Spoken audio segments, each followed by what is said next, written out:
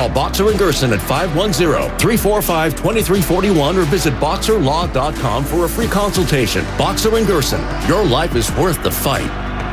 If you want to lose weight once and for all and have tried fad diets and dubious products with little success, listen up. The FDA recently approved the weight loss medication semaglutide, and it's helping millions of patients from Hollywood to Broadway lose weight for good. At Balanced Medical Solutions, we can determine if this breakthrough medication is right for you. Step 1 is to identify any underlying conditions that can thwart your efforts, such as a hormonal imbalance. Stop guessing and arm yourself with knowledge. Our medical evaluation with labs is only $99. Call now, 510-679-3300, or visit balancedmedicalsolutions.com. He's the best interview in the Bay Area. Steve Kerr, Warrior head coach here on 95.7 The Game.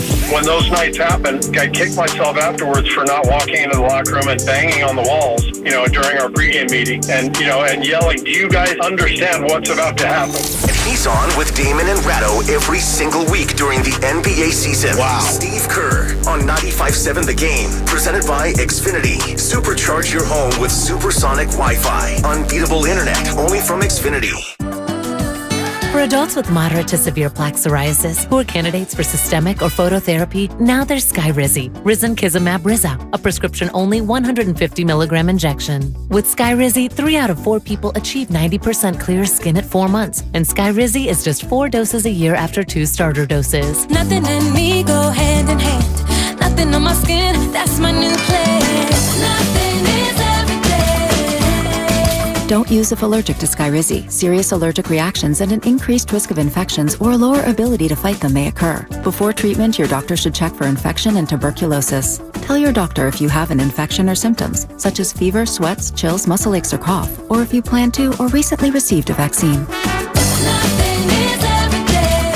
With Skyrizi, you could achieve 90% clearer skin. Ask your doctor about the #1 dermatologist prescribed biologic in psoriasis and visit skyrizi.com or call 1-866-SKYRIZI to learn more. In San Jose, mostly sunny today, highs near 66. Weather brought to you by Pfizer and BioNTech. This winter, there are new COVID-19 booster shots designed to help protect against recent Omicron variants. Schedule your updated COVID-19 booster dose at vaccines.gov.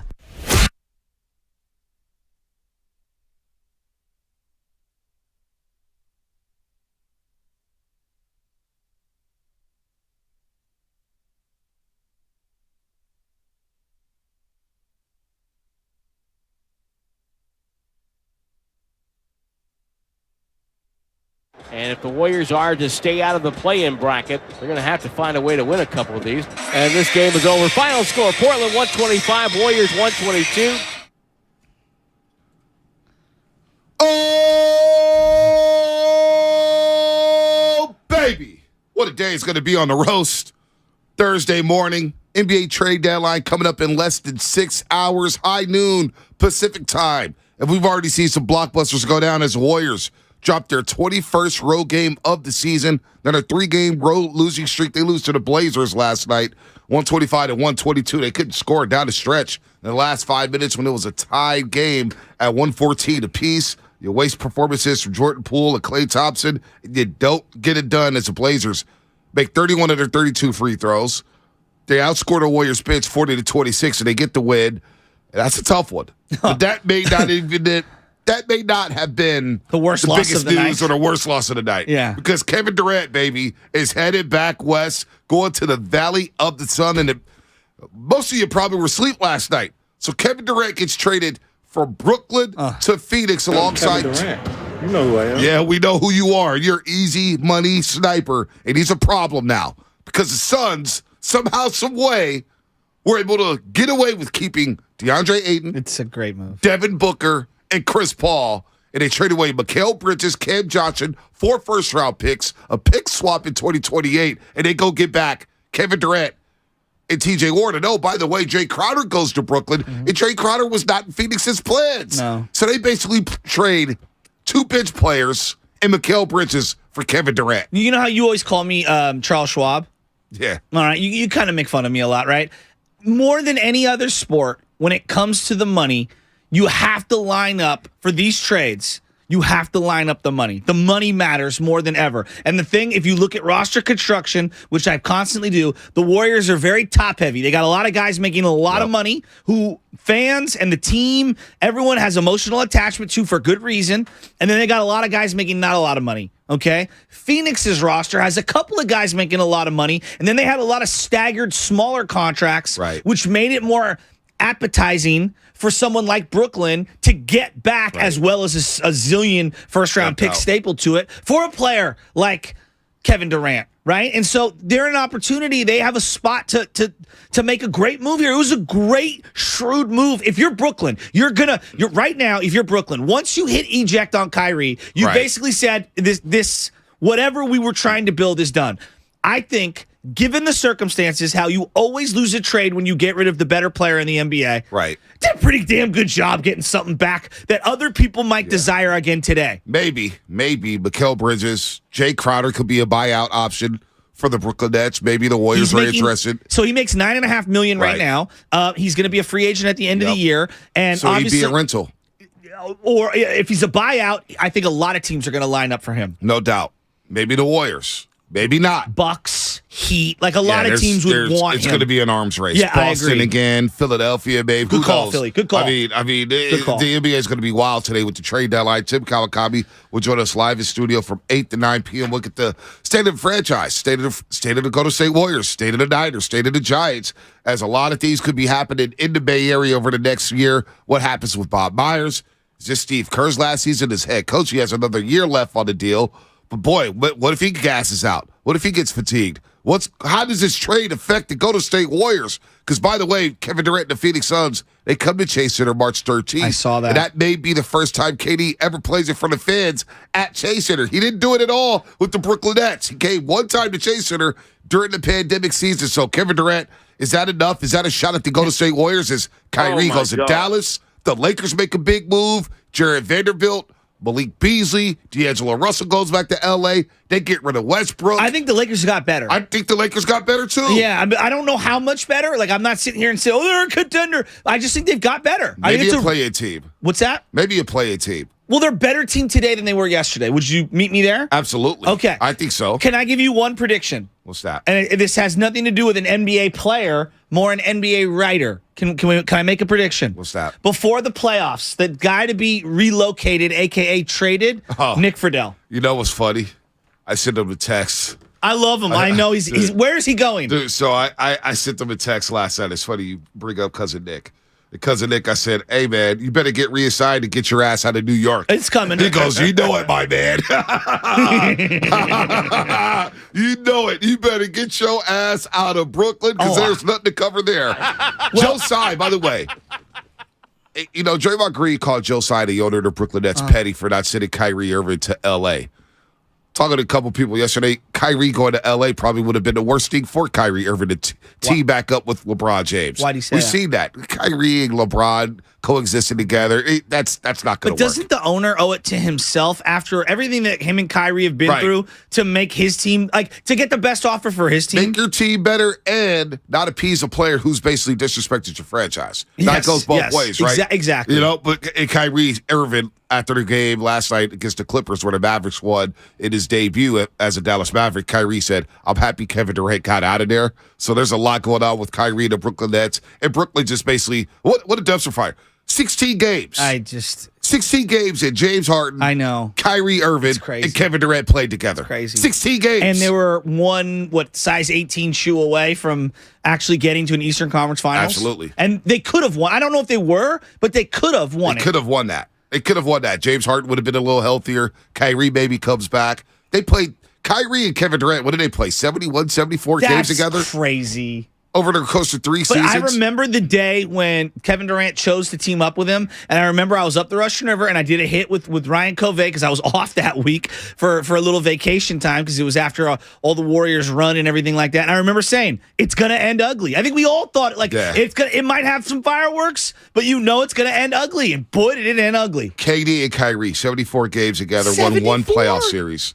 KD, Kyrie, and Harden played 16 games together in Brooklyn. And of course, Harden was like, get me up out of here, send me to Philadelphia. So, look, it wasn't going to end pretty. I just can't believe KD, not only did he team up with Kyrie, but you went to the second-rate team in New York City. You go to New York, you got to go play for the Knicks. You got to play at the Garden. Do you? Nobody gives a damn about the Brooklyn Nets. I know, but it's not like the Knicks or anything, No, but you go to New York, you have to go to Garden. People are Knicks fans. But they wanted control of the team. Yeah, no doubt. That's part of what was baked into the player empowerment moves. Now, let's talk about it right now. So, him on Phoenix. There's an argument to be made in terms of like perimeter scoring. Booker and Durant is a problem. A problem? A problem. It's one of the better combos in the last 20 years. Like, Bonte, if I were to say to you, two guys who could get a bucket at all three levels. Right. I mean, so everybody's going to focus on defense. I've never heard so many people. Defense, Mikal Bridges is a great defender. He's a great defender. I really like Mikal Bridges. But it's Kevin Durant. In the playoffs, you need timely stops. Yes. You need to play defense for a good 4-minute stretch at certain periods of time in a basketball game. Because KD and Devin Booker are going to put so much pressure on your defense. Yes. Who's going to guard them? And then you think about what he did with Nico Claxton, Kevin Durant, who's off the pick and roll. All-star level. Now he's got DeAndre Ayton, who already averages a career, he's already a career double-double machine. So now you get KD. Now, Chris Paul, what happens there? I wouldn't be surprised before the deadline if the Suns ended up moving Chris Paul for something else. Really? What if they made a move for a guy like Fred VanVleet? Because Chris Paul may be cooked. Yeah, but wouldn't you agree that his load will be significantly less? Look, I'm not here to like pretend I'm some CP3 truther. I'm not. I don't like CP3. But I also recognize he's a great player who's one of the smartest players I've ever seen. He is. And B, if you're not asking him to score as a facilitator, I mean, Ayton, Booker, Durant. I can't count on CP3 to make it through a postseason run. But you won't need him to do the things that he had to do before. It doesn't matter. The load was lifted from him with Devin Booker last year, with Ayton last year. I just said, I wouldn't be surprised if the Suns were still shopping. That surprises me. I wouldn't be surprised if they moved off that money because remember, he makes a lot of money. I think he's making like $47 million or something like that. I'll pull it up in a second.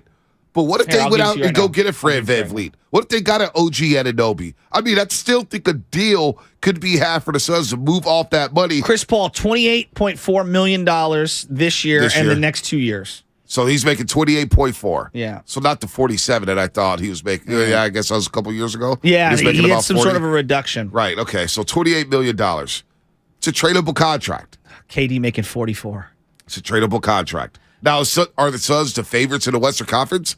They're a top 3 team in the West, I believe. I still don't know if they can win it all. I'm not going to say that at all. But Kevin Durant coming to the Phoenix Suns. It's hard. Yeah. Especially when you got an injury history like those guys in Phoenix. Agreed. That's and you a lose caveat. Mikal Bridges, no doubt. Absolutely. But will the Warriors make a move? Do Warrior fans want the Warriors to react to this news? Now you got 3 Western Conference teams that have made big boy moves. Okay. The Lakers, all right? They trade away Westbrook and move off that money, and they go ahead and gain D'Angelo Russell, who's, look, I'm not a big D-Lo fan. But he is shooting 39% from the three-point line this season. And he doesn't want to, but he can be a catch-and-shoot type of a player off LeBron. I think it's a nicer fit than Russ. Yep, no doubt. And he's I think Vanderbilt's good. Oh, Vanderbilt's a 3-and-D guy. He's really good. And Malik Beasley could come off the bench and drop 20 on you. So the Lakers get better. Did you see the photo that was circulating? Just for real quick, as you say, Malik Beasley. Pippen's wife, Laura Pippen, or ex-wife. Did you see the photo? Yeah, I did see that. I did. I saw a couple. Because Scottie Pippen Jr.'s on the Lakers. Yeah. My wife watches all those shows. It could be something. Larsa Pippen, man, I feel bad for the kid. I really do. Yeah, I don't want to. She's got a lot going on. She's got too much going on. Yeah, way too much going on. All right, so we got. Sorry, I just had to stop there for a second. Yeah, no doubt. No, I'm just trying to intertwine some pop culture in here for you, Bonte. I could care less right now. She's had a lot of work done. Kevin Durant's coming to Phoenix. That's what I care about, and what it means for the Golden State Warriors.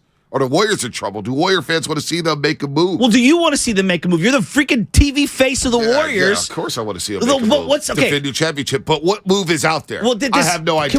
Can we have 2 conversations here? The first one. Can we both acknowledge winning championships are hard? Yeah, of course.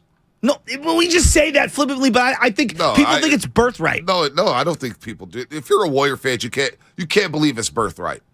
Just 12 years ago, you were a team that made the playoffs. It's not about that. Once Bonte. in 15 years. Even when you had KD and Steph, you lost one of the years that you should have won. And we saw the Heatles are one of the greatest teams we've ever seen. They won 2 titles in 4 years. Yeah. So, winning titles is hard. That's number one. Number two, Warrior fans can't have it both ways. And I think that's a hard thing for a lot of them to grasp because you have to line up these contracts.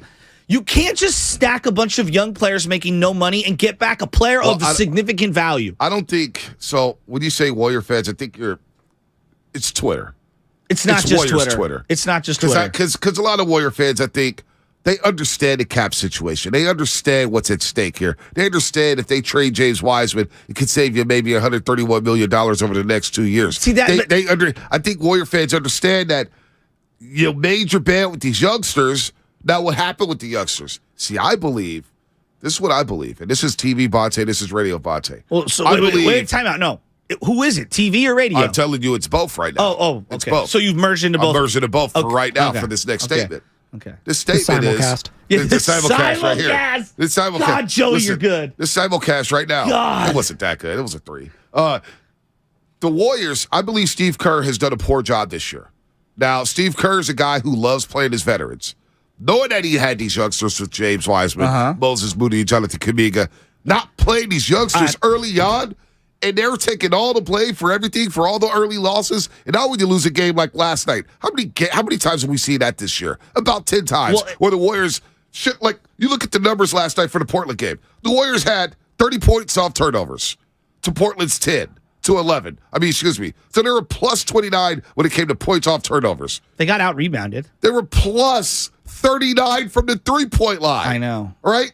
They were plus 10 in fast break points. And you still lost. Because your execution down the stretch. If this were a baseball team and they were making a bunch of errors, would we blame it on coaching? If this were a football team doing false starting, would we blame it on coaching? No. The veterans have blown some leads. That's on the veterans to not get easy buckets down the stretch. I would also say your rotations have been poop. That's They've been poop. Like Ty Jerome playing crunch minutes last night over Dante DiVincenzo being pushed to the 2. I know Curry's out right now. His obsession with Ty Jerome drives me bonkers. So my deal is this. I think Steve Kerr's done a poor job this season. I agree. This has not been one of his out of timeout. You can still respect him. Yeah, no doubt. He's a and you very can still good say coach. He's great. He's I just don't think it's his best job. I think handling the rotation with all the moving parts. I agree with you. Pull back and forth in the starting lineup. Kuminga, one day seeing 10 minutes, one day seeing 25. JaMychal Green plays 10 last night. You're getting pounded on the glass. I believe Steve Kerr has not done the best job this year. I also After think coming off the season last year where he pushed all the right buttons. But I also think, and I'm trying to defend him to a degree, because I agree with you, it's not his best work. I also think it's extremely difficult given all of the injuries and the ages of some of these guys.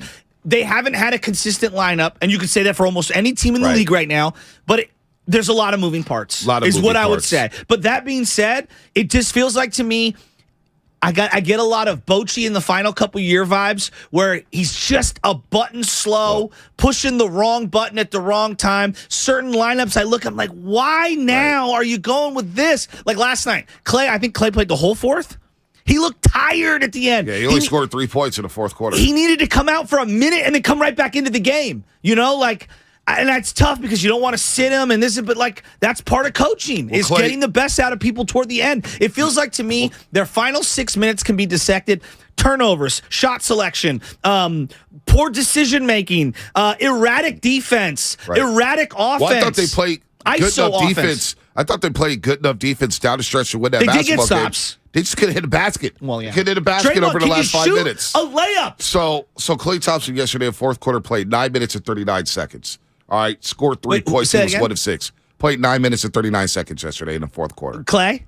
He looks so tired at the end. I felt bad for him. And he's been on a heater. Yeah, no, he's been amazing. He scored 73 points in the last 2 nights without shooting a free throw. That's never been done in NBA history. His second half yesterday wasn't even close to his first half, but he was so good. No doubt. Jordan Poole carried the load in the second half. Into the fourth quarter, 14 points, 5 and 10 from the floor. But you got to get productions from others. You got to get Draymond Green. He was 0 for 3 in the fourth quarter. Got to get him scoring a little bit more. Dante DiVincenzo, 1 of 5 in the fourth quarter, 1 of 4 from the 3-point line. And he had some really good looks. He did. So 888-957-9570. It's going to be a heavy Warrior show. Tim Kawakabe coming to studio between 8 and 9 a.m. I almost said p.m. I'm working on 5 hours of sleep here, folks, but I'm fired up. I was charged up last night because Kevin Durant goes to the Phoenix Suns.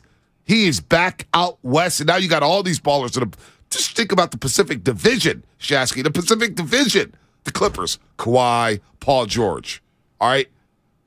The Lakers, LeBron, AD. Now you got D'Lo. Now you got Beasley. Now you got Vanderbilt. Yeah. I mean, you want headliners. You got the Warriors, right, with their star power. Yeah. And now you got the Phoenix Suns with Booker and Durant. And then you got Sacramento up there in the 3 spot thinking, damn, how many times are we going to like to beam the rest of the season? They got to play Phoenix 3 or 4 times down the stretch.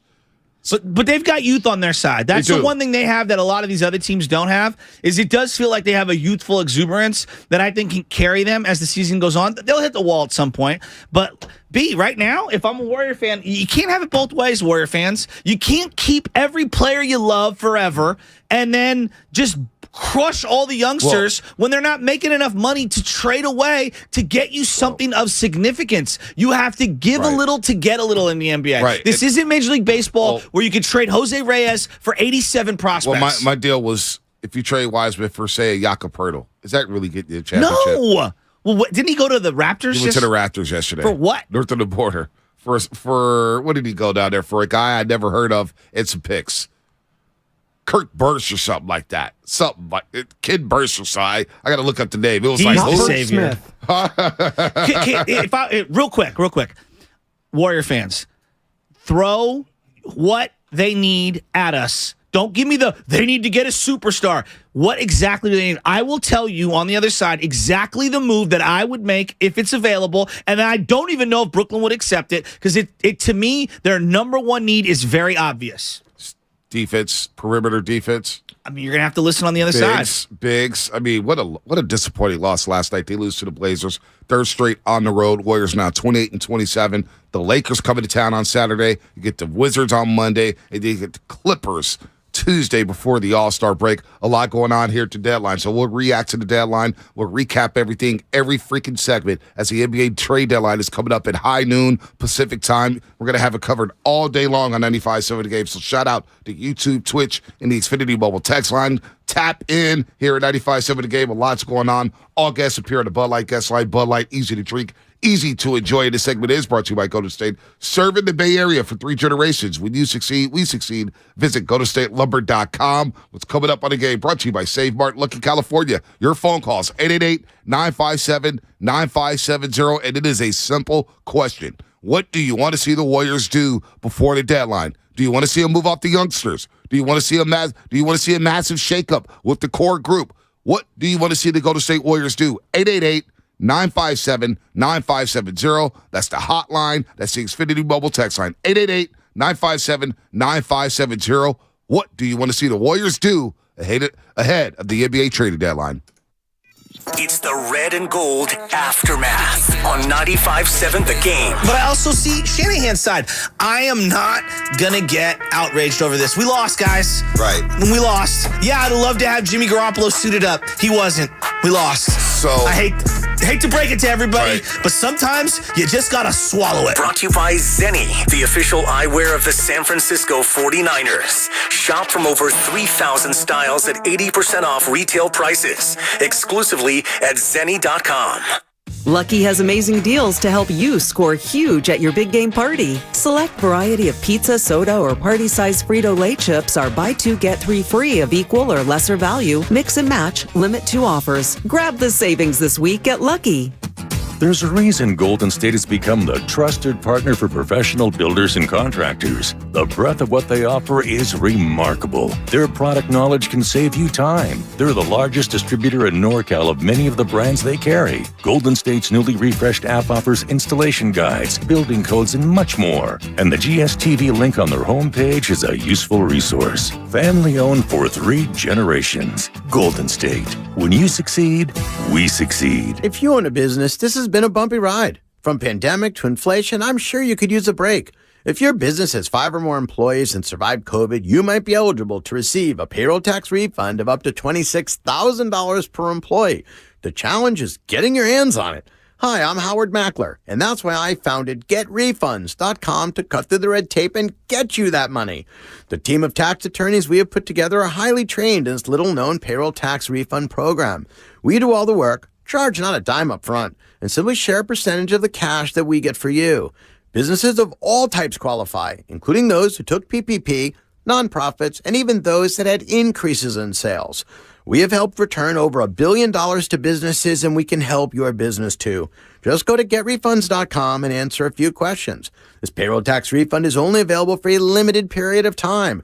Don't lose out on up to $26,000 per employee. Go to getrefunds.com. That's getrefunds.com. Golfers, tee it up at the Golf Mart and go farther and faster with the new G430 woods and irons from Ping. The Ping G430 woods introduce the next generation of speed with new face technology for longer and more accurate shots. The new Ping G430 irons are designed with pure flex technology for faster ball speed and more distance. Swing into the Golf Mart and get custom fit on the new Ping G430 woods and irons today. The Golf Mart, home of the 90-day satisfaction guarantee. Thank you to all of the business owners who kept people employed during the pandemic. For all you've done, you may be eligible to claim the Employee Retention Tax Credit, a payroll tax refund from the United States Treasury Department, applicable to businesses who kept employees on payroll during the pandemic. The window is closing to claim your refund. Contact Paychex to see if you qualify. Paychex is proud to have helped more than 45,000 businesses secure over $9.2 billion in ERTC claims, an average of $190,000 per business. 50 years and thousands of experts in HR, payroll, benefits, and insurance. You may be eligible to claim the Employee Retention Tax Credit, a payroll tax refund from the United States Treasury Department, applicable to businesses who kept employees on payroll during the pandemic.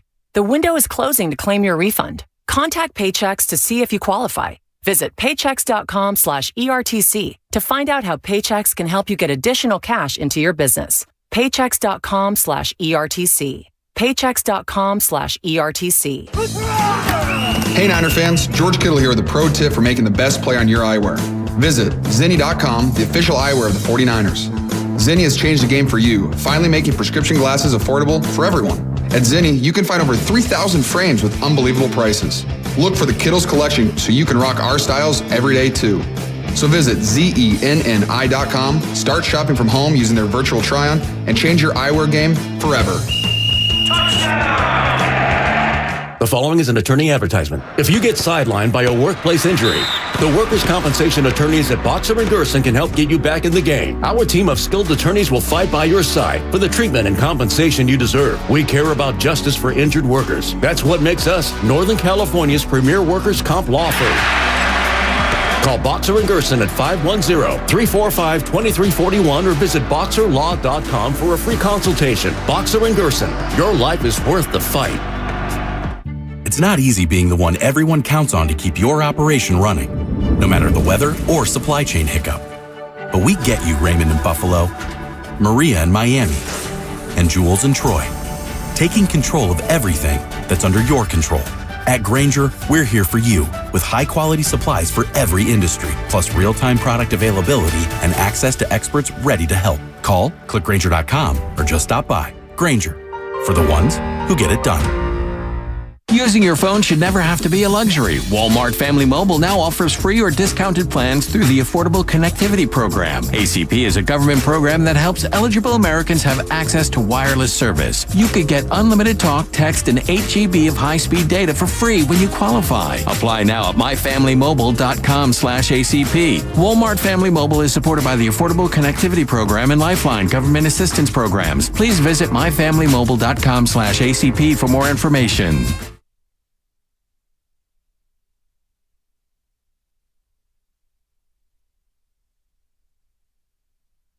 This is Steve Kerr, and you're listening to the Morning Roast on 95.7 The Game.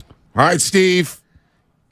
All right, Steve Kerr. Why don't you just take him to school now? Because I want to get into what the Warriors need, and I want to recap for people who are just waking up what's going on. All right, so the NBA trade deadline is today at high noon West Coast time, and we have you covered with all the latest news leading up to it. The latest news is Kevin Durant, while you were asleep, has been traded from the Brooklyn Nets to the Phoenix Suns. So the Phoenix Suns traded away Mikal Bridges, Cam Johnson, Jay Crowder, who didn't even suit up for the Suns this year, and 4 first-round picks and a pick swap, I believe, in 2028.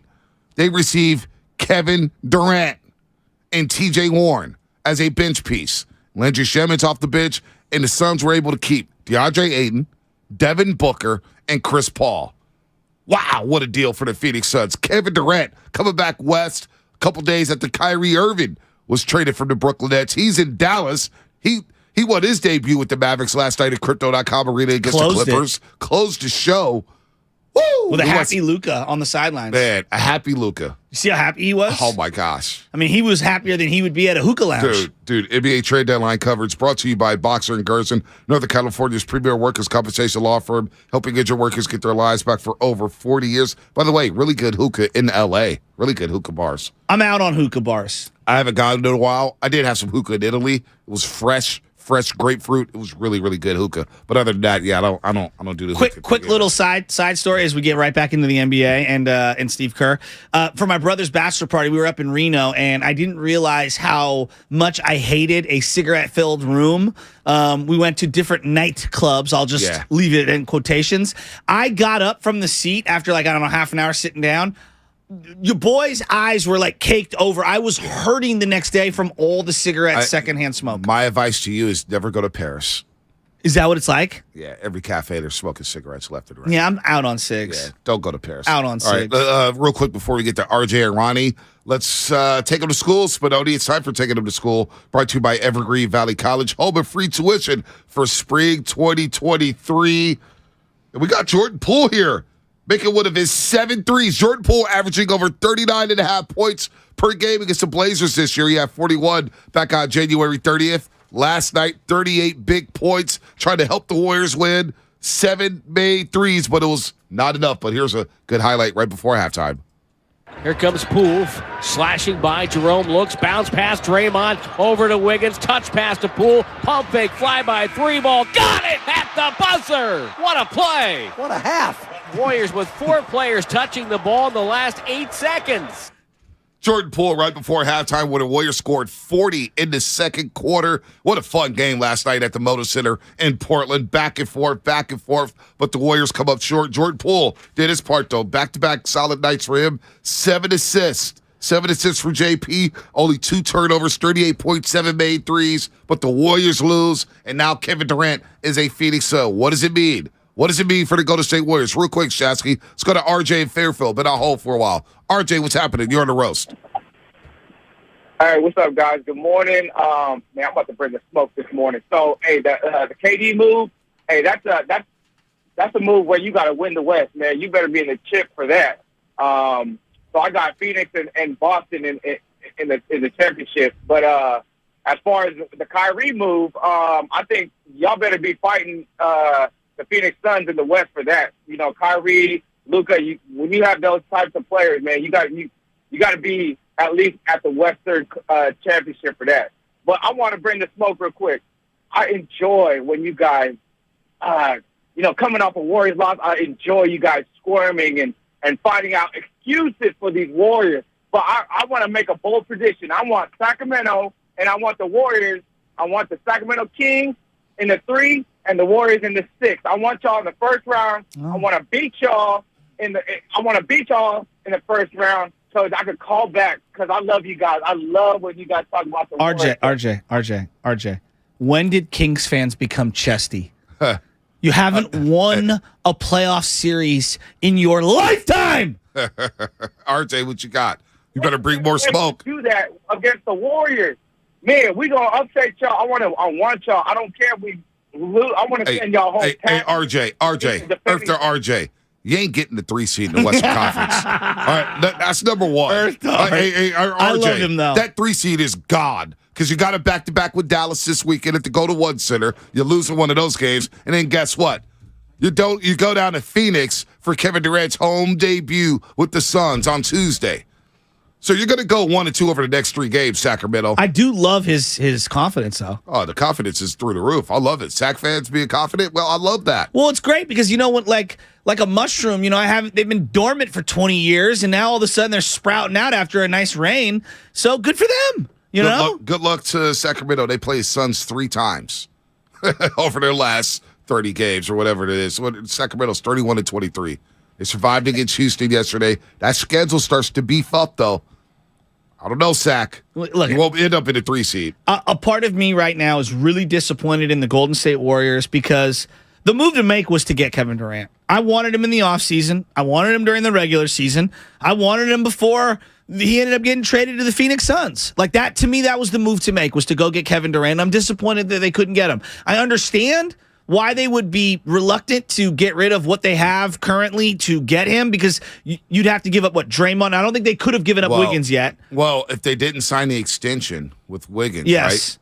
There's a move, I believe, that could have been made if they didn't give Wiggins that extension, correct? Yes. He would have entered the last year of his deal, and you would have had Jordan Poole without the extension, yes. still on his rookie deal. Yes. That would have been a way to maybe try to go get Kevin Durant. But are you cool with trading Poole and Wiggins? And a bunch of future first-round picks, exactly. and probably more things, which it's like people, I see this is the kind of text I get all the time, whether it's on the internet or whatever. You got to keep Steph and Wiggins and Clay and Dre and Poole, and everyone else can go.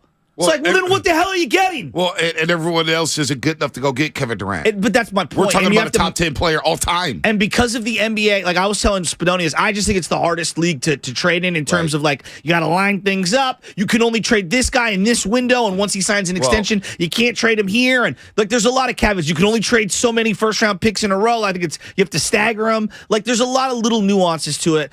It just feels like the Warriors missed their opportunity to get Kevin Durant. But again, my thing is like... but how do we even know Kevin Durant wanted to come back? No, I don't know. I don't know Kevin Durant didn't want to come back here? No, but also Warrior fans. I'm talking about Warrior fans. They want it both ways. They want everyone... Some Warrior fans. Some not Warrior. all. You're right. Not You're all. right. You Not know, all. I shouldn't Let's not do scapegoat. that. You're right. Yeah. But I feel like the over-prevailing thought is, we got to keep Clay and Dre and Steph because they have to be Warrior lifers. But all these other guys that I don't have emotional attachment, they can go and we can get a superstar. But that's not how you consummate a trade in the NBA. You have to line up the salaries. So if you're not willing to move off of those people, you kind of got to just play this thing out. No doubt. No doubt. Shout out to Big John. Got my coffee this morning at Starbucks, man. He picked up the tab. Although a couple of them are online orders. Shasha comes in late with an order, so I stood in line. Shout out to Big John out there. Thank you. Big Thank John, you, Big John. Is he like, is he really small? Nah, or is he like Little John who's really big? No, that's Big John. Oh, he's big? Big John. Yeah, he's Big John. Big John for a reason. Oh, he's big? Nothing small about Big John. Big boy? Truck driver? Truck driver. Well, I think he does. Is he a garbage driver? Big John, what do you do? Texas. But what do you do, Big John? He sounds like a real man. He said, no, he goes in the warehouse and he puts us on. Everybody's listening to us, and they think we're a bunch of wackadoodles. So. Well, we are. But hopefully you smile and laugh and scream and, I evoke emotion. I met Denny Kerr's wife last night. I believe her name was Erica. I look at his Instagram. I hope I didn't blow today, but she was like, yeah, you guys are always yelling at each other in the morning. I was like, we actually haven't yelled at each other in a long time. Just yesterday about Jimmy Garoppolo, and boy, you want to get into what Deebo Samuel said? You know what? Nothing is worse than these couples who say they never argue. You're a liar. That means you're like one step away from... You saw White Lotus season 2. Yeah, no, I've only saw half of what first episode. Okay, well then I won't give it away. But the same thing, like these people, me and my significant other, husband, wife, whatever, we never yell at each other. Pfft, get out of here. Yeah, it's a fake relationship. Thank you, Bonte. 650. Thank you. Big John working with the Daily City. Spadoni he knows what's up. Yeah, like a married man. He gave the, He knows what's up. 650 Xfinity Mobile Text Line. Daly City Water Department. That's Big John. Oh, yeah. Shout him out. DC Water Department. I know plenty of people that work in the DC Water Department. Shout out Brian Timbo. There you go. There you go. What should the Warriors do? Ronnie will get you on the other side. 888-957-9570. Kevin Durant goes to the Phoenix Suns. Kyrie's in Dallas. D'Lo, D'Angelo Russell. Malik Beasley. Jared Vanderbilt going to the L.A. Lakers. What moves are out there for the Golden State Warriors? Jakob Poeltl, everybody favorite big man. He goes to Toronto from San Antonio. What about Kessler Edwards going from Brooklyn to the Kings? Oof. That's a big move. If he was in a lineup right now, Kessler Edwards, I'd have no idea whether he was white, black, or something. I have no idea what he looks like. That's just, you don't watch League Pass. That's why. Got to get your League Pass up, man. Bonte, if 100 sports fans were sitting here and we had to identify Kessler Edwards, none of us could do it. It's League Pass. If you watch League Pass, Joey Spadoni, you watch the NBA. Do you have any idea? He watches the Lakers. Yeah, I watch I don't watch. Yeah, he watches the Lakers. Stop it. He watches the Lakers. He watches the Lakers staying up only. to watch the Portland game when I'm trying to put a 3-year-old to sleep. Oh boy. Shout out Benny. 888-957-9570. The segment sponsored by nobody. It's the Red and Gold Aftermath on 95.7 The Game. And so here are the 49ers getting universal praise, Ray, for their hiring of Steve Wilks. They like it. They love it. And the media wants more of it. Brought to you by the SF Sheriff's Office. Your future begins here. Hi, I'm Aaron, owner of California Deluxe Windows. Ever notice? When your neighbors get new windows, there is a large black eye of broken stucco, uneven plaster, and even mismatched paint. At California Deluxe Windows, we never leave a ring around the window. Why? Because we are one of the only companies in California who custom crafts every window and door to your home's exact measurements. Almost everyone else on the radio is a distributor. They grab a window from a warehouse, break open your walls, shove it in, and patch things up. At California Deluxe Windows, we take pride in our work. Our installation technique is so precise, we do not break your stucco. Your house could be covered with potato chips, and we wouldn't crack one. Call now, and for a limited time, you get 30% off your entire order and 24 months of interest-free financing. 800-874-3600. 800-874-3600. That's 800-874-3600. California Deluxe Windows. Windows engineered for life. Certain terms and conditions apply. CSLB number 774518. Uncle, Kate's gonna leave me, and I need your advice. What's the problem, John? She thinks I'm cheating on her, but I'm not. It's just that I have ED now, and I don't know why. Don't worry. The same thing happened to me. All men lose testosterone with age, and this can cause ED. I went to Balanced Medical Solutions, and they helped me rebalance my hormones. Now your aunt is happy again, and I lost weight, too. Thank you. I'm gonna call them today. Guys, stop suffering. Call Balanced Medical Solutions now at 510-679-3300 or visit balancedmedicalsolutions.com. Every small business owner knows business happens everywhere. The office, the warehouse, or on the road. And no matter where it takes you, there's one solution to help your business thrive. Comcast Business Complete Connectivity. It's the largest, fastest, reliable network with advanced gig speed Wi-Fi and cyber threat protection in one solution. Get started for just $49.99 a month. Plus, add Comcast Business Mobile and you can save up to 60% a year on your wireless bill. And ask how to get up to a $750 prepaid card.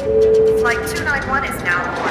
Yep, you're going places. And when you get there, be ready to do business. The complete connectivity solution from the company that powers more small businesses than any other provider. Comcast Business, powering possibilities. Ends 2/21/2023. Restrictions apply. Requires EcoBill and AutoPay. New 50 megabits per second internet and Comcast Business Security Edge customers only. Equipment taxes and fees extra. After 12 months, regular rates apply. Gig internet required for gig Wi-Fi. Mobile savings compares pricing of top 3 carriers. Johnny Mosley here with your Thursday Toyota Tahoe report. Put an edge and wax up your favorite pair of boards because it is clear and crisp here at Palisades.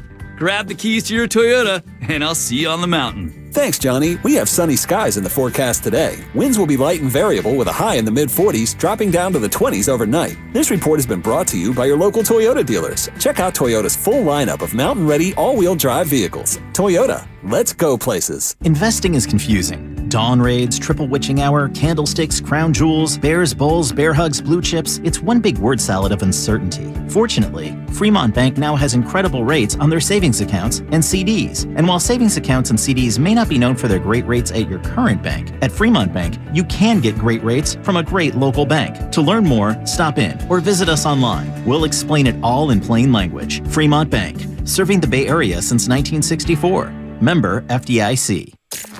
Now, it's time for the closer of the week, presented by LiftMaster and RNS Doors. Turn your garage into the envy of the neighborhood. Visit rsdoors.com. The closer of the week is Klay Thompson. 42 points. He knocked down 12 triples as the Dubs stayed hot. 23, Klay Thompson takes it, hits another three. That's his 12th. Recently, my garage door opener was not working. I was in need of a closer. I was put in touch with RNS Doors, and they hooked me up with a brand new garage door opener from LiftMaster. With LiftMaster's MyQ connectivity, my garage door opener can be controlled right from my smartphone. You'll know when a door or gate has been left open and can close it with a tap, no matter where I am. Be one of the first 10 callers and receive 20% off a LiftMaster garage door opener. Call 1-800-FIX-A-DOOR. That's 800-FIX-A-DOOR. Or visit rsdoors.com. R&S Doors. Look for the red truck. I'd rather ride a bike with my kids. Faster! than riding an ambulance. I'd rather have a catch with my dog Curtis than catch pneumococcal pneumonia. If you're 19 or older with certain chronic conditions like heart disease, asthma, or diabetes, you may be at increased risk for pneumococcal pneumonia. Ask your doctor or pharmacist about getting vaccinated with Prevnar 20 pneumococcal 20-valent conjugate vaccine, a Pfizer vaccine that can help protect against pneumococcal pneumonia in just one dose. Learn more at Prevnar20.com. Prevnar 20 is approved for adults to help prevent infections from 20 strains of the bacteria that cause pneumococcal pneumonia. Continued approval may depend on a supportive study. Don't get Prevnar 20 if you've had a severe allergic reaction to the vaccine or its ingredients. Adults with weakened immune systems may have a lower response to the vaccine. The most commonly reported side effect was pain at the injection site. For additional common side effects and full prescribing information, please call 1-855-213-2138 or visit Prevnar20.com. Other banks go out of their way to make redeeming credit card rewards needlessly complicated. But Discover isn't like that. With Discover, you can redeem your rewards for cash in any amount, at any time. Learn more at discover.com/redeem rewards. Terms apply.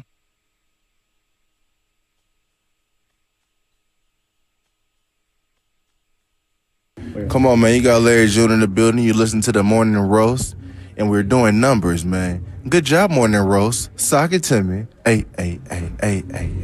Yee! How does Larry June feel about the Kevin Durant trade? Tim Kawakami will join us at 8 o'clock live in studio. We'll go from 8 to 8:55 commercial free. Would you say it's a deep cover with Tim Kawakami? It is a deep cover on the Go to State Warriors. Big time deep cover. Ronnie and Petaluma, hang on tight as this segment is sponsored by Go to State Lumber, serving the Bay Area for 3 generations. When you succeed, we succeed. Visit GoToStateLumber.com. Again, Tim Kawakami, Bud Light guest line. He'll be live in studio from 8 to 8:55. Let's go to Ronnie and Petaluma because you had something last break, Shaska, that you wanted to break down because Yes. I believe Steve Kerr, has it been his best job? No. It's been a lot of weird things happening with the Go to State Warriors. A lot of guys been in and out of the lineup. Injuries, Stephen Curry, Andrew Wiggins missed 15, plus another, additional 3 games with the non-COVID illness. He's been in and out of the lineup. Poole's been in and out of the starting lineup. Same thing with Looney. The youngsters, what do you do there? Before we get to your point, Shasta, let's go to Ronnie and Petaluma. He has some thoughts on Steve Kerr. What's up, Ronnie? Hey, Ronnie. Good morning. What's up, guys? How you doing? Good. Hey, so I got 5 quick topics. I know you're busy. I appreciate your time. I listen to your show all the time. Thank you. I'm a season ticket holder for the Warriors, and Barron dunked on AK-47. I was at that game, one of the best games I've ever been to. One, Steve Kerr's made a mistake this whole year. He should have been playing Wiseman, Kuminga, Moody the first 20 to 25 games. Totally agree. 15 to 20 minutes a game to see what we got with him. We still don't know. Wiseman's has an unbelievable talent, but unfortunately he's had bad luck so far. He could be a superstar. They're talking about if we trade him, we free up $131 million over 2 years. That is true if we don't get anyone in return. Yes. If we do a trade and we keep that person, we don't save that money. So that's a little misleading on what people are reading. And I'll let you finish. You could say that same thing for Wiggins and Poole because once you're over the luxury tax, all of those guys, their luxury tax hit is through the roof. So it feels like we're picking on Wiseman as someone to, look at this is what it would cost you when I could do that on the entire roster. Keep going. Absolutely, and we're picking on him because he was the number 2 pick. Yes, he hasn't lived up to his potential yet. The guy's got an unbelievable talent. Either what we should have did was play the guys like I said, or put Wiseman and Moody in the G League for like 2 months of the year and just let them ball for like 30 minutes a game and get them reps. They're kids. I've played more basketball in my life than these guys, and they have 100 times more talent than I will ever have, or ever had, I should say. My basketball days are over.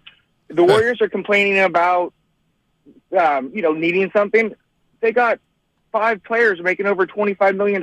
I mean, they need to look within themselves and say, hey, we need to start playing better. They're blowing these leads in the fourth quarter. Wiseman's not in the fourth quarter. Moody's not in. They need to look at the stars. I love Kerr. I'm a huge fan. But the stars need to play in the fourth quarter and focus. The turnovers are killing them. The stupid fouls. And, dude, take it to the rack if you can't make a shot. You're right. That's a hell of a call, Ronnie. It's a hell of a call. Because the fouling is a problem. Portland shot 31 and 32 from the free throw line last night. Now, Portland is 5th in the NBA when it comes to free throw makes. All right? They're 8th in the NBA when it comes to free throw attempts. They're 7th in the NBA when it comes to free throw percentage. So it's not like they don't do this. They get to the free throw line. And the scouting report had to say, hey, look, Portland gets to the line. Yet they make 97% of their free throws last night. How many free throws the Warriors shot in the second half? I don't know, 3? 2. Shot 2 free throws. 10 overall. Got to get some easy buckets. Yeah, but when you're bombing threes, you're not going to get a lot of calls. And right. Dame went right every single possession. And on the final one with Wiggins, where he went to free throw line, he just leaned in. It was such a weak call. It was, but he got to the free throw line 16 times. But that's what he does. When you go to, that's what he does. Fonte, at one point in the third quarter, I think he had 14 free throws. Yeah, he was 16-16 overall for the night. Jesus. 33 points. He didn't shoot well. Anthony Simons and Damian Lillard would have combined 3 for 14 from the three-point line. Usually that's a win for the opposition. So Portland, they outscored the Warriors when it comes to points in the paint. Look, we all said their bench wasn't deep. They had him, and they traded Josh Hart before the game, which shortened their bench. Josh Hart goes, he moves on to the New York Knicks. Forgot about that trade. He goes to the Knicks. Cam Reddish goes to Portland, the former lottery pick out of Duke. The Portland Trailblazers outscored the Warriors 66-42 when it comes to points in the paint. So 66-42 points in the paint. They outscored the Warriors bench 40-26. That can't happen, especially with the Portland Trailblazers bench. The Blazers shoot 55% from the floor, and they get to the free throw line 32 times. Warriors, all the other data went their way. Plus 39 from the three-point line. Plus 10 from fast break points. Points off turnovers. The Warriors actually won that category last night, 32-11. And yet, down the stretch, 114, 110. Then it's 114 all with about 5 minutes left, and you can't get a shot to drop. You're settling on threes. What are they good at? Making threes. they're good at scoring the basketball. They have one of the best offenses in the NBA. Then why are their final 5.5 minute offense? Why is it so lackluster? IQ at times. It's shot selection. It's turnovers. It's the timing of turnovers. ISO plays. They're good at scoring. They're scoring over 118 a game. Well, it feels like they're scoring a lot, but they're also giving up a lot. Like they used to be able to lock a team down for 5 minutes, 6 minutes at a time, well, and then just happens. blitzkrieg them. What? It's when it happens. It's the timing of the turnovers. Yes. It's the timing of the stops. It's the timing of when you get cold. And the offense bogs down, and everything becomes one-on-one. But like as we're looking at like different trade options, and like, some role player is going to truly dramatically. No, this is on the dudes. This is on the main guys. But that's where I keep coming back to this same concept. Should they make a move? Absolutely, because they need a jolt right now. I think they need a bigger move than one that would be currently present to them. I don't think that like a jolt type of a move exists for them to make in season. I don't either. It might just not be their year. It might not. And I'm not ready to accept that, but that might be the truth. With everything that's happened this season, with the vibe of the team, with the road woes, with the injuries, it may not be their year. What about just their age in general? The cycling in and out of a roster. Like we think it's going to go on forever. Like at some point, the Magic Lakers had to cycle down. Right. At some point, the Spurs were cycling down. At some point, the Miami Heat, their run was over. Like, just to think that the Warrior run was going to last forever. Right. So at least from the top dogs. So what do you do then? Because Wiseman didn't play a second yesterday. I feel like they could have used the vertical spacing at times. The Blazers were rolling with Drew Eubanks at center. Drew Eubanks. Fonte, if I have to watch Ty Jerome play meaningful minutes anymore, and I'm not trying to pick on him, but he's an example of the frustration that I have with the lineup selections.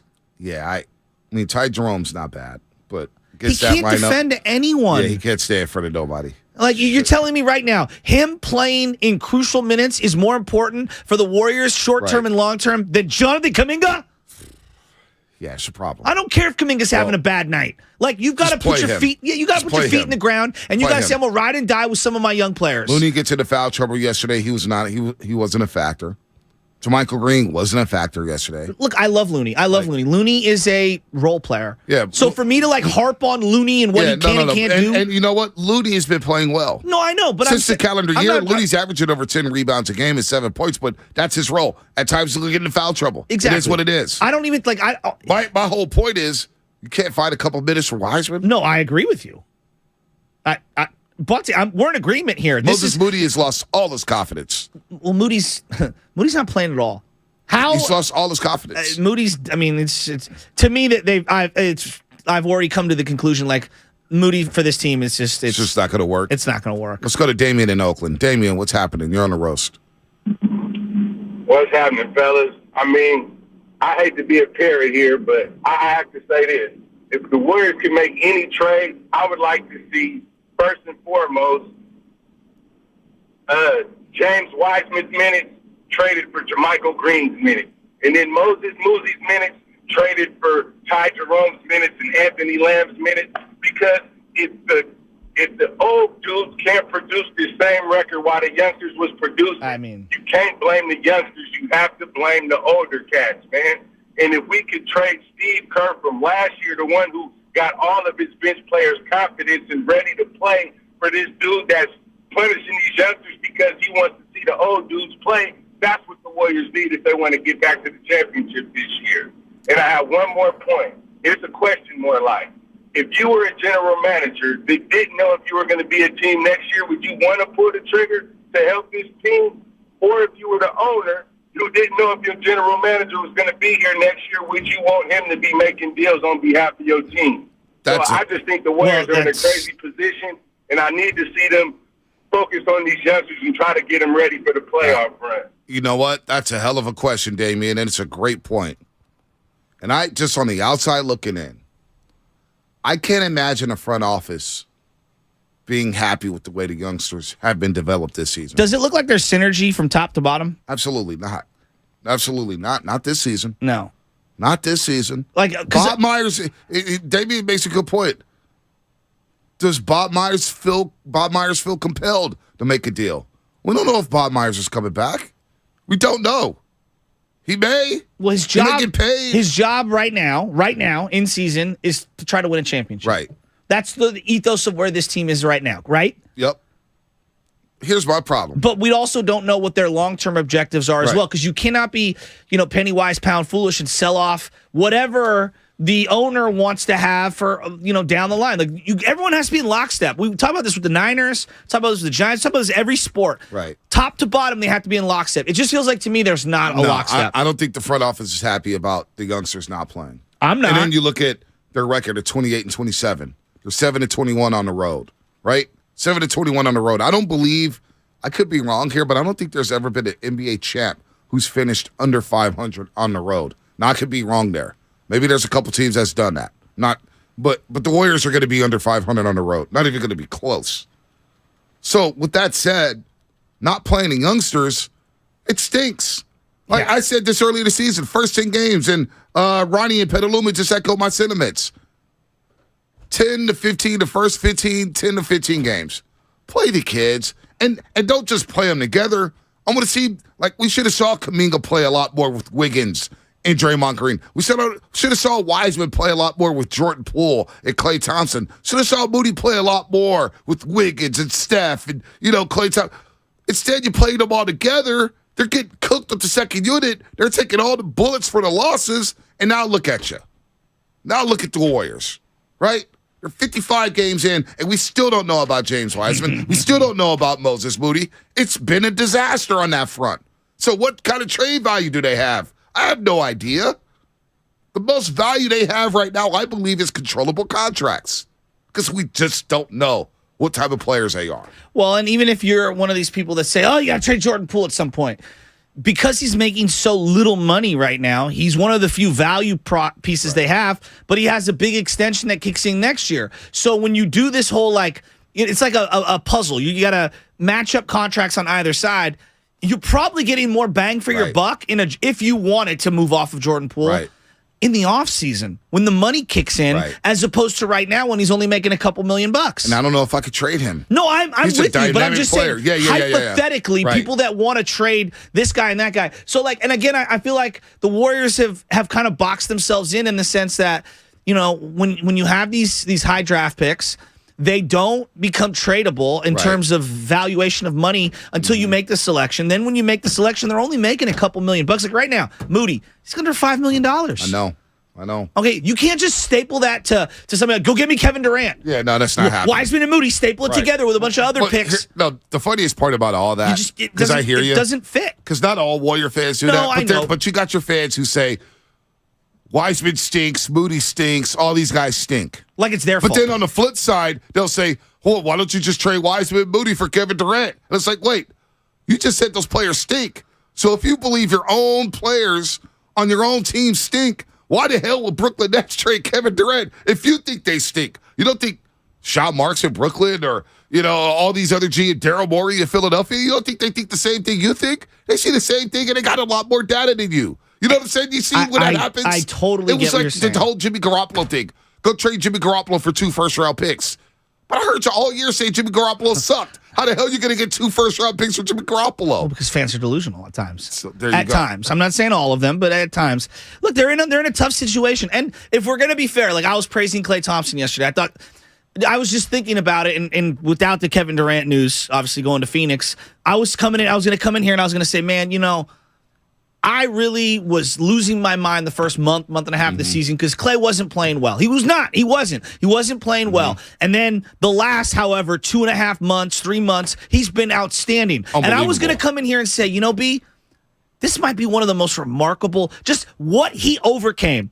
ACL, Achilles. Wow. For him to even be close to as efficient offensively as what he was. You finally listened to me. Okay, but I'm just saying, I was ready to come in here and be like, it's incredible where he's at. Incredible. We talked about that on the pregame show yesterday. I asked Festus, I said, is he back to that all-star form? And Festus says, look at the numbers. He's put up all-star numbers.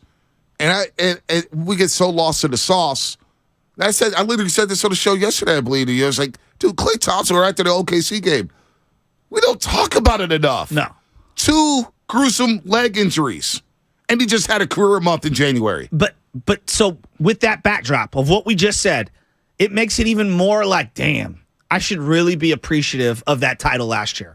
Man. Because it was like a perfect storm of the league was kind of down and things happened around them. They played really well. They seized their opportunity. They made the most of it.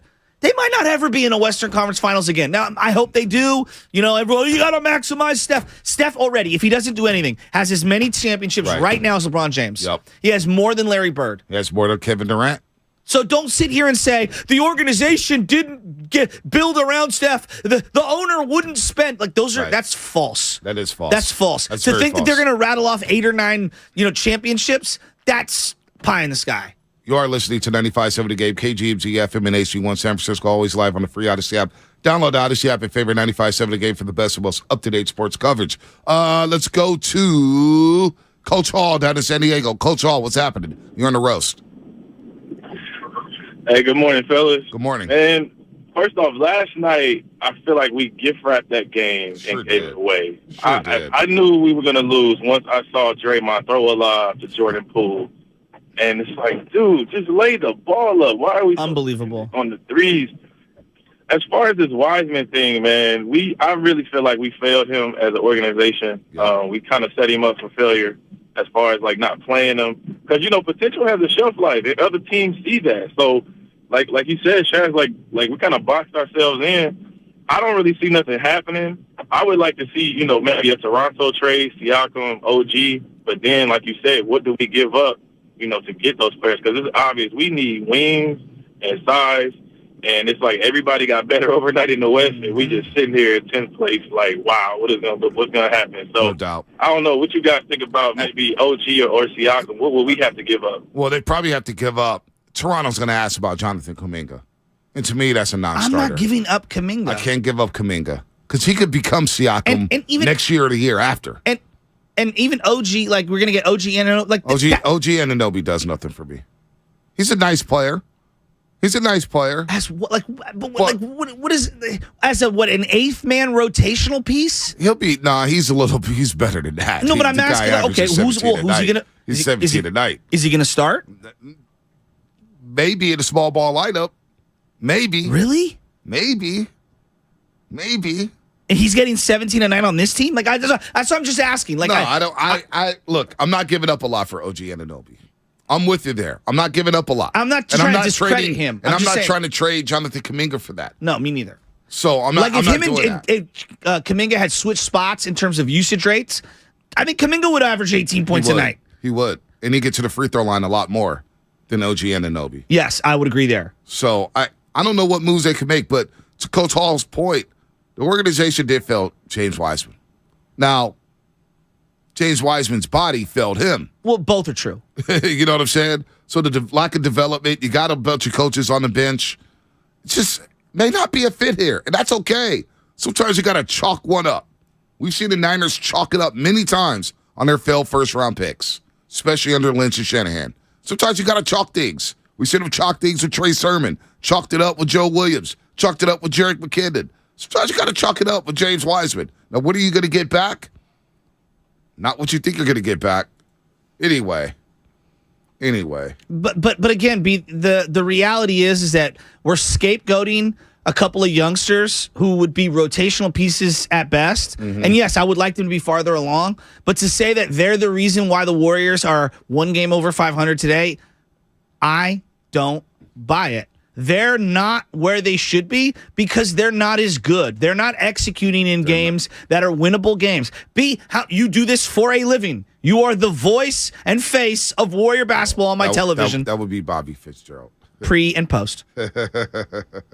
Bonte, how many games can you count that they, like, maybe they don't win them all. But how many games can you count where it's like, I can directly point to 5 minutes to go, fourth quarter, where they lost the game in the fourth quarter? With the veterans. With the veterans. Orlando. Miami. I think South Beach. Yes. You're up 4 against Charlotte in the last minute. You lost in overtime. Last night. How about the Brooklyn Nets game the day the Niners beat the Cowboys? How about that game? That game was horrible. How about the Boston Celtics with game? Steph on the floor. How about the Boston Celtics game? You had control of, and you lost in overtime. Was that on a the Saturday parquet night floor? game? Thursday night game. Thursday night game. TNT. That's right. I knew it was a national. All right. How about that game? Yeah. Minnesota. Oh, the Minnesota game. Oh, yeah. You're up 13 in the fourth quarter. Dino hits 4 threes in the fourth, and Naz Reid looks like Karl Malone 2.0. Bonte, I was going to name maybe 12 games.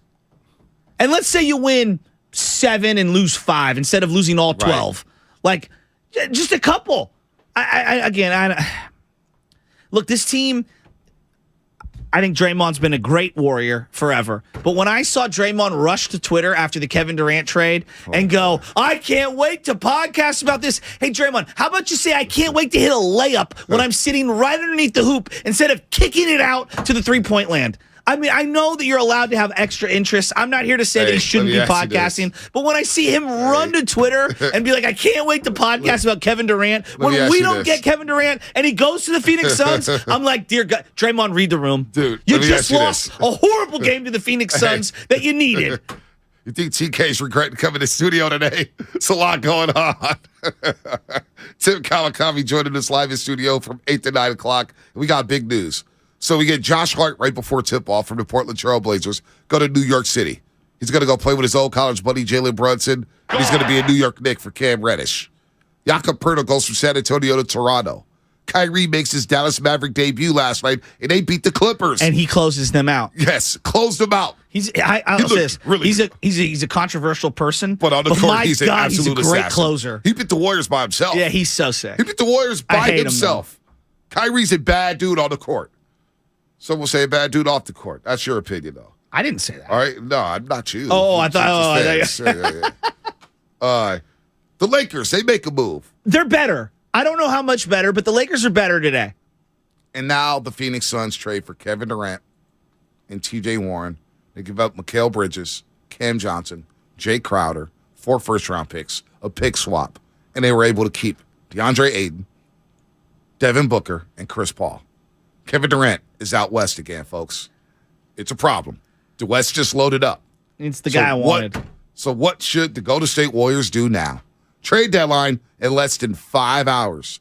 Bob Myers on the clock. Steve Kerr on the clock. Here's Steve Kerr. We'll play a soundbite last night. Steve Kerr basically said it's on the front office. Whatever they do, they do. See ya. Well, I love how now it's like you trade Wiseman, multiple future picks, get us Kelly Olynyk. Like a much better Jonas Jerebko is the reason why the Warriors aren't where they should be this year. 888-957-9570. I just wanted to say Let us know Jonas about Trevecchio. yeah, I know you did. Let us know about the biggest games and stories in the Bay Area prep scene. Email us at hss@957thegame.com. That's hss@957thegame.com. And what's coming up? If you're a high school out there, no, just read it. If you're a high school out there, well, we got a break. Tell us about your team. We want to know about these big moments. Last night, Mitty put up 90 points in a girls' basketball game. They got a freshman who's on the cover of the Merck sports section. You got to sell it to the audience. If you have a high school out there, hss@957thegame.com. How about you sell some other schools other than Mitty and Reardon? All the schools you talk about. I'm talking about girls program. Trying to diversify Shout my out portfolio. Palma High School's own Jamari Bouye getting the call up. Yeah, I did see from that. Miami There you Heat. go. USF There you down. go. We might as well just go straight through, skip the break. I might as well take some calls. The boss called me to tell me, don't just read it, sell it. He called you that today? Yesterday, we had a long talk. Well, good for you guys. Every inch of my body and anything that comes out is for sale. I don't like that. What's coming up on the game? Sponsored by CalHope.org and Department of Healthcare Services. We're going to just sell things and not read it. That's what we're going to do on the roast. We're going to sell it. Woo! It's the Red and Gold Aftermath on 95.7 The Game. We got Josh Johnson. He gets concussed, and it's like, oh, God, here comes Brock Purdy, and we're going to run the ball every single time. So, Debo, I'm with you. We all wish you had a third quarterback.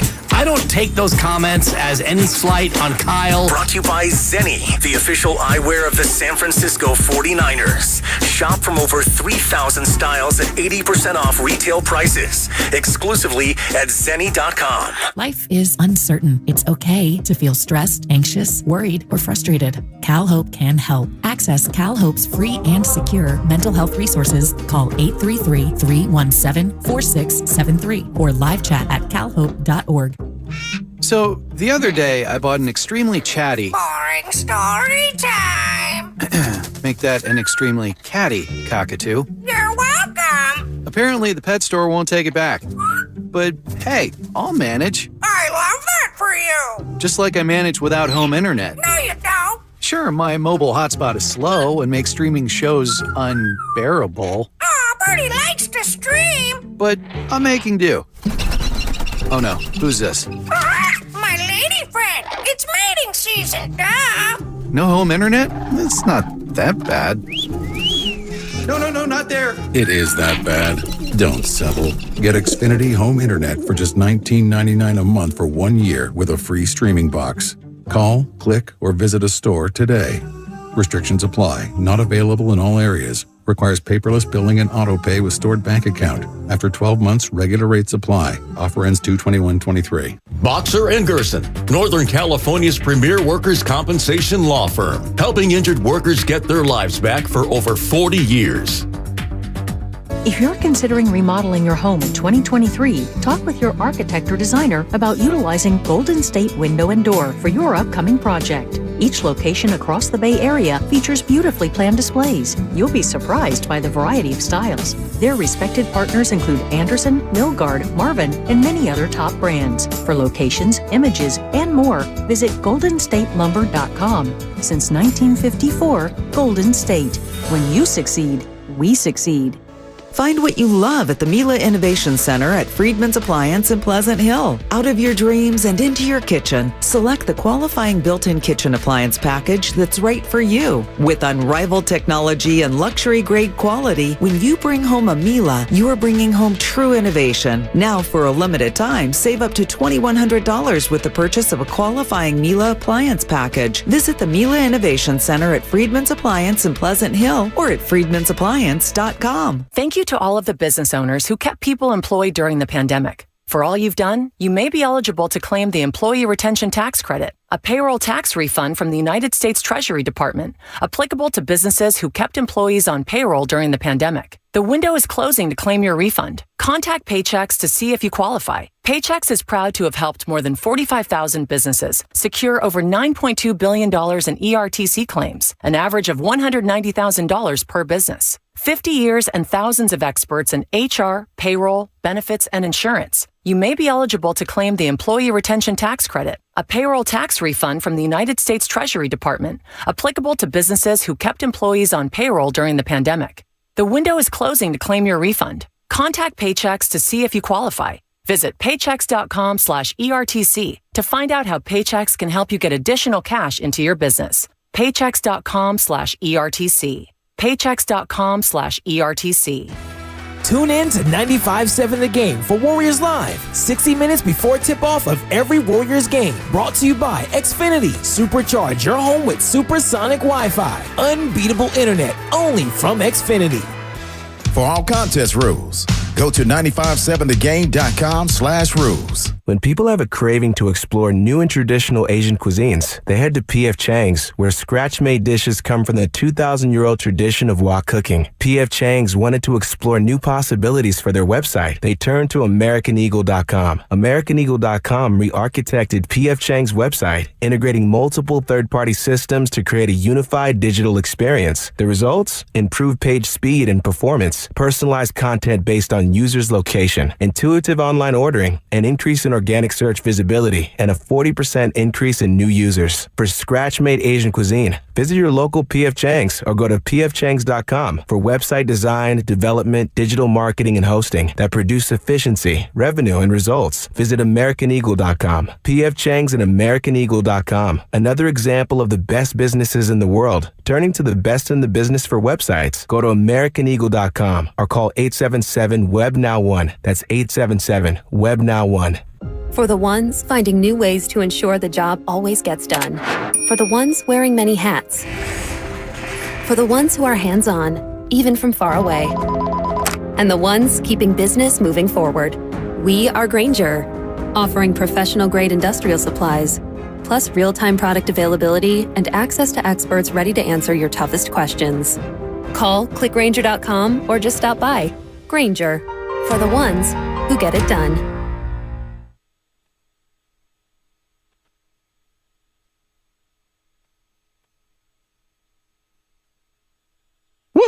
What's going on, Bay Area? It's your boy, Chewy Gomez from 102 Jams. Listen to me every day, 3 to 7, playing your best hip-hop and throwbacks. Now back to my boys, Bonte and Shasky, right here on 95.7 The Game. What up, Chew Dog? Chewy. You want that Chewy? You want that Chewy, Nicotina? I am now. Kevin Durant's a Phoenix Sun. I smoked couldn't sleep Chewy last like night. You got a grab bag, hit the Zags and roll her up. NBA trade deadline a little later today, and we have you covered with all the latest news leading up to it. Our trade deadline coverage is brought to you by Boxer & Gerson, Northern California's premier workers' compensation law firm, helping get your workers get their lives back for over 40 years. All right, download the Odyssey app because you don't want to miss anything today. Tim Kawakami coming to the studio from 8 to 9. You know who TK is. He's going to be in here to talk about the state of the Warriors, state of the Niners. We're not going to talk much Giants, although he does have a new podcast out with Farhan Zaidi, the TK podcast. So maybe we'll touch a little bit on that, but it's going to be really Warriors and Niners heavy. We're going to get out to the calls, 888-957-9570. That's also the Xfinity mobile text line. What does this trade mean for the Golden State Warriors? Do they need to make a move? Is there a move out there for them? In case you were asleep, last night at around, I want to say 10:10, it broke towards the tail end of the postgame show. David Taylor, producer, did a great job of putting up that trade. Because Kevin Durant, about a minute before we're going on air, back on air, Kevin Durant just got traded.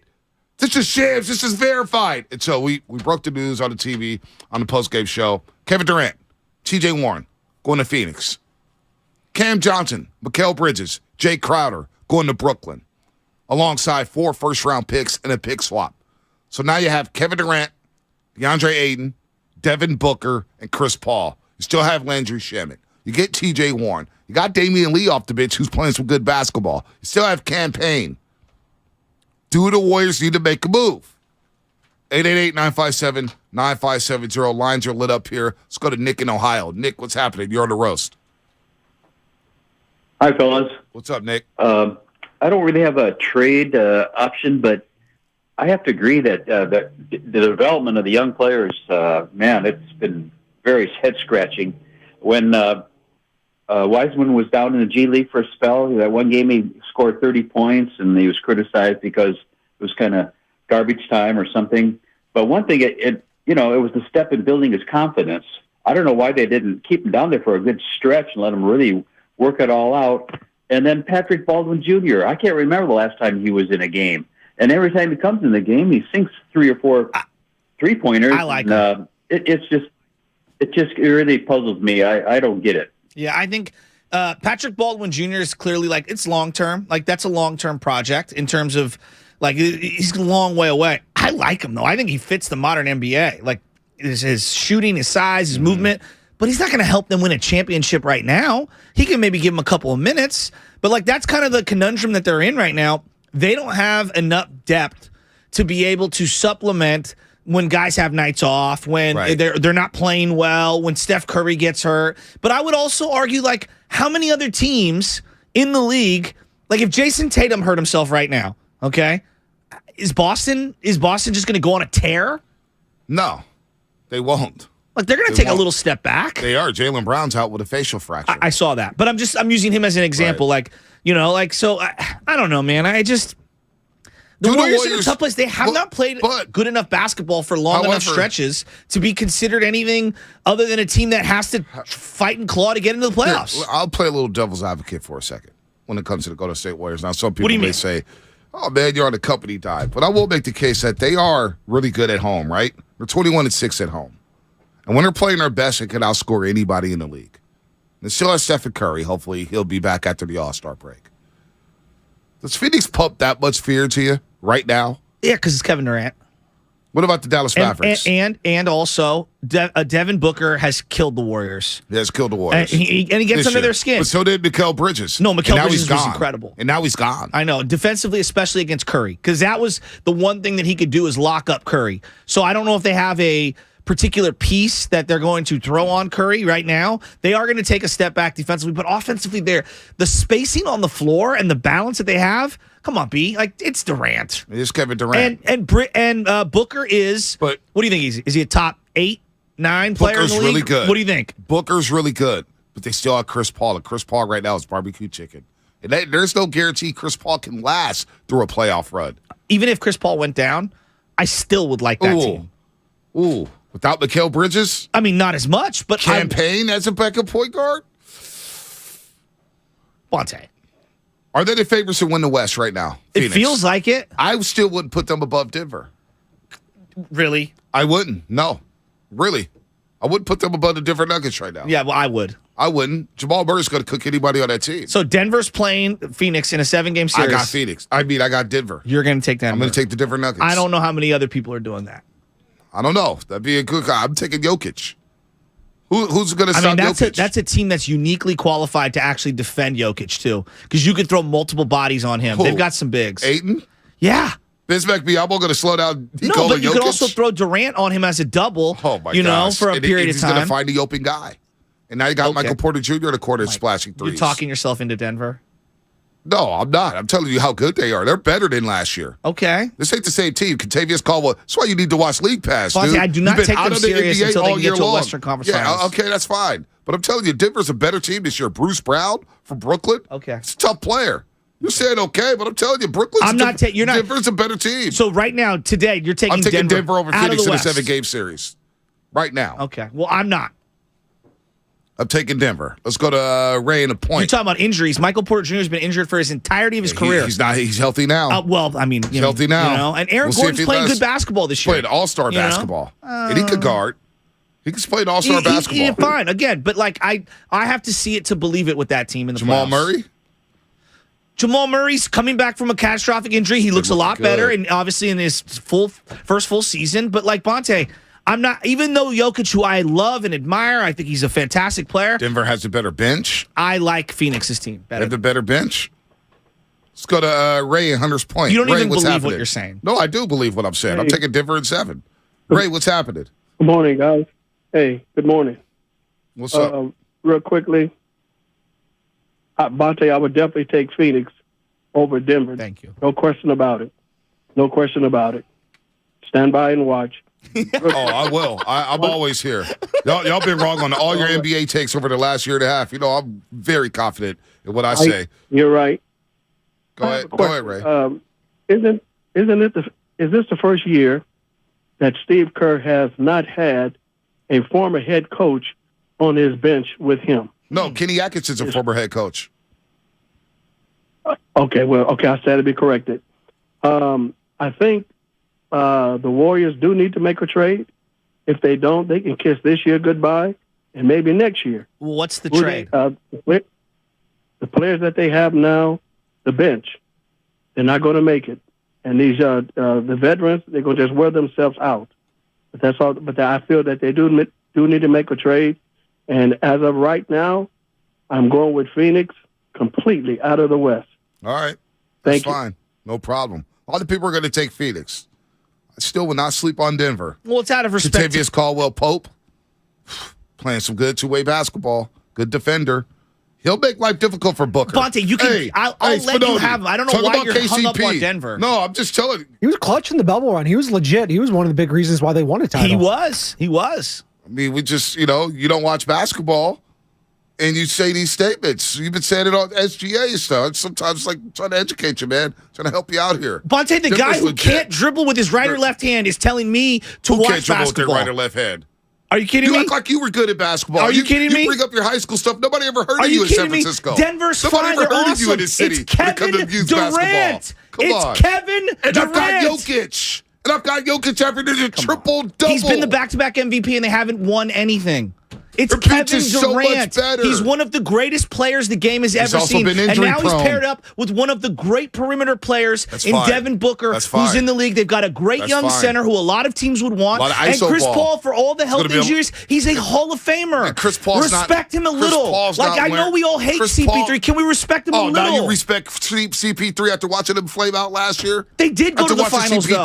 But he did take them to the finals. And he flamed out in Nels finals. I know, but they got there with a lesser team. Are you really going to count on CP3 when it's down to I really believe in Durant that much. I believe because I've seen Durant do it. ISO ball in the playoffs does not work. Your turn, my turn. That's what's going to work. Come on, man. CP3 is a great player. I don't like him, but you have to acknowledge he's awesome. He's Denver's a great floor general. Denver's a deeper team, and Chris Paul can't defend a traffic cone right now. Okay, he couldn't defend you right now, and I've never seen you play basketball. Okay. I've never seen you play basketball. That's fine. And Chris Paul can't guard you right now. Chris Paul can't guard me. He can't. He's going straight to the Hall of Fame. I don't care what he's doing. I'm talking about now. You're basing this Hall of Fame resume off what he did with New Orleans. He's still a great player. You have to give him his respect. Chris Paul is He's a great floor general. Oh my God, have you watched him this year? Yeah, he hasn't been as good as he's been before, and his shooting's way down. His scoring's down.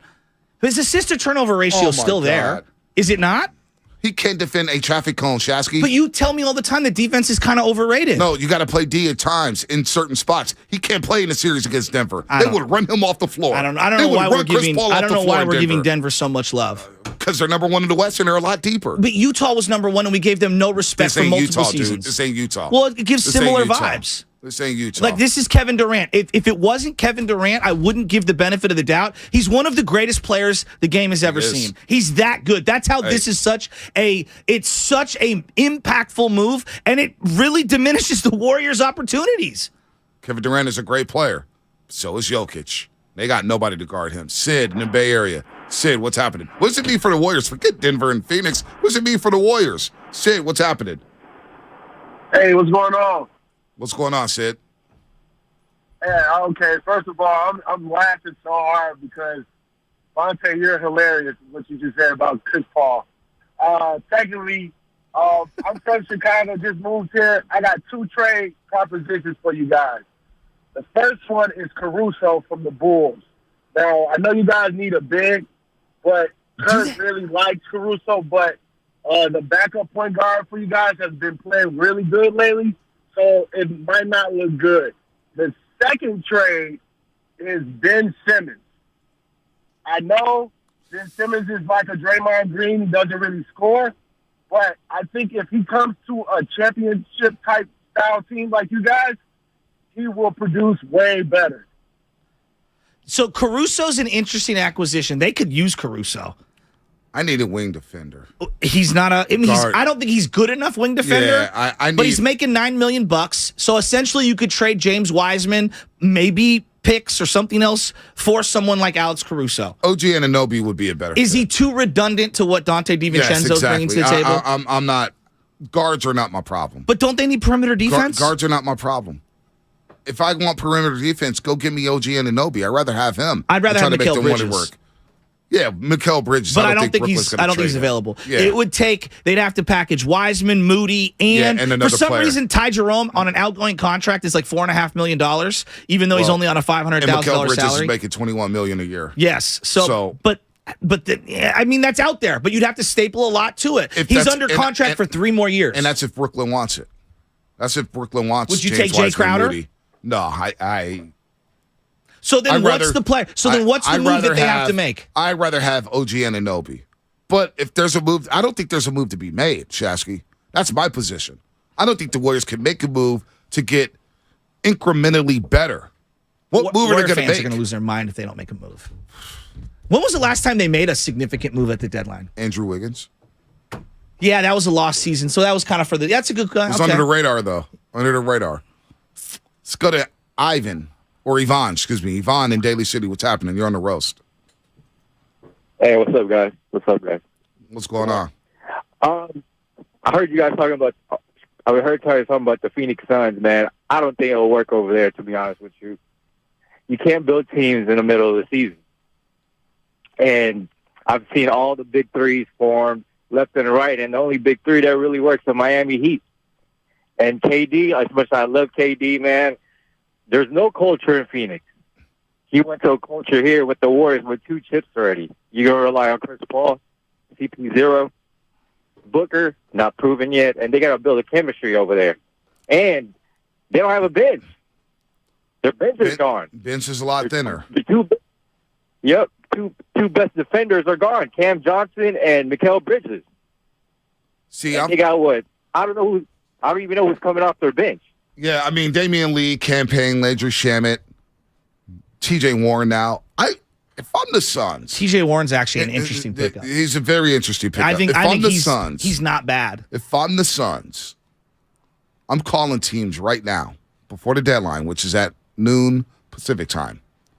I'm seeing what can I get. Like, if I'm the Suns and I'm seeing Fred VanVleet on the market, how can I get him and flip Chris Paul for a guy like that? Fred VanVleet feels like a better fit than Chris Paul on that team right now. Chris Paul's going into the Hall of Fame. I'll give you that. But he can't guard. VanVleet can. But why would they take that contract? Yeah, you're right about that. I don't know. I'm just asking. Contract? I don't know why they would. Why would they take that contract? They just got rid of Lowry a couple years ago for that same reason. $28 million. Maybe you let him ride off into the sunset. Maybe you signal a rebuild. Maybe you try to flip him in the offseason. They're already talking about firing Nick Nurse. But like... And VanVleet's a free agent. All I'm just saying, if I'm the Suns, I'm saying, man, if I could...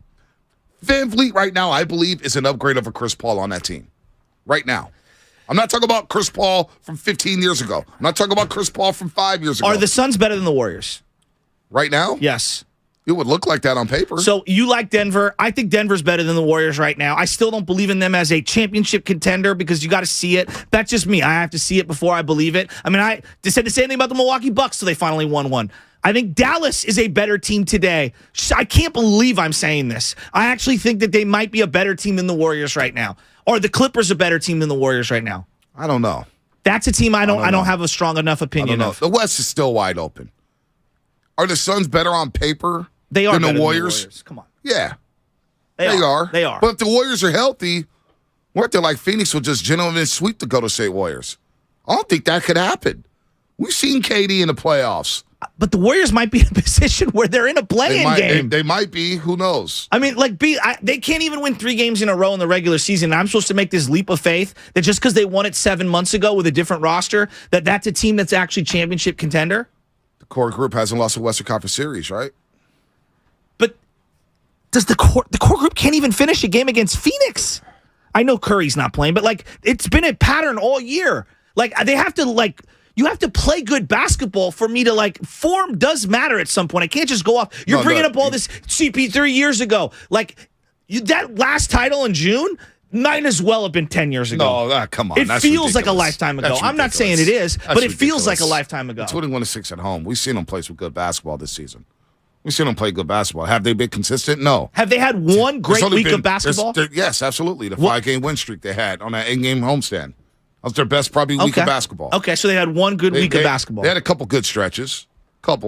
Not, 1 game over 500 is bad. But how many teams you could say that about? But everybody in the West, I agree. Outside of Denver and Memphis, has been inconsistent.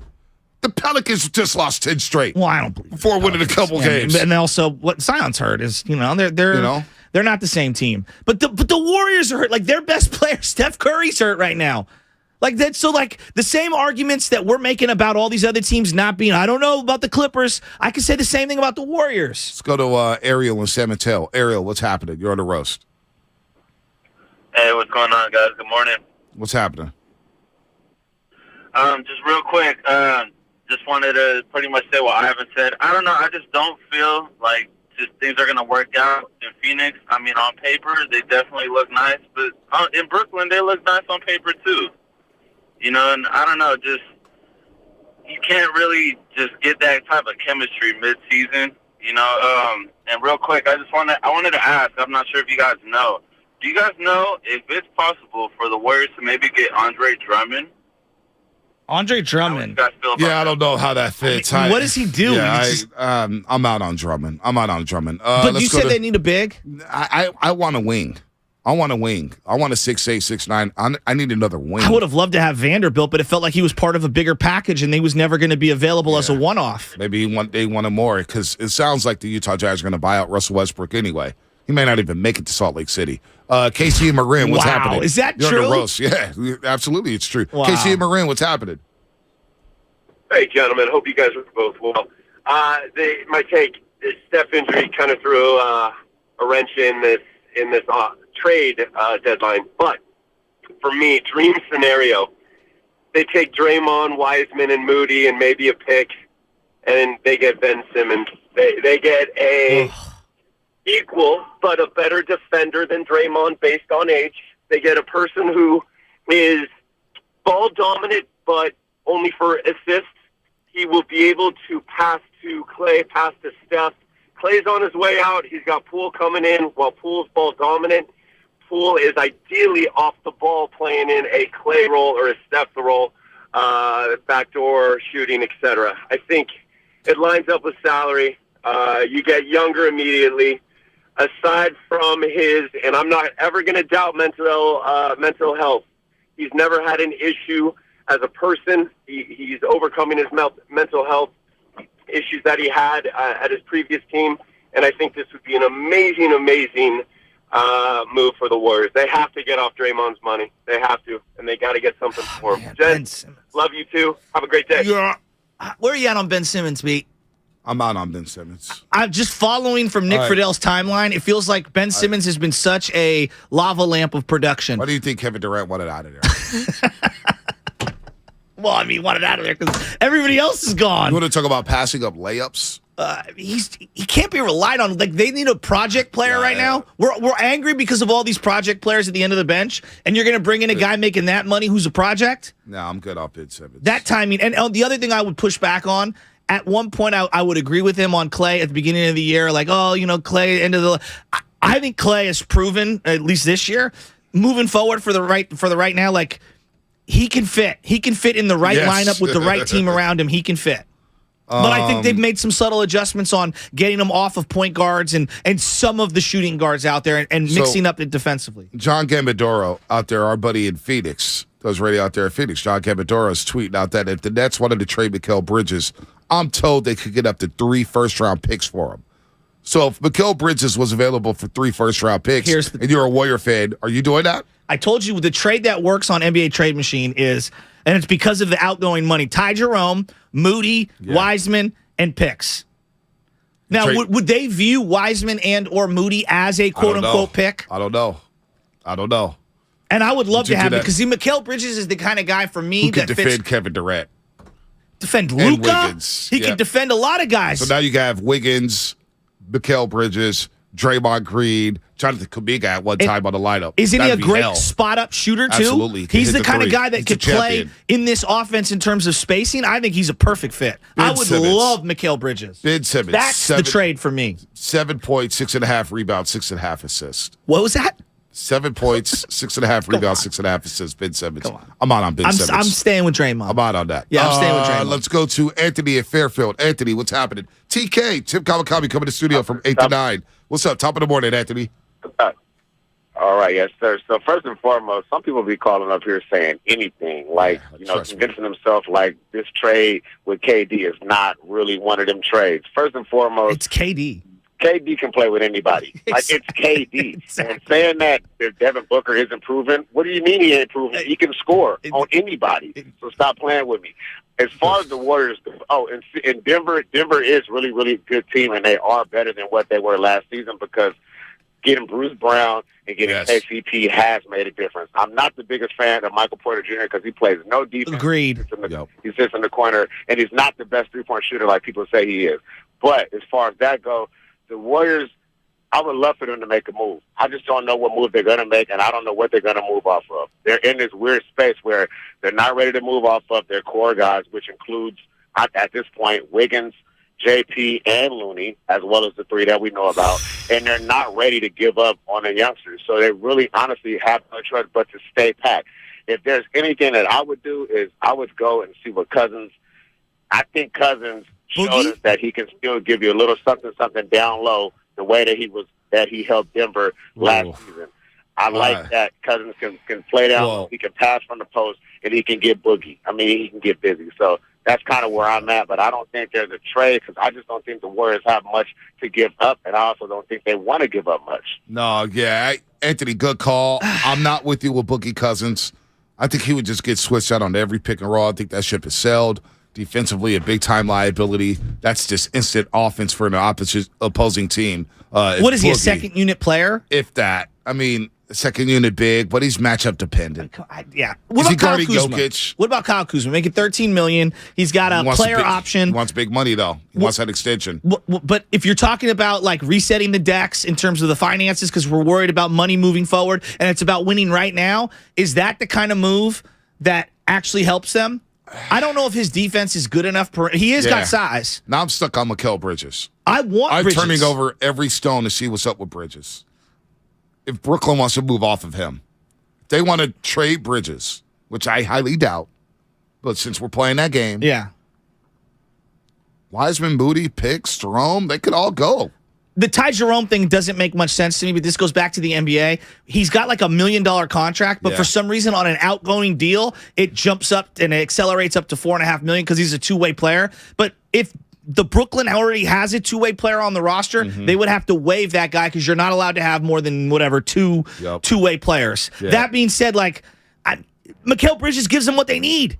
Like you need to be able to defend Kyrie or Luka right now, and you got Wiggins as one of those defenders. Right. You bring in Kuminga could slow down Luka a little bit, and then you put Bridges out there. He can do that. Let's say you have to face the Los Angeles Lakers in a playing game.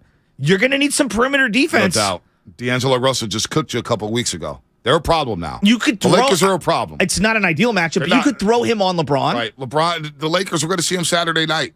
We'll see how the Warriors match up with them without Stephen Curry. I would love to get Mikal Bridges. Yeah, I don't know if that's happening. I think that's a pipe dream. But he's also under team control for multiple years, and he fits in terms of the age bracket and moving forward. Perfectly. Like he's perfect. He's perfect. God, I'd love to get him. Jimmy, San Francisco, what's happening? You're on the roast. Hey, how's it going, guys? Good. I'm late to work, so I'm already mad. Mad from last night's game. That fourth quarter was one of the worst performances all season. Just watching them chuck three after three after three after three, just throw the ball away. I think the answer's on the roster. If Wiseman's playing last night, they get in the paint, or even if any of them look at the rim, they win that game. They haven't shown enough for me to want them to go all in and make a big move. So you're just standing pat? I think so. They haven't shown it. They haven't shown that they're ready or that they need something. Wiggins and Kuminga can defend. That's what I think. I guess that's my next question. My next question, 888-957-9570. Would you be outraged as a Warriors fan if they made no moves today? If the Warriors stood pat at the deadline, would you be outraged? The Warriors are 28-27, 7-21 on the road. They're 21-6 at home. Steph Curry's not going to be back for a couple weeks. Hell, he may miss a month. We don't know. Would you be outraged if they did not make one move? Let's go to Tamir in Oakland. Tamir, what's happening? That's a great question. I think a lot of people would. I don't know. I think some people would understand. They're kind of in between a rock and a hard place. They're in limbo. You're in no man's land. No man's land. Tamir, what's happening? You're on the roast. Hey, what's up, guys? I think you just answered it. I wouldn't be outraged because they're in the middle. They're basically limbo. They don't want to split up the core because to do a trade, you got to take one of the big three. Like, we're not even going to move Steph, so basically Clay or Draymond. They don't want to do that. They're not trying to move the young dudes. So you might just be – I think Joe said it earlier. This may not just be their year. It started off bad, like, the Draymond Poole thing. It's just going that way. And my hope is let them try to make the playoffs. Under Kerr, they haven't lost with the core in the playoffs and just see where it goes. And if the chips fall, like, they don't win, I'd be happy that this may be the last season for it. We saw 4 championships. We just got to, as fan base, we just got to be, sometimes the chips don't fall your way. It is what it is, and we got to accept that. Tamir, I'm kind of with you. It feels like to me the writing's on the wall and it's not their year, but I'm not going to count them out because they are champions. Like if they got in and they won some series, would any of us be surprised? Of course not. But if they fell short and didn't even make it to the playing game, that would be disappointing. That would be very disappointing. Okay, but would you be surprised given how this year's gone? I would be surprised if they didn't at least make the play-in tournament. Well, I guess you're right there. I would be very surprised. Then you'd have to be like below I would be 12. surprised if they didn't make the playoffs. If they didn't make the playoffs, I'd be shocked. I'd be shocked. They just haven't, like, you referenced the 5-game winning streak. Right. They just haven't played sustainable good basketball. But I understand it's a championship core. And the same thing happened last season in the second half of the season. Everybody freaked out. Oh, man, they're going to be one and done. We don't want to see Memphis, blah, blah, blah. And they got into the playoffs, and not one series went 7 games. Do you fear Memphis today? Because we did. No. But we did going into the season. Absolutely. I never feared Memphis. I didn't fear them. Last year, I told you guys all season long, I want Memphis. They're fraudulent. They're fraudulent. They have no experience. And they wiped them out in 6 games. Nope, I think people are going to be running to that 17 to play Memphis. But Ja did get hurt. I'm not trying to make an excuse. But Ja got hurt. Everybody else around me told me that they were better without Ja Morant. I mean, we all thought that was laughable. A lot of people told me that. Monte, right now, this Warrior team goes up against Memphis in a playoff series. I'm taking the Warriors in 6. I probably would, but I'm taking the Warriors. I think he'd be more than 6. I'd feel like, Memphis is not that good. I don't think they're that good either, but neither are the Warriors. I think it's more of an indictment on where the Warriors are. They just beat the Grizzlies twice. They beat the Grizzlies twice. Where is Ja? Nobody's worried about Ja. So you're not worried about them at all? Absolutely not. Absolutely. Memphis. I'm just saying. I wasn't worried about them last year. They're worse this year. Those games were tough. They're all going to be tough. What happened? Got beaten 6. They didn't win a game at Chase Center. Nobody's worried about Memphis. Teams would be worried about is Denver, Phoenix, Dallas, and if the Clippers get their act together, it's another team to be worried about. I'm tired of getting pushed around. And not the Kings? They don't play no defense. They're young, athletic. But I will say this about the Kings. Because that would feel like a coming-of-age series for a team like them going up against a team like the Warriors. And they're athletic. They're a lot more athletic than the Golden State Warriors, and athletic teams have destroyed the Warriors this year with dribble drive penetration, creating wide open threes. They can't stay. You think they can stay in front of Fox? But that's why, to me, like as much as we go crazy about bigs, Ponte, they need a perimeter defender. This 3-and-D, that's what they need. I thought Moody would be farther along, and he would be able to like supplement some of those losses of Porter Jr. and GP2, and no. Let's go to Paris to Santa Clara. Let's make out some calls before we get. Is this the rapper Paris? I don't know. Paris, you rap? Paris going once, going twice. He is How gone. do you say bye-bye in French? Au revoir. Yeah. Au revoir. Au revoir. Au revoir. Dan in Napa, what's happening? What's up, Dan? Roast. Hey, how's it going, guys? Love the show. I actually really like the Matisse Thybulle and Pusha have been thrown around a lot. I also would like a young big like Precious Achua. If the Raptors seem like they're going to stay together, he's a young power forward who's looking pretty good to me and gives them some physical presence inside. And I don't know, I think the Suns are like one injury away from not making the playoffs, honestly. And Yeah, Precious out of Memphis. Remember Precious when he was drafted? He was drafted by Miami in the first round, and they flipped him. And I was like, damn, he's the perfect member of the Miami Heat. And he's in Toronto now. The only Precious I know is Gollum. Was who? Lord of the Rings. Oh, yeah. I'm not a Lord of the Rings fan. Yeah, I'm sad on that. My Precious. It was Gollum. Yeah. Who's the alter ego to Schmeagol. Yes. Thank you. I was trying to think of what his other name was. Possessed, tormented by the ring. His Precious. I'm not gonna lie, it wasn't. Shout out Andy Serkis. Didn't Rudy play that? The guy who played Rudy? Sean Astin, correct. What's his name? Yeah. Sean Astin. Yeah. Also in Stranger Things and also from The Goonies. Yes. He's in Stranger kid from The Things? Goonies. John Astin? Yeah. Who's he in Stranger Things? He was in season 2 of Stranger Things. He was Bob Newby. Huh. Well, who's Bob Newby? Was he one of the Isn't that sheriffs? the boyfriend, right? Yeah, I mean, if you haven't watched Stranger Things, I have watched it. Oh, okay, yeah. Season 2 was actually the weakest one, I thought. Probably, yeah. But I mean, he was Winona Ryder's boyfriend in the second season of Stranger Things. So can't say anything more if that, because I don't want to spoil anything. Wow. So you've never seen any of Lord of the Rings? Nah. It's all that League Pass. It's League Pass. I'm telling you. League Pass is showing. Hey, you don't want to see Gandalf in the paint. I'll tell you that. You shall not pass. Hey, man. I heard he's actually better in the Shire. League Pass. You could use some League Pass in your life, Shasky. Some of those hoop takes this week. SGA. Boy, it's been some bad ones. All right, injury report. TK coming up. I'm telling you. Want to use my password? I'll let you use the password. Let's get to the boxing. Hulu is restricting passwords, and so is Netflix.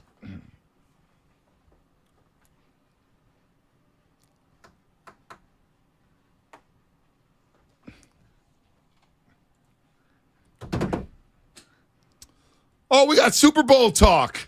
That's right. The Super Bowl's coming up on Sunday. The Kansas City Chiefs will be without McCole Hardman as he was placed on injured reserve due to a pelvic injury, officially ruling him out of Super Bowl Sunday. The Chiefs were also, however, they were able to get a CEH back.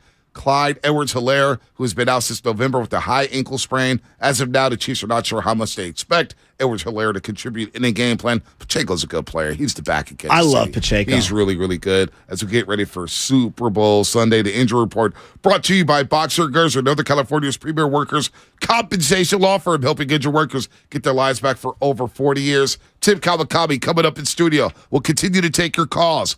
Ask TK anything. We'll talk about the state of the Warriors, the state of the 49ers. What will the Warriors do at the trade deadline? Clock is ticking. 4 minutes, 4 hours, and 5 minutes away from the NBA trade deadline here on the West Coast. Infinite number of outcomes. It's the Red and Gold Aftermath on 95.7 The Game. Hard feelings.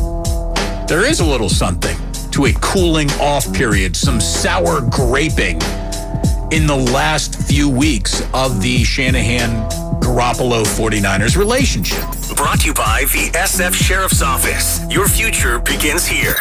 Make connections that count at Evergreen Valley College and get free tuition when you enroll for 6 units or more. That's right, free tuition and no student fees this spring. EVC is an award-winning transfer college and has the 4th most diverse faculty in the country. And with EVC alum earning more money than nearly every other community college in the country, you can take classes and transfer or fast-track your career. Enroll for classes today and get free tuition for the spring. Visit evc.edu for more information and enroll for classes at evc.edu. That's evc.edu. Toyota's President's Day sales event is on now. And when you're staring down a 3-day weekend in California, look no further than Toyota. Right now, get low 3.99% APR financing on 2023 RAV4, Camry, Corolla, and Highlander.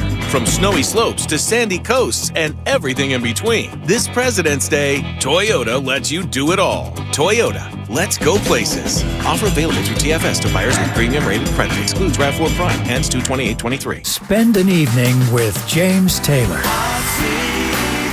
and his all-star band. The American icon is back on tour. May 30th at Frost Amphitheater at Stanford. The multiple Grammy Award-winning James Taylor and a night full of his biggest hits. Tickets on sale Friday at 10 a.m. at goldenvoice.com. James Taylor. Produced by Golden Voice and Stanford Live. The following is an attorney advertisement. If you get sidelined by a workplace injury, the workers' compensation attorneys at Boxer & Gerson can help get you back in the game. Our team of skilled attorneys will fight by your side for the treatment and compensation you deserve. We care about justice for injured workers. That's what makes us Northern California's premier workers' comp law firm. Call Boxer & Gerson at 510-345-2341 or visit boxerlaw.com for a free consultation. Boxer & Gerson, your life is worth the fight. Hi, this is Joe Cordell with the law firm Cordell & Cordell. Divorce can be complicated. especially if children are involved. If you're a father and want to protect your role in your children's lives, remember Cordell and Cordell. We've helped men with matters like these for 30 years, and we'd love to help you. Schedule an appointment with one of Cordell and Cordell's California area attorneys. 2121 North California Boulevard, Suite 290, Walnut Creek, California, 94596. Online at CordellCordell.com. That's CordellCordell.com. If you own a business, this has been a bumpy ride. From pandemic to inflation, I'm sure you could use a break. If your business has 5 or more employees and survived COVID, you might be eligible to receive a payroll tax refund of up to $26,000 per employee. The challenge is getting your hands on it. Hi, I'm Howard Mackler, and that's why I founded GetRefunds.com to cut through the red tape and get you that money. The team of tax attorneys we have put together are highly trained in this little-known payroll tax refund program. We do all the work, charge not a dime up front, and simply share a percentage of the cash that we get for you. Businesses of all types qualify, including those who took PPP, nonprofits, and even those that had increases in sales. We have helped return over $1 billion to businesses, and we can help your business too. Just go to GetRefunds.com and answer a few questions. This payroll tax refund is only available for a limited period of time. Don't lose out on up to $26,000 per employee. Go to GetRefunds.com. That's GetRefunds.com. Everyone knows time is money. So don't wait weeks for the IRS to send out your tax refund.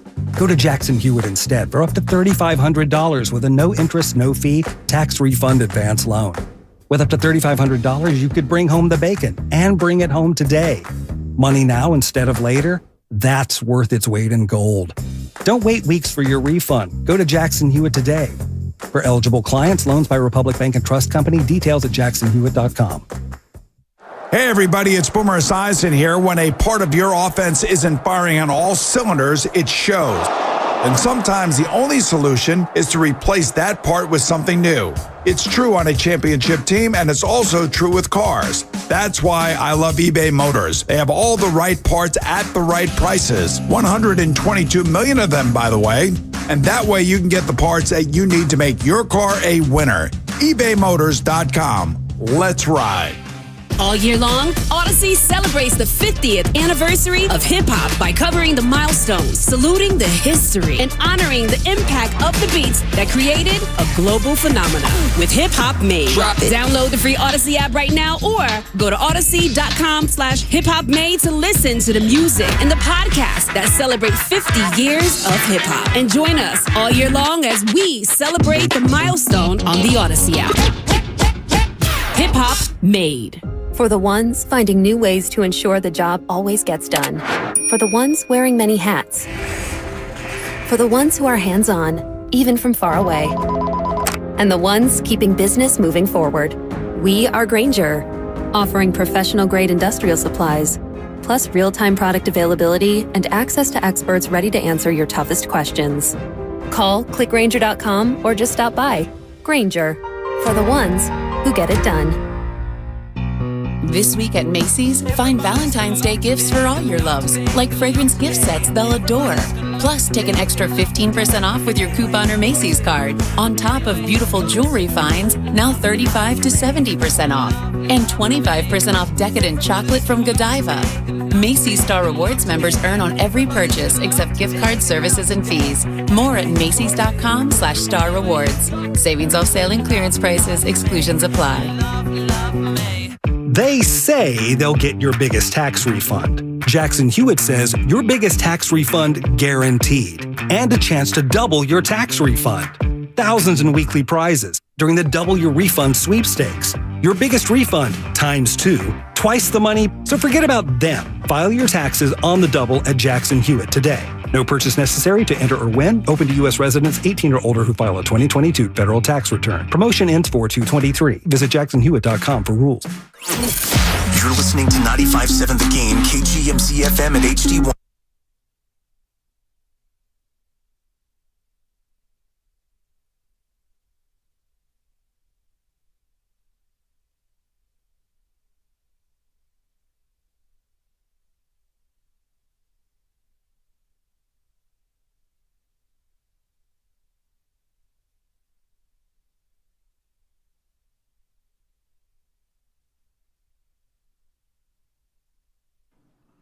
Oh, baby. Oh, baby. Oh, baby. Welcome back to the roast. And all guests appear on the Bud Light guest line. Bud Light, easy to drink, easy to enjoy. A lot of things happening in the NBA. We're going to talk about the state of the Golden State Warriors, the state of the 49ers in a little bit here with the great Tim Kawakami, who's been in this market for so long. Legend. I didn't know. I found this out. I've been doing TK how many years now? 6 or something like that? Something like I always that. joke with him. I was like, every time it's like, yo, TK, you followed UCLA? You covered the Bruins when they won a 95 championship? Wait, you covered the Lakers? Wait, you covered 2000? Buddy Ryan and the Eagles? How do you just glob onto these championship-type rosters? That has been a little joke with my family. Like, I go cover something happens. Like, we don't have boring stuff, and that has continued through here. Hey, I like it. You like interesting times. You don't want boring times. Maybe I create some of these interesting times. I don't know, but mostly you just ride the flow. You don't want boring stuff. Yeah, I'm thinking about, I'm going to come in the studio. I wonder what we're going to talk about this morning. Nothing out there. Then boom, boom, boom, boom, boom, boom.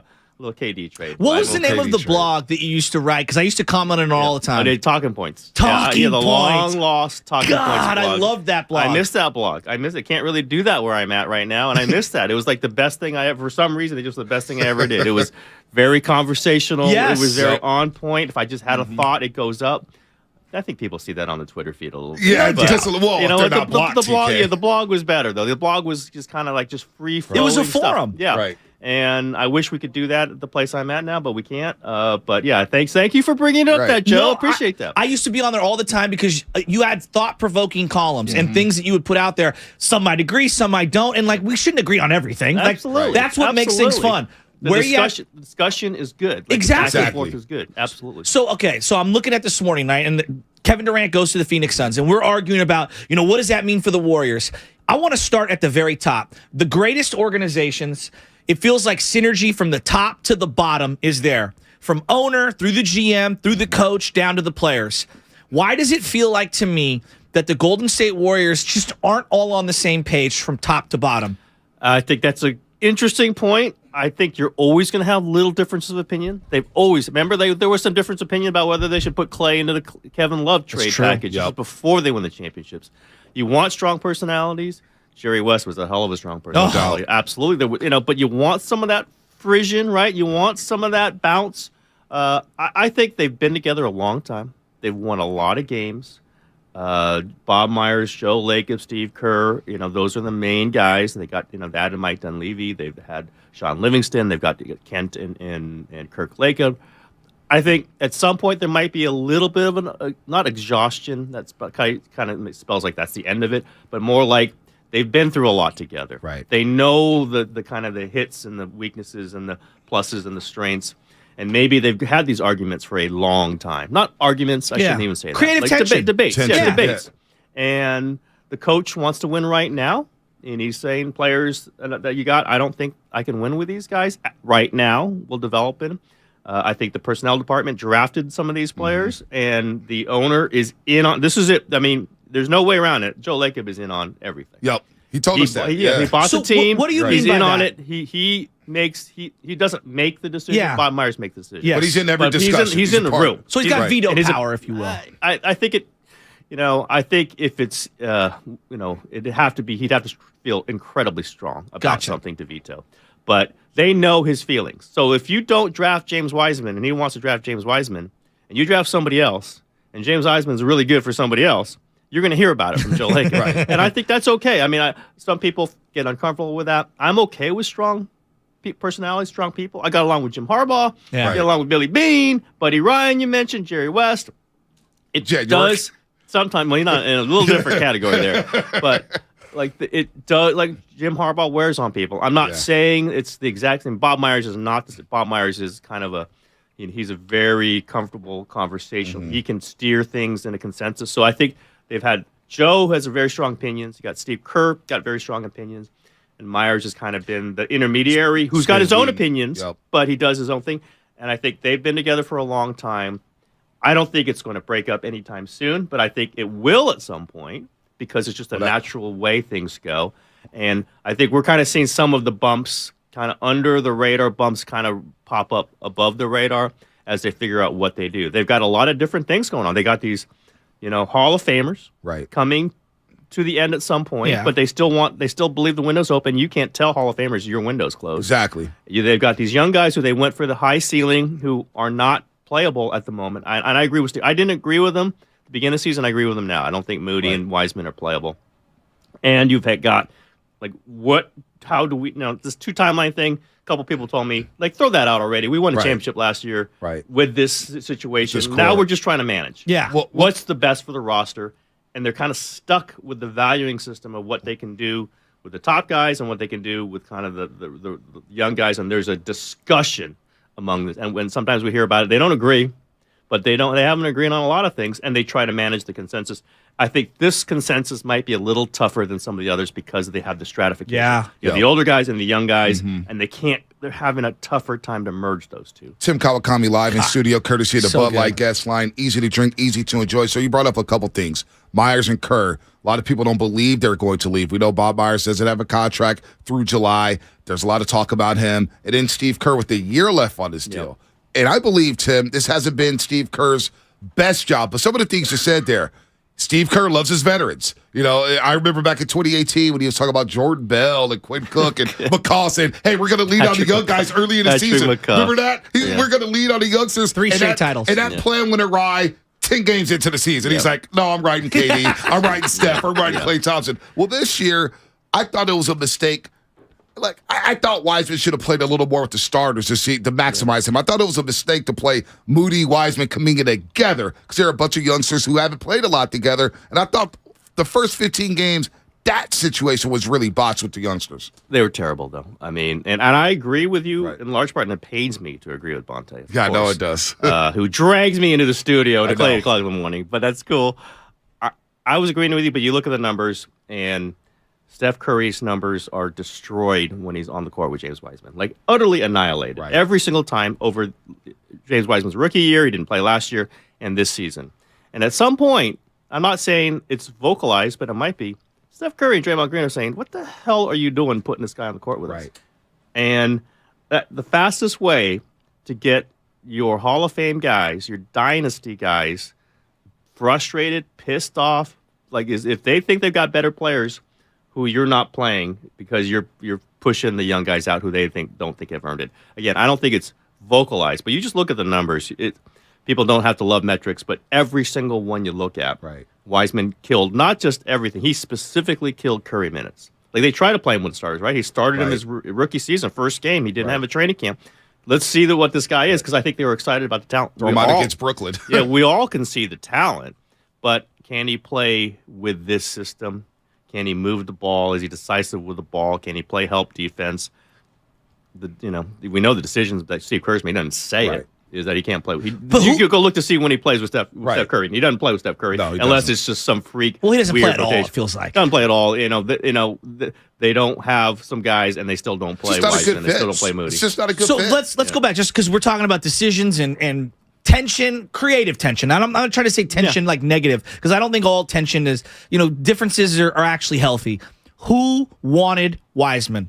Bob, Lakeup? They all wanted him. I mean, like Lakeup gets upset. I do have him on my podcast, so I hear a lot from him. He gets upset when people think that it was only him. It was everybody. Now, I heard some players too. Yeah, I heard some players approved. It wasn't going to be. It was him or LaMelo. Right. And they didn't want LaMelo specifically because he duplicates Steph. Yes. And they had D'Angelo Russell at the time. So I think they did. I'm trying to go back in history. No, they traded. They traded right before that. Right before. Okay, so they had Steph Curry and they had Poole and they had Klay Thompson. Month was okay for Poole the year before. And I think at the time I remember they're saying we got like $70 million over the next year, and then $70 million the next year, and $80 million the next year for Steph and Klay. Do they need a guard, or can they change the dynamic and have James Wiseman? And they all were on board in varying degrees with the Wiseman. It was Wiseman or Ball. If you really have to think about it, that might look good, might look bad. It didn't look good early on. And LaMelo Ball is obviously having a great rookie year, and Wiseman was up and down. I think they get Joe definitely gets upset when you said, "Okay, it's just Joe."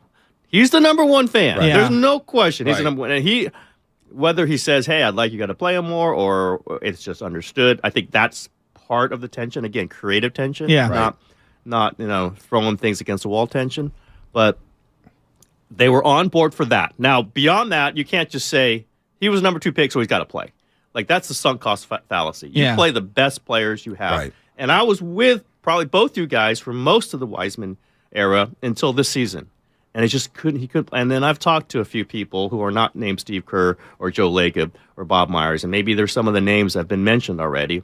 They're like, you know what? Play the better guy. You don't play the guy just because you drafted him too. You have to maybe understand that this didn't quite work. Or this way, if he was drafted for the post-Draymond Steph era, that era got extended a little bit.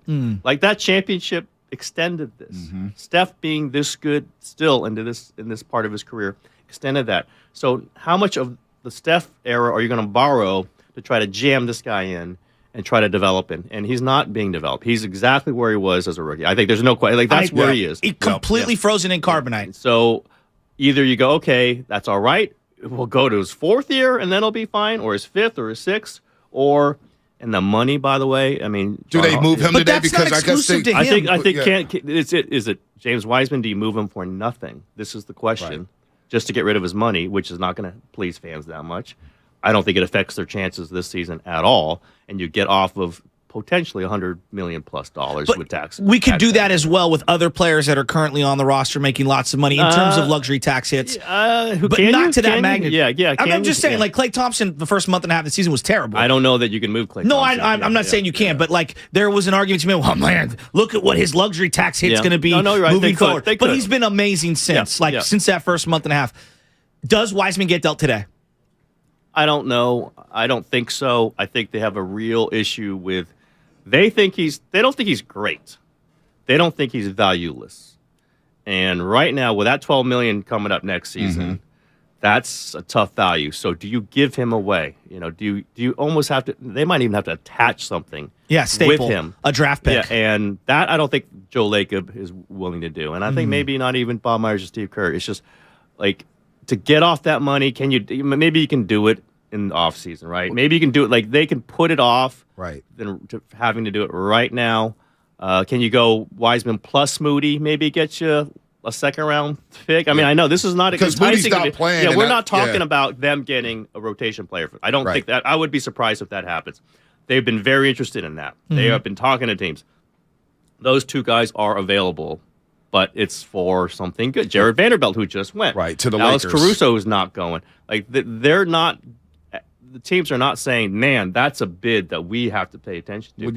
They might have to throw something else, and I don't even know what else they have to throw in. Yeah, that's a lot. Tim Kawakami here, courtesy of the Bud Light guest line. Easy to drink, easy to enjoy. Of course, TK, been in the Bay Area for a long, long time, covering all the teams. Done a lot of good things, whether it's the Raiders, Niners, Warriors, Sharks, Giants, A's, you name it. Tim K mixes it up. Sharks, that's a way. The host of the TK podcast as well, man. He gets all the heavy hitters on the TK podcast. Wiseman, what did they think he would be? Because a lot of people say, man, you got to draft James Wiseman. Some writers told me, man, he's like Chris Webber 2.0, which got by. And look, you look at the way he plays, there's a lot of offensive potential. But the fit here, I was talking to a scout last week, said the fit is not here because of what the Warriors want from their bigs. So what did they expect from him? I think they thought they could change the dynamic of what they do, where it's not just the Warriors play this way, as Bogut says, and he's now convinced me by these are series of conversations I've had that now convinced me from my original thinking on Wiseman, because I was a Wiseman guy, that they could change with a big man. It has a tough time because they have to make all these decisions. You're the pivot in the middle. You have to make the pass to start the thing. And that's not James Wiseman. And we've seen a series of guys who could not do that. But maybe it changes. Like, if Steph falls off a little bit in a year or two, in their minds, then you play a different style. And you just play pick and roll, Jordan Poole and James Wiseman. That was the idea. That this and there's going to be a time when Draymond Green isn't on the back line. Well, what do? Do you just try to get Draymond Green part 2?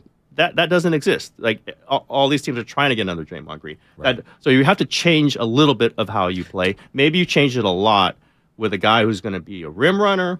It's got a guy who can hit a 3. Yeah. We saw that. I mean, I don't know if we'll ever see him shoot a 3 again, but we did see that in his rookie season. Tim, and like, change who they play, how they play, through just a dynamic talent. They wanted the highest ceiling. The way it was explained to me, literally at the time, was, we hope to never get this pick ever again. And do we take the guy who kind of fits, or we take the guy who could change how we play and make us, a credible team after Steph and Draymond are gone. What happened that's different? Wiseman didn't play very well, got hurt, all the things that have happened throughout his career, and Steph and Draymond won a freaking championship. I know. That's what happened. And they owe it to them, however much, whatever you weigh it as, to say, who fits with you? This thing still should continue. Right. We took our swing. I don't know that LaMelo Ball, he would have been a better player, but I don't know if he would have fit. Yeah, but where's Jordan Poole at? Where's Jordan Poole at? Where's his dad at? Exactly. There's a lot. It gets bogged down into, you go for the highest talent you can. Oh my God, this guy could be really talented. This could really, and then it's not. We're not seeing it. We're not seeing it. So then, what do you do then? So I guess the question that I have, we don't know whether you think they're not going to trade Wiseman. Everyone uses him as obviously a scapegoat for a variety of reasons. Does Wiseman or Moody or any of their handling of keeping, not trading, whatever, does any of that affect Bob Myers and his contract extension or his, ability, elasticity to make moves, not make moves? Like, does any of that factor into Bob staying with the Warriors?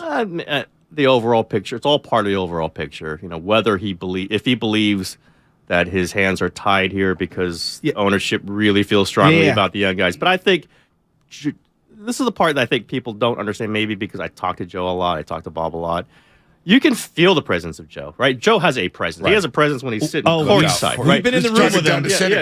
Arms folded over his chest, or the way he looks. How about him sitting next to the Warriors bench during the NBA Finals in Boston? Exactly. While his back hurt too, by the way. But you can deal with that. Yes. That's the part. I get yelled at by Joe. You deal with it. You roll with it. And I think Bob sometimes gets tired of it, but sometimes is the best possible guy to deal with it. And he knows his value. I think the larger picture is he's not being offered the top salary among executives in the NBA. He still might not take it in a second, but I think if you did, he'd take it because he knows that Steph Curry and Steve Kerr are not, and Draymond Green forever are not people to walk away from. I do believe he thinks he needs to be valued more. I do believe he's a negotiator. I do believe Joe Lacob is a negotiator. I do believe Bob is worn down by all these things, the Durant, the Draymond, all these things. Who wouldn't be? Yeah, and he's saying, wait a minute, I'm tired of this a little bit. We all get tired of our jobs at times. I'm stressed. My family needs me, and you're not offering me the top salary, and yet I've got 4 championships, and Daryl Morey has 0, and you're not offering me. Now, but I do think it's a negotiation. I think this quietly happened back, whatever it was, 4 or 5 years ago, the last time Myers' contract came up, and I was having people tell me, oh my God, they're not valuing him, and he needs something more. And guess what? He got more. Because the Lakers' job was open. Lakers, and there was rumors about that. There's always stuff with Bob with LA. He could go. He could take time off. He's doing a podcast now. God knows he can do whatever he wants. There's things that he could do. There are teams that would do anything for him. I was chuckling to myself. I'll give you guys a hot take. When the Durant deal came down, because believe me, Matt Ishbia and the Suns has been rumored heavily as a team that would pay anything to get Myers. Wow. That's it. You know what? Do they need him anymore? They got Durant. He's the guy who gets you Durant, right? That's hey, Bob, that's okay now. We'll bring Isaiah Thomas in there. We're just fine. Scottsdale's a good place to live. Yeah, no. He could. Bob can name his team. Yes. The Clippers and the Suns are the ones that everyone points to. I don't know. Jerry West would love to stick it to the Warriors to go steal Bob Myers' Just a away. little bit, maybe. Just a little bit. You brought up Draymond Green a couple times. And Draymond Green obviously has the player option. He spoke about, as we're talking to Tim Kawakabe live in studio, courtesy of the Bud Light Guest Line, easy to drink, easy to enjoy. Draymond Green, we know about the Jordan Poole incident. We know about him in the past saying, hey, Steve and Bob messed up the KD situation about the apology or whatnot, which is hilarious when you think. I thought it was so unfair. It was those two players. I mean, I heard that's two players on a podcast together. It's like me and Bonte on a podcast together. We might bitch and moan about something else, but it's just two guys trying to placate each other. Exactly. By the way, just a disclaimer, if I ever make the TK podcast, mama, I made it. Shasky, we ever make the TK podcast, we're doing something. We're measuring it. But how do the Warriors feel? How do the Warriors feel? He's trying to get rid of me already, Tim. Can you see this? I love this, Shasky. He's looking at me as a box to jump to the next I needed Shasky in Philadelphia as much as he needed me, man. That was a tough trip. We almost killed each other at 7:30, but we're good. No doubt.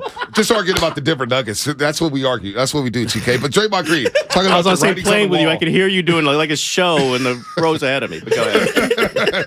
Draymond Green, the player option. How do the Warriors brass feel about him picking up the option or the guilt with him not picking up the option and moving on. That scenario is going to be wild, and it's not going to end well with Draymond Green and the Golden State Warriors. I mean, Draymond's kind of telegraphed it that he, thinks this might be his final season. Who knows? You hit Jordan Poole at the start of it. It certainly ramped up everything. They don't sign him to the extension, and they do sign Wiggins and Poole. All these things are factors. I think in the Warriors side, they believe that Draymond is going to look for an extension. Whoever's going to give him that, he's going to go to. And he'll look around and he'll know, the territory. Let's say, we're not saying tampering, but he'll know what the environment is. And if someone's is out there can pay him a lot of money, then he'll go. But those teams are not tend to be the good teams, right? They don't have a salary cap, so then it might be have to a sign and trade. Like every evidence in my mind, because Draymond's smart, is he's going to try to get an extension out of this. Are the Warriors willing to give him an extension? I think there's some. Yeah, there's some part of good them. basketball right now. You tell number 30 that we could have kept Draymond and we did. Like it all comes down to that. Like Steph Curry, we talk about Joe Lacob, Bob Myers, Steve Kerr. Every decision they make, at some point they run through their minds, what's Steph going to think about this? Why? Because he's smart, because he's the most important person in the history of the franchise. What does Steph think right now, you think? I think he wants another player.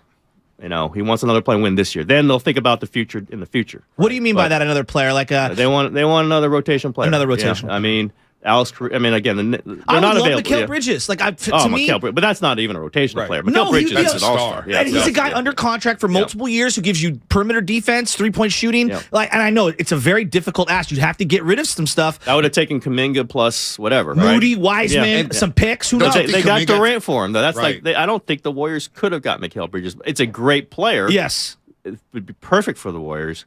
But even the Jared Vanderbilt, even even these lower level. Now, maybe they can get in on this. I don't happen to think so. Alex Caruso. What about Jay Crowder? Kelly Olynyk. Crowder went, right? Crowder went. Yeah, he's in Brooklyn. Do you think they move him before? Crowder or Royce O'Neal. They seem overlapping. So, that's a player that Steph and Draymond would like. Okay. Whether they can get in for that, the Nets aren't trying to tank. They don't have no pick. So it's not like Kelly Olynyk from Utah. I think they would have loved Kelly Olynyk. He's got another year left on his deal as well. Would those teams would Utah want Wiseman and Moody? I don't think they would. Now, maybe I'm wrong. That's how bad their value is, you think, around the league? That $12 million. Now, listen, I was all in favor of the Warriors picking up that option. Right. If they didn't pick up that option, they'd have a lot more flexibility right now. I didn't know it was going to be this bad this season. I thought he was going to play. And we all did. 5 different things happened to convince me that not only is he not, we see that he's not playing, but he shouldn't play. Yeah. He shouldn't, you just see when he's out there with Steph or Draymond ever again. It's not going to be very often. And there's a reason for that, because they want JaMychal Green out there. They want anybody else out there. Kuminga has won them over. Right. Just by being a good player. And sometimes that's what it's about. It's not your draft status. Although obviously he was drafted very high. You got to play well. It's just can you play with these guys? Know your role. Yeah, can you play with these guys or can't you? And the Moody one is almost more shocking. We could all Wiseman, boom, bust, boom, whatever. Moody I thought was just a solid rotation guy. Me too. Season. And something happened in the offseason where he lost their faith. He lost something, and now he's a slow player. He looks who does timid. Not do anything offensively stiff. except shoot threes. Yeah. And at 20, 21 years old, that's not what you should be. No. You should be dynamic. You should be adding things. Yeah, I thought he'd be a better playmaker this season. And defensively. That's yeah, that's no question. He's getting beat off the dribble. Yep. I was questioning Steve Kerr about this early in the season. I was probably not getting loved by Steve Kerr by questioning this. I kept asking him about it, and then I started looking around and going, I don't even know what he's doing. Yeah. I don't know what Moody's doing. What does he do above average right now? Nothing. I mean, maybe shoot threes, but not great. But he can shoot threes. His thing, and I know this stuff, not specific to Moody, but everybody who plays for the Warriors. If you see a guy who takes 2 dribbles into a lane and gets stopped and then doesn't know what to do, flustered, turnover, Steve Kerr doesn't. That guy's coming out of the game. Unless his name's Steph Curry, Draymond Green, Jordan Poole, or Klay Thompson. That guy's coming out of the game. And you never saw Livingston do this, Iguodala do this. Like the guys who were the guys. More seasoned, And Moody, they thought had that in him last season. They thought he was smart, right? Everything was smart. IQ, he fits right in. And it just stopped in the offseason. Sometimes that does. Maybe he picks it up again. He's still young, but I was doubting what Steve Kerr was thinking. I said, just get him in there. But also, I think the 3-7 start was just emergency bells. Panic. What the hell? This might when their be life on the road. Yeah, like we're no good. Oh my God. Like, and that sent a jolt through them in the same way that 18-2 last season calmed everything down. Good point. And when you are playing for your lives, you make different decisions. But I also, at this point, in retrospect, agree with Kerr, having talked to a lot of people, mostly about Wiseman, but Moody too. Like it's not good. It's not good when these guys are in there. They have other guys. Fans can obsess about Ty Jerome, but he's not playing over Moody. He plays when they need another point guard. Right. Anthony Lamb. I'm not an Anthony Lamb guy. Coaches like him. He's not been playing lately. They do more for this team, I agree, than Moses Moody. No, they do. Wiseman is destructive to the team. Yeah, so, Lamb can hit an open three. Lamb can hit an open three. Tim Kawakami live in studio here on the Morning Roast. We love TK. Podcast, by the way, dropped today, the TK podcast with Farhan Zaidi, a guy we've kind of ripped on the show. Farhan Zaidi. Today's not the day to talk baseball because of all the NBA stuff. Right. Can you please come back so that you and me and Bonte can have a State of the Giants conversation? Sure, absolutely. It's a lot going on with them. It's driving me crazy. It's a lot going on with them. That's how how they're can you spend $100 gazillion dollars talking about the Giants? I don't know. Yeah, they have the most boring roster I've ever seen in my life. It's going to be rough. This is going to be a rough season, and they know. They think they're going to be pretty good. They know the fans are going to be really ornery about this. Yeah, they get off to a 3-6 start. Oh my gosh. Can you imagine? A lot of empty imagine? green seats. Yeah, at there's Oracle going to be Park. empty green seats no matter Cheap what. club level for me. Before we get to the Niners here, listen to that podcast. I can't wait to listen to me it. Too. Farhad Zaidi on the TK podcast. Where does this season end for the Warriors? It's tough to predict everything, but if they stand pat and you look at the Western Conference, because still, despite them being 28-27, Dallas is in a 4 spot with 26 losses. The West has never had this much parity where it's mediocre. I think it's just a lot of mediocre basketball going on right now. Now, we see the Suns make their big move for Kevin Durant. The Lakers make a move, which I think would make them better. Dallas trades for Kyrie Irving. Where do the Warriors now stack up at the West if they don't make a move in just over 4 hours? I don't think a move is going to help them that much. That's my unless they pull something out of their sleeve and end up with a Caruso. Like, whoever they get is going to be slightly better than Anthony Lamb. And to slightly better than Anthony Lamb, get them up a couple positions. And maybe it protects them on the back end where maybe they're not having to extend some guys. But no, I think they are where they are. Could verge on the 5th seed, maybe 4th seed if things really go well. But with Steph out, probably past the All-Star break. Did that change the dynamic to me? Like you could think with Steph in there, they probably win last night's game. They win last night's game. They're looking like they're taking an eye at 3 or 4 seed. Maybe not get there, but you're looking at it. But it's right there. And you've played Memphis well, and you've played the good teams pretty well. You got blown out by some other teams, of course. But you could, in your mind, say, okay, Warriors is a 4 seed. That's going to be a little nasty for some teams out there. This point, I'm thinking a 6, 7. You don't want to be in the 7 because that might get you in the play-in. But I listen, that's life. You get to 7, you deal with the play-in, you win the play-in. You play Memphis in the first round, and I think they feel good against Memphis. Again, exactly. That's what we keep coming down to is if they qualify, and I think they will. I think there's just too much talent. There's too much pride. Steph and Draymond are just not going to let them get eliminated before the playoffs start.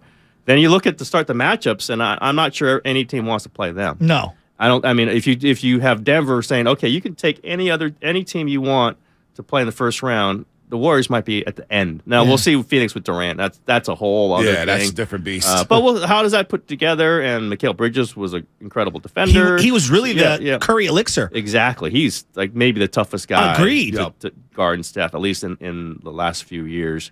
I don't think I wrote this. I think they could turn it up. I don't think they can turn it up when they want it exactly, and as long as they need it. I think that the energy level is going to be tough. They barely made it through the playoffs last year, and that's with Steph getting that time off. Remember, right before Draymond the playoffs. too. Yes. So the Steph legs thing might be helped by this. Now, listen, they're going to get hurt in the standings, but he's not going to be playing 70 games. Right? He's going to play 50 games, 50 maybe? games, 40, 48 games. And Wiggins will have some legs after all the time off. Exactly. He's starting to look better. It's so important for Wiggins to play well. 100%. It's so important because he's got to play the defense. He's got to rebound. He's got to be their 3rd or 2nd offensive option. If Clay's not going, he's the 2nd option. Go find shots. That's where Kuminga helps them. Yes. He goes find. He was not good last night, but that happens. Right. Go find shots. Go dig out the ball. Last night he was kind of boxing the ball. I don't know what sometimes that just he happens. just had a bad night. You get going gets a too little fast. rattled. Comments get called for some fouls. He kind of got out of his head. Where are you at on Jordan Poole? Because it feels like he's a lightning rod for criticism for a lot of people. He's a really young player. At times, like the other night, the floor game was brilliant. And then there's the final 5 minutes of last night's game. He's just dribbling into traffic, throwing up wild, layups. They're passing up layups for 3-point bombs. What do you make of his game this year? Because I feel like he's in a tough spot, and it's easy to criticize him. And he hasn't been great, but he's been pretty good. Listen, they need what he does. Yeah. He just doesn't do it all the time. Yeah. So not consistent enough. that's a really, I'm comparing him to D'Angelo Russell a little bit. And maybe, that's a flattering comparison. Maybe it's not. Because we know what happened with Russell with the Warriors. It just didn't work. And Poole has worked in a way with the Warriors that Russell never did. But he hadn't had a good year. And this is after the contract. We understand they got punched by Draymond. That probably screwed up some things.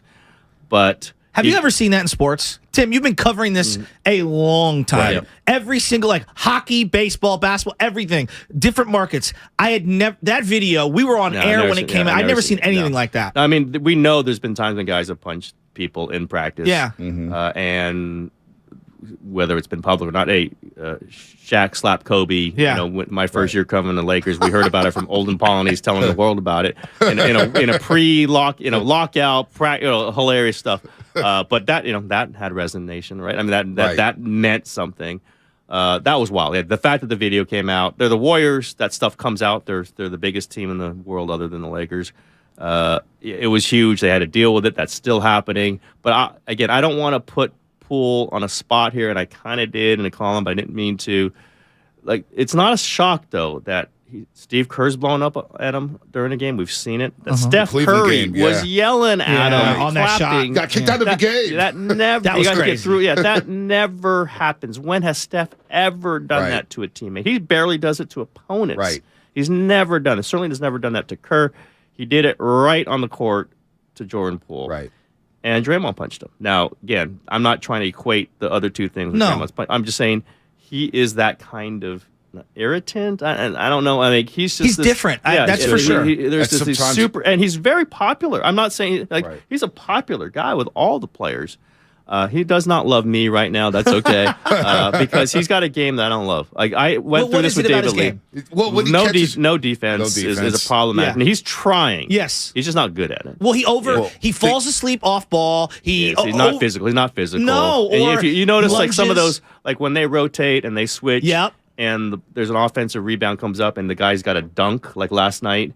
You're like, okay, who was supposed to take that one? It's always Jordan. Always. He's just looking up. Also, the dribble drive, because Shai Gilgeous-Alexander Monday night started off that game for OKC, just going right at Jordan Poole. And they got into a rhythm and scored 37 in the first quarter.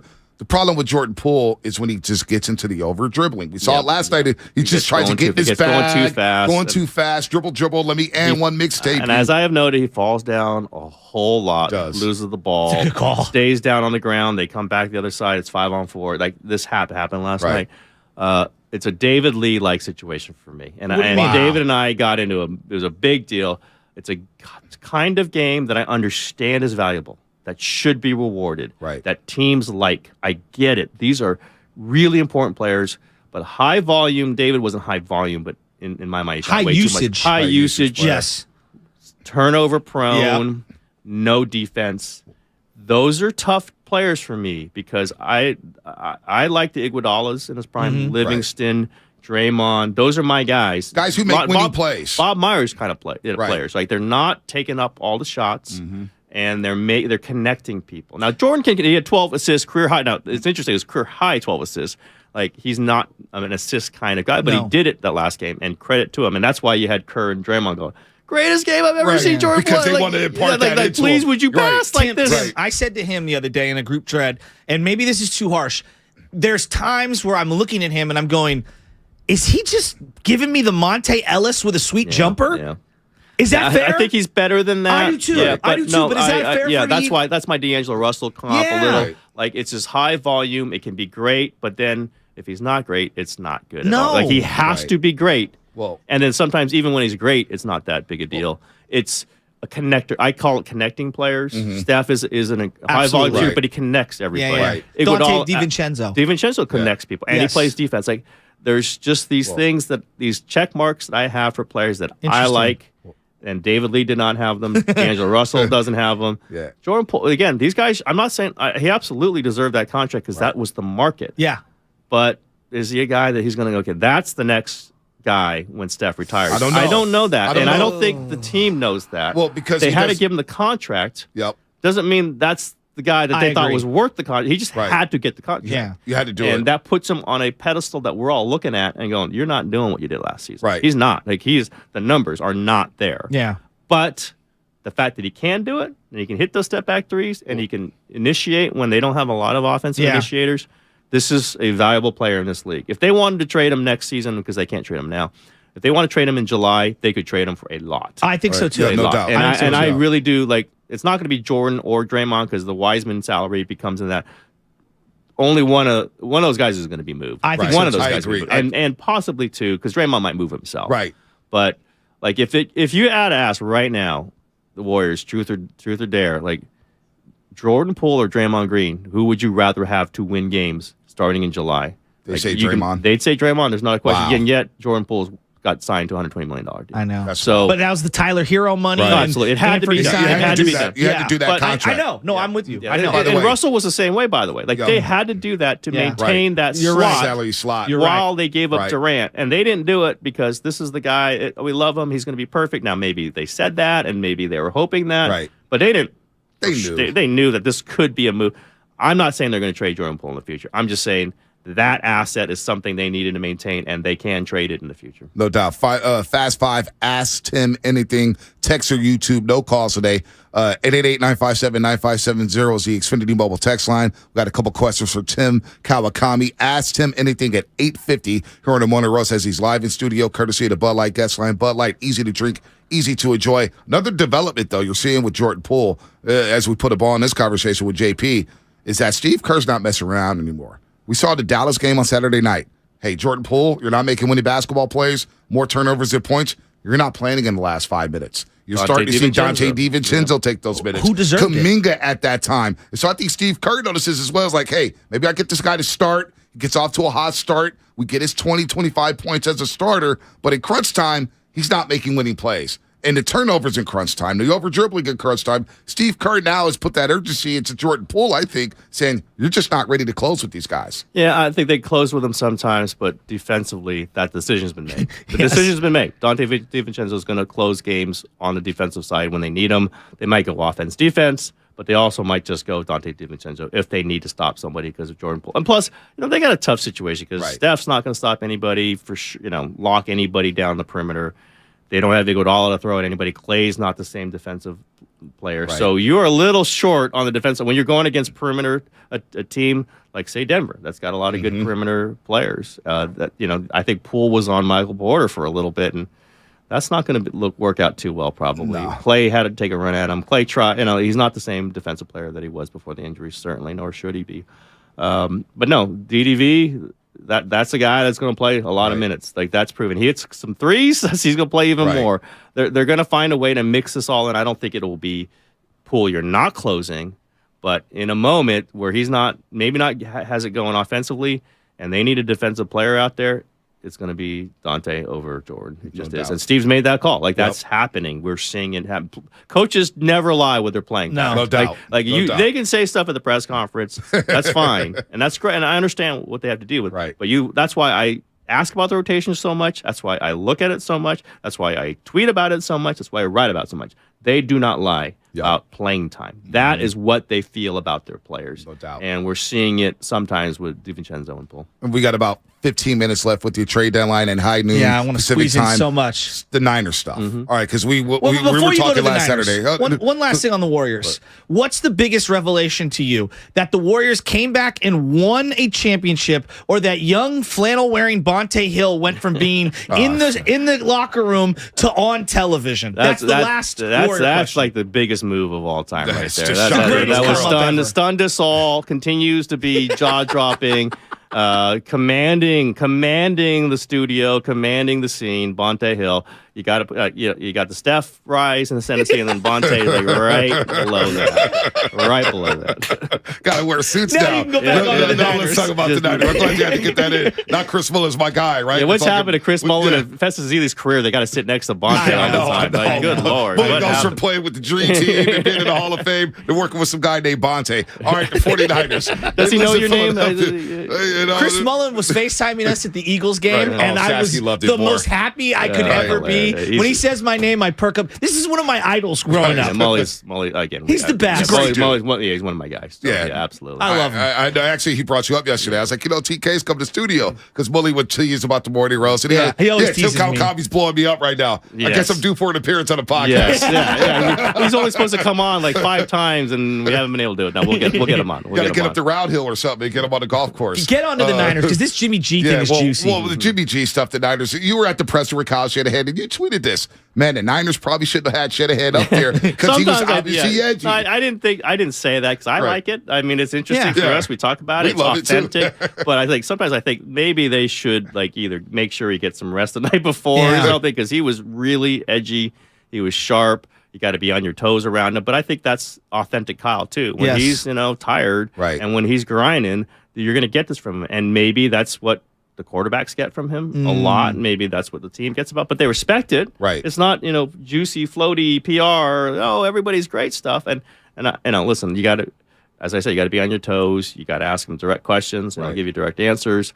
And after his blow off of Jimmy, which I was surprised, but I thought he could at least say, "Hey, this is a guy who gave us a lot." Right. Well, I was going to ask you, salvage the season. Were you surprised by that? I was surprised by that. And so that's why I made something to do with Jimmy not suiting up in the NFC Championship game. Yeah, I mean, I made some calls. I don't want to make any large assumptions because I didn't hear the exact specifics, but I'll just put this in this context. They kept him on the roster. They could have easily put him on IR and had another player up. Doesn't mean that player would have been a star, right? But maybe Hassan Ridgeway, who is a defensive tackle run stopper, could have helped against the Eagles. I think some of this was flowing through the 49ers. Jimmy's a guy who constantly got hurt for them. They counted on him, got hurt. Counted on him, got hurt. Played great for them in 2019, all the way through, stayed healthy. Maybe didn't make some passes in the Super Bowl. We all know that. I think some things build up. I think a relationship goes through these things, and by, let's say, the end of the regular season into the playoffs, the Garoppolo-Shanahan relationship, it kind of expired. And part of it was are you not going to be healthy for me again? Now, I don't know this. Right. And I don't think the words are expressed like this, but if I just interpolate, I'm not saying I know this, but if you just look at the details, because I was told, what I just checked with people, what the hell was that Kyle response? Even for Kyle, that was sharp. Right. And nobody was surprised that happened. And they also pointed out, listen, Jimmy was not available to the media. Yeah, he left. So that. Wow. That's something. Did that surprise you? I thought he would be available. Yeah, I thought he'd be at least for quick something. Yeah. It doesn't have to be the goodbye, the heartfelt. He did the heartfelt goodbye last season, right? See you, fellas. Something. But it was clear he didn't want any part of any conversation in the locker room after the season. That's traditionally where you do it. Certainly hasn't been available now. I think I was pointed both things. The Kyle answer and the Jimmy getting out of there are related. And neither one of them is a surprise. This relationship had gone south. That's what I wrote. That's what I heard. And if you just add it up, nobody was saying this, but they counted on Jimmy a lot. And he gave them a lot. Then he got hurt a lot. And he let him down. And they brought him back. This whole practice on the side field. Oh, we were there? I saw you? It was bizarre. It was so weird. I talked to Jimmy about it, and he's realistic about it. He did not have other options. Yeah. So he came back to the Fournette as the back. He did not like it. And then he was good for them. And then he got hurt again. I know. So it's just this... Kyle and Jimmy were never buddies, right? Because it was going to be Kirk Cousins or it's going to be somebody else. Yeah. I think that was good for the team, though. The other players liked that the quarterback wasn't a kiss-ass Shanahan guy. He was a guy that Shanahan would get on as much or more than he would get on anyone else. That kind of helped the Jimmy leadership in the locker room. But you can only do that for so long. You can only have that relationship. That's just not going to be great. It's not sustainable. When he's never been the guy. And then Kyle got Brock Purdy. And I think the Purdy ascension, we'll see if he's healthy. But I think in Kyle's mind, and I said it, and I just speculated, but this is almost certainly true. It just that wiped out Garoppolo in his mind. I got my guy. This is my guy for the future. We'll see with Trey Lance. I like him too. And we noticed that, Purdy and Lance were having exchanges, not so much Garoppolo. Right. One of them was on IR, the other one won. It just was an interesting dynamic there. Remember I told you during the Philly game, I was surprised to see Garoppolo walk out on the tunnel and be on the sideline. Yeah. He'd been on the sideline for a couple of games. Okay. It's hard to neck because they're on coats and everything. Yeah. But it was definitely a Lance and Purdy kind of contribution, not so much Jimmy. Jimmy was I don't know. I mean, he was in the meeting rooms, they say, but I just think this relationship 6 years had come to an end, and maybe should have come to an end after 5. Yeah, I'm with you. And on it just that. kind of jammed in the 6th year, and then they counted on him. Like, it's like, I'm not going to fall in love with this girl But he again. did. I'm not going to do it. She's broken up with me 4 times. This one last, it was. I extrapolate from what I've heard since I've checked with people that's what it came down to. Just this long relationship had gone through ups and downs, had not won a Super Bowl together, and this wasn't going to go any further. And they both cut it off abruptly at the end. I know he wants to get a Brock Trey question in there at some point, so I want to squeeze this one in. On Jed York, I find it interesting. I'm going back 10 years ago, and you were all over this. Harbaugh didn't win the big one. There was way more than that, but that's what it's filed under. Hey, he didn't win the big one. We were moving on. To me, there was so much more than just that. Kyle hasn't won the big one. We all in this room agree. Kyle's a great coach. Is he perfect? No. But he's really, really, really good, and they'd be foolish to be able to move off him. But at what point... Like, what is the thing that could undo Kyle? And I'm not trying to say I'm running him out of town. I'm asking sincerely, is it continually losing like Andy Reid? Because now Andy's obviously in Kansas City. What is the thing that usurps the power of Kyle Shanahan in the San Francisco 49ers organization?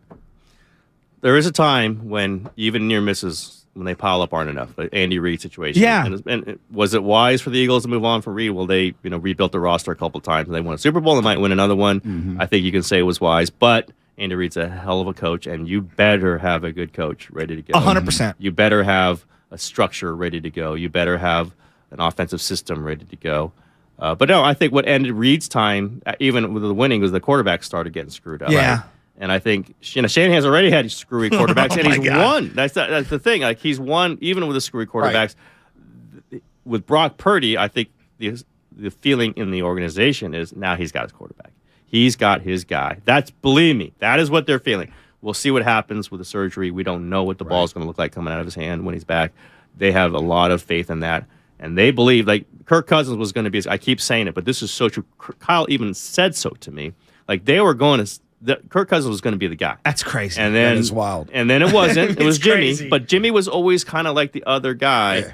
He was a side piece. There is no other guy with Brock Purdy. That's the guy. Wow. So does Trey Lance get moved then, you think? No, I mean, he costs more if they trade him than he would be keep. So you let him, again, Brock Purdy's hurt. What'd you think of Trey Lance yesterday on the Rich Eisen show? I didn't listen to it. Okay. I heard what he said. Hey, I think he's a good guy. Yeah. He's a smart guy. He gets what's going on. I thought he looked good in some of the training camp that I was at. Not every day, but he had moments. He has talent. I think the vast disappointment to Kyle, other than, sometimes he called the wrong play. Like, I was there. Sometimes it just didn't. And you figure that for a rookie quarterback. It just never happens with Purdy. Like, there was a Cousins RG3 thing going on a little bit where Kyle's like, this rookie's picking it up like super fast, and Trey's struggling. Now, we'll still go with Trey. We know it's there, but it's not happening where he's picking up the feel of what has to happen, and Purdy picked it up like that. I didn't even see it at the camp. I didn't see Purdy. Right. Thank you, Tim, because I was standing next to you. This revisionist history that he lit it up in camp? Kyle said it at the time. No, I think the people who are saying they saw it might be doing revision. Thank you, Tim. That's all I was saying. I'll just say Kyle was always on this. Like that, we can't say that Kyle was doing revision. Like, Kyle was always on. I think they were getting the Kyle vibe, maybe, or trying to channel it. That's fine. Various people who've seen a lot of training camps did not see it out of Brock Purdy. I'm not the only one. I know. Thank you. But thank you for putting that I also think Lance disappointed Kyle athletically a little bit. Like, he's not fast. Right. Like they thought he was going to get around a corner. Like, Kyle's, what's Kyle's thing? Like, you move the quarterback around, you have the pass run option. Not that it's RPO. It's just like you move him out, you have two reads, and then they're not there. He gets around the corner, and you go. When did Trey Lance ever get around the corner? He didn't. He can't beat NFL linebackers to the edge, and that disappointed Shanahan. So that's why he started running him inside, and this whole brouhaha. You shouldn't run him inside, and that's how he gets hurt. They didn't have better options. Like, you got to run the plays you think you're going to gain yards on, and he wasn't getting outside. I don't think he's, and as I keep saying, I don't think broken ankle is going to make him faster.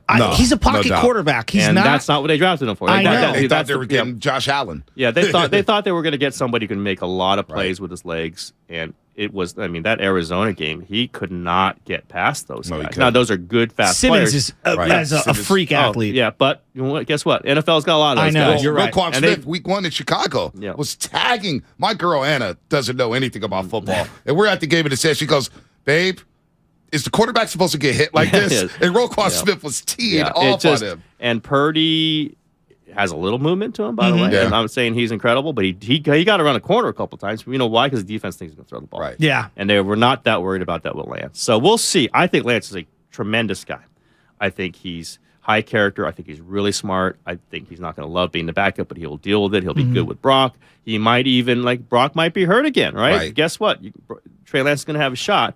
Then at the end of next season is when you start thinking about moving Lance. But you do not move Lance this season. You go with the two. I think they need a third. I really believe they need him, but we'll see. And knowing this 49er tenure under Shanahan, you can make the case that in all 9 playoff games he's coached, he's had the inferior quarterback in all 9 playoff games. You can make that argument. Kirk Cousins, Dak, Aaron Rodgers, Pat Mahomes, of course, in the Super Bowl. Even Geno Smith, Brock Purdy, Geno Smith. I mean, Purdy was playing a lot better than Geno was at the time. Geno had a great year. Geno had a very good year. So yeah. I mean, again, I think the feeling in the organization from when I saw executives after the Seattle game on the road, Purdy's first road game with a rib injury, they were like, "That's the guy. Wow. We got the guy." Like they weren't saying, "Oh my God, we found the guy." They're saying, "That's the guy," and they believe he's the guy. We're going to do Fast 5 different today. I'm going to ask you 5 quick questions as short as possible so we can squeeze all these in. Give me the Fast 5 intro, Joey Spadoni. Let's do Xfinity bubble.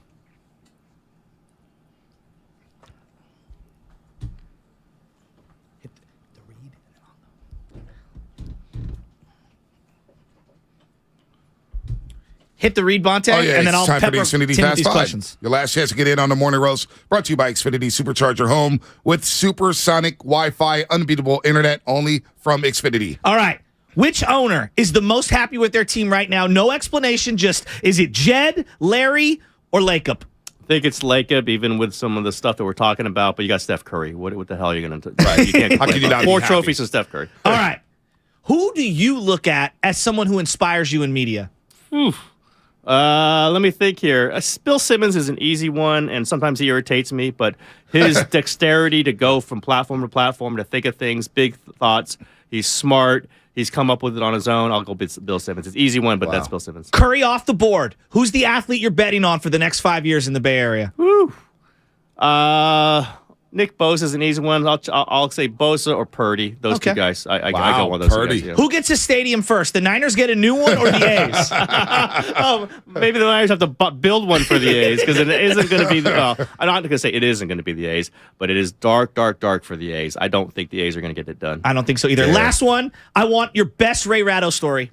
Got to be quick. Ray Ratto story. I don't. I'm sure I've got a great one, but I can't think of it offhand. You got to warn me about these.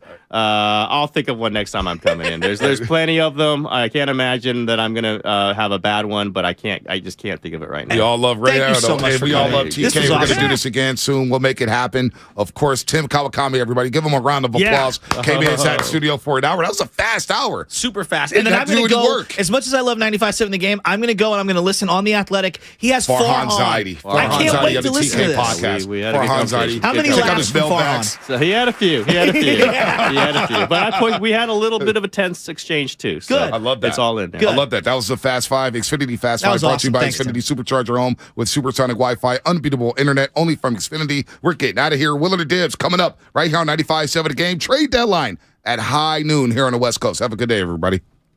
It's the Red and Gold Aftermath on 95.7 The Game. This market is never, ever not going to be about Jimmy Garoppolo. It does not matter what the situation is. All roads lead back to Garoppolo. Brought to you by Zenni, the official eyewear of the San Francisco 49ers. Shop from over 3,000 styles at 80% off retail prices. Exclusively at Zenni.com. Life is uncertain. It's okay to feel stressed, anxious, worried, or frustrated. CalHope can help. Access CalHope's free and secure mental health resources. Call 833-317-4673 or live chat at calhope.org. So, the other day, I bought an extremely chatty... Boring story time! Make that an extremely catty cockatoo. You're welcome! Apparently, the pet store won't take it back. But, hey, I'll manage. I love that for you! Just like I manage without home internet. No, you don't! Sure, my mobile hotspot is slow and makes streaming shows unbearable. Aw, Bertie likes to stream! But I'm making do. Oh no, who's this? My lady friend! It's mating season, duh! No home internet? It's not that bad. No, not there. It is that bad. Don't settle. Get Xfinity Home Internet for just $19.99 a month for 1 year with a free streaming box. Call, click, or visit a store today. Restrictions apply. Not available in all areas. Requires paperless billing and auto pay with stored bank account. After 12 months, regular rates apply. Offer ends 2/21/23. 1877 Cars for Kids. KARS Cards for Kids. 1877 Cards for Kids. Donate your card today. 1877 Cars for Kids. KARS Cars for Kids. 1877 Cars for Kids. Donate your car today. With car prices at an all-time high, our donors are now getting highest receipts ever. Donate at carsforkids.org and your car can be picked up tomorrow. 1877 Cars for Kids. KARS Cars for Kids. 1877 Cars for Kids. Donate your car today. Now accepting donations of land, homes, buildings, or any kind of real estate. There's a reason Golden State has become the trusted partner for professional builders and contractors. The breadth of what they offer is remarkable. Their product knowledge can save you time. They're the largest distributor in NorCal of many of the brands they carry. Golden State's newly refreshed app offers installation guides, building codes, and much more. And the GSTV link on their homepage is a useful resource. Family owned for 3 generations. Golden State. When you succeed, we succeed. Toyota, the MVP of MPG. With class-leading MPG and more hybrid models than any other brand.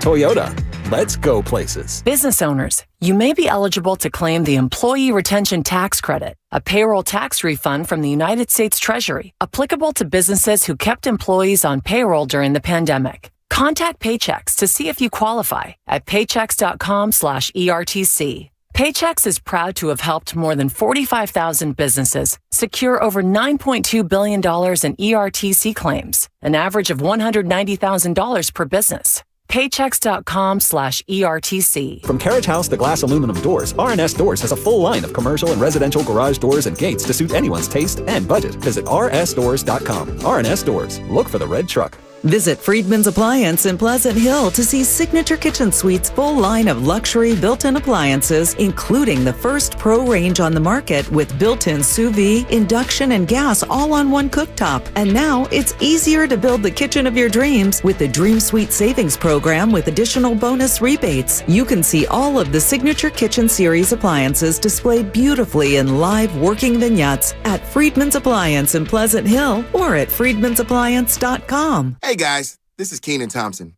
I have a problem with you. Yes, you. None of y'all told me that AutoTrader has millions of new and used cars that I can shop from home. I thought we were friends. I put smiles on your face, but I'm not smiling. No one told me that with AutoTrader, a dealer can deliver cars to my home or that I could shop by price on AutoTrader. No one. Consider this friendship that you just learned we had officially over. Finally, it's easy. AutoTrader.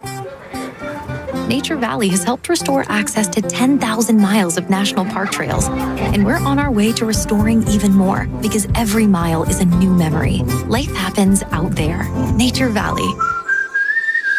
In San Jose, mostly sunny today, highs near 66. Weather brought to you by Auto Trader. Shop millions of new cars, used cars, and electric cars on Auto Trader and find your 1 in a million car. Finally, it's easy. Auto Trader. The other day, I bought a cockatoo. He's a handful, but I'll manage. Just like I manage without home internet. Sure, my mobile hotspot is slow and makes streaming shows unbearable, but I'm making do. Oh no, who's this? It's mating season. No home internet? It's not that bad. Don't settle. Get Xfinity Home Internet for just $19.99 a month for 1 year with a free streaming box. Call, click, or visit a store today. Restrictions apply. Not available in all areas. Requires paperless billing and auto pay with stored bank account. After 12 months, regular rates apply. Offer ends 2/21/23. You're listening to 95.7 The Game, KGMC FM at HD1 San Francisco. Always live on the free Odyssey app.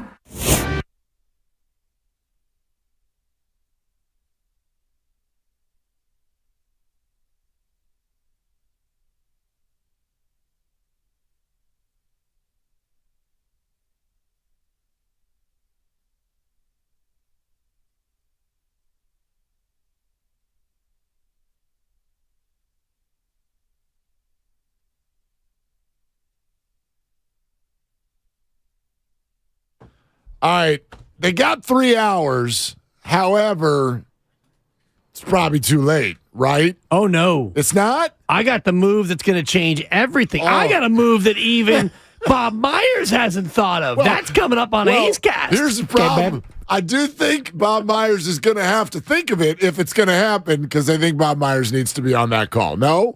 I mean, want probably. him on that call. I need him on that call. If Bob has his wits about him, and I think that he does, he'll text me and say, Dibs, what do you think? What can we do? Because the Warriors have a player that they can't and probably won't use, and there's a player out there who now is available, who wasn't available, who they can and should use, because the Warriors have to go. Oh. If one team zigs, I think I know who you're talking you about. have to zag. Well, maybe you watch my daily delivery because I crushed it. As you know, today I didn't watch Jack Bleep. I didn't know. I didn't see it. So no, I don't know. I don't know what you said, but I bet I could guess. Let's see. Does his last name rhyme with clam chowder? Chowder? Yeah. Apparently. Chowder? Yeah. Apparently, my whole dream scenario has been scuttled because we have breaking news. Wait a minute. That's so funny. The great Kyle Madsen was going to be like, we got you today. There's going to be breaking news. We'll be ready. We'll jump in. It's 9:04. Like, right. Good Lord. We're not even supposed to be on right now. We're supposed to be doing a changeover. Kawakami comes in here, and the changeover is just out the door with the trash. Anyway, what's going on? What happened, Kyle? Shams Charania reporting the Milwaukee Bucks are acquiring Jay Crowder in a trade to the Brooklyn Nets for 5 second-round picks. Okay, wait a minute, though. Dude, 5 seconds. That's like a trip to Goodwill. Wait a minute. That doesn't take him off the table. He's been traded twice in the last 12 hours. Why can't they trade him again? Let's Send go. Milwaukee 6 seconds. There you go. And a third? If there was one. All right, so. Well, that was so much for your daily delivery. I might as well go home. Redo the video? I guess I should. Let's redo the video during the break. Or I can just redo it and say, Bob Myers, you got by Milwaukee, because we knew that Crowder, once he got traded from Phoenix, we knew he was available, and I thought Jay Crowder was a perfect fit for this Warrior team, because if one team zigs, and a couple teams have zigged with Dallas, by the way, getting a new closer in Kyrie Irving, and Phoenix getting Kevin Durant. Heard of him. If you as a Warrior team are going to compete with these other teams, you got to double down on defense. Okay. You already have Poole, Clay, and Steph, 3 elite offensive players and two-way wigs who can be great in April, May, and June. If you can find a defensive stopper, if you can get your defense back to an elite level, you can compete still. You lost out on Crowder. I'm with a lot of what you're saying. However, damn it, there's 2 things to say here. Number one, let's back up a second off of the Warriors, and let's just take stock of the Dallas Mavericks and the Phoenix Suns. Okay? I know what the snap reacts will be. You got 2 elite players that went from the East to the West, and they both land on teams that are in that little bucket, that bucket of 500 teams in the West, And so that's scary for the Warriors. And I'm certainly not going to minimize the greatness of Kevin Durant and the abilities of Kyrie Irving. But let me ask you, before we get into the Warriors, is that going to work? Mavs and Suns. Oh, yes. See, I disagree. Oh, it's going to work. And you already saw it from Dallas last night. What happened? They won a basketball game. Why'd they win a basketball game, Mark? Because Kyrie Irving, close. He's a cold piece. Yeah. He's a psychopath. He's an anti-vaxxer. He's a flat earther. And he's a guy who does not like to be in a situation longer than a year or two. However, that dude is a cold piece. By the way, I'm so much more triggered by flat earther than anti-vaxxer. Oh, not me. I mean, but not me. But the boat goes one way and it comes back around like it's been proven.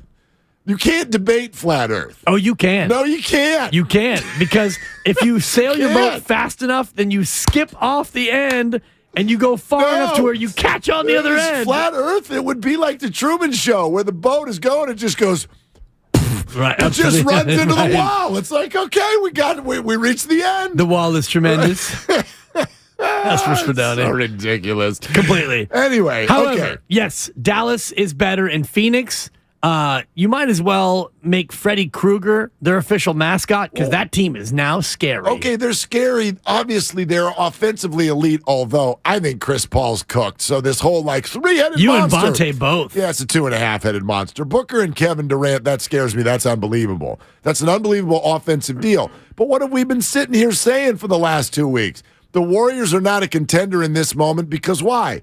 Because they can't play defense. Right. Guess who else can't play defense? The entire Phoenix Suns roster now. But you can't outscore Phoenix. You can't outscore Denver. And Dallas now has a closer coming up very soon, the closer of the week. You were in need of a closer. I was in need of a closer. Shout out R&S Garage Doors. All right. I look at the West right now as we sit, and the Warriors are no better than the fourth best team, and you could argue they're the sixth best team. I think maybe. I think you'd easily argue that. So yeah, we'll get to kind of where the Warriors either went wrong or what's still left on the table for them. In 2 just a hours second. and 52 minutes, okay, Myers. Let me look at me playing tough guy. 251. Radio tough guy. I mean, Sorry. what if I asked you this though? Let's go more broad conceptual. I'm trying to think of a time when an NBA team at the trade deadline went out and got an inner core piece. Okay?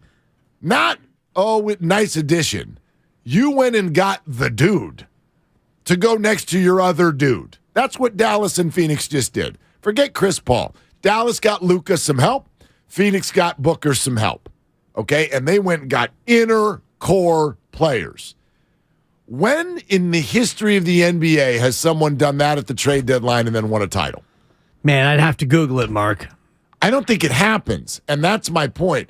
I'm not telling you these are bad moves. I'm not telling you Dallas and Phoenix aren't better and more scary they are. I'm not telling you that maybe for the future this won't be good. But I've been told through the years, as I think many of us have, by coaches in the NBA, continuity matters. You can't just go, here. Plug and play. Now eat it. Mark Bayangos on the YouTube feed says 1995 Clyde Drexler to Houston. Okay. So if that is the last time, and by the way, Clyde Drexler, Hall of Famer, that was a big piece, and that was in the non-Jordan era. He might have been a Birmingham Baron that year.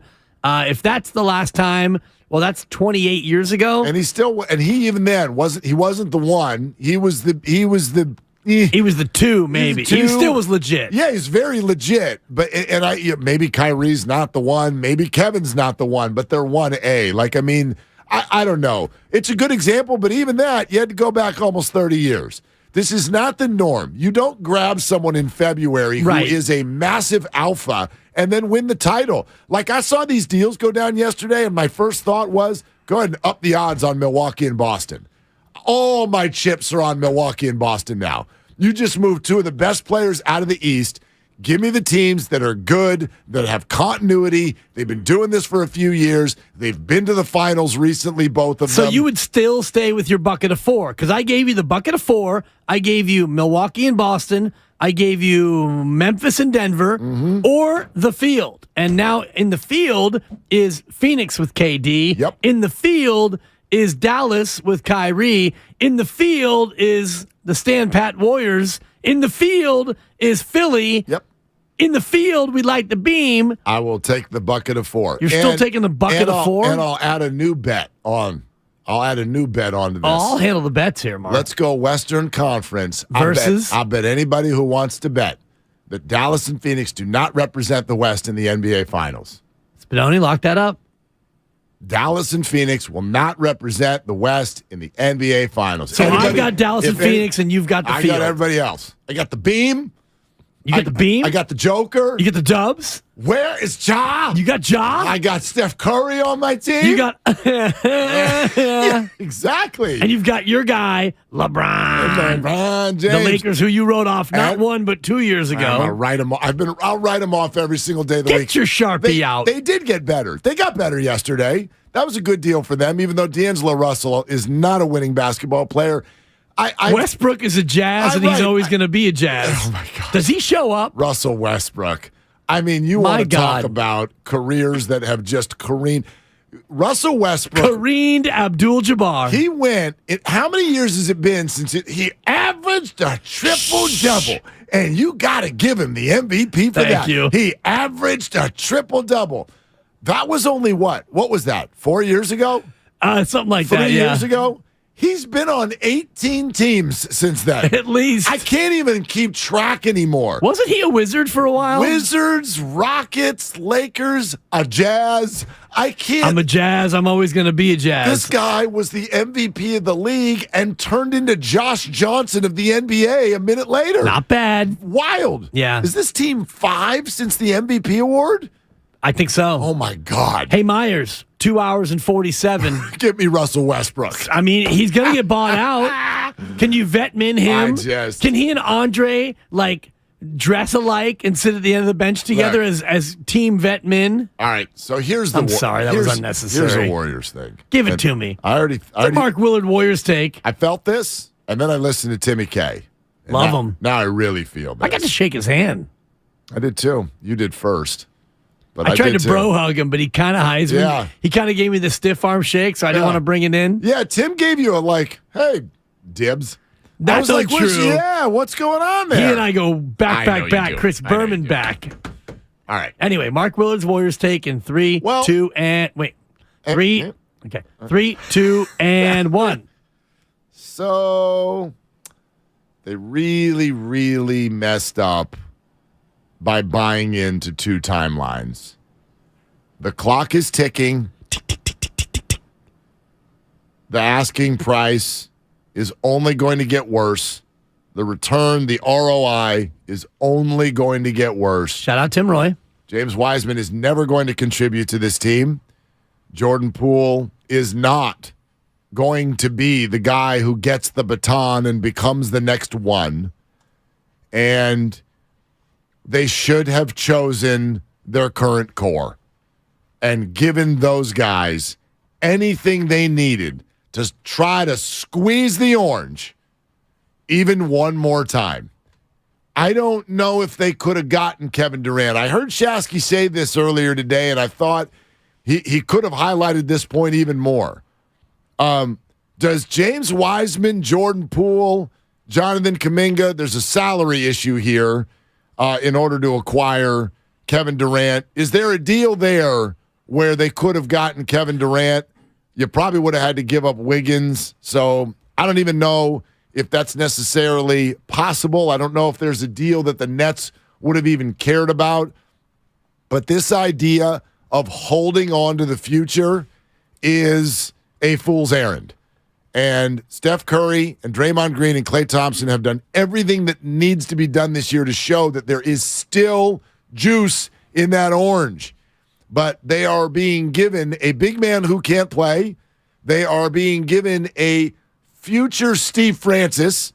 Let's just be honest. Jordan Poole is a very good player, but he's not what we call a winning basketball player. He does I not. told you that a long time he ago. He does not play defense. If he's your one, you're 22-60. He does not play defense. He does not make good decisions. We have now, in 2 weeks' time, we have had Steph Curry throw a mouthpiece and Klay Thompson throw his hands up into the air like he did last night because of decisions that Jordan Poole makes in the final 3 minutes of the basketball game with the ball in his hands. He's not ready for this role. He is not playing smart basketball. He's dynamic, sure, but he plays on one end of the floor. He falls on the ground. He turns the ball over. I enjoy watching him play sometimes, but this idea that he someday is going to carry the bag is just... No, he will carry the bag. Well, and this is where the financial bag. You and I, in terms of... He's not a one on a championship team. Well, again, it's not about a championship team if you are Joe Lacob. You're looking at this in terms of 5 years from now when Steph Curry finally rides into the sunset and he gets his statue at Chase Center, and with that great night where Steph Curry finally retires as a Warrior, Klay will be gone, Draymond will be gone, Wiggins likely will be gone, and you'll have this young core. And if you have Jordan Poole, in terms of the way Joe Lacob must think of it, you're thinking about a young core of players who can be the next group of Warriors. And they may not be championship caliber then, but you can at least spin it as these guys have won championships here. So you've got Wiseman, you've got Kuminga, you've got Poole, you've got Moses Moody if he's still here. You look at all those things and you can at least market it like, you know, our second timeline is here. PBJ and Ryan Rollins and whoever else comes after. If you're Joe Lacob, you're thinking about 5 years and 10 years from now. You're not thinking about this year or bust. I just think it all makes sense now. It all makes sense. It makes sense why the Warriors are haphazard down the stretch of games when that used to be closing time. Oh, the death lineup would come in. Tie game, 3 minutes to go. You could go on an errand, go walk the dog. The Warriors are going to win that game 9 times out of 10. This year they've lost, feels like all of them. Yeah. It literally feels like when they're tied with 3 minutes to go, you're like, well, we're hosed. Last night, last night they fell behind late in the game, and then they had no offense to catch up. They were tied for 4 minutes and could not score a bucket. Yeah, it's great. It's a great game, great NBA game. And I mean, if it wasn't for the young officials, if I could borrow Bob Fitzgerald's line, these young officials, they call so many fouls. Well, they call fouls. Be better at your job. Yeah, I'm trying, Bob, real hard, but I would say the same thing to you when it comes to criticizing the officials, because the team that attacks the basket, you actually get to the foul line. So maybe if the Warriors attack the basket instead of just jacking up threes, and this is where I look at this year's team, Mark, and this is where Charles Barkley, who I don't love, Charles Barkley, what he said 7 years ago about the Warriors is actually true about this year's team. Jump shooting teams can't win championships. The reason why that this jump shooting team has 4 titles is because they played defense. This year's team is exactly what Charles Barkley said 7 years ago. He was describing this team. This team is a jump shooting team that does not defend. And if you don't shoot 48% from 3, you're going to lose because you don't get to the line, you foul too much, you turn it over too much, and unless you shoot lights out, you don't win these games. Yep. No, you're absolutely right.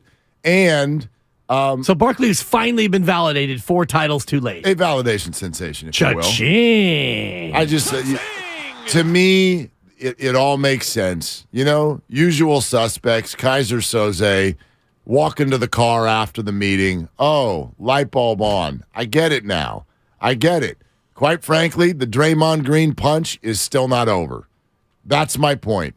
The point is this chasm, it still exists. There's not 2 timelines. It's 2 teams. It's 2 teams. And it never works. This is why I hate any NFL team having a quarterback controversy. People are, it's great. You got 2 quarterbacks. No, you don't want 2 QBs because a locker room will split. I'm with that guy. And this guy over here is like, well, I'm with that guy. And you got a problem. The Warrior locker room, to me, I'm not in the locker room, but I'm watching the games. And it looks to me like you've got to split. And you got to pick. Are you on the old timeline or are you on the new timeline? Are you buying into the second timeline, or are you part of the team that wants all the people on the second timeline traded?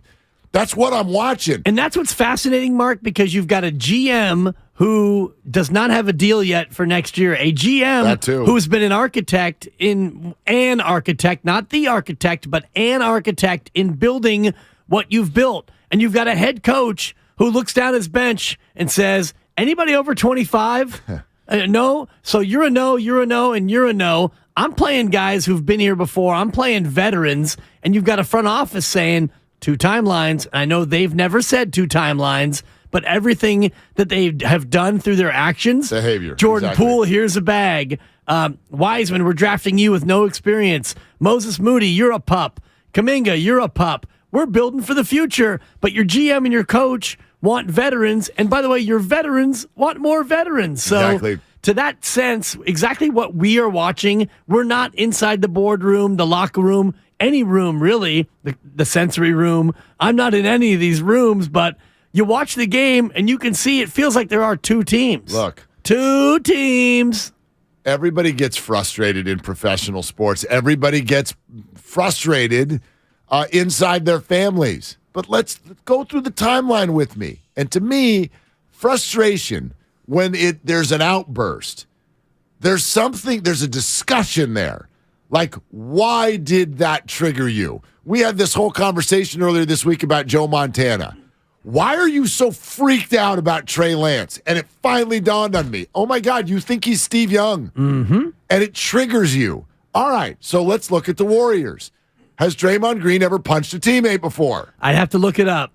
No, Mark. Has Steph Curry in his game ever hucked his mouthpiece into the crowd and gotten ejected before? One other time he threw it, but it was over a referee call, and it went into the the table. Exactly. Courtside. Now, has Klay Thompson ever thrown his hands up in the air before? Sure. I guess we don't have something but even Klay this year. Has Andre Iguodala ever gone palms up? I mean, and by the way, my CYO refereeing, these kids, all of them need to stop watching the Warriors. Well, I get more Iguodalas from 9-year-olds. But it's not just the Warriors. Oh, maybe they're watching Luka. It's every team. You know that. It's all of them. Put your arms down, Logan. Okay, but you know what? With your all-road lead to Iguodala, you got to just me. let it go. I'm out there limping in a knee brace, and I got some 9-year-old from Mount Carmel giving me palms up over a non-call. Why'd you got to pick Mount Carmel? Why'd you got to go there? You could have gone anywhere. Well, I will tell you this about my officiating. The richer the parish, the more they complain. Of course. Facts.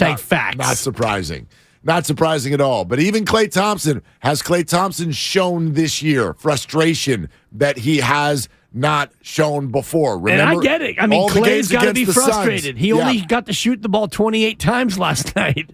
I'd be frustrated, too, if I only got 28 attempts. Okay, we do have Yahoo Sports reporting this via Jake Fisher. We'll pass this along to you. The Warriors and the Detroit Pistons are reportedly in conversations to try to acquire Saddiq Bey. The Warriors have shown an increased willingness to move James Wiseman before this afternoon's trade deadline, and the Pistons do hold an interest in Wiseman, according to the report. All right, so there you go. I'll say this. I think Wiseman's going to be gone by the end of our show. I think Wiseman's going to be gone by the end of our show. I don't know if it's this or somewhere else. It almost feels like as much roster building and PR. Like Durant just showed up in your backyard and Kyrie lives across the street, and the Warriors, you got to do something. And Saddiq Bey is not Kevin Durant or Kyrie Irving, but you got to be able to look Steph Curry and Draymond and Klay in the eye this afternoon and let them know you're trying. Because I'm listening to Timmy K an hour ago, and the Warriors, the big three, it sounds like won't even allow Wiseman on the court while they're out there. They don't want Moses Moody on the court while they're out there. You can take your second timeline and shove it, is what those guys are saying, and they probably waited too long to do it. But now you really got to do something. And honestly, if that's what y'all think about James Wiseman, you shouldn't have waited this long, because the price is not going to get better.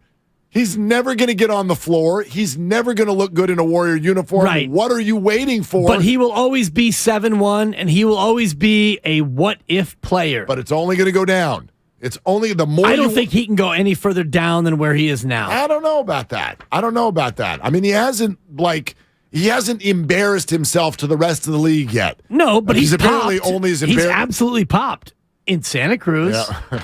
Exactly right. All right. We'll get to your calls on this throughout the day. 888-957-9570. Xfinity Mobile text line. Twitch, YouTube, good morning. We see you. Bring your comments there. We're taking you all the way to the deadline. And I am expecting James Wiseman to be dealt during this show. So we'll see. But stay right here. We will be all over it, locked and loaded on everything that's going on with the Warriors. Mike Silver, also from Arizona, will jump in here next. That conversation he had with Joe Montana this week, what the hell was going on there? We'll get into that and a little bit more with Mike, and then right back to your NBA trade deadline calls. It's all brought to you by 5 Hour Energy. It's Willard and Dibbs. It's the Red and Gold Aftermath on 95.7 The Game. And so here are the 49ers getting universal praise, Ray, for their hiring of Steve Wilkes. They like it. They love it. And the media wants more of it. Brought to you by the SF Sheriff's Office. Your future begins here. Remember college? 5 Hour Energy got you through. The energized feeling you relied on back then still works today. Rediscover 5 Hour Energy. It'll get you through again. Visit 5hourenergy.com. Ladies and gentlemen, it's official. Fast just got a whole lot faster. Xfinity has the fastest internet with up to 6 gig speed. Plus, Xfinity Mobile is the fastest mobile service with 5G and millions of Wi-Fi hotspots. You heard that right. Xfinity just increased internet speeds again. And Xfinity Mobile gives you can't catch me speeds. The fastest internet, the fastest mobile service, and major savings? Can't argue with the facts. Now through March 21st, new customers can get started with 1.2 gig internet with unlimited data included. It's all just $50 a month for 2 full years with no annual contract when you add Xfinity Mobile with unlimited data at regular rates. Go to Xfinity.com/faster. Call 1-800-XFINITY or visit a store today. Requires paperless billing and autopay with stored bank account. Restrictions apply. Taxes and fees extra. Xfinity Mobile requires Xfinity Internet. After 24 months, regular internet rates apply. Actual speeds vary. Golfers, tee it up at the Golf Mart and go farther and faster with the new G430 woods and irons from Ping. The Ping G430 woods introduce the next generation of speed with new face technology for longer and more accurate shots. The new Ping G430 irons are designed with pure flex technology for faster ball speed and more distance. Swing into the Golf Mart and get custom fit on the new Ping G430 woods and irons today. The Golf Mart, home of the 90-day satisfaction guarantee.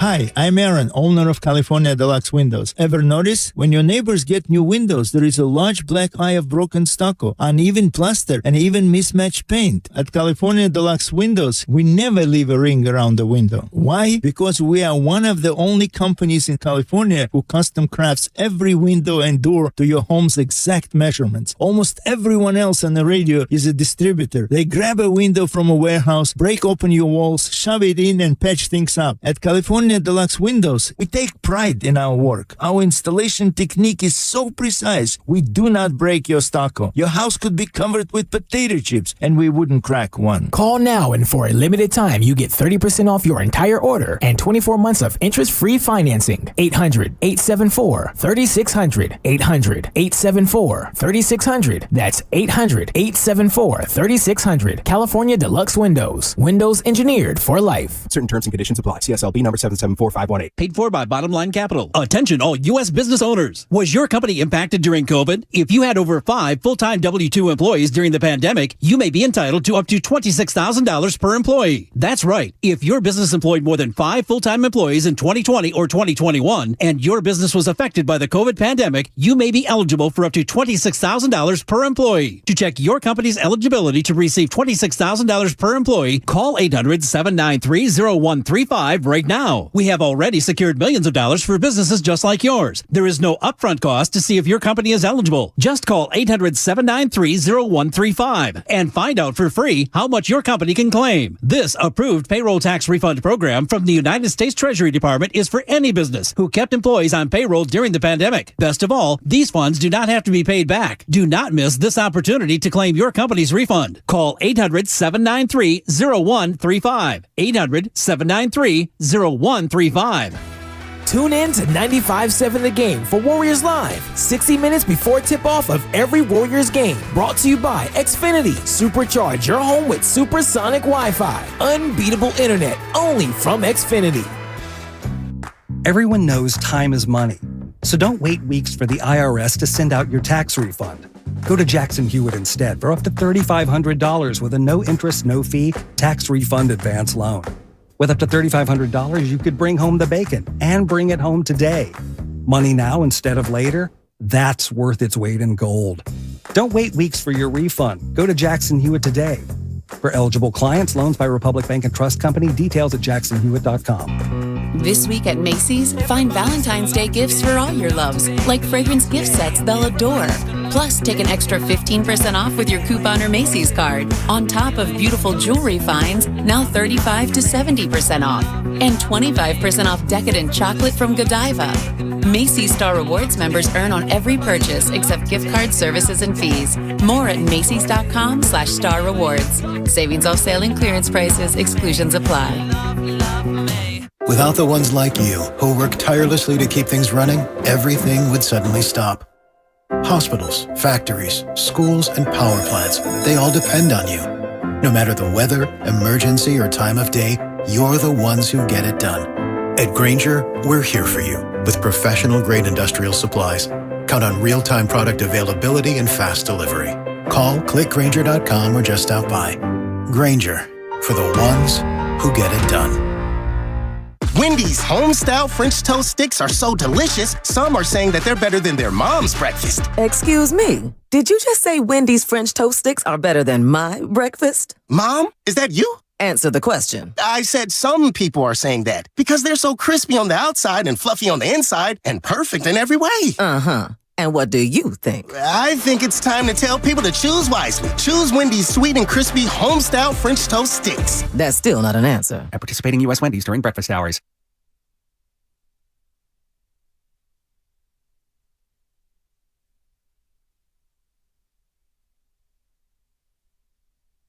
Now, back to Willard and Dibbs on 95.7 The Game.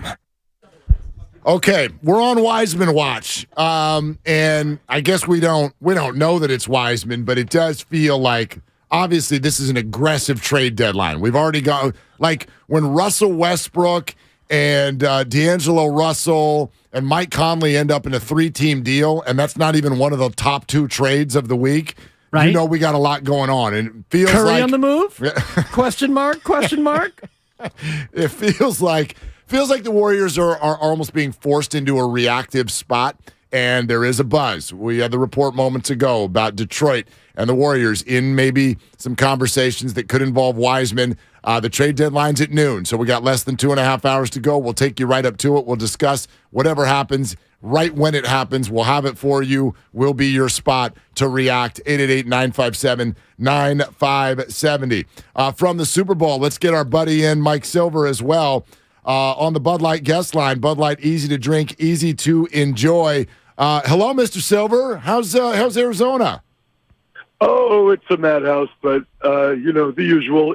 It's lonely without those 49ers, but a lot of action as the Chiefs and Eagles get into it. I'm not sure if you sound more like Tommy Heinsohn from his heyday or Doc Rivers right now, Mike. Who are you channeling right now with your hoarseness?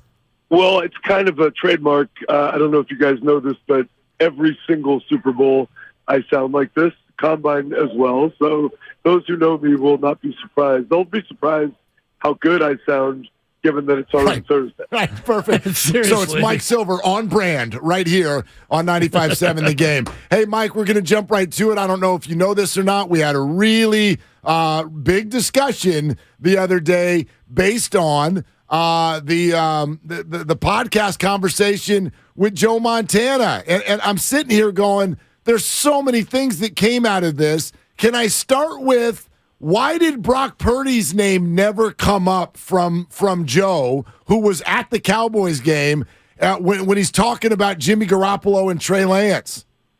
Well, I'm not sure if you listened to the whole episode of Open Mic on the Volume. It's on YouTube and all major audio platforms.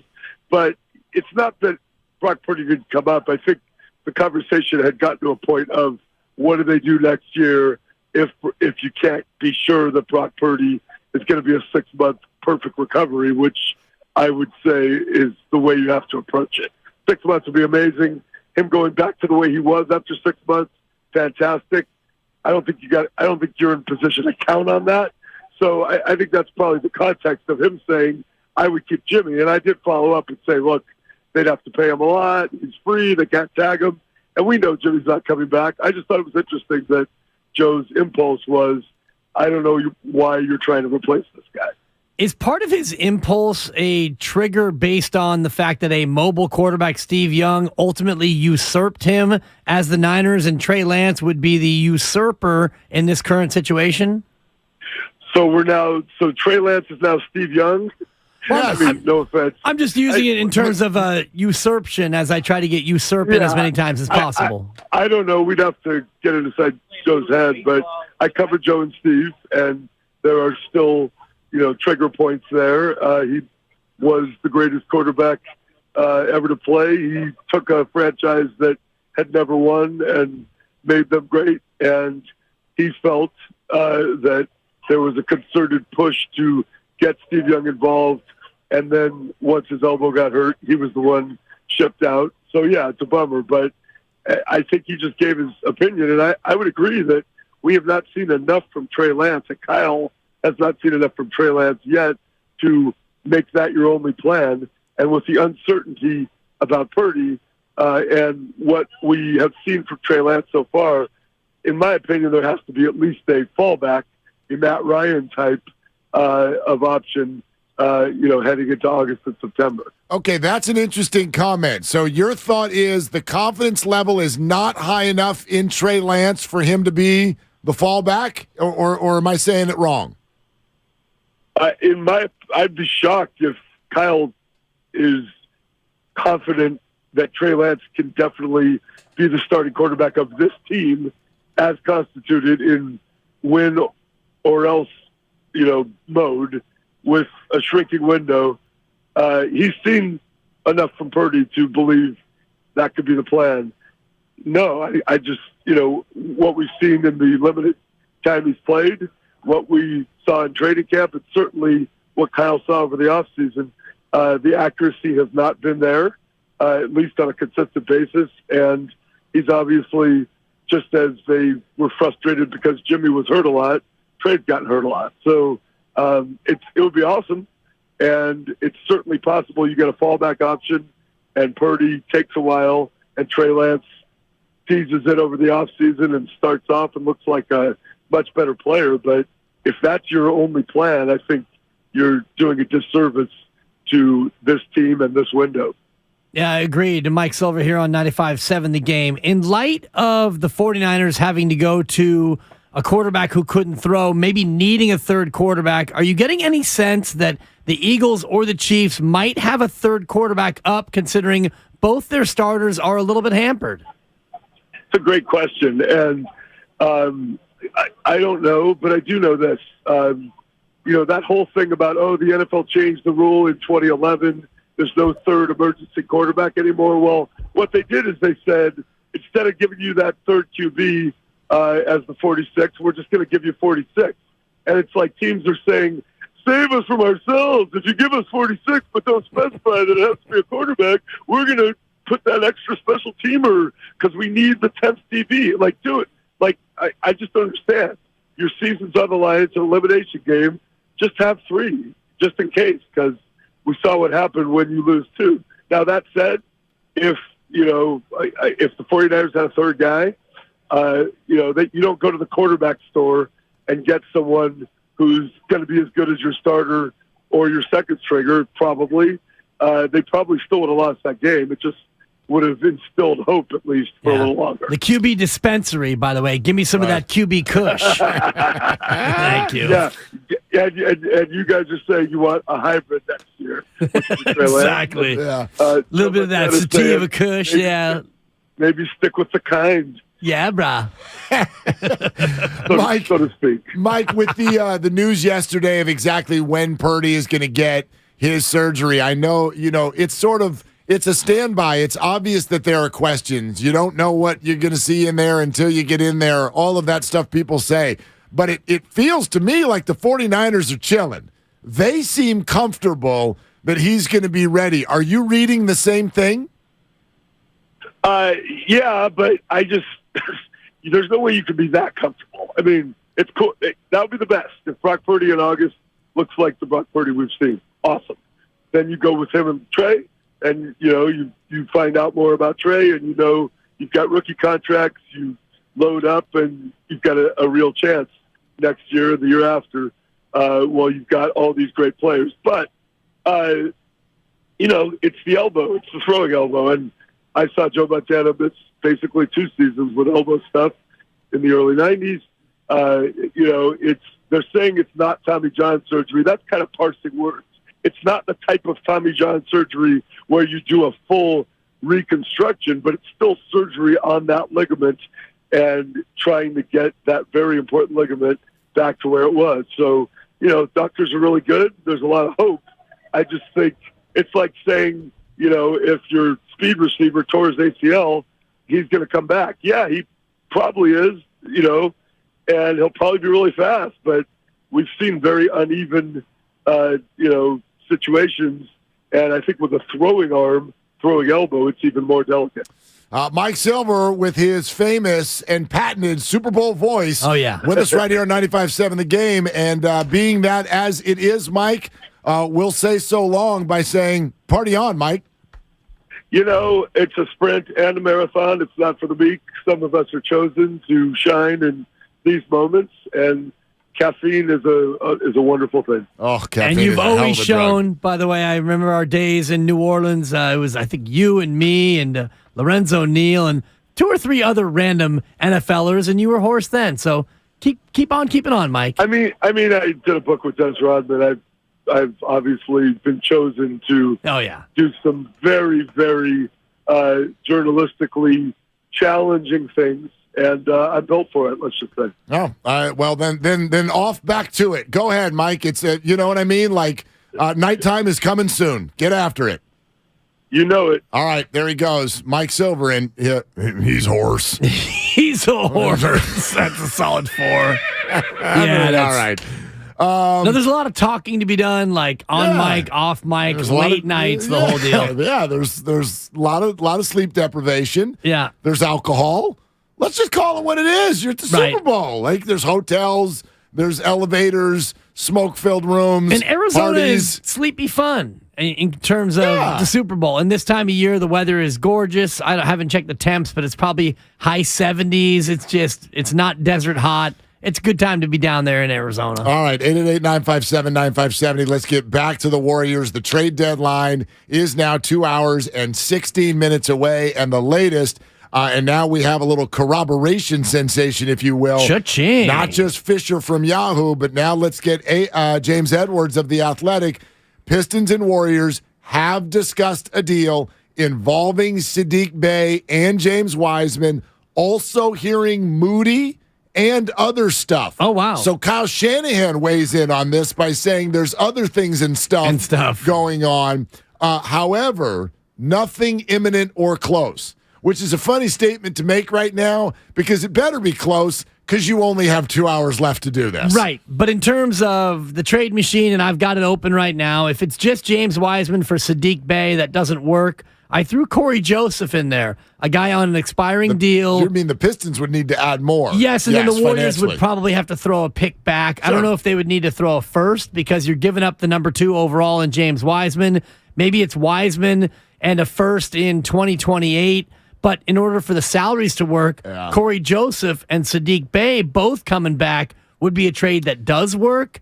I'm not sure if the Warriors would want those 2 players, but they do have the empty roster spot. Remember, the Warriors are only carrying 14, not counting Captain Street Clothes. So they do have an empty spot, so they could give one and get two back. It's fascinating, by the way. We hear all these picks, right? Like, who was it? The Bucks, what did they give up? How many second rounders? 5? Right. 5 second-round picks. And the Nets got 4 firsts from Phoenix. But don't you have the same reaction in the NBA, that at least that I do? Like, when the 49ers give up 2 future firsts for Trey Lance, you're like, damn. Right.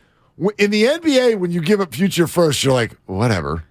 Especially because they're like, in 2029. Right. I mean, who on earth, like, it feels like, I know it is something. It's something.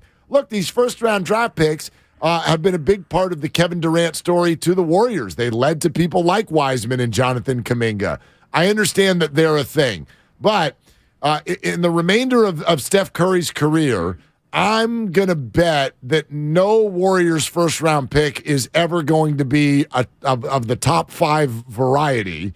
And it's just like, who cares? Well, that's the thing about the NBA. Yes, if you need to give up a pick to get someone who matters, do it. Do it right now. Like, who cares what's happening? Well, a first-rounder in the NFL, if you take the first round of the NFL from any year, and I just punched up the NBA in 2016 randomly. But if you take any year of the NFL in the first round, you can find a guy at 31 or 32 who is an all-pro or a Hall of Famer. Yes. Here's the NBA 2016.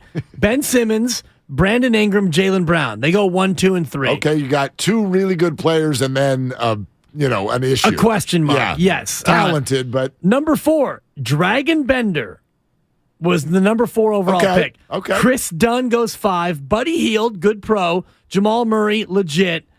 Marquise Chris went number 8. Former Warrior. Doesn't like tomatoes, by the way. Jakob Poeltl goes number 9 overall. Gosh, has he been around that long If already? he was an NFL player, he would be a 3rd or a 4th rounder.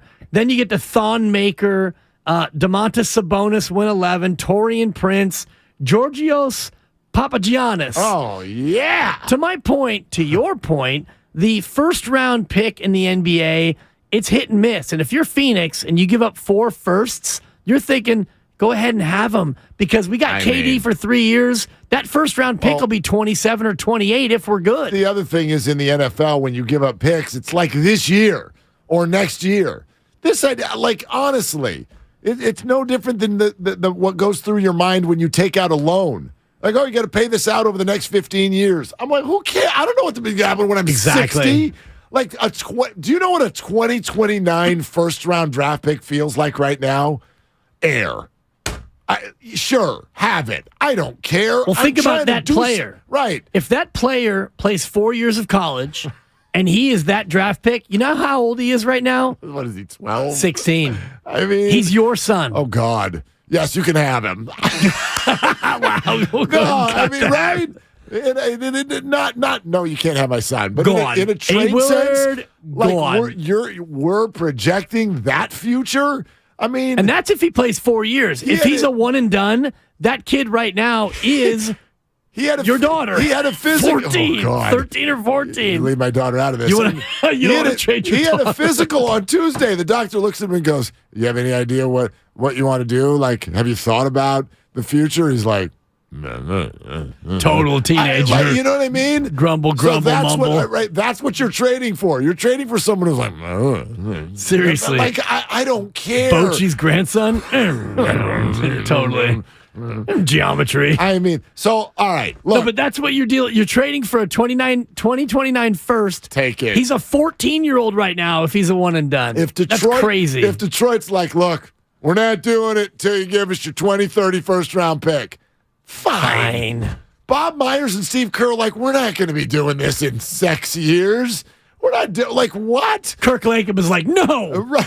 That's my pick. Exactly. It's odd. So here we go, Warrior fans. It feels like the drumbeat is beginning. Are you in or out on trading James Wiseman? This is what we're doing for the next 2 hours. I am all in. I think his trade value is only going to go down. I think you're not just looking at someone. I know we love to do the label, and the label is hard because you feel mean when you go, he's a bust. and he's only played 60 games. You feel mean. I do, at least. So let's remove the word bust. The bottom line is this. He's been an NBA player for 3 years, and Steph Curry, Klay Thompson, and Draymond Green don't want him on the floor. I'm out. I'm done. Yeah, you're going to get pennies on the dollar. But if you wait another year, you might not even get that. And the idea of 2 timelines was proven incorrect. Squeeze the orange. You only have Steph, Klay, and Dre. Hell, you might only have Steph, Klay, and Dre for another 3 months. That's the truth. We don't even know what's happening come July. Squeeze the orange for everything it's got, because this idea that you are building a second championship roster of 22-year-olds right now is not realistic. And I hate the word realistic, but there's no data that suggests that a non-defense playing turnover machine who can score, a big man who they won't even let play, and a swing man who's heading downhill fast also can't even get on. There's no evidence that group is going to do anything in this league as a core. Well, the evidence is last year. That's your evidence. And that's where the veterans are saying, look, we just did it last year. Now, the difference is we had a little bit more depth. And I'm seeing this from GSW CBA on Twitter, just as an idea, because we all have trade ideas. Wiseman and Ryan Rollins out for the year with the Jones fracture for Sadiq Bey and Nerlens Noel. Nerlens Noel, former highly drafted big man who maybe you could at least feel like you could play. He's a veteran. You get Sadiq Bey and Nerlens Noel. You give up Wiseman. Ryan Rollins, we don't know what he's ever going to be. Who says no? Yeah, I mean, to me, that's giving up nothing. So and sure. If you're Steph, Klay, and Dre right now, and I think Klay Thompson last night, you've seen Steph Curry, Draymond was frustrated with Jordan Poole. They want grown men on the floor to make a push because Draymond might be gone after this year. Bob Myers might be gone. Klay might have only one more year. What did Bob Myers tell us, Mark, when we were in that suite preseason? Just enjoy this year. Which tells me that they, not only the core, the veteran core, but some members of the front office, they see this as their last dance, their last chance. Jonathan in the city, real quick on this. Hey, Jonathan, you're on with Willard and Dibs. What are you doing, Jonathan? I'm just kind of saying that there's a dark streak of, it's not fog. I think it's a little bit of fire going on here. And stuff. Anyway, for the Warriors, I got one wish, man. I'm still on the fence of they're not too far away, but they need to get one thing fixed, and this is they got to stop this. The big discrepancy on free throws. You see, last night they lost because the mindset is to chuck 3-pointers. Draymond Green was virtually all alone on the bottom of the net for an easy dunk, and Klay flash on a corner three, and he dished out the ball to Klay, and he bricked it. And same thing with Wiggins. The guard was on Wiggins for an easy layup, but he saw DiVincenzo on the left side corner three, and he dished it out and he bricked it. So whoever they get for Wiseman or Moody as a trade, that player better be a guy whose mindset and nature is to go to the rack and get fouls because they're getting killed, especially on the close games because the free throw discrepancy is just too big. They got 10 and the other teams got 30. That can't happen anymore. Yeah, I think that those are all good points. Look, the Warriors, we think that they've been built, their championships have been built on Splash Brothers. And the truth is they've been built on defense and brains. And right now this team does not play defense, and too many of the people play without brains. So if you can go get some defense and brains for James Wiseman and Moses Moody, count me in. Yeah, and Jonathan's right about free throw discrepancy, and the way you played last night is a great example because you can cry and moan all you want about inexperienced officials, but if you're not the team attacking the basket, you're not going to get the calls that get you to the foul line. Let's go. 888-957-9570. Are you thumbs up or thumbs down on the Warriors moving on from James Wiseman over the next 2 hours? The NBA trade deadline is today at noon. We got you covered with all the latest news leading up to it. Our trade deadline coverage is brought to you by Boxer & Gerson, Northern California's premier workers' compensation law firm, helping injured workers get their lives back for over 40 years. Your calls coming up next as the trade deadline. Tick-tock on Willard and Dibs. It's the red and gold aftermath on 95.7 The Game. But I also see Shanahan's side. I am not going to get outraged over this. We lost, guys. Right. When we lost. Yeah, I'd love to have Jimmy Garoppolo suited up. He wasn't. We lost.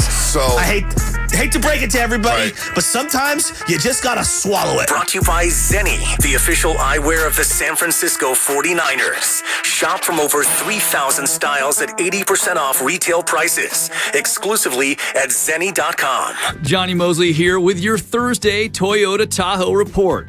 Put an edge and wax up your favorite pair of boards because it is clear and crisp here at Palisades. Grab the keys to your Toyota, and I'll see you on the mountain. Thanks, Johnny. We have sunny skies in the forecast today. Winds will be light and variable with a high in the mid-40s, dropping down to the 20s overnight. This report has been brought to you by your local Toyota dealers. Check out Toyota's full lineup of mountain-ready all-wheel drive vehicles. Toyota, let's go places. Have you considered walking through another door? I don't mean to pursue another opportunity, but upgrading a door in your home. Now, if you are in fact looking for another opportunity, Golden State Window and Door can provide you with plenty. You can create renewed function and design for use indoors and out. You'll find modern options like Marvin's Elevate In-Swing French Door, Barn Doors by Trustyle, or Anderson Big Doors that welcome in natural light. Golden State Window and Door features a variety of materials, sizes, and glass options. You can get inspired by the many possibilities when you visit goldenstatelumber.com. Click on virtual tours and you'll discover beautifully planned displays of doors and windows of all kinds that will spark your imagination. Then, talk with our builder or designer to see what might be a good fit for your home. Serving the Bay Area for 3 generations. Golden State. When you succeed, we succeed.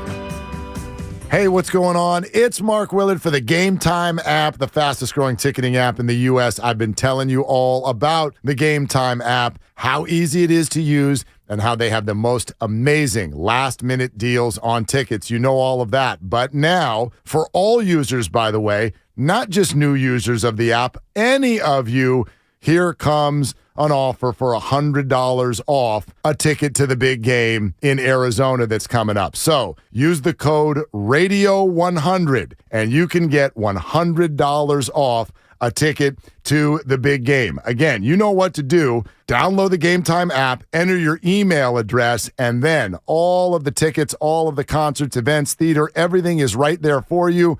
And in there as well, the big game. Use the code RADIO100 for $100 off the purchase of a big game ticket. The Game Time app. Last minute tickets, lowest price, guaranteed. Hey, I'm Andy. If you don't know me, it's probably because I'm not famous. But I did start a men's grooming company called Harry's. The idea for Harry's came out of a frustrating experience I had buying razor blades. Most brands were overpriced, overdesigned, and out of touch. At Harry's, our approach is simple. Here's our secret. We make sharp, durable blades and sell them at honest prices for as low as $2 each.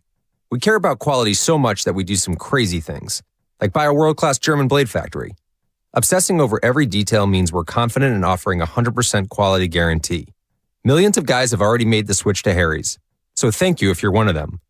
And if you're not, we hope you give us a try with this special offer. Get a Harry's starter set with a 5-blade razor, weighted handle, shave gel, and a travel cover. All for just $3 plus free shipping. Just go to harrys.com and enter code TRUST at checkout. That's harrys.com, code TRUST. Enjoy. Secrets, cover-ups, and strange phenomena. UFOs and ideas that challenge reality itself. My name is George Knapp. I dig into news stories that others can't or won't. I'm Jeremy Corbell, and for some reason, people tell me things they probably shouldn't. And this is Weaponized. Follow and listen to Weaponized, the presentation of Jeremy Corbell, George Knapp, Dark Horse Entertainment, and Cadence 13 Studios. Available now for free on the Odyssey app or wherever you get your shows. Kansas City Steak Company, another AmericanEagle.com success story. Started in 1932 as a family-owned butcher shop, today they're a leading distributor of superior all-American steaks delivered right to your door, ready for the grill and your taste buds. When it came to their website, an average site wouldn't do. They chose AmericanEagle.com to take their website to the next level. With a dramatic increase in competition and a softening market demand, they had two challenges: improve their brand presence and message, and produce a positive return. AmericanEagle.com got to work and executed usability studies and detailed audits of site experience, digital assets, and marketing. The result? An integrated digital marketing and customer experience plan, organic traffic increase of 20%, and a long-term roadmap for success. If you love great steaks, go to kansascitysteaks.com for website design, development, and online solutions that bring efficiency and results. Visit AmericanEagle.com. If you need a results-driven website, call the team at AmericanEagle.com at 877-WEBNOW1. That's 877-WEBNOW1. Here's home improvement news for the new year at Dolan's. Replace those old interior doors with ones you design yourself. Create your own style with personal choices at Dolan's and doors that are made just for you. The door experts at a Dolan's showroom will help you design your own amazing interior doors. Visit the ideas section at dolanlumber.com and have a safe and happy new year. Make connections that count at Evergreen Valley College and get free tuition when you enroll for 6 units or more. That's right, free tuition and no student fees this spring. EVC is an award-winning transfer college and has the 4th most diverse faculty in the country. And with EVC alum earning more money than nearly every other community college in the country, you can take classes and transfer or fast-track your career. Enroll for classes today and get free tuition for the spring. Visit evc.edu for more information and enroll for classes at evc.edu. That's evc.edu. You're listening to 95.7 The Game, KGMZ FM at HD1 San Francisco. Always live on the free Odyssey app.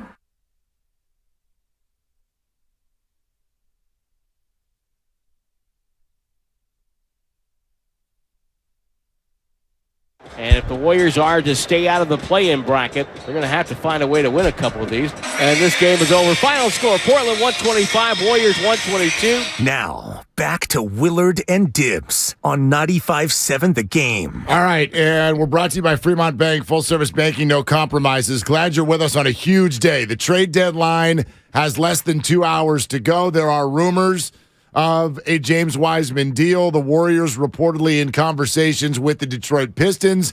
Sadiq Bey is a name that has come up. Maybe Nerlens Noel. Is Moody involved in this as well?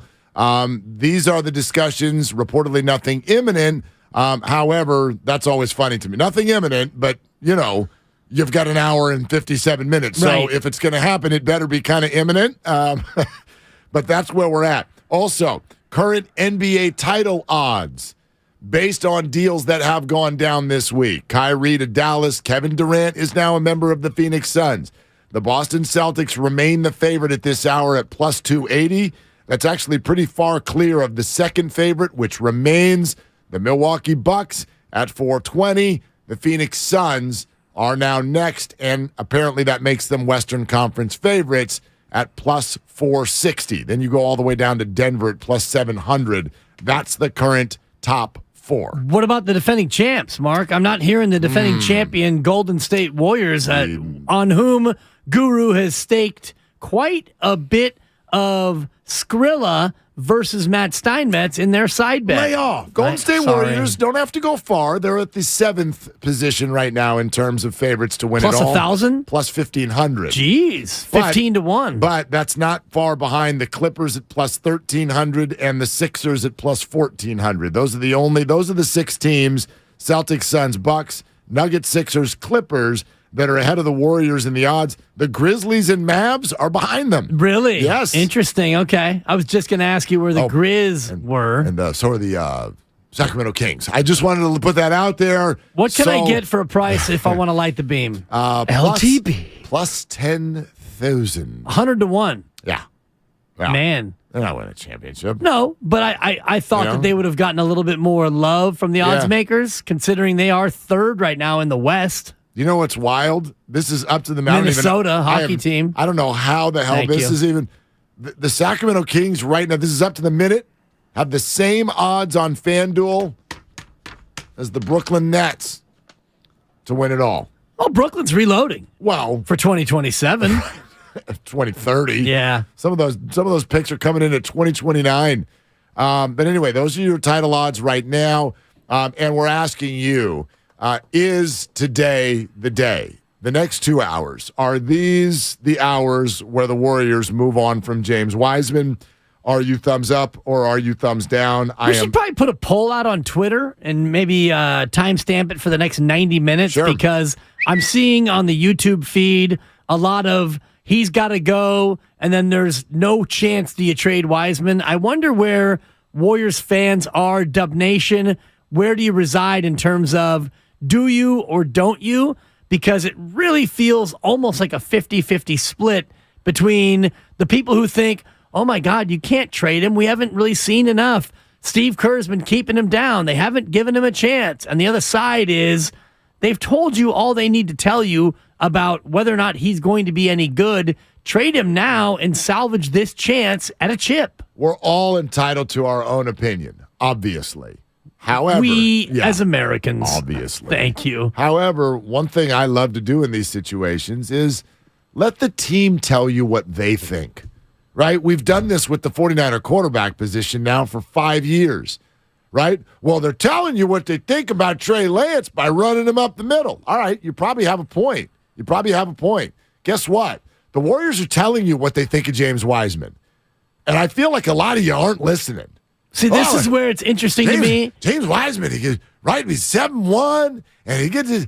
They won't put him in the game, and he is totally healthy. Steph Curry does not want him in the game. On the floor. Draymond Green does not want him in the game. He stinks. They're telling you what they think of James Wiseman. So you can tell us what you think of James Wiseman, but the Warriors are super qualified. This is where it's interesting, though, Mark, because you say they are telling you what they think of James Wiseman, and the they to whom you're referring are the coaches and the veterans who don't seem to really be tolerant of young, inexperienced, rookie-ish players. But the they also includes your various Lakers and your various other power brokers in the organization. So when we talk about they, are we talking about the they over here or the they over there? You know what, though? We actually don't even know how that's evolved. I mean, Joe Lacob was a huge James Wiseman supporter. We heard that for years. I haven't heard that this year. I think it's one thing to be a Wiseman supporter at the end of last year where you felt like, look, we really, from a health standpoint, have not had an opportunity to see this guy play. And we started this year, and people forget this, we started this year thinking that James Wiseman was going to be a huge piece. And then he went out there and was like the worst defensive player in the whole league and got sent to Santa Cruz. And then he got sent back up, and he just sits there. He sits there, and he gets sent in sometimes when the game doesn't matter or if a game is out of hand. So I don't know if Joe Lacob still loves James Wiseman. We'll find out in an hour and 51 minutes. Yeah.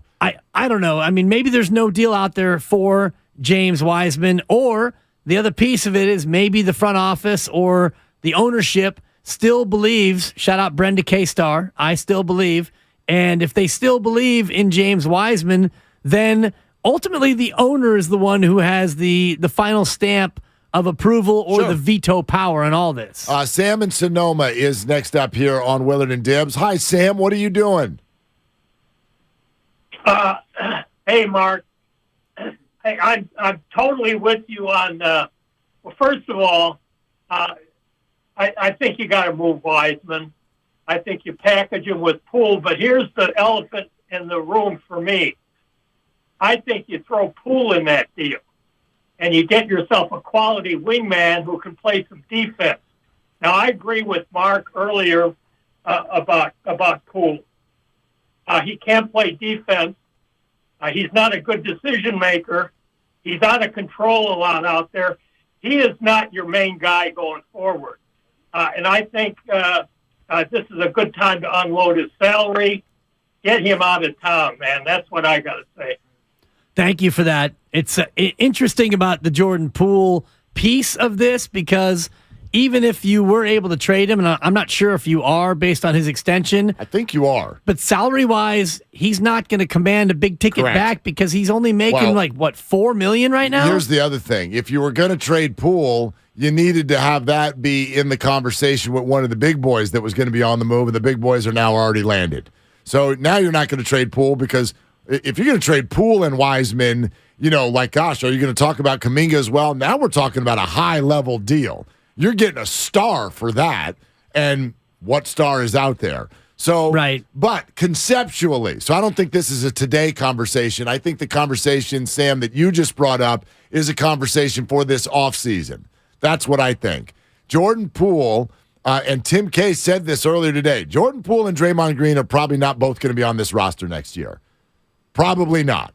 So if one of them is going to be on the move, how you handling that? Draymond might opt out. He might move himself, but we don't know. Jordan Poole, to me, I feel like the punch, the mouthpiece throw, everything that we're watching is a clue. And it's a clue that, not that the locker room is fractured. I don't believe that. That's overstating it. I think that the guys like Jordan Poole. I think that they're fans of Jordan Poole. I think he also drives them up a wall. That's what I think. I think he drives them nuts sometimes with his swagger and poor decision-making. And so these guys, these older guys, believe they can still win a championship if other pieces were put around them. The current pieces that are around them are not enough, and that's your chasm. The older guys are sitting there going, we need different guys. Yeah. And the organization's like, but these are our future guys. Go figure it out. And the bottom line is they haven't. They haven't figured it out. Well, I don't know if there is anything that you can figure out, because Jonathan Kuminga, let's take him off the board, because what he's done this year in terms of development, he's showing you that he is closer to being ready to play with this core. And I'll put last night aside, because if you watch Jonathan Kuminga in that first half, there was at least 2, if not 3 plays where he flashed open and they whipped him the ball and he was unable to catch it. He dropped the ball. There was one time he cut too soon and Draymond turned it over. Jonathan Kuminga's not there yet, but he's showing you that he's closer than Moses Moody, who has regressed, and James Wiseman, who simply can't make it on the court. So to me, it's about Moody and Wiseman. And if you look at those 2 players, Wiseman is more tantalizing, I think, to another team.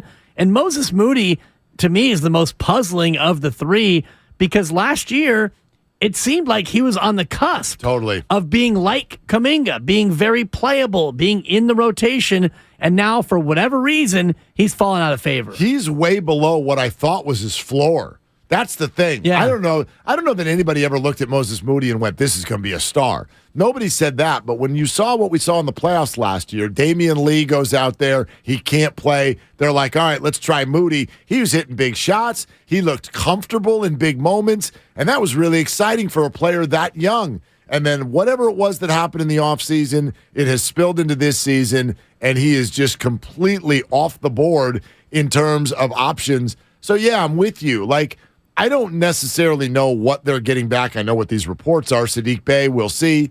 But if you give up Wiseman and Moody, listen, if you're a fan of the Warriors right now, let's go back to that conversation we had yesterday. Let's do now, okay? And if you care at all about now, what exactly is it that you're giving up in James Wiseman and Moses Moody? I'll answer for you. Nothing. Zero. Right. You're giving up nothing. Now, are you giving up something that could hurt down the road? I guess. Sure feels less likely by the day, but even that, I've never known sports fans to not always want to mortgage the future for the now. If you feel like there's an opportunity, I think those of you who don't want to trade James Wiseman, you don't think that the Warriors are contenders this year. And whether that's because of the way they're playing or because Kevin Durant is now on the Suns or whatever it is, if you don't want to trade James Wiseman, you're saying you're valuing an idea 2 years from now over the remainder of Steph Curry's career here. I think there's another piece to that, and I don't necessarily think you're wrong in that thinking, but what I'm seeing from fans who don't want to trade James Wiseman, they're blaming Steve Kerr for not playing him. These people who don't want to trade James Wiseman are saying he's ready now to play at least some. And it's Steve Kerr and his coaching staff's fault that James Wiseman's not playing. So it's not so much that, yeah, we think that James Wiseman in a year or 2 or 3 can be great. It's why aren't you playing him now? And why is this coaching staff not developing the young players? You don't look at Jordan Poole. Jordan Poole, by the way, has developed under the same coaching staff. And Jonathan Kuminga has developed under the same coaching staff. James Wiseman and Moses Moody have not developed under the same coaching staff. So for me, it's hard to look at Steve Kerr and say, you can't develop young players. Right. Well, Jordan Poole and Kuminga have both developed. And Kevon Looney, by the way, has developed as a young player. So when I'm seeing people being critical about why they shouldn't trade James Wiseman, they're blaming Steve Kerr for not playing him right now. Which to me is an odd thing to question. Like, here's my why question. Why you ask why so much? Like, because we're all about the why. Well, but I'm team why. But there's a reason. I'm not saying don't ever ask why. I'm saying we're asking it too much. Let me give you a comp. You like the way Brandon Ayuk looked this year? I did, yeah. Okay. Yeah. So maybe did Kyle Shanahan push a button at the beginning of last year that made us ask why, and we didn't know the answer, and we didn't like the answers that we were getting even at the time? And by the way, Brandon Ayuk didn't like the answers he was getting at the time. When he was in the doghouse. And then his personal coach, TJ Hushmanzada, came on this show and talked out about it's how you react to these moments that's really going to shape the rest of your career. And what did Ayuk do? Damn it if he didn't react and become an even better player. And so didn't Kyle Shanahan have a point, even though to this day we still don't really know the full answer as to why. Like, sometimes I feel like we sit here and look at these teams and think that they want to lose. Steve Kerr is not like, you know what, I should be playing James Wiseman, but it'd be really funny if I just mess with everybody and I don't. There's a reason. I'm not saying they're perfect and they don't make mistakes, but if all the veterans and coaches on the floor are like, he can't play, right? That's your answer.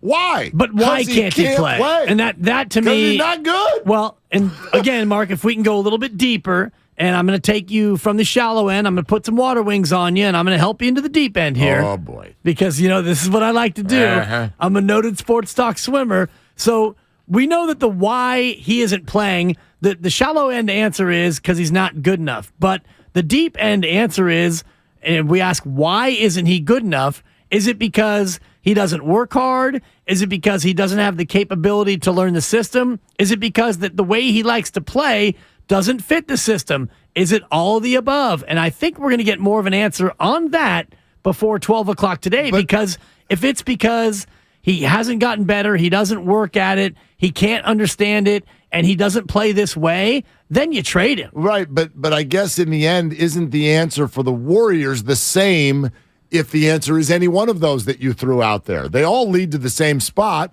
which is get him out of here. Like, in a way, and I don't mean this to be flippant, but I've sort of like, well, you threw out, is it A, is it B, or is it C? What if I said D? Who cares? They all lead to the same point, right? Which is that you don't deserve to be on the floor.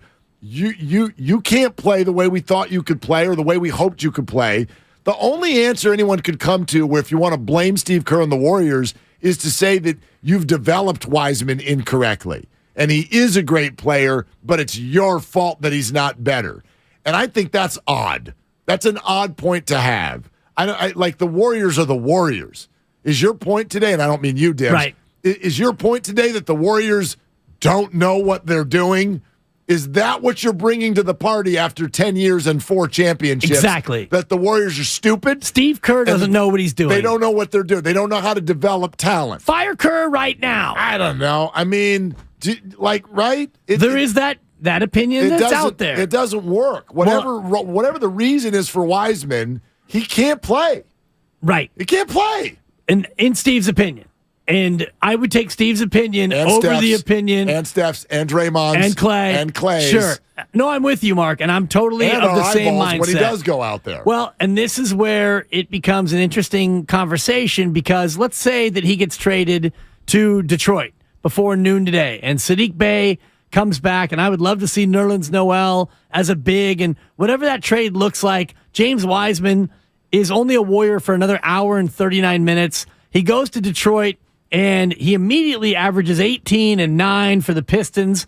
All the people who have said, don't trade James Wiseman will be able to say, see, Steve Kerr didn't know how to develop him. Or he goes to Detroit and he averages 8 and 4 and a bunch of DNPs. And all the people who said trade James Wiseman will say, see, right, he was a bust. Even if he turns into something somewhere else, how many Warriors fans have called us over the last 2 years and been like, don't you owe it to Steph Curry? Don't you owe it to the core? Don't you owe it to these guys to give them everything they possibly can to squeeze every bit of this orange, even if you got to give something up? The point shouldn't be, is James Wiseman ever going to be good? The point is there any chance he's good now? And that's a clear no. Yeah. It's a clear, and so if he's not, and you can get something for him that is, I think you got to do that. I'm with you, Mark. I'm totally with you 100%. And the question is, what can you get, and can it be enough to help you to where you can keep up with the Joneses? Because the Joneses right now are Dallas, who added Kyrie, and the Joneses are the Lakers, who added D'Angelo Russell, and the Joneses are whatever, Mark. I know, but it's also just because he was drafted there. Like, there were so many people in L.A. Maybe they could sign Swaggy P, too, get the band back together. They hated D'Angelo Russell. When I saw that yesterday, I'm like, they're reacquiring D'Angelo. Oh, yeah. You hated him years ago. And by the way, the Joneses are obviously Phoenix, who have acquired Kevin Durant. So right. If you look across the West from yesterday at this time to today at this time, there are teams who have gotten better. Even Utah, who added Russell Westbrook. Don't laugh at me. No, it's just so funny when you bring up Westbrook. How much did the Lakers hate Westbrook that they traded him for their own bust? It's amazing. Like that deal Seriously, yesterday. Right? You reacquired your own bust. That's how much you hate Russell Westbrook. And I get it. Yeah. He's been bad. No, it speaks to it. But, I mean, all these teams in the West are making trades. Hell, Portland made a trade and pulled a guy out of the layup line in order to add Cam Reddish. Yeah. So, Warriors. They got Tybal also. They got him about 40 minutes ago. Bob Myers, you got an hour and 37. Everyone around you is making moves. What you going to do, Golden State? Let's go to Coach in Vallejo here with Willard and Dibbs. Hey, Coach, what are you doing? Hey, Willard and Dibbs. Listening to you guys, of course. You're my favorite host. And I just want to add that I'm resolved to think that the Warriors cannot win as is, okay? So with that said, if they don't make a move, I think the move would be to start Wiseman at center, even if he only plays 5 or 10 minutes. Because what that'll do, A, you'll see what kind of player you have. I'll give him the last 20 games. Let him start at center. B, he's a low post scoring threat that Looney does not present. C, he's tall, and the Warriors need height. So with that said, give him the last 25 games. Let him start at center. Let him see what he can do. Plus, being that he's a low post scoring threat, he's going to open it up for Steph and Clay to get some shots up. I would give him the last 25 games of the season, because if they don't make a move, they are not going to do anything if they make the playoffs. So, Coach, you have a few points, but there are a lot of holes in them. Let me explain what I mean by that. First of all, you're talking about the things he would do on the floor to open up shots for Steph and Clay. Steph and Clay very much already feel like that's not true. What James Wiseman actually does when he's on the floor is allow the other team to score. That's what the data will tell you based on when James Wiseman plays. It causes all kinds of problems. Now, the idea that the Warriors can't win it right now, you might be right. You might be right. But here's the problem, though. I'd pay money to be in the room to hear you, coach, make the point you just made directly to Steph Curry's face. Because you essentially just asked the big three to tank the rest of the year in their mid-30s. I mean, they'd laugh you out of the room.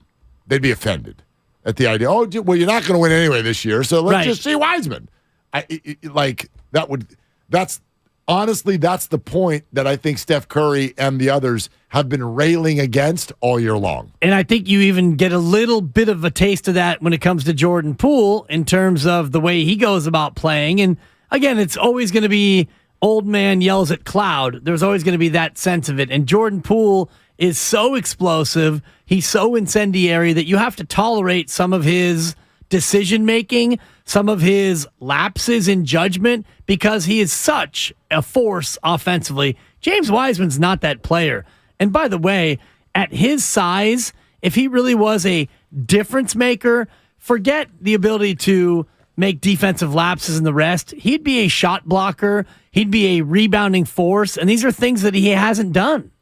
All right. There are more rumors coming down right now. Nothing is done, but more rumors.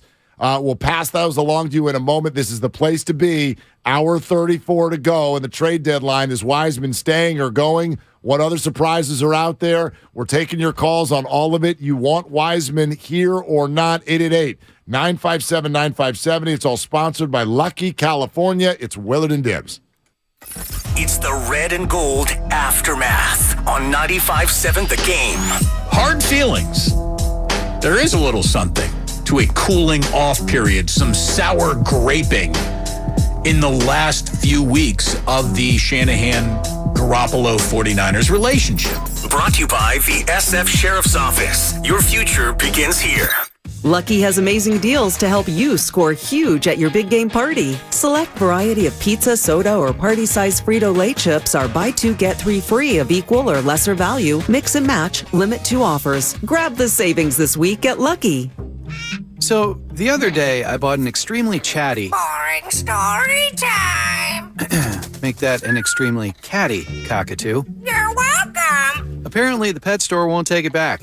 But, hey, I'll manage. I love that for you! Just like I manage without home internet. No, you don't! Sure, my mobile hotspot is slow and makes streaming shows unbearable. Aw, Bertie likes to stream! But I'm making do.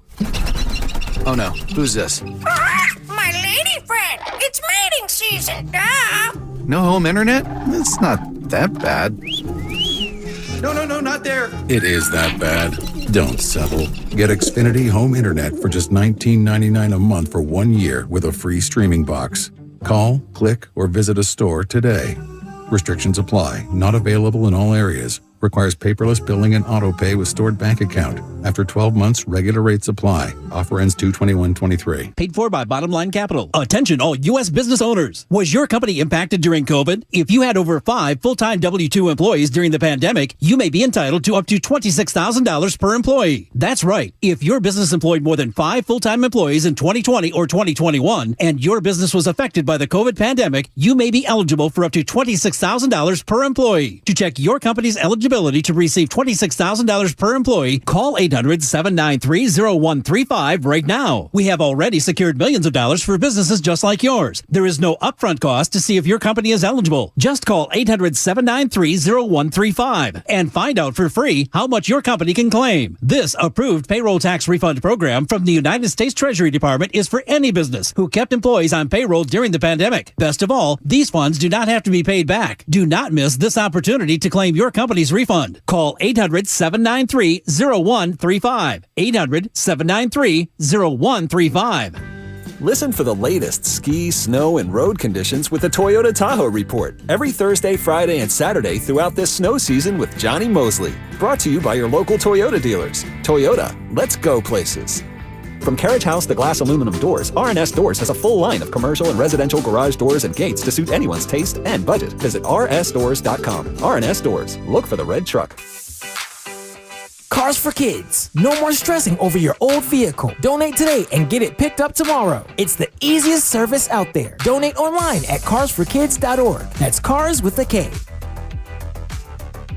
Business owners, you may be eligible to claim the Employee Retention Tax Credit, a payroll tax refund from the United States Treasury, applicable to businesses who kept employees on payroll during the pandemic. Contact Paychex to see if you qualify at paychex.com/ERTC. Paychex is proud to have helped more than 45,000 businesses secure over $9.2 billion in ERTC claims, an average of $190,000 per business. Paychex.com/ERTC. Life is uncertain. It's okay to feel stressed, anxious, worried, or frustrated. CalHope can help. Access CalHope's free and secure mental health resources. Call 833-317-4673 or live chat at calhope.org. For the ones finding new ways to ensure the job always gets done. For the ones wearing many hats. For the ones who are hands-on, even from far away. And the ones keeping business moving forward. We are Grainger, offering professional-grade industrial supplies, plus real-time product availability and access to experts ready to answer your toughest questions. Call, clickgrainger.com, or just stop by. Grainger, for the ones who get it done. For adults with moderate to severe plaque psoriasis who are candidates for systemic or phototherapy, now there's Skyrizi, Risankizumab Riza, a prescription-only 150 milligram injection. With Skyrizi, 3 out of 4 people achieve 90% clear skin at 4 months, and Skyrizi is just 4 doses a year after 2 starter doses. Nothing and me go hand in hand. Nothing on my skin, that's my new place. Nothing is every day. Don't use if allergic to Skyrizi. Serious allergic reactions and an increased risk of infections or a lower ability to fight them may occur. Before treatment, your doctor should check for infection and tuberculosis. Tell your doctor if you have an infection or symptoms, such as fever, sweats, chills, muscle aches, or cough, or if you plan to or recently received a vaccine. With Skyrizi, you could achieve 90% clearer skin. Ask your doctor about the #1 dermatologist prescribed biologic in psoriasis and visit skyrizi.com or call 1-866-SKYRIZI to learn more. Chris, this needs to go to Parkville by 3. Joy to the holiday packages that keep coming at Jimenez Couriers. It's coming your way, but the drop-off location is changing. She needs delivery drivers with the gift of punctuality. Anyone looking to pick up some overtime? Anyone? Indeed can help her hire great people fast. I need Indeed. Indeed you do. We instantly connect you with quality candidates whose resumes on Indeed match your job description. Visit Indeed.com/credit and get $75 towards your first sponsored job. Terms and conditions apply.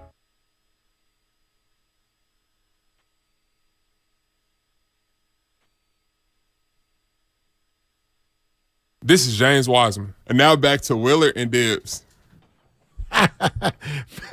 Spadone's like, I better play this now. Might as well. Play this now. Hey, it's Moses Moody with the Golden State Warriors. Thank you. And now back soon. to Willard and Dibbs. Oh, man. Hey, Moody. it's Ryan Rollins with the Golden State Warriors. Man. Now back to Willard and Dibbs. Thanks, Ryan. Get better soon. Hi, this is James Wiseman. Don't miss me in Detroit as we host Cleveland March 9th. I'm guessing. He turned into Mark Jackson for a second. Totally. Yeah. Hand down, man down. James is like, Mama, there went that man. I'm on my way to Detroit. We'll see. If you're just joining us, no, James Wiseman is not on the Pistons. ... Yet. There's smoke. Is there fire? We're running out of time. 1 hour, 26 minutes to go. But multiple reports have said that the Warriors and Detroit Pistons are in some conversations. The name Sadiq Bey has been thrown around. Warriors increasing their openness to trading James Wiseman. Our buddy Jason Dumas also putting Moses Moody out there, saying that the Warriors have been shopping Moses Moody. But so far in league circles, the thought was that the asking price is too high, though there is interest. I think that's one thing that sometimes as a fan of a team, you don't really have a good sense of, which is what does the league think about your players? And we've mentioned over the last couple of months that we're like, man, who would want Wiseman and Moody after all this? And I'm thinking lots of teams, actually, because neither one of them has done anything to take them out of the league. They're just not ready to play championship level basketball for a team that has those aspirations and is coming off of a championship. They don't blend there, and maybe they don't work anywhere. I have no idea, but you know how teams work.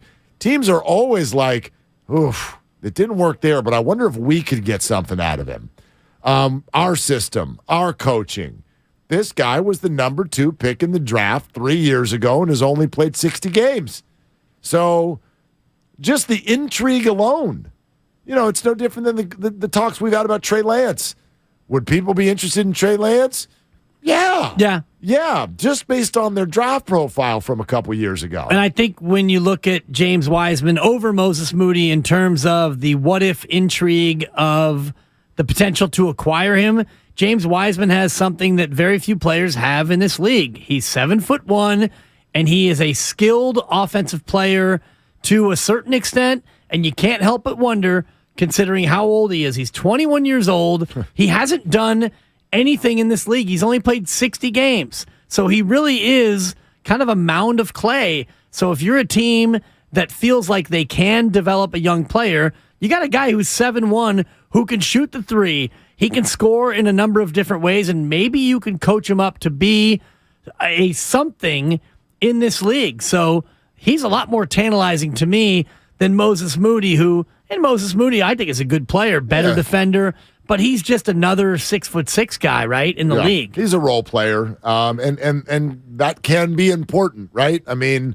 look through the history of the Warriors and talk about the role players. It can be a big deal, but certainly not a star. NBA trade deadline today at noon, and we got you covered all the way. Latest news leading up to it. We're following it. We're talking about it. We're taking your calls.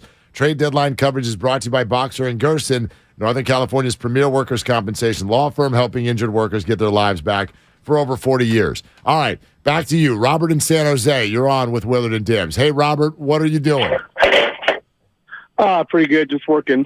I was calling to ask you, do you think that since Wiseman possibly is a Lake-up pick, whether it's Joe or Kirk, if Dibbs' scenario comes true and he goes to Detroit or wherever and becomes Jermaine O'Neal and averages 18 and 10, do they look at Steve Kerr a little differently and start to question Steve Kerr and what's going on with him? And now I don't think it's not only some fans that are going to be blaming Steve Kerr. Do you think the Lake-ups might be looking at Steve Kerr and blaming him for not developing Wiseman or Moody?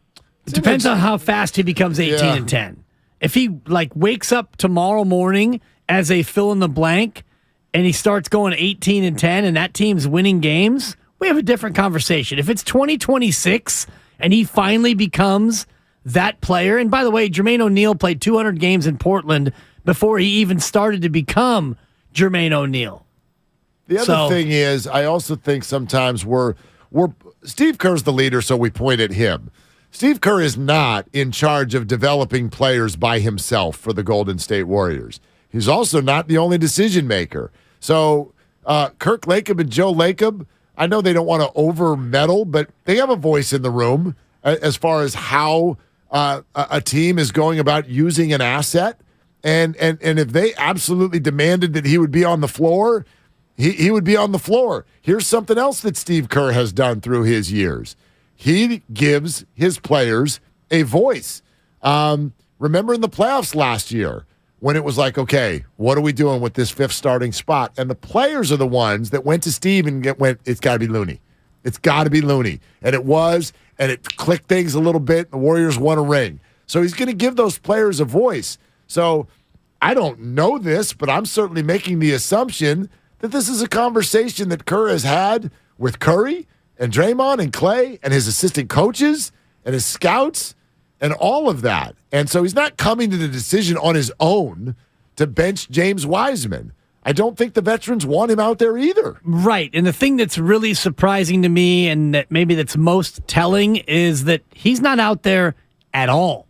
It's one thing for him to not be out there in crunch time as a starter in high leverage minutes, or even when Steph, Clay, and Dre are on the floor. But right now you don't have Steph because he's out due to injury, and you had a game against Oklahoma City the other night where it wasn't until that game was really well in hand that Wiseman got a throw you a frickin' bone, babe, 5 minutes of action. Last night, in a game you only played 9 players, that would have been a time where if James Wiseman was at least threatening to be in the rotation, he would have gotten 10 minutes. He would have gotten an early 5. Right. Kevon Looney had 2 fouls in the first 90 seconds of that game, and yet James Wiseman didn't peel off the warm-up and get in there and play in those minutes. It was Jermichael Green got 11 minutes off the bench. Wiseman was a DNP. Like, Steph Curry is not retiring tomorrow. If he thought James Wiseman could help him in a year or two, don't you think Steph would be like, yeah, let's not overdo it, but let's get James some minutes when it helps. They're literally, like you just said, they want no minutes. Okay, the latest from Yahoo Sports' Jake Fisher is that the Warriors have also been in trade discussions regarding James Wiseman with both the Portland Blazers and the San Antonio Spurs. We are left to guess in terms of who they would want. Yeah, Kyle, what's up? So this is not like source. This is not a report. I want to make sure that's very clear. Okay. But somebody According to no one. But Danny Meringue, who is a Blazers writer, and I think he does some radio in Portland, said that the GP2 back to Golden State thing has been floating around up there for a while. Stop. They just traded for Matisse Thybulle, who can be their defensive stopper. A James Wiseman for GP2 trade would be unbelievable. Straight up? I don't think it'd be straight up. Yeah. But if that's if the main, GP2 can be tossed into this, that'd be incredible. I would lose my mind. That would be incredible. I'd be so happy. Although That's from Lemon Meringue. Okay, here's why that's odd. There's an odd idea to this. Remember that a piece of what the Warriors are trying to do. Thank you. I got shush for my Lemon Meringue. I thought it was at least worthy of a number, not a shush. I think you've aged out of. Yeah, you've aged out of shushhood. Nobody should shush you. You're in your 50s. Well, this all stems from the morning roast when they had Tim Kawakami. This is before you came in. Yeah. Tim Kawakami in studio. The door is open because the AC's broken, and so our portable unit makes it so the door must be open. Spadoni and I are out there talking about our babies and running material. Oh. Butcher Boy turns off his mic and in talkback said, hey, you guys need to keep it down out there. Shh.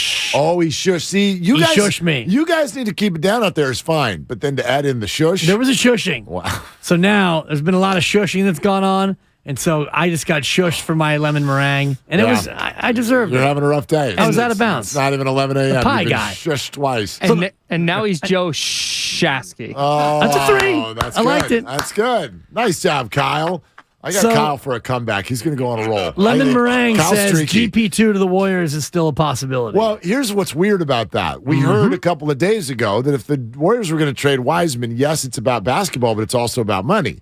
So, in other words, if you're going to acquire a lot of money back for James Wiseman, and we know that the money needs to match to a degree, but what would you want? You would want the deal to be expiring. GP2 is very, very, very, very not expiring. Right. He's got 2 more years. 3-year deal that he signed to go to Portland.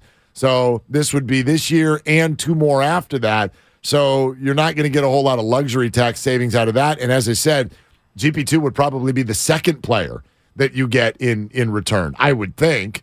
Especially if maybe you include Moody and there's another player in there. I would think the Warriors want someone with some size. I would think. Size matters. You think? Very good. As we know. I'm more interested in a Sadiq Bey, Nerlens Noel package. I think Detroit's package might be a little bit more substantial in terms of the return. Don't say that again. I mean, GP2, he's making 8.7 next year and a player option the year after for 9.1. If you wanted Gary Payton II for $17 million over the next 2 years, you would have signed him yourself. Yeah, exactly. Well, a lot has changed since then. At that time, but are you a GP2 away from winning the chip? No, and again, he was replaced by, in theory, his role was replaced by DiVincenzo. DiVincenzo he's been delectable. He's been DiVincenzo, right? Exactly. He has been fantastic. He has been GP2 plus. He's not as good. I guess he's not as good, but good on the defensive side. He's been way better and more important on the offensive side. GP2's played 15 games. Right, he's been hurt all year. He is back now, though. He played the other night. He's great, and it's great to see him. And I love GP2, but that ship has sailed. If you wanted him, you would have signed him in the offseason. BPA is on now. It says frustrated with Dubs. Is he frustrated with the Dubs or is he frustrated with Dibs? Let's find out. The Dubs. Ladies and gentlemen, it's BPA. What are you doing? My man. No, I'm not. Of course, I'm not frustrated. I'm not frustrated with Dibs. Never. My brother. Frustrated with frustrated with Jerry Jones Lacob. That's what I'm frustrated with today. And if I see James Wiseman sulking mug on the sidelines for the rest of the year as the Warriors roll into the play-in game. Lakeup's going to be persona non grata amongst the Warriors fan base. That's just sorry. And you've rode Steph's coattails for 10 years. He's a generational superstar, best player in the history of the franchise. Brought you 4 titles, made you the most valuable franchise in the NBA by a lot. And you owe it to him to do everything possible to try to, put your best chips forward. And Sadiq Bey ain't it. By the way, Sadiq Bey saves Lakeup $45 million in luxury taxes with Wiseman. Right? That's a salary dump. That's not putting your chips in on the core. And if Wiseman's here in 72 hours, it's not a 2-timeline commitment. It's 1 timeline, and they committed to the kids, none of whom are reliable. Not even Kuminga. Kuminga last night was embarrassingly bad. And yes, he has potential. He's not a reliable player in this rotation. He's inconsistent. And yeah, that's true. Yeah, last night, I think it's over. Lillard blew by him like 17 times. Just like a swinging gate. He's a tough cover. So, Dame Lillard is. He is Dame Lillard. All these other guys. You look at Durant and all these guys, LeBron and their organizations are doing everything possible to put these guys because they're generational superstars. Steph is more of a generational superstar of every other guy except maybe LeBron, and you have essentially seven unplayable / unreliable roster spots. That's not what a serious organization that's trying to win a title does. Sorry. Well, yeah, Brian.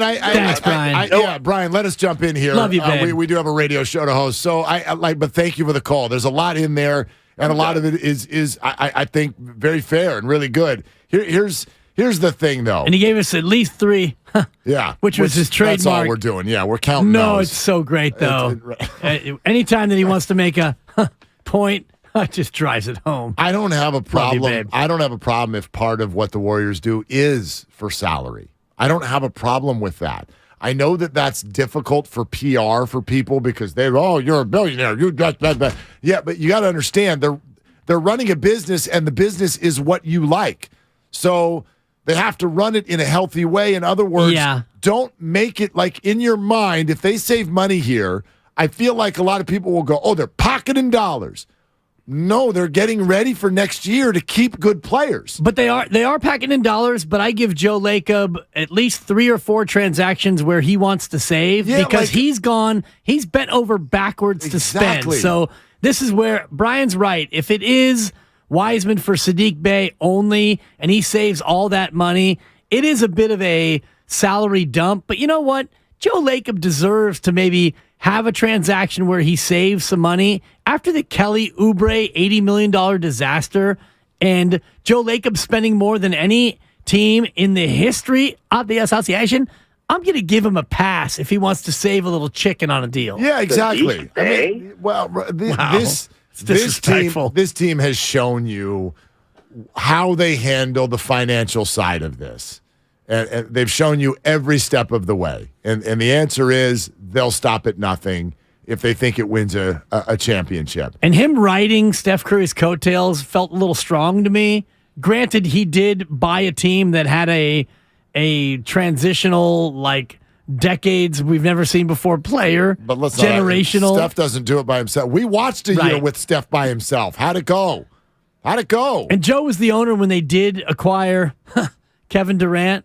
So I don't know how much credit he gets for that, but he gets some credit for it. I'm not going to rip the deal before I even know what the deal is. Let's put it that way. I will say, though, when I bring up PR, I do think we're also getting to that point. There is a public relations, and maybe we should call it private relations, part of today. Kevin Durant is on the Suns. Jay Crowder's been moved twice. The Lakers got better. Kyrie Irving is now on the Dallas Mavericks. How do you go to Steph, Clay, and Dre and be like, so, we did nothing. You guys got this. That's a tough deal. That feels like, and I don't know that hey, we got Sadiq Bey. I don't know that causes streamers to come out of the rafters. I have no idea. But I think a piece of today is the Warriors probably feel like they got to do something. They got to get involved here. Well, think about it in terms of Steph, Clay, and Draymond, and I'm just going to put myself in their shoes for a moment and think about what you're talking about. So right now they see everything that's happened over the last 24 to 72 hours. All the moves are flying around. Pew, pew, pew. Stars are flying into the West. And you look at your team and you look at Jonathan Kuminga, and BPA is right. Kuminga was not good last night. No, he's disappeared for a few games now. Well, and just the inability to catch a pass, and he looked like a rookie. I know he's not a rookie, but you're the core, and you look at Kuminga, who is a project, even though he's playing. You look at Wiseman, who's unplayable, and Moses Moody, whose middle name is Missing. Moses Missing Moody. And you're looking at all these guys, and you look at all the rest of the West, and you're seeing stars and pieces flying to and fro, and you're thinking, can I get rid of one of these guys who are unplayable and bring in a grown man so we can at least make one last run before Draymond opts out and before this whole thing breaks apart? Bob Myers takes a year off. Draymond opts out. Clay's in his walk year. I mean, what are we doing here? Well, and here's the thing. We've got an hour and 9 minutes to go. And I feel like there still is the possibility. I know the Warrior players feel this way. I think all of us fans are wrestling with this, but it's possible that all they do need to do is tighten the screws. The Warriors don't need to acquire a star. They're drunk with them. They've got plenty of people who have, at least at times, played like stars. And if Steph Curry is healthy here in a couple of weeks, Clay looks fantastic. If Wiggins, if he reemerges, right, and if Poole can, I don't know, calm down, you know what I mean? They've got plenty of people who can put the ball in the bucket. That's not the issue. I still feel like there is the possibility that it is just tightening of screws, which is what the Warriors already do, which is get ready for April. And health and motivation all comes in a big way at that time. But then also, is there something helpful, mainly on the defensive side of the ball, that can really tighten this thing up? Because you can acquire whoever you want or not acquire it. The bottom line is this. If the Warriors continue to play defense like this, they lose in the first round if they even get there. They know this. They know this. This defense wins no playoff series. So even though the names you may get back in a trade won't sound sexy, that's what the Warriors need. They don't need sex appeal. They got a ton of it already. So, 888-957-957. You're right. I didn't mean to interrupt the phone number, but I'm thinking about it in terms of what you're saying. Tightening the screws is not enough, in my opinion, because of what you just said, your defense. Last year, you were third in points per game allowed at 105.5. And I know this year, even the number one team in defense is allowing more than that, the Cleveland Cavaliers. But just in ranking, you are 26th in defense in terms of points per game allowed. So for me, it's not just tightening the screws. It's doing what you said at the start of your comment, which is improving the defense. Yep. So if you can find a way to trade a non-contributor, and right now you've got about 5. Brian in Palo Alto was right in terms of your roster. Your 15th roster spot is empty. Andre Iguodala's in street clothes. You don't play Wiseman. You don't play Moody. That's 4 spots right there. And then you've got your PBJs and your Ryan Rollins, who both don't play. Oh. And then you've got 2 guys on 2-way deals who you're going to have to either sign or lose. Bottom line is you've got room to add people who can help. What kind of help do you need? You don't need shooting. You're the best in basketball in shooting the ball from 3. You're a great scoring team, and you've got the best point guard, quote unquote, in Draymond Green, in my opinion, a guy who is an orchestrator. It's an orchestration sensation. The one thing that you need, that you have to find in the next hour and 5 minutes, is defense, which is why absolutely. I thought Jay Crowder was the piece, and somebody went to the bathroom in my Cheerios, and that's over. Literally, right as you were about to deliver it, too. Yeah, serious. That's another deal for the Suns. Cocoa this one is not going to land as much as Kevin Durant, but the Thunder and Suns just struck another deal per Shams. Thunder sending Darius Bazley to the Phoenix Suns for Dario Saric and a second-round pick. That just came down moments ago. So we are closing in on an hour. Still nothing from the Warriors. But that's what we're watching, and we're taking your phone calls. So those of you, Mike, Zinni, Rich, stay right where you are. We're coming to you. Also, get on the line, 888-957-9570. Is it time for Wiseman and the Warriors to break up? We got 1 hour to go. Is this the final hour of James Wiseman's Warriors career? Should it be or should it not? And in fact, hold on. Before we go anywhere, do we have breaking news? Oh, baby. Breaking news.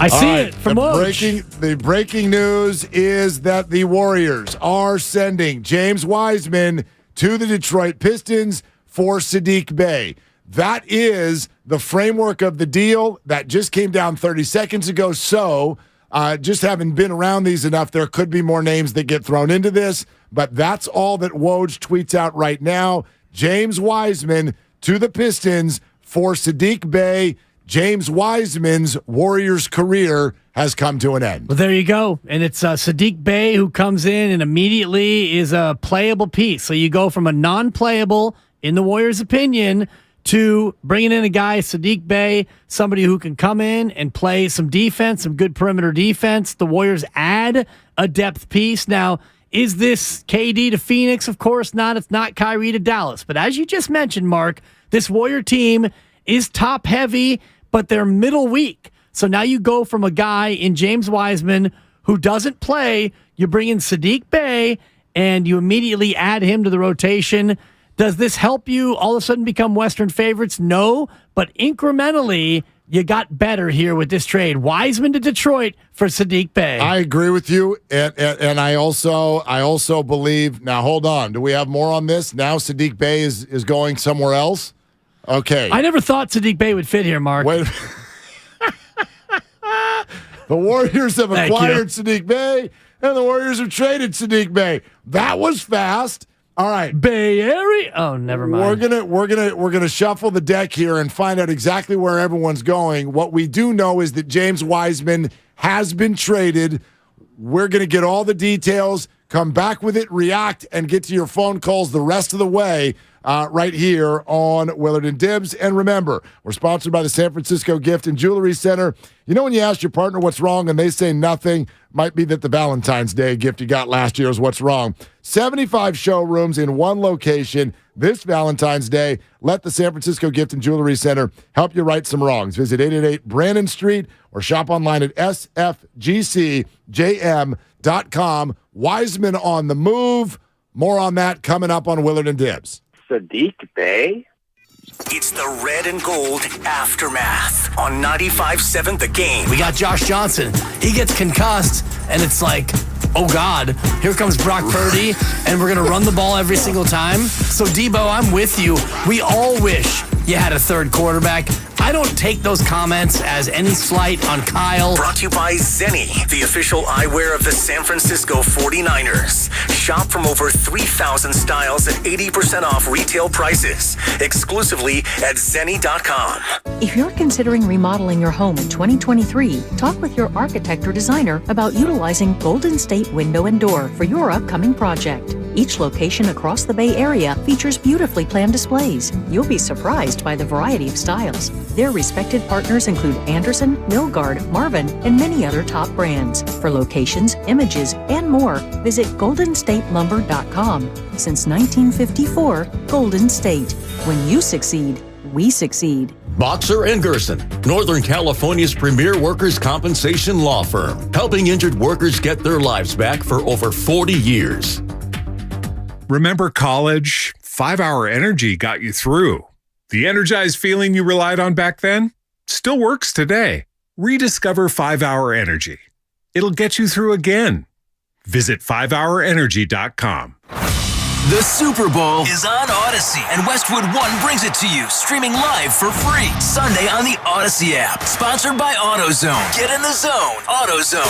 The Eagles have been the NFC's best team. Touchdown, Travis Kelce. It's the Eagles versus the Chiefs. The Kansas City Chiefs, the Philadelphia Eagles, are going to the Super Bowl again. Catch all the action from Westwood One. Your Super Bowl, your Odyssey. Get in the game and download the free Odyssey app today. Investing is confusing. Dawn raids, triple witching hour, candlesticks, crown jewels, bears, bulls, bear hugs, blue chips. It's one big word salad of uncertainty. Fortunately, Fremont Bank now has incredible rates on their savings accounts and CDs. And while savings accounts and CDs may not be known for their great rates at your current bank, at Fremont Bank, you can get great rates from a great local bank. To learn more, stop in or visit us online. We'll explain it all in plain language. Fremont Bank, serving the Bay Area since 1964. Member FDIC. Every small business owner knows business happens everywhere. The office, the warehouse, or on the road. And no matter where it takes you, there's one solution to help your business thrive. Comcast Business Complete Connectivity. It's the largest, fastest, reliable network with advanced gig speed Wi-Fi and cyber threat protection in one solution. Get started for just $49.99 a month. Plus, add Comcast Business Mobile and you can save up to 60% a year on your wireless bill. And ask how to get up to a $750 prepaid card. Flight 291 is now aboard. Yep, you're going places. And when you get there, be ready to do business. The complete connectivity solution from the company that powers more small businesses than any other provider. Comcast Business, powering possibilities. Ends 2/21/2023. Restrictions apply. Requires EcoBill and AutoPay. New 50 megabits per second internet and Comcast Business Security Edge customers only. Equipment taxes and fees extra. After 12 months, regular rates apply. Gig internet required for gig Wi-Fi. Mobile Savings compares pricing of top 3 carriers. Are you looking to make a difference in your community? Interested in learning more about a career in law enforcement? The Concord Police Department wants to hear from you. Explore a rewarding career path and be the change for your community. Look forward to competitive salary earnings up to $190,000 annually, full benefits and annual incentives. To learn more about what it means to be a part of the Concord PD, take the first step and contact a recruiter today or go to joinconcordpd.com. Serve the community you love. Your career starts today. If you own a business, this has been a bumpy ride. From pandemic to inflation, I'm sure you could use a break. If your business has 5 or more employees and survived COVID, you might be eligible to receive a payroll tax refund of up to $26,000 per employee. The challenge is getting your hands on it. Hi, I'm Howard Mackler, and that's why I founded GetRefunds.com to cut through the red tape and get you that money. The team of tax attorneys we have put together are highly trained in this little-known payroll tax refund program. We do all the work, charge not a dime up front, and simply share a percentage of the cash that we get for you. Businesses of all types qualify, including those who took PPP, nonprofits, and even those that had increases in sales. We have helped return over $1 billion to businesses, and we can help your business too. Just go to getrefunds.com and answer a few questions. This payroll tax refund is only available for a limited period of time. Don't lose out on up to $26,000 per employee. Go to getrefunds.com. That's getrefunds.com. You're listening to 95.7 The Game, KGMZ FM and HD1 San Francisco. Always live on the free Odyssey app.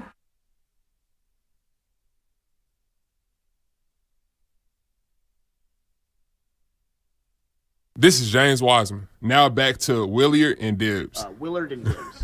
And now back to Willard and Dibbs. We took you number 2 overall. You only played 60 games, and for just 5 second-round picks, we shuttled you out to Detroit. Picks 48, 54, 57, 62, and 66 in years that we may not be around to see. James, we loved you. All the best in Motown, unless you get traded again before noon. First of all, rest in peace to that rejoin. Hi, this is James Wiseman. It's always sad when something dies. What about the drop we had from earlier? The former Warrior, Sadiq Bey. Well, Sadiq Bey? Do you know how many people on Twitter were Thank like, you. this is so perfect, Sadiq to the Bay. I know. And Back to Wiseman. Those tweets. Oh, that dies too. They lasted for about a minute and a half. However, hold on a second. Something doesn't smell right. Is it me, Mark? I did put on deodorant this morning. I hope it's not you. Woj just tweeted again that Bay is on his way to Atlanta in a multi-team trade. Okay, I get that. Maybe the multi-team trade is what we already know. Wiseman to the Pistons, Bay to the Hawks, 5 second-round picks to the Warriors. And if you're just joining us, that's what happened. It was bang, bang. Wiseman to Detroit for Sadiq Bey, and less than a minute later, Bey goes to Atlanta for 5 second-round picks. But the fact that he's saying it's a multi-team trade, is there more still happening here? And there are still 55 minutes to go until the trade deadline. And I hope so, because here's what I'll say if this is it, okay? If this is the deal, if you just took the number 2 overall pick from 3 years ago and turned it into 5 second-round draft picks, that is obviously a hellacious result, combined with the fact that there is no other way to package this than to say the Golden State Warriors, the home of the checkbook championship, just participated in a high-level salary dump. And that is not what any fan ever wants to hear. You just looked at both timelines and you shot them both because you gave up on James Wiseman and you didn't help your current roster. This, if it's over right now, is the worst kind of deal that the Warriors could have given their fans today. Or you can look at it and say they've bolstered the second timeline because you got 5 seconds for the future. And we know that those seconds can be... They got 5 Draymond Greens, Mark. Yeah, right. Was Draymond Green a second-round pick? Sure was. Mm-hmm. And all second-round picks are Draymond Greens? Basically. Or almost none of them. Well, there's that, too. And I think that it's easy to look at it right now at 11:06, 11:07. Bob Myers has 53 minutes to do something for the first timeline, because right now you took the former number 2 overall pick and you traded him for 5 second-round picks. And I was obviously joking about the second timeline because second-round picks are usually about 1 in, maybe 1 in 100 in terms of landing. You could look at every draft, and one of the second-round picks a year turns out to be a real solid starter or maybe an all-star eventually. It's a long shot, but at the same time, James Wiseman was not fitting with this Warrior team. You had to trade James Wiseman. So now you got to ask yourself, as a Warriors fan, with 52 minutes now until the deadline, what do you do with these 5 second-round picks that you just acquired? All right. There's also more news that has just been released. The Warriors chose right now to release a statement about Steph Curry's injury. Steph Curry, who suffered the partial tears to all the consonants that we've never heard of before, ligaments, and a contusion to his lower left leg, will be reevaluated after the All-Star break. So Steph Curry is not only not going to be back until after the All-Star break, he won't even be reevaluated until after the All-Star break. So that tells me it's All-Star break plus in terms of Steph Curry's return to play. Well, they reevaluate him, and then at that point, it's not, okay, get in there and play tomorrow. It's usually a reevaluation, and if he's good to go, then he goes through a 1 to 2 week ramp up to be back on the court. By the way, the Hawks also trading Justin Holiday and Frank Kaminsky to Houston for Garrison Matthews and Bruno Fernando. So Atlanta is in a straight cost-cutting move, trying to just completely rebuild their team. And here we go, 51 minutes to go. Bob Myers has got 5 second-round picks he acquired. Is there a way that you could turn all those picks you just got into something else heading into the rest of the season? That is my hope, and we will also pass along that Shams has just reported that the Warriors are currently front runners for OG Anunoby. So I'm going to sit here right now with 51 minutes to go with the firm belief that something else is coming, because I just don't. This is so off-brand for the Golden State Warriors to take James Wiseman and dump him for future second-round picks. Right. You're going to look at your young core and go, we're done with Wiseman, and then you're going to go look at your aging core and go, oh, by the way, we didn't help you either. And then you're going to look at your fan base and go, thanks for your money, we're saving some of it. Even if that's fair, like I get listen, I was the first one to come in here 6 months ago and go, hey, we're not doing a $500 million payroll. They're not going to do it. You can say you want them to do it. They're not going to do it. And I think that's completely fair. But in this moment, this would be terrible public relations. This would be terrible private relations to get rid of your number 2 overall pick from 3 years ago and then look at Steph Curry and say, we didn't give you anything? Well, even Draymond Green, because Steph is here. And yes, you want to do right by Steph. Absolutely. He's the face of the franchise for now and forever. But think about it in terms of going into next year. Draymond Green's had a good year this year. And if you want to try to keep this thing rolling, you want Draymond Green to opt in. And if you're Draymond Green and you look at what's happened today, you're probably pleased that you don't have to deal with James Wiseman and a young player anymore, but you got 5 second-round picks who won't even be drafted until after your contract is up. Now, the Anunoby thing is really interesting. AJ Anunoby. So you got a lot of people who obviously they don't watch their league pass, and so if you don't know who OG Anunoby is, 25-year-old swingman, 6'7", with Toronto. This year is averaging 17 points a game, 5.5 rebounds per game as well. He shoots the free throw stripe well, like he attacks the basket. He's north of 80% on free throws. He can knock down a triple here and there as well. 3-point percentage, 36.5% from behind the three. This is a really good basketball player. Not a household name by any stretch. I can't really speak to his defensive efficiency, but he's a big body. He's a guy who can score the basketball.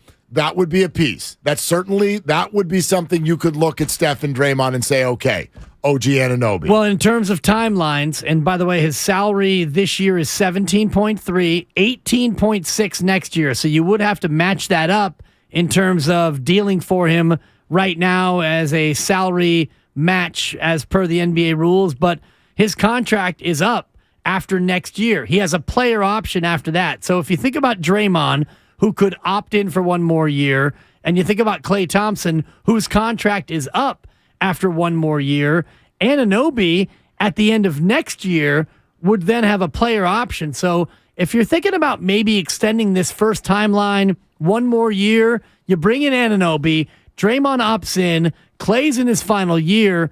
Maybe this fits in terms of, loading up with veterans for one last hurrah this year and next. Another breaking trade. Eric Gordon goes back to where it all began. The Houston Rockets are finalizing a deal to send Eric Gordon to the Los Angeles Clippers. So another Western Conference, middle of the pack competitor along with the Warriors, bolstering its roster as well. Obviously, that's not a Durant or a Kyrie, but that's a piece, and the Clippers roster, some people already think is the best one out there in the Western Conference. So now there's that. The other side to this is, and we'll see about Anunoby, I really do. Again, I believe there's going to be more.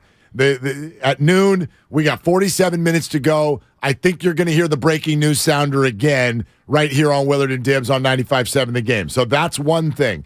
But no matter how that goes, boy, the optics for the James Wiseman experience are terrible.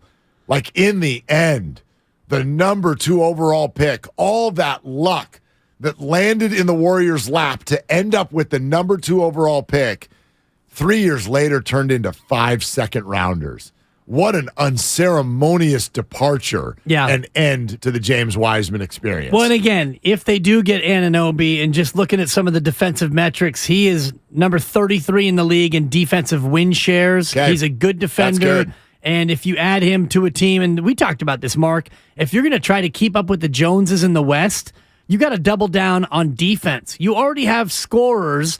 If you go from James Wiseman to OG Anunoby, and I know that history won't look at the Wiseman trade and realize that you actually netted Anunoby in the deal, but let's say they take those 5 second-round picks and trade them to Toronto and get Anunoby. If you go from Wiseman to OG Anunoby, that's a win for the Golden State Warriors. Sure, it's a win for now. It's also a win for later because Anunoby's here for this year, next year, and probably one more as well. Well, I don't know obviously we don't know what would go out for Anunoby, but it would be another reminder that the Warriors are willing to spend, right? Like, to bring in money that's not expiring at the end of this year without knowing what Draymond's going to do and what not. It's another reminder, and that's why I have a hard time buying this. This can't be it. This can't be the end of this trade deadline. The Warriors, I know, this is not the way they're going to play it. It just can't be. It can't. You cannot convince me until it's 12:01 that the Warriors' big move is to just kick James Wiseman out the door, save a bunch of money, and get a bunch of picks that are probably not going to turn into anything. There's no way maybe that's the deal, but that will shock me in 46 minutes if we don't have another piece. If that's the deal, then it's Bob Myers basically saying, I don't want to be the GM anymore. I'm kind of with you on that. And Kyle, do me a favor. Call Bob right now. See if he wouldn't join us for a few minutes. I know he's probably not that busy. We know this. Bob's on his phone, so if he sees a phone number, he'll probably answer and just say, hey, this is Kyle Madsen from the Toronto Raptors. You got 5 minutes for Willard and Dibs? By the way, apparently this Eric Gordon deal is part of a 3-team trade that also involves the Memphis Grizzlies. Oh, boy. So we do know that Luke Kennard is going to Memphis. Not the Duck. And we know that John Wall is going to end up back in Houston with the Rockets from the Clippers. So more to come in on that. But the Rockets, Clippers, and Grizzlies all in on a deal. Gordon's going to the Clips. Wall is going to the Rockets. Kennard is going to the Grizzlies. And there may be more coming on that. It is hot and heavy now with all of the deals that are coming through. We talked yesterday about best trade deadline in sports. The NBA is the best trade deadline in sports, I think, just with the furious nature of deadline day. But it's not always like this. This is a lot. pretty hot trade deadline. Hot. It's hot. Yeah. By the way, in terms of the Anunoby trade, he's making $17 million this year. So if you're doing just a one team for one team trade, you'd have to send out like 14 or 15 million in salary to acquire Anunoby. And when you look at your roster, you don't have Wiseman anymore and his 9.6 to trade. Kuminga's at 5.7. DiVincenzo is 4.5. In terms of who you'd want to trade, Moody's only 3.7 million. But what are the picks? But the salary has to match up. Forget the picks. Well, I mean, they just traded Sadiq Bey for 5 picks. There was no salary. I don't know what those are worth. If you get a player back. So I guess if you go 5 picks for a player. Right. They traded Sadiq Bey for 5 second-round picks. Would Toronto take 5 seconds Jay Crowder, 5 second-round picks. I don't know the rules on that. I guess if it's not player for player, you don't have to worry about the salary. Well, no, you have to worry about it. I think there's a value that's affixed to the pick, but I don't know off the top of my head what it is. All right, let's get to some of you. Zinni and Alamo here with Willard and Dibs. Hey, Zinni, thanks for calling the show. What are you doing? Right now I'm at the gym listening to all the news come in. I'm not a big fan of losing Wiseman given his tools. What we need is a big rotation, rim-rolling center. And I don't exactly know how OG Anunoby helps us with that. Is he a starting lineup? That means Looney's out of the rotation. It feels to me like we need a 7-footer who can make his own basket, can set screens. Obviously, Wiseman wasn't that right now, but who is that? Are we going to win a championship just with another rotation wing? I don't know. I don't know, Zinni. We didn't have a 7-footer who did any of that stuff last year. Am I right? Right? Kevon Looney was the center. They won a championship. So I just think they need to be a different team on the defensive side of the ball. And I also think that the veterans on this team, they are very judicious with their motivation because of the time that it is in their career. They're strategic with when they really hit the go button. And I don't think they've fully hit it yet. And obviously Steph's not even healthy right now. I think something like that would help them hit the go button, right? They need the message from the team, from the organization. We are about you. We're about now. And so the Wiseman thing is a good first step, provided that there's another step. There has to be. There's got to be another step. We got 41 minutes to go. If there isn't another step, this is not going to land well with anybody. To me, Anunoby is the perfect fit, and it's not only because he's a 6'7" guy who can shoot the three and he can defend, but he's the kind of versatile piece to where if you wanted to go small, you start Anunoby, you bring Looney in off the bench. If you want to start Looney, now your second unit's got Jordan Poole, it's got Anunoby, you got DiVincenzo. This is the kind of player I think that they would love to have, which is why I was targeting Jay Crowder. Yep. Even though Crowder hasn't played. It was a good idea. Veteran, similar, 6'7", shooter, defender, kind of a 3-and-D guy. Attitude. Anunoby's a flat-out scorer. He's averaging 16.9 this year. So he's a more well-rounded talent than Crowder, but absolutely. Crowder's a fit. He would have been a fit. I don't know if 5 seconds would get it done to bring in Anunoby, but in terms of salary match, you don't have any players that you can trade. Like the closest match would be Kevon Looney, and you're not trading Kevon Looney. No, Moody would be worth something. That would get you a portion of the way down the road. And we haven't heard his name yet, even though we know they're shopping him. By the way, another trade just comes in. Another one? Los Angeles Lakers sending Patrick Beverley to the Orlando Magic in exchange for Mo Bamba. Mo Bamba. Better than less Bamba. Is a Los Angeles Laker. You know what? Getting Pat Bev out of the West is a win for the Warriors because that guy, I'm the Steph stopper. Yeah. No, you're a gnat who likes to injure people. You're a Magic is what you are. And I'm always going to be a Magic. How many teams now is that for Pat Bev? Yeah, Kevin Durant in, but Beverly out. So, that's even. So, how about Mike in Novato next up on Willard and Dibs? Hi, Mike. What are you doing? Hey, guys. What's happening? A lot. I know it's crazy today. I love your guys' show, and I agree with you wholeheartedly that they got to do something more, or else you're burning Steph's age and Clay's age and Draymond's age.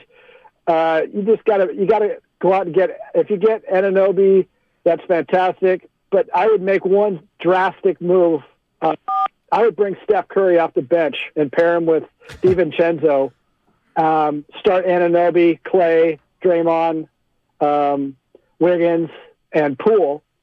You would have a devastating effect on everybody else's bench around the league. Right. You'd also have a devastating effect on Steph Curry's conscience. You know what I mean? He doesn't mind coming off the bench. He's no Klay Thompson. Yeah, right. Steph's come off the bench far more than Klay ever has in their careers. Is it, 3 times to none? No. When Steph's come back from injury, he's come off the bench. A couple times. Clay's only started since his rookie year. I'm not advocating the move. I'm just pointing out the facts. You're not doing that. And I love we've already got starting lineups that involve Anunoby. I'm still trying to figure out how the Warriors get their hands on him. 5 seconds. Here you go, Toronto. We've only got 5 seconds left? Oh, 5 seconds. 5 second round picks. I don't know. Rich in Los Altos next up on Willard and Dibs. Hey, Rich, what are you thinking and what are you doing? Hey, guys. I'm just driving around, day off. I'm really liking the show. You guys are on it today, man. I haven't talked to you in a long time, Willard. I used to call you on the weekend. Well, appreciate you doing it. Here's what... Did I say that wrong? No, you're doing great. Sorry about that. Yeah. Go ahead, buddy. Sorry about that, guys. You're good. Anyway, here's all I got. Last year, I hated getting rid of Otto Porter. I think he's very underrated.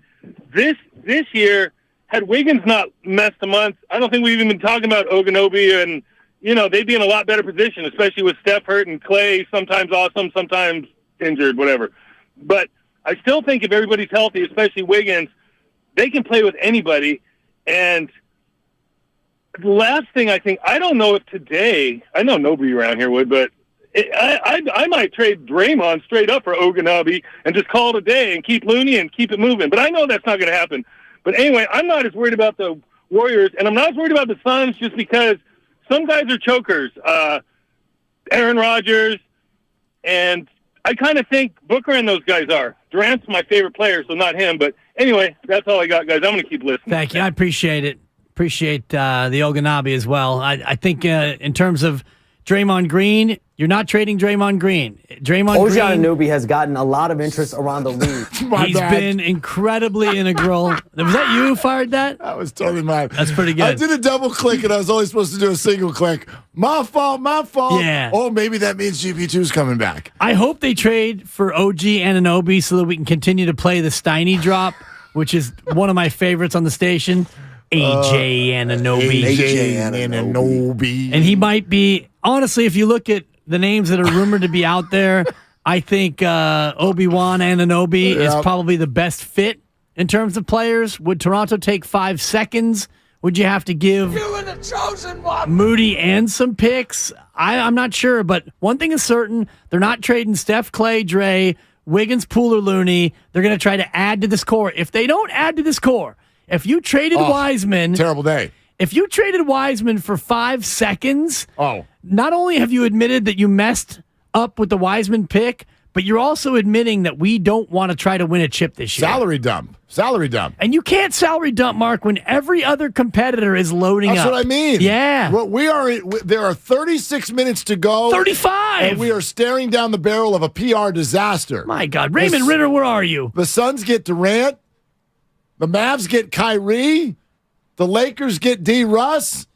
And the Warriors Jazz got Westbrook. And the Warriors get money? I mean, this can't be it. Okay, the Kings got a new light bulb for their beam. Can I play it now? Fire it, Mark. Here's Shams. OG Anunoby has gotten a lot of interest around the league, and one team that has emerged as a pretty serious contender for OG Anunoby in the last several days are the Golden State Warriors. They have really been interested in OG Anunoby and trying to see if there's a pathway toward a deal. But there are other Western Conference contenders that have been talking about OG Anunoby, including the Grizzlies, as well as New Orleans. Okay, he said that over the last couple days, so not like over the last couple hours. 35 minutes to go. The only good news there is Anunoby has not been dealt elsewhere, so that keeps it on the table. The Pelicans sending Devontae Graham and 4 seconds. We got second-round picks on the move, Is Mark. this to the Spurs? Yeah. Yeah, Josh Richardson on the move to the New Orleans Pelicans. Second-round picks are flying around like fireflies in summer, babe. And you got Western Conference contenders who are all acquiring players except for one of them. And the beam. All right. 888-957-9570. More of your phone calls, and I would imagine more news moments away right here on Willard and Dibbs. It's the red and gold aftermath on 95.7 The Game. And so here are the 49ers getting universal praise, Ray, for their hiring of Steve Wilks. They like it. They love it. And the media wants more of it. Brought to you by the SF Sheriff's Office. Your future begins here. When back to the office means back in traffic, We unfortunately have a really bad situation going on in Hayward. you can rely on your Northern California Honda Dealers Traffic Center. Traffic is still jammed from Whipple, but I can see it starting to improve now that you have... From your traffic leader, KCBS. So, the other day, I bought an extremely chatty... Boring story time. Make that an extremely catty cockatoo. You're welcome. Apparently, the pet store won't take it back. But, hey, I'll manage. I love that for you. Just like I manage without home internet. No, you don't. Sure, my mobile hotspot is slow and makes streaming shows unbearable. Oh, Bertie likes to stream. But I'm making do. Oh no, who's this? My lady friend. It's mating season, duh. No home internet? It's not that bad. No, not there. It is that bad. Don't settle. Get Xfinity Home Internet for just $19.99 a month for 1 year with a free streaming box. Call, click, or visit a store today. Restrictions apply. Not available in all areas. Requires paperless billing and auto pay with stored bank account. After 12 months, regular rates apply. Offer ends 2/21/23. Thank you to all of the business owners who kept people employed during the pandemic. For all you've done, you may be eligible to claim the Employee Retention Tax Credit, a payroll tax refund from the United States Treasury Department, applicable to businesses who kept employees on payroll during the pandemic. The window is closing to claim your refund. Contact Paychex to see if you qualify. Paychex is proud to have helped more than 45,000 businesses secure over $9.2 billion in ERTC claims, an average of $190,000 per business. 50 years and thousands of experts in HR, payroll, benefits, and insurance. You may be eligible to claim the Employee Retention Tax Credit, a payroll tax refund from the United States Treasury Department, applicable to businesses who kept employees on payroll during the pandemic. The window is closing to claim your refund. Contact Paychex to see if you qualify. Visit paychex.com/ERTC to find out how Paychex can help you get additional cash into your business. Paychex.com/ERTC. Paychex.com/ERTC. Lowe's always has more ways for you to save. On top of our everyday low prices, pros can save big when buying in bulk. It always pays to be a pro at Lowe's. While supplies last, minimum purchase required. Selection varies by location. Lowe's reserves the right to limit quantities. Paid for by Bottom Line Capital. Attention all U.S. business owners. Was your company impacted during COVID? If you had over 5 full-time W-2 employees during the pandemic, you may be entitled to up to $26,000 per employee. That's right. If your business employed employed more than 5 full-time employees in 2020 or 2021, and your business was affected by the COVID pandemic, you may be eligible for up to $26,000 per employee. To check your company's eligibility to receive $26,000 per employee, call 800-793-0135 right now. We have already secured millions of dollars for businesses just like yours. There is no upfront cost to see if your company is eligible. Just call 800-793-0135 and find out for free how much your company can claim. This approved payroll tax refund program from the United States Treasury Department is for any business who kept employees on payroll during the pandemic. Best of all, these funds do not have to be paid back. Do not miss this opportunity to claim your company's refund. Call 800-793-0135. 800-793-0135. Johnny Mosley here with your Thursday Toyota Tahoe report. Put an edge and wax up your favorite pair of boards because it is clear and crisp here at Palisades. Grab the keys to your Toyota and I'll see you on the mountain. Thanks, Johnny. We have sunny skies in the forecast today. Winds will be light and variable with a high in the mid-40s, dropping down to the 20s overnight. This report has been brought to you by your local Toyota dealers. Check out Toyota's full lineup of mountain-ready all-wheel drive vehicles. Toyota, let's go places. My simple solution to the problem was remove people from the scene and help them feel safer. In response to attacks against Asian Americans, Maddie Park raised over $250,000 to donate cab rides to the Asian community. There is so much more work to be done. We really need to come together and tackle this issue as a community. Support the Asian community. Learn how at lovehasnolabels.com. Brought to you by Love Has No Labels and the Ad Council. Hey, I'm Andy. If you don't know me, it's probably because I'm not famous. But I did start a men's grooming company called Harry's. The idea for Harry's came out of a frustrating experience I had buying razor blades. Most brands were overpriced, overdesigned, and out of touch. At Harry's, our approach is simple. Here's our secret. We make sharp, durable blades and sell them at honest prices for as low as $2 each. We care about quality so much that we do some crazy things, like buy a world-class German blade factory. Obsessing over every detail means we're confident in offering a 100% quality guarantee. Millions of guys have already made the switch to Harry's. So thank you if you're one of them. And if you're not, we hope you give us a try with this special offer. Get a Harry starter set with a 5-blade razor, weighted handle, shave gel, and a travel cover. All for just $3 plus free shipping. Just go to harrys.com and enter code JOY at checkout. That's harrys.com, code JOY. Enjoy. Meet Joe A, Hi. Joe B, Hello. and Joe C. What's up? 3 everyday Joes perfecting their banking with Chase. Joe A is locking his lost debit card with the Chase mobile app. Joe B is cruising toward his new ride with Autosave. And Joe C's Chase banker is helping him budget to go back to school.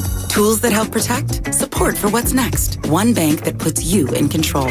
Visit chase.com/checking. Chase, make more of what's yours. Chase mobile app is available for select mobile devices. Messaging and data rates may apply. JP Morgan Chase Bank and a member FDIC. It's not easy being the one everyone counts on to keep your operation running, no matter the weather or supply chain hiccup. But we get you, Raymond in Buffalo, Maria in Miami, and Jules in Troy, taking control of everything that's under your control. At Grainger, we're here for you with high-quality supplies for every industry, plus real-time product availability and access to experts ready to help. Call, click Grainger.com, or just stop by. Grainger, for the ones who get it done. Other banks go out of their way to make redeeming credit card rewards needlessly complicated. But Discover isn't like that. With Discover, you can redeem your rewards for cash in any amount, at any time. Learn more at discover.com/redeem rewards. Terms apply.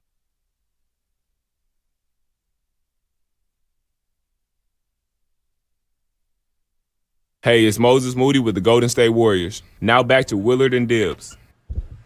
I'm going to speak this into existence, okay? I'm going to LeVar Ball this right now. Because we just received word that Kevin Knox was also a part of the 3-team deal that sent James Wiseman to the Detroit Pistons. And yeah, if you're just joining us, James Wiseman is on the Detroit Pistons. So the Wiseman deal that went down about a half hour ago, 45 minutes ago, Wiseman goes to Detroit. For a moment, Sadiq Bey was to the Warriors, but then Bey goes to the Hawks for 5 second-round picks. And now we know Kevin Knox comes to the Warriors as well. But it's a good pickup. I like Knox. I think he's going to be a good fit with Golden State, Mark. He's not staying. Because I'm speaking this into existence. Okay. Woj, even in the tweet about Knox, ended it with, he may be moved on to a new team, which tells me at minimum, Knox is not part of the plan. That's not what the Warriors are trying to do. My guess, Knox makes $3 million. That is part of the salary that the Warriors are trying to gather to go land someone else. My hope is that it is OG Anunoby. So what if I threw this at you? What if it was... What number will Kevin Knox wear? What if it's Knox and Moody and Picks? I don't know. What if it's Ann Kuminga for OG Anunoby? Done. Now, I'm in, but I bet a lot of Warrior fans are out.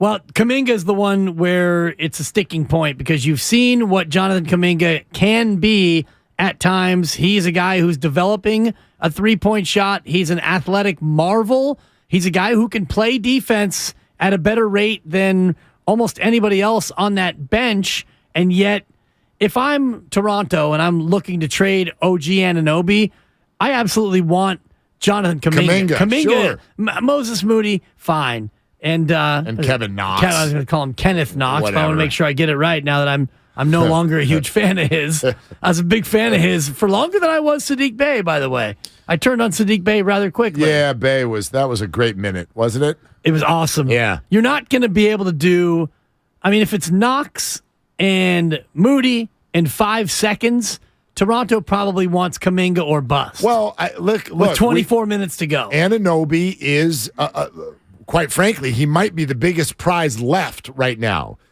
There's going to be competition for Anunoby. Shams, with what we played for you 10 minutes ago, just even said it. It was the Warriors have emerged as a front runner, but there are other Western Conference teams who want him as well. By the way, is the Eastern Conference acquiring anybody? It's just West. That's it. We're just... Okay, great. So, anyway, other teams are going to want him. Therefore, there's a market. You're not getting him cheap. You're not getting Anunoby for your scraps.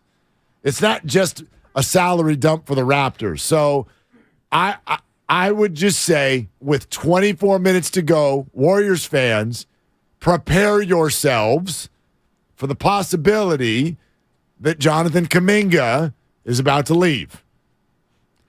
Prepare yourself for the possibility. Well, I'm prepared looking at the YouTube feed, and I believe it was Drew Down, regular commenter, who said, if the Warriors trade Kuminga, fans will riot. So there's that in terms of, and again, Mark, two timelines maybe exploding. OG exploding right before our very eyes, because if you trade Wiseman and you trade Kuminga and you trade Moody, what's left of the two timelines other than Jordan Poole? So the whole notion of two timelines that we've all been holding on to, and we thought that the team itself was looking to sculpt, it might be going away here in the next 23 minutes. Do you know what's weird about that, though? Okay, they're going to riot if they trade Jonathan Kuminga. Do you know who OG Anunoby is? He's Jonathan Kuminga as a developed veteran. Hope Jonathan Kuminga is in 5 years. Yeah.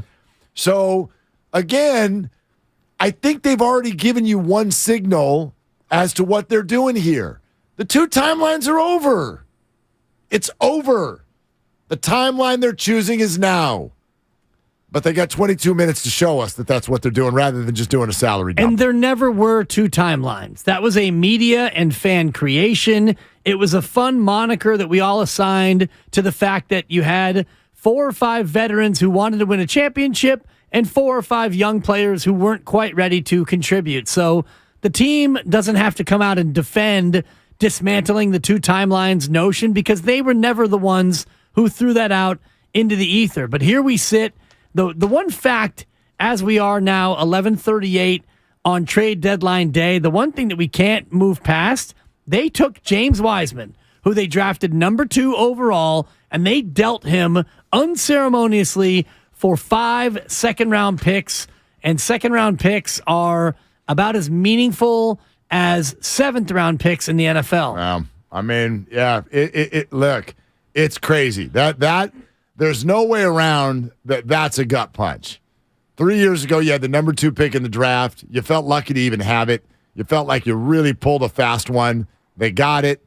They draft James Wiseman. 3 years later, it's 5 second-round picks. That's a gut punch, no matter what. but it's going to be a double gut punch if they don't acquire someone else here in the next 21 minutes, because then it just feels like a complete salary dump, and you gave up on the future and didn't present anything to the current. This is the NBA trade deadline, and it is at noon, 21 minutes away. We got you covered all the way. Latest news as we've been doing leading up to it. The trade deadline coverage is brought to you by Boxer & Gerson, Northern California's premier workers' compensation law firm, helping injured workers get their lives back for over 40 years. Hey, Gabriel in Phoenix, how are you doing? What are you doing? I'm just listening to you guys. Kind of crazy experience, but hey, if I think the Wiseman move is a salary cap move, and if we don't get a player like OG, it's going to feel almost like an Arson Judge college career sort of deal where we're just kind of left empty-handed and, kind of got that empty feeling in you. So, we got 20 minutes of the deadline, and I think we're not done making moves yet. Yeah, listen. Gabriel, thanks. I'm with you. This is, there might be some rubbed raw feelings here based on the idea of acquisitions. I mean, even there were some people who really liked the idea of Sadiq Bey. And that it lasted for like 11 seconds. But again, I think you got a really hard time looking multiple people in the eye if this ends in 20 minutes with nothing else happening. I don't know, like, to your fans, this is bad. And to Steph, Clay, and Dre, this is even worse. Forget the fans, because the fans will show. The fans are going to show up no matter what. I know, but never forget the fans. I mean, that's what they're doing here. I think as we get down the list of who you have to look in the eye, the fans might be 33rd on the list. The first thing you'd have to do is look at Steph, Clay, and Draymond and say, yeah, I know you didn't want to play with James Wiseman, but we got 5 draft picks that you'll also never play with, so sorry about that. We did our best. Then you'd have to look at Steve Kerr and the coaching staff. You'd have to look at the other owners in the ownership group and go all the way down the list. Even Joan and payroll gets an explanation before you turn to the fans, because the fans will be there. But here we are, Mark, 18 minutes away from the deadline, and we know that trades happen before noon, will get reported after noon. Sometimes, so make sure you stay tuned to Steiny and Guru for all the fallout here from trade deadline day, as the Warriors no longer have James Wiseman. It is all brought to you by Bud Light. The exciting conclusion of the NBA trade deadline is next on Willard and Dibbs. AJ Anunoby. It's the red and gold aftermath on 95.7 The Game. This market is never, ever not going to be about Jimmy Garoppolo. It does not matter what the situation is. All roads lead back to Garoppolo. Brought to you by Zenni, the official eyewear of the San Francisco 49ers. Shop from over 3,000 styles at 80% off retail prices. Exclusively at Zenni.com. Bud Light is brewed to be a delicious, easy-to-drink beer. Bud Light. Easy to drink, easy to enjoy. Pick up Bud Light at your local retailer today. Enjoy responsibly. Anheuser-Busch Bud Light Beer, St. Louis, Missouri. Oh, it's Mark Willard for the Game Time app. My favorite app. Been using it all year, getting great deals on tickets, doing it at the last minute in some cases. Then you get to surprise people like, we're going to the game tonight, or we're going to the show tonight. It is the fastest growing ticketing app in the U.S. So incredibly easy to use. You pop it open, download that app, put in your email address and the market where you want to look, and everything is right there for you, from games, concerts, theater, events, what have you, and the prices seemingly every day just keep on coming down. That Royals-Giants game on April 8th, down to $46. You got Beyonce tickets in there. You can see the A's in the Giants on March 27th for just $28. Everything is in there. St. Mary's games, Sharks games. Joe Coy is coming. All kinds of great stuff. Right there in the Game Time app, you click on an event, you check out a specific ticket, they'll let you look at exactly what it's going to feel and look like from that specific seat. Very, very user-friendly. So download the Game Time app, put in the email address, and boom, use your redeem code from us, The Game, for $20 off your first purchase. Terms apply. Once again, download the app, enter your email, use the redeem code The Game for $20 off. Download Game Time today. Last minute tickets, lowest price guaranteed. The other day, I bought a cockatoo. Hello! He's a handful, but I'll manage. Just like I manage without home internet. Sure, my mobile hotspot is slow and makes streaming shows unbearable, but I'm making do. Oh no, who's this? It's mating season, Dad. No home internet? It's not that bad. Don't settle. Get Xfinity Home Internet for just $19.99 a month for 1 year with a free streaming box. Call, click, or visit a store today. Restrictions apply. Not available in all areas. Requires paperless billing and autopay with stored bank account. After 12 months, regular rates apply. Offer ends 2/21/23. My dad has a cold, but also has high blood pressure. That's why I got him Vicks DayQuil High Blood Pressure for max strength daytime relief. Unlike some ordinary cold medicines, it's specially formulated for people like my dad. DayQuil High Blood Pressure is sugar-free, alcohol-free, and decongestant-free.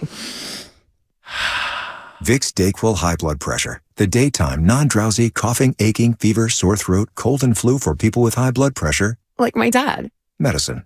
Use as directed. Prescription products require an online consultation with a healthcare provider who will determine if a prescription is appropriate. Restrictions apply. See website for full details and important safety information. Subscription required. Hey guys, did you know there's a generic form of Viagra that works just the same but is 90% cheaper? And you can get it online? Go to 4hims.com/joy. At Hims, you'll get a free medical consultation and discreet shipping if prescribed. You'll love your results. To start your free online visit, go to 4hims.com/joy. That's FORHIMS.com/JOY.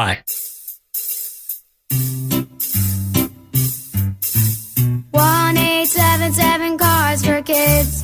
KARS Cards for Kids. 1-877 Cards for Kids. Donate your card today.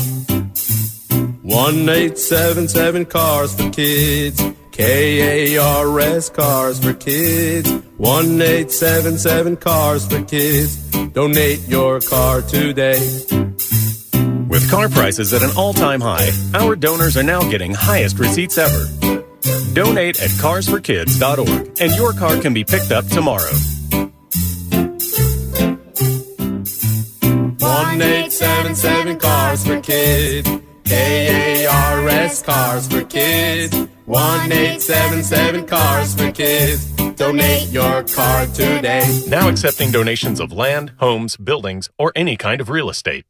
Make connections that count at Evergreen Valley College and get free tuition when you enroll for 6 units or more. That's right, free tuition and no student fees this spring. EVC is an award-winning transfer college and has the 4th most diverse faculty in the country. And with EVC alum earning more money than nearly every other community college in the country, you can take classes and transfer or fast-track your career. Enroll for classes today and get free tuition for the spring. Visit evc.edu for more information and enroll for classes at evc.edu. That's evc.edu. Without the ones like you, who work tirelessly to keep things running, everything would suddenly stop. Hospitals, factories, schools, and power plants, they all depend on you. No matter the weather, emergency, or time of day, you're the ones who get it done. At Grainger, we're here for you with professional-grade industrial supplies. Count on real-time product availability and fast delivery. Call, click Grainger.com, or just stop by. Grainger, for the ones who get it done. This week at Macy's, find Valentine's Day gifts for all your loves, like fragrance gift sets they'll adore. Plus, take an extra 15% off with your coupon or Macy's card. On top of beautiful jewelry finds, now 35 to 70% off. And 25% off decadent chocolate from Godiva. Macy's Star Rewards members earn on every purchase except gift card services and fees. More at Macys.com/Star Rewards. Savings off sale and clearance prices. Exclusions apply. Get in the zone, AutoZone. Welcome to AutoZone. What are you working on today? Battery trouble? You might just need a fresh charge, and we can take care of that free of charge. But if it is time for a new battery, we've got replacement batteries that'll fit your needs, starting at just $79.99. You can learn more about our battery selection at AutoZone.com. That's what makes us America's #1 battery destination. Get in the zone, AutoZone. Claim based on data from the NPD Group 2021. In Oakland, mostly sunny today, highs near 64. Weather brought to you by the Specialized Recruiting Group. The Specialized Recruiting Group takes an individual approach, placing people in contract and full-time roles. SRGExpress.com, now placing in accounting roles.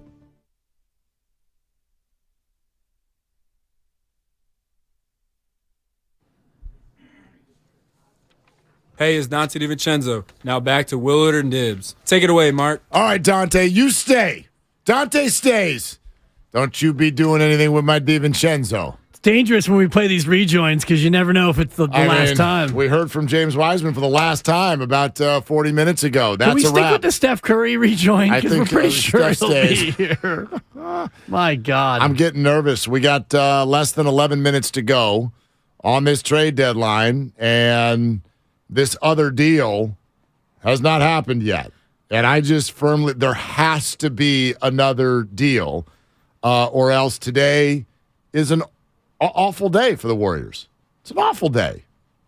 That's my stance. We got 10 minutes to go. If nothing happens, today's an awful day. You can't even say Warriors. addition by subtraction because James Wiseman has already been subtracted from this team. It's not even, you know what I mean? It's, right, but it's not even just what they did. It's what everybody else did.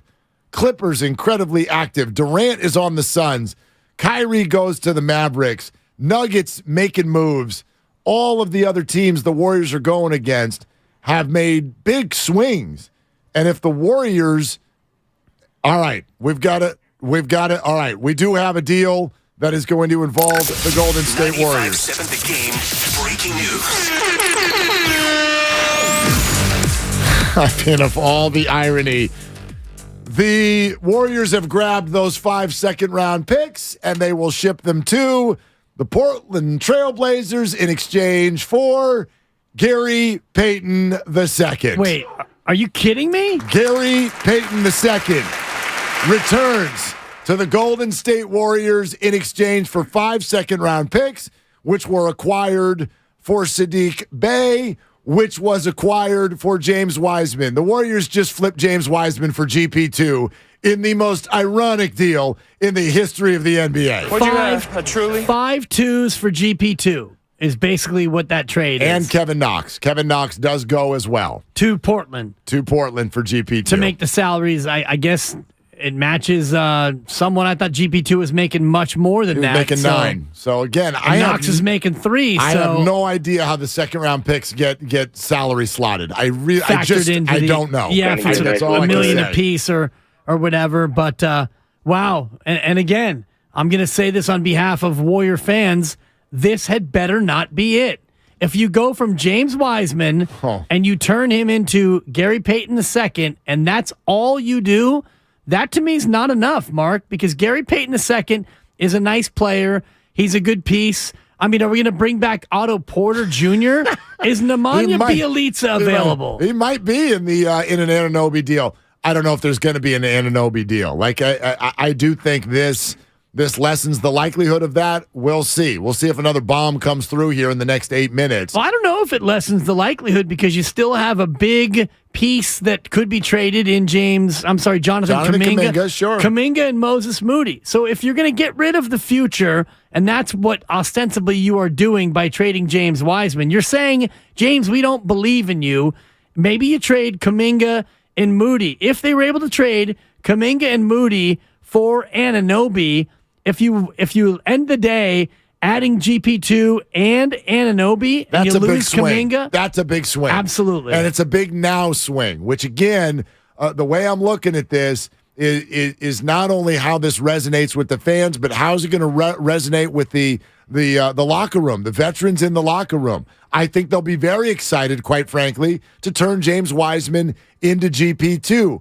But it falls way short of what they've watched their competitors all do, obviously. Yeah. Kevin Durant's on the Suns and Kyrie Irving's on the Mavs, and I'm not even all that high on some of those deals in terms of what it's going to mean for the actual championship round, but the Clippers have made big swings. Yeah. The Lakers have made big swings. All of your competitors are going high level. If you took your number 2 overall pick from 3 years ago to just get GP2 back, this is at... Nothing against Gary Payton II. No, it's going to emotionally land well. Everybody's thrilled that GP2 is back on the team. Right. But this is not, the Warriors would be dealing at a much lower level than what the other teams are doing. And that, to me, is what I'm seeing on the YouTube feed, which, by the way, we're reaching record numbers on YouTube. We're at almost 1,300 live viewers, more than double from where we started. When the James Wiseman news was announced, a lot of people came in, and now people are flocking to the YouTube. Steiny and Guru in early for the first time ever. They're just like, up get here in in just there. moments. But Mark, think about Western teams and the big acquisition for each team And for the Warriors, the big name you brought in was Gary Payton II. And again, no disrespect to GP2. You're a forever Warrior and we love you. But you're not Kyrie. You're not KD.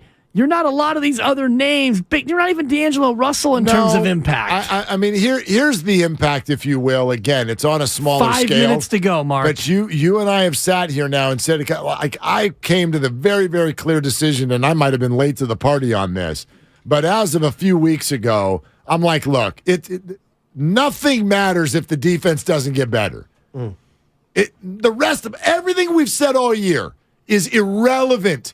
If they bring this defense to the playoffs, they're getting bounced right away. I promise it. So, from that perspective, getting GP2 is something. You got a very, very good defensive player. Now, they need something on the inside. They need a bigger body, I believe. I don't think this is enough, but it's a step. Just one quick question before we invite the fellas in. If the Warriors win a championship, do Kevin Knox and Sadiq Bey get a ring? Discuss amongst yourselves. I think they do. Yeah, absolutely. No, they don't. Jose Calderon famously got a ring that one year. Yeah, and he was a Warrior for about an hour and a half, if I'm not mistaken. I think if you end the season with the team and they win, that qualifies. What up, Goo? What up, Steiny? What do you think of everything going on? Steiny's got the glasses on right now because he's hunting for additional deals. I want to mention something because of the way that this just got phrased by Adrian Wojnarowski. The secondary tweet after the first one with the GP2 News says the Warriors are routing Kevin Knox to the Blazers in the multi-team deal with the Pistons. So the GP2 thing is a part of the Wiseman deal. Yeah. Which is interesting because that means that news about what's going on in that deal, in theory, is still filtering in. Doesn't that make it a 4-team deal? Yes, it does. That's why Atlanta's also in there. Atlanta's in it. Yes, this is Atlanta, Detroit, Portland, and Golden State. And I love the routing. It's like Kevin Knox is in the air, and as he's in the air, the word comes to the don't fly Knox to the Bay Area. We want to fly him to Portland, please. Wow. Kevin Knox is being routed to Portland. Poor guy's getting flown all over the country. James Wiseman for GP2. Willard, I'll say this. Unbelievable. To what you said. How? Because you're preaching. This team needs defense. And I'm telling you, GP2 is going to help this defense. And for the people in the back, forget the bet. I mean the words coming out of my mouth. The trade deadline was the report on Stephen Curry. Because when he comes back, now you're telling me essentially the Warriors can't win it or go back-to-back because they don't have Porter Jr. and Bielitsa. I think they can. Right now, I didn't like the Faucet getting turned off last night, but you needed some defense. Go take the ball from the best ball handler, and GP2, if he can stay healthy, can do that. And when the chef comes back, that's when it's go time. And I do understand everybody else is getting better, but the Warriors are champions. By the way, Nemanja Bjelica is currently playing for Fenerbahce.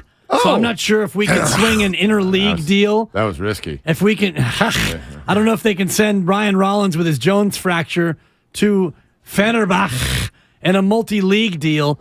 But Guru, I'm sorry, trading Wiseman for GP2. Well, that's a whole nother conversation. I feel bad for him. Every other team in the West is loading up with howitzers, and you got yourself a squirt gun. Okay, but you got the ring. The throne is here. For now. Okay, somebody's got to beat them 4 out of 7. I love the Durant to Phoenix, Willard. Are you telling me, and I'm asking Steiny, I know his answer, that's it, it's over? No. Not at all. You got to beat, with Steph back, this team, Kerr, and all of the pedigree. So again, no one wants to do this because it's not as fun. We would much rather really get out there with power and win. But if you're the Warriors, Dibs, we talked about this a couple times. A, how are you selling something to your fans? And B, how are you selling it to your locker room? This isn't huge, but how do you think Steph, Clay, and Dre feel when you walk in today and go, so we got the guy who couldn't play out of here and we brought your teammate back who Steph specifically asked us not to let go. It will resonate. Is it enough? Probably not. But it will resonate, and it will have an effect. It's not great. It's not a Durant-Kyrie rival, right. And maybe Anunoby in the next 53 seconds is going to show up. I'm hoping with all that stuff. But if this is it, no, that's not. If this is it, it's not great, but it's a hell of a lot better than it was 7 minutes ago. It's a D- is what it is. It's So it was it's an a D-. It was an. I don't think it's a D-. You traded a DNP future, who knows what, for a guy coming off an injury who is severely offensively limited on a team that desperately needs more than just GP2. The conference is loading up all around you. Yeah, but that and wasn't you brought available. back Gary Payton but a second. that wasn't available. The point, the way I think that this will hit Steph is you took a maybe and probably not in the future, and you turned it into now. That's all those guys have been asking for. Yeah. Give me some now. Go guard Durant. But if you look at the rest of the now in the West, you got capital N, capital O, capital W, and in GP2 you got a guy who's a champion. Corner and three I love and can GP2. Yeah, I will never forget following him at the parade, all tatted up as he's drinking Hennessy. Truly with the fans, exactly. But I look at what every other team did, and we're down to the final 10 seconds here in the deadline. Other teams loaded up way more. I'm very disappointed if that's all the Warriors have done. That was not a championship move. It got harder for them to win the title over the last week, I believe. That's fair. Over the last day, yeah. But nobody saw him doing that last year. Well, you can keep holding on to that, and that's going to be the theme until they're either eliminated from the playoffs until they get knocked out. I mean, you're going to be able to lean on last year. This is like a fantasy draft all over, Dibs, and I got victimized when Harden went to Brooklyn. That ain't how you win chips. You win chips the way the Warriors did it, and I'm not ignoring the fact that all these other teams improved their chances. Phoenix, but Willard, the Warriors got their way, and they shocked us and won it last year. You cannot tell me bringing Peyton Jr. back, he was your heart and soul. Is he perfect? No, now but he helps. Wait a minute. Stop it. He helps. Stop saying he's their heart and soul. Draymond Green's their heart and soul. Gary Payton was a nice role player for him last year. Nice role player for you. This is a big mistake. There's the Wiseman thing. That's going to hurt him down the line. Oh, we're talking about now in this season, but again, it goes hand in hand. But there is. You can say they got better today, Mark. They did, but no doubt. I think this is may come at a cost. In the end, this is more in the back room. This is more about money and emotions. Okay. It's also about emotions. Monty Poole just tweeted seconds ago, letting GP2 go last number was not a popular decision inside the walls of Chase Center. Getting him back healthy and happy makes a lot of folks happy. So, did the Warriors, did they keep pace with the conference? No. Did they absolutely whiff on the number 2 overall pick? Yeah, they did. Wow. But today, they made their core happy. Yeah. No doubt. They didn't save any money because GP2, his salary next year is only about $1 million less than what Wiseman was going to make. So in terms of saving money, yeah, but they didn't save anything. It's next year that matters more because that's when the pool thing goes into play. And next year, GP2's 8.7 and James is 12.1. Okay, and I know know so 3.4 times 5 is about a 15 million. Yeah, look, to them. No, I'm with you. Yeah, and it I get matters that. to them. And basically what you're saying, and they will never hold this press conference, so I'm going to go ahead and do it for them. We screwed up by taking James Wiseman number 2. We didn't pick a player who was good enough to be a part of our team over the course of 3 years. We as an organization, as you like to say, we screwed up the pick. We got gifted the number 2 because Steph got hurt and we stunk and we blew it. Man. And that's the conference that they will never have. Doubt. But that's basically and what if you want to bring up LaMelo Ball, you go ahead and do it. It's fair now. Now it is it's official. Now it's official. Now it's official. And you People said are when we that. were together as a show, I would take the bet. Remember how many days shows did we do? 51? 51 Steiny long was like, weeks. "Goo, some dibs. I would take the best player available." And they didn't, and he's gone. And if you want to, I just think about LaMelo. He would still be here. I give Mark a hard time because I say now that I wanted Halliburton. I thought Halliburton was a drug company. I wanted Obi Toppin. So yeah. I mean he's been barely better than Wiseman. But if this is the way the deadline day ends, where you trade Wiseman and you get back GP2, that to me is a D- in terms of the trade deadline. But you're champs. Fine. Yeah. So you know what you also are? You're the 9 seed. Or the 10 seed. I can't keep track. You didn't win the chip last year at the deadline. I get it. All this stuff looks sexy. I'm proud of myself. I'm not falling for it. You're getting these rentals, and you got to make it happen on the fly, and all this stuff sounds good. The Lakers, the Clippers. You're living in the past. You are living in the past. You're living in the past. Okay. You're living in the past. They're defending champs. Am I correct? No, you're right. Okay. Let me just ask you. Let me ask why you don't you this. ask me what that means right now? Nothing. But doesn't I'm not mean asking. a damn thing. I'm not asking. You don't get a win for being defending champs. It doesn't matter until June. Can I get a piece of the $100 bet you made with Steiny? No. You want to double it? Yeah. No. That's all I need to hear then. Gary Payton II is a known commodity. They want a chip with him. Getting him back, it ain't Farrah Fawcett. No, but I'm telling you, Willard, it helps them. It does. It helps them. You guys are all right. You're all right. Wow. You're all right. Wow. Nobody and you get a compliment. And you get a compliment. No, but I kind of like it. Nobody has said anything that's not factually true. This is both a disaster and helpful at the same time. Yeah. It just depends on what day on the calendar you're looking at it. 3 years ago, they had the number 2 overall pick. Damn. They, in a disastrous way, they whiffed. Okay? But that's a fact. But today, they got better. I can't argue with that. They got better today. Right. And yes, their core is going to be happy about it. It's kind of a bummer that OG Anunoby got dangled in front of our face by a report. We went Farhan. Oh, the Warriors are the leaders. Because now, again, we feel like and who knows? It's only 12:05. Right. Like, news could still show up, but it looks like the Raptors are largely going to stand pat.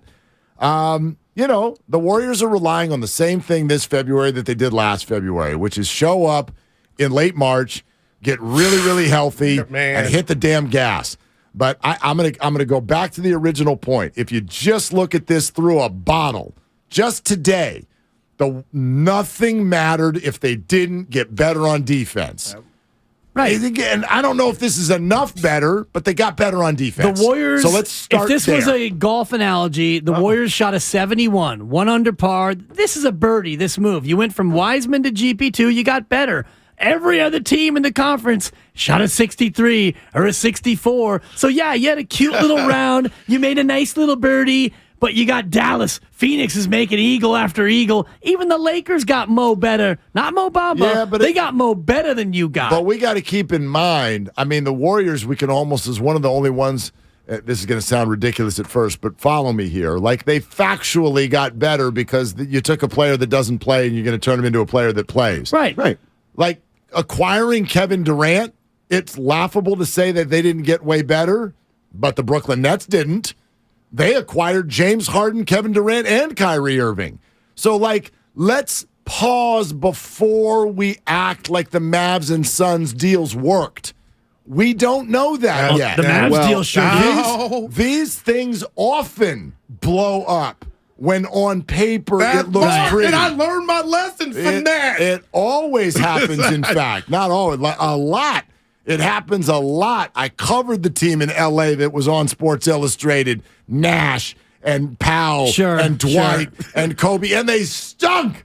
They stunk out loud. They could barely get an 8 seed. This from the YouTube feed. Let the jet fly. Paid $1.99. It needs to be uttered, and you can always pay for your comments, and they'll get read. He says, buyout market looking better now, and that unfortunately is where we are as Warrior fans, because now we turn our attention to the buyout market.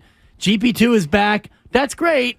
Well, you still have 5 roster spots that are largely unused. The one thing that and everybody's going to say this is my nature, and it probably is. Where are you going? They lost another game last night that they probably should have won. They're 500. They're playing without Curry for at least another 5 or 6 games.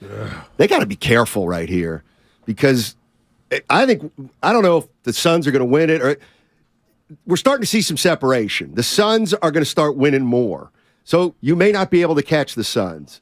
So, what I'm saying is, you could lose in the next 2 weeks touch with 4 or 5, the seed 4 or 5. And I want you to just also think of the path.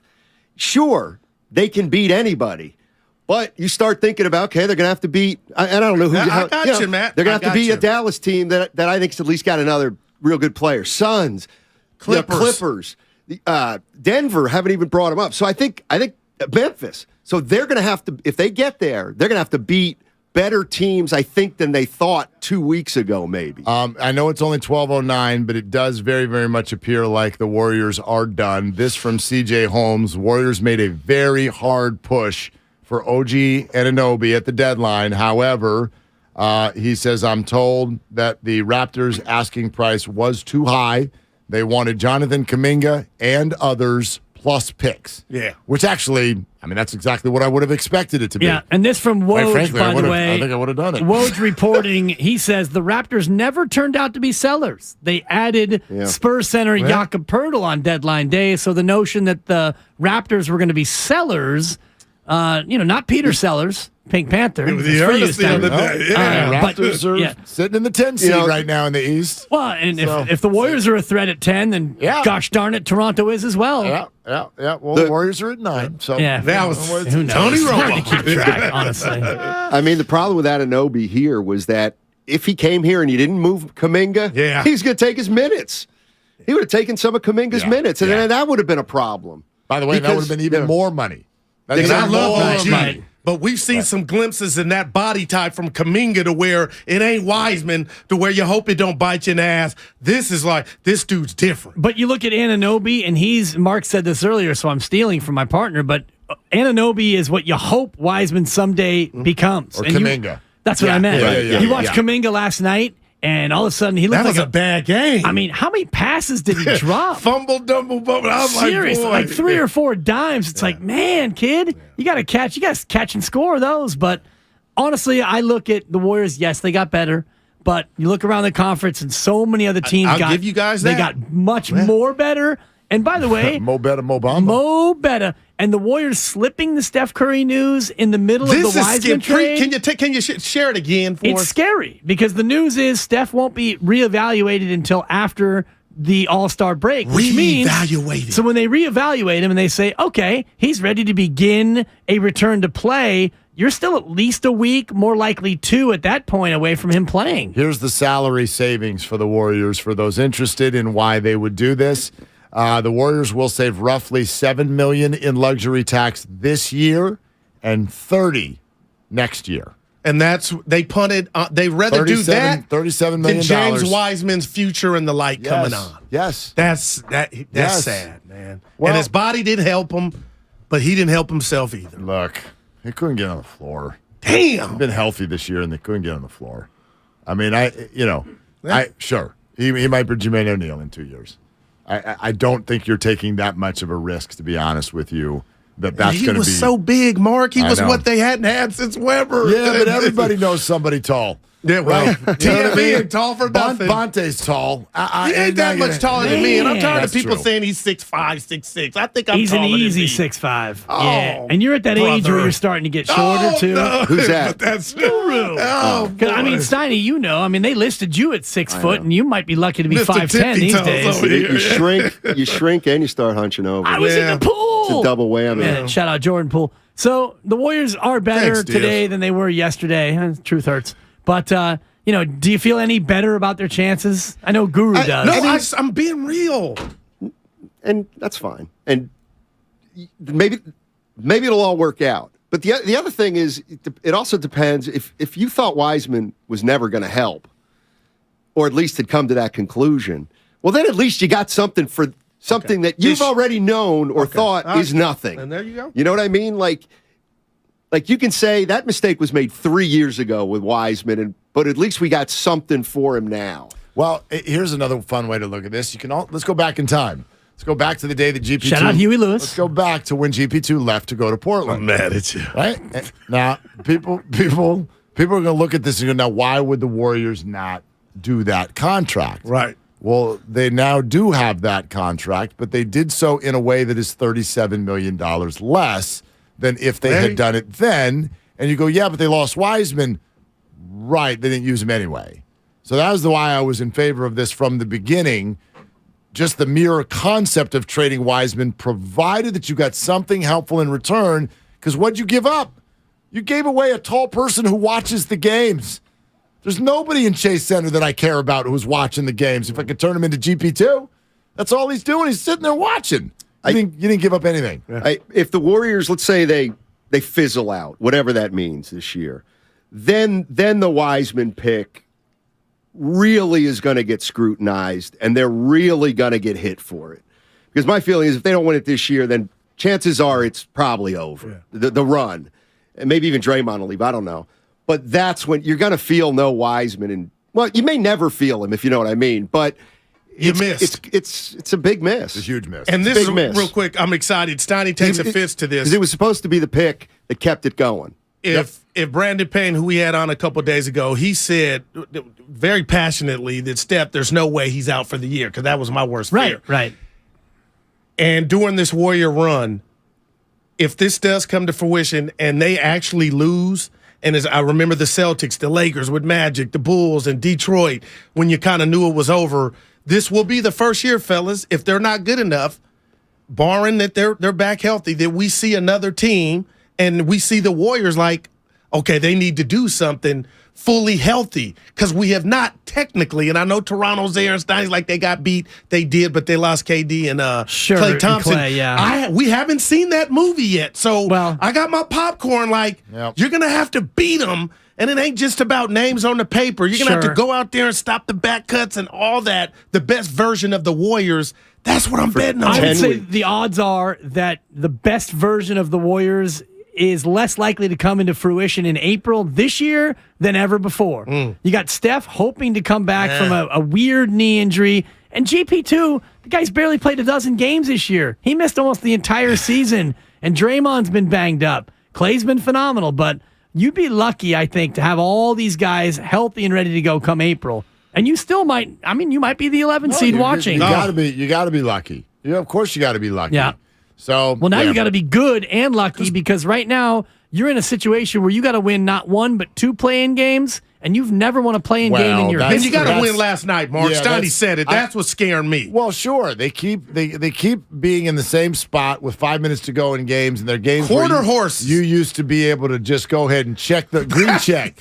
What do you mean? The Warriors got them where you up by one with 3 minutes to go. Come on green now. check. I don't even need to watch. And this year it feels like the opposite. And Poole doing the Humpty dance down one. You got to close that if you're going to dance. They didn't score after that. 5 minutes and ripping the best player on the floor last night. Tip of the cap to DiVincenzo after his dunk. And everybody's losing their mind. He celebrated for a brief second, and he realized, we're down 6. I'm going to go ahead and D-up. That dude's playing his ass off. I'll give you this on the whole idea of the play-in tournament.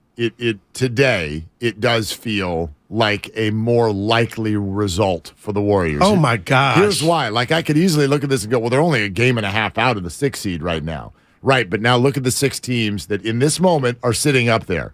There's the Nuggets, there's the Grizzlies, and now even the Kings, who have created a little bit of separation. Who are the other 3 teams? Mavs, Suns, Clippers. Oh. Big swing, big swing, big swing.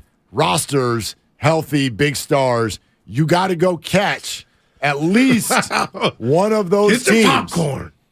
In order to not be in the play-in tournament. Meanwhile, you're trying to stave off the Lakers. The new Lakers coming up Saturday. Pelicans. Exactly. Oh, yeah.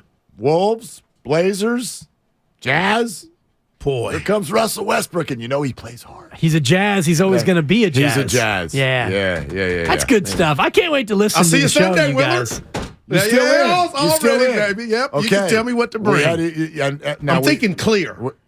You bring whatever you want. I do want to know what you're going to bring. Though. Okay, I'll tell you. I got you. Yeah. I do want to know. And thank you for almost getting Ray Ratto to come. That's what happened. He out. Don King did. I thought I had him coming. I told Steiny he's coming. Willard and Debs are like Ray Ratto. We out.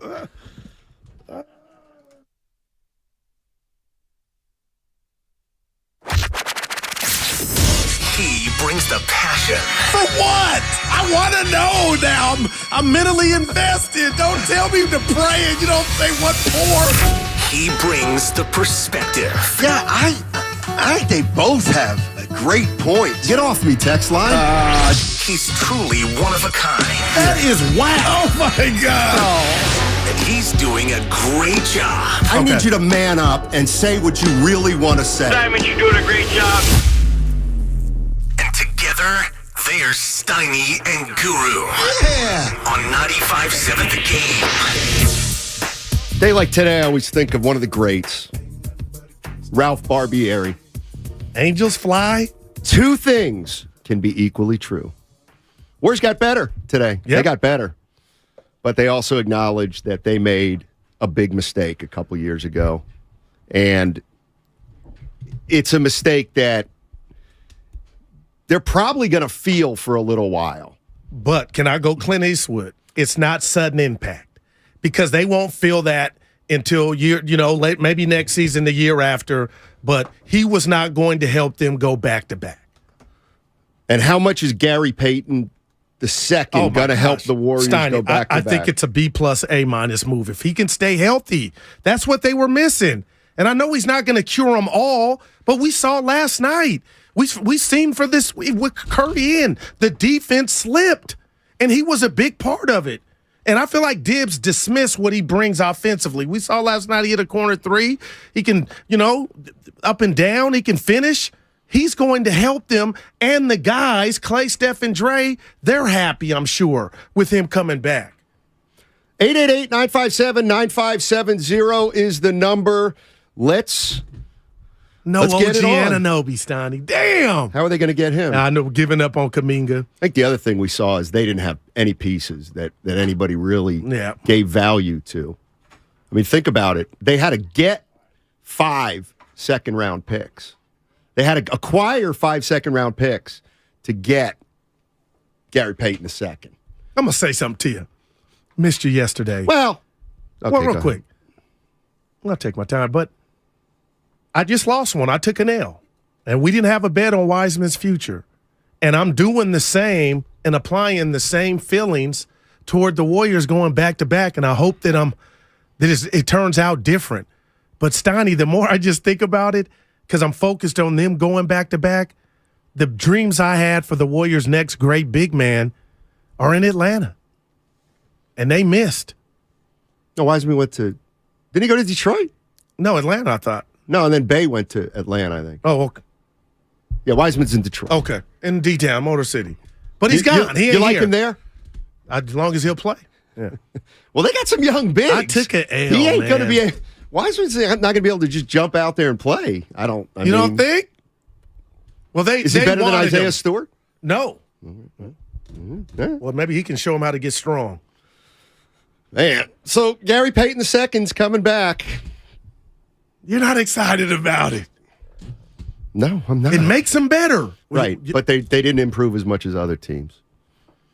And what if I say when fully put together because they've won it with this cohesion, Steiny? I'm done with that. They didn't need to didn't need to take those jumps that other teams need to take. If you want to keep looking at this team as a championship team or a 53-win team, which is what they were last year, go ahead. But the proof is 28-27.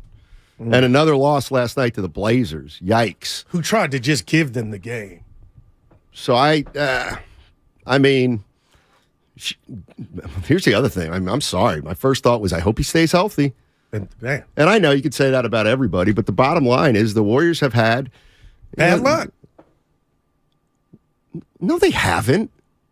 What's been their bad luck? Steph Curry. He's 35 years old in a month. Of course he's going to get hurt. Well, he hasn't been healthy in 6 years. LeBron, I know we're talking about different bodies. The Warriors have not had the injury. Stop it. The Warriors have not had bad luck injury-wise. What do you call Steph Curry? He's 35 years old. I don't care. Is that good or bad luck that he got hurt? It's what happens. No, let me help you. It's bad luck. No, it's not. Yeah, it's because you think it's not. It ain't a good thing. It's bad luck. No, but you got to count on it at his age. I mean, if you're a GM, you think you're counting on Steph to play 82 games now? Nobody plays 82. Well, that's foolish. He's been playing 65. No, he hasn't. What's he play last year? 65. The point is, no, he's been missing. He missed the whole season. This year, he's going to miss a third of the season. But I'm just saying, how can you be the best team in the Western Conference if your best player is only playing 2/3 of the games? Well, that's what Phoenix got with Kevin Durant, who was not healthy. We'll see. Yeah, he ain't hitting the ground running. But now Phoenix is your team to win it. How come you don't apply that to talk a big game? Let's raise the stakes. No. Let's raise the stakes, big talker. Yeah, why? Because my dude's in sick bay. Okay. But you don't apply Curry. You don't apply that same. So I asked you in the green room, who's the Phoenix trade? You said I got them winning it. So you don't use that same. Did you not say that? You said who's good now in the West, better than the Warriors. I wasn't going in any particular order. Phoenix, Denver, the Clippers, I think got better. Mavericks, I think got better. Lakers are behind the Warriors. I think they got better. I wasn't ranking them 1 to 5, and I wasn't picking out Phoenix in particular. That was the exercise. There are a bunch of teams that got better to me than the Warriors got better. And I agree with that. Okay, well then their chances to me of winning it were lessened today. I'm asking you why you are not applying the same thought process to injured Kevin Durant and he's healthy now. Chris Paul. He's healthy. He's not healthy. Who isn't?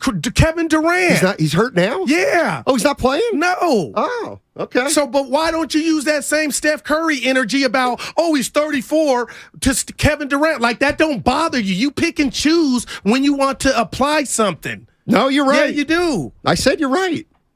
You're I right. know I'm right. I didn't know Durant was hurt. Shame on me. No, I didn't. Yeah. I mean, I knew he was hurt. I thought he was coming back. Yeah, we don't know when he's going to debut for him. Could be after the All-Star break. Okay, what about the Mavericks?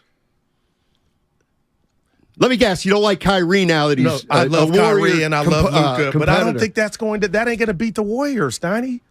I don't honestly believe if they're healthy. Okay. But you can't be more optimistic today, but then I totally am, because they got GP2. I think that they went back to if that's already worked. They don't need this to, like you said it. He needs to stay healthy. But all these other teams have made jumps. But this ain't fantasy basketball. And I think a lot of people, this is what we do at the deadline. But the Warriors shocked the whole world, me included, by winning last year. Now it's about Steph. That's the news today. He's going to get reevaluated after the break. But people are just acting like, they're going to lose 4 out of 7 immediately. And what did you say? The qualifier that stuck with me. If this thing don't get fixed immediately and you keep smoking off games like you did last night, they may not make it. Maybe not. I don't know why. That's what's scaring me. I don't know why people would think they're a lock to make it. Why do people think they're a lock to make it? Because you got two because dudes. Of last year. No, you got Clay and Poole that can do what they did last night, Steiny, along with Wiggins. They couldn't finish the game. This is where I got to be the bad guy. No. Clay didn't make a shot when it mattered. Not a damn shot. Like, come on. Those are facts. Listen, I think Curry's going to be back. I think they're going to make the playoffs. But I think I'll just stand by what I said. I think the last week it's gotten harder for the Warriors to repeat. Do you disagree with that? I don't. Okay. But I think they can do it if they're healthy, man. All right. Fair enough. 888-957-9570 is the number. Next segment, sponsored by Pfizer. I don't see it, Bob. It's the Red and Gold Aftermath on 95.7 The Game. Hard feelings. There is a little something to a cooling off period, some sour graping in the last few weeks of the Shanahan-Garoppolo 49ers relationship. Brought to you by the SF Sheriff's Office. Your future begins here. When temperatures drop, COVID-19 cases may rise. So, if you test positive and are at high risk, act fast. Even if your symptoms feel mild, ask your provider if an authorized oral treatment could be right for you. Visit treatcovid19.com, sponsored by Pfizer. Ladies and gentlemen, it's official. Fast just got a whole lot faster. Xfinity has the fastest internet with up to 6 gig speed. Plus, Xfinity Mobile is the fastest mobile service with 5G and millions of Wi-Fi hotspots. You heard that right. Xfinity just increased internet speeds again.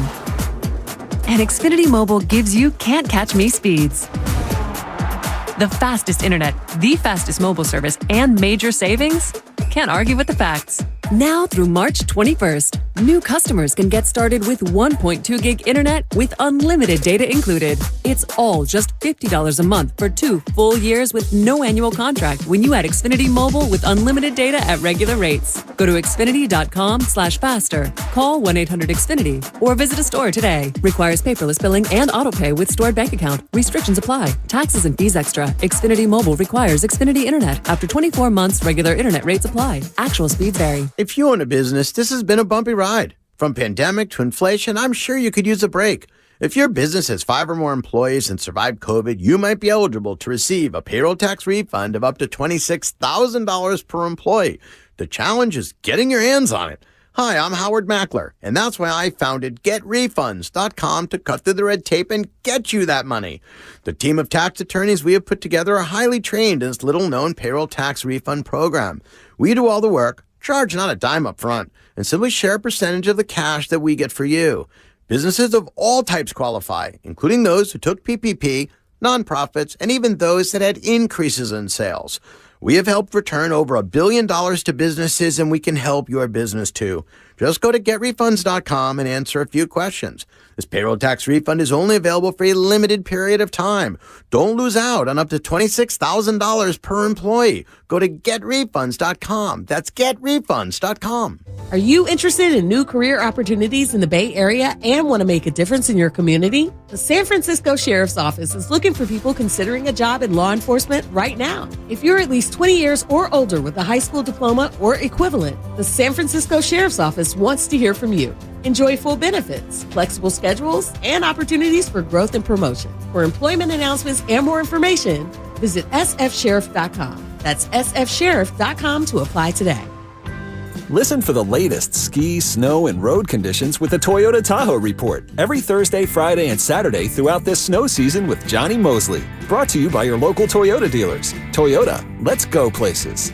Paid for by Bottom Line Capital. Attention all U.S. business owners. Was your company impacted during COVID? If you had over 5 full-time W-2 employees during the pandemic, you may be entitled to up to $26,000 per employee. That's right. If your business employed more than 5 full-time employees in 2020 or 2021, and your business was affected by the COVID pandemic, you may be eligible for up to $26,000 per employee. To check your company's eligibility to receive $26,000 per employee, call 800-793-0135 right now. We have already secured millions of dollars for businesses just like yours. There is no upfront cost to see if your company is eligible. Just call 800-793-0135 and find out for free how much your company can claim. This approved payroll tax refund program from the United States Treasury Department is for any business who kept employees on payroll during the pandemic. Best of all, these funds do not have to be paid back. Do not miss this opportunity to claim your company's refund. Call 800-793-0135. 800-793-0135. The other day, I bought a cockatoo. Hello! He's a handful, but I'll manage. Just like I manage without home internet. Sure, my mobile hotspot is slow and makes streaming shows unbearable, but I'm making do. Oh no, who's this? It's mating season, Dad! No home internet? It's not that bad! Don't settle. Get Xfinity Home Internet for just $19.99 a month for 1 year with a free streaming box. Call, click, or visit a store today. Restrictions apply. Not available in all areas. Requires paperless billing and autopay with stored bank account. After 12 months, regular rates apply. Offer ends 2/21/23. Hey, I'm Andy. If you don't know me, it's probably because I'm not famous. But I did start a men's grooming company called Harry's. The idea for Harry's came out of a frustrating experience I had buying razor blades. Most brands were overpriced, overdesigned, and out of touch. At Harry's, our approach is simple. Here's our secret. We make sharp, durable blades and sell them at honest prices for as low as $2 each. We care about quality so much that we do some crazy things, like buy a world-class German blade factory. Obsessing over every detail means we're confident in offering a 100% quality guarantee. Millions of guys have already made the switch to Harry's, so thank you if you're one of them. And if you're not, we hope you give us a try with this special offer. Get a Harry starter set with a 5-blade razor, weighted handle, shave gel, and a travel cover, all for just $3 plus free shipping. Just go to harrys.com and enter code JOY at checkout. That's harrys.com, code JOY. Enjoy. Lowe's always has more ways for you to save. On top of our everyday low prices, pros can save big when buying in bulk. Or if your purchase is over $1,500, ask about our Volume Savings Program. A pro associate can provide a customized quote. Ask about our Volume Savings Programs today. It always pays to be a pro at Lowe's. While supplies last, minimum purchase required. Selection varies by location. Lowe's reserves the right to limit quantities. Volume discount pricing quotes are valid up to 7 days. Visit your local pro desk to learn more and start saving. Offers subject to change and may not be available in all Lowe's stores.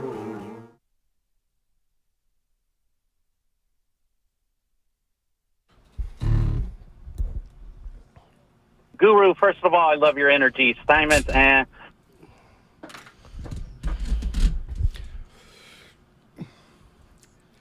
Golden State Warriors in cost-cutting mode.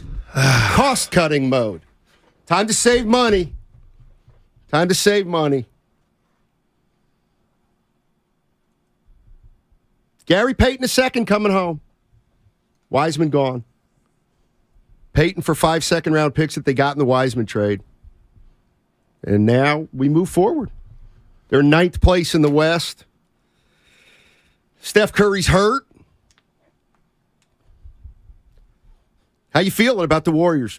Do you feel better about their title chances today than you did, let's say, the middle of the week?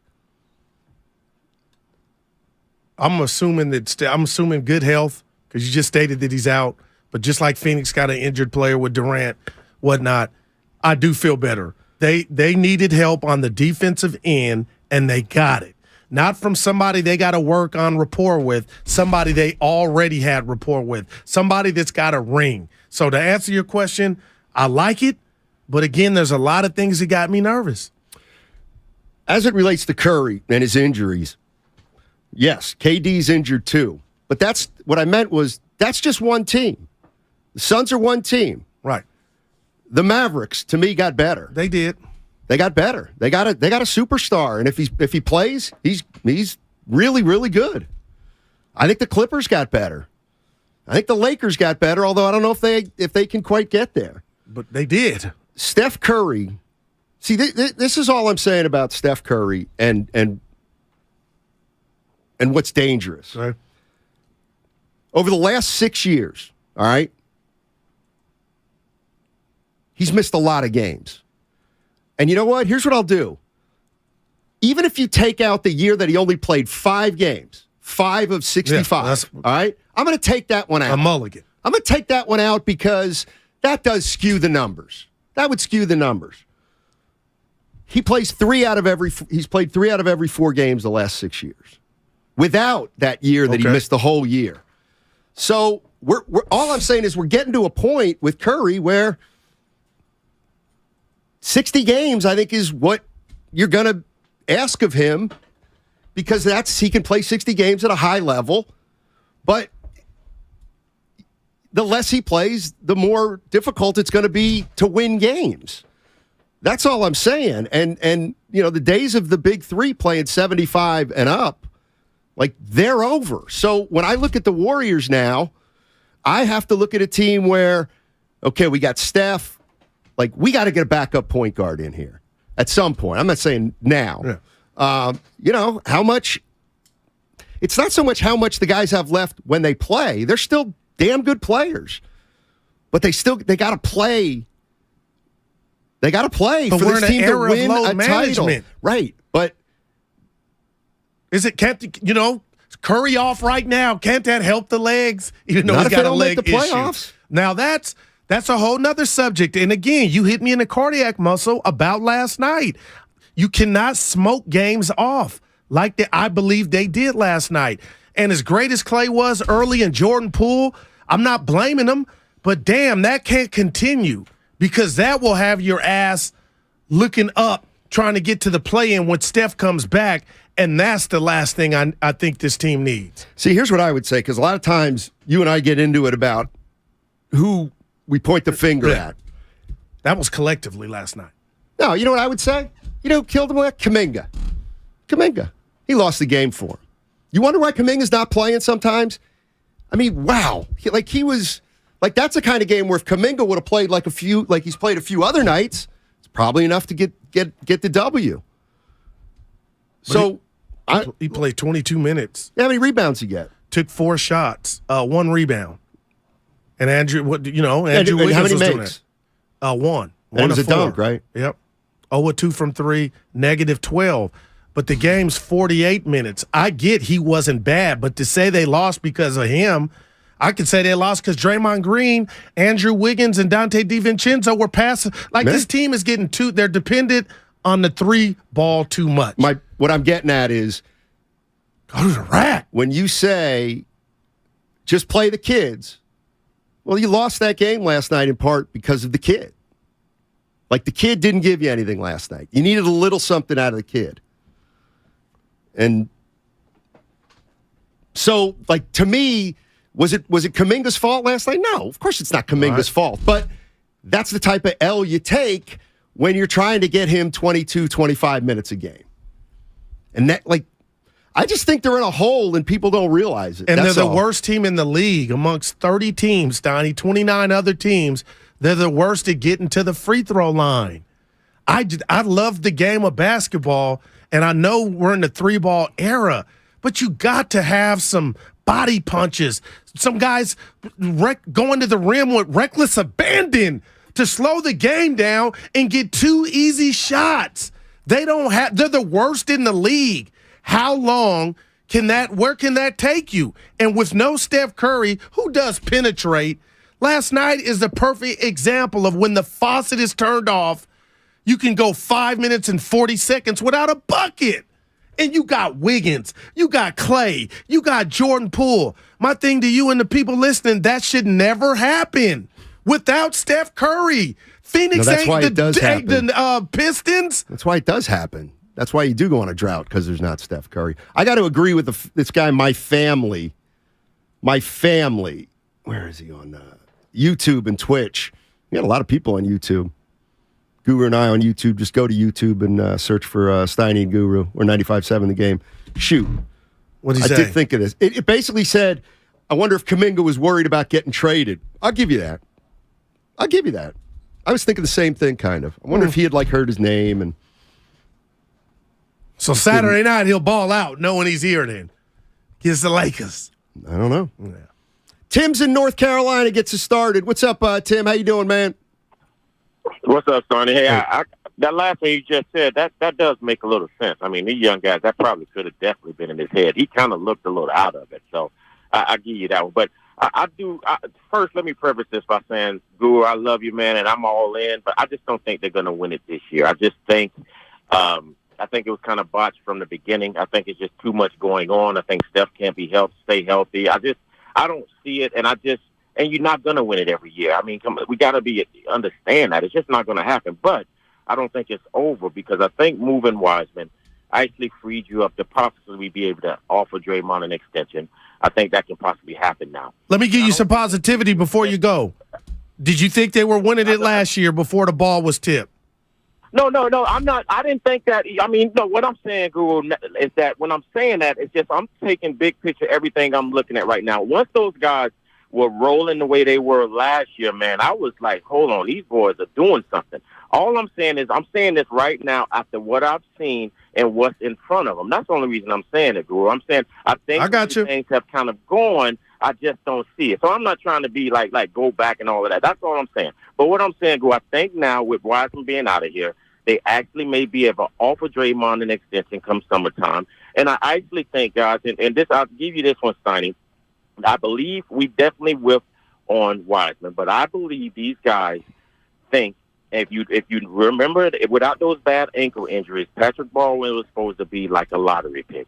I think that they think they have something with that guy, 6'10" guy that can shoot the ball the way he can shoot it. I think they want to get his body all the way right, and I think they still believe they have something with him and Poole and Kuminga, with a young nucleus that may be a part of his future. So that's all I'm saying. I think, and I'm just saying that like I'm saying, Guru. I'm just saying from what I see, sometimes you take some luck to get this thing, man. Last year we had luck. Last year we hit on Otto Porter. We hit on Bielitsa. It was a lot of good things that contributed to it. Yeah. This year we kind of started off rocky. We kind of and it's just lost a lot of games, and the lineup's not figured out. I just think this just might not be the year.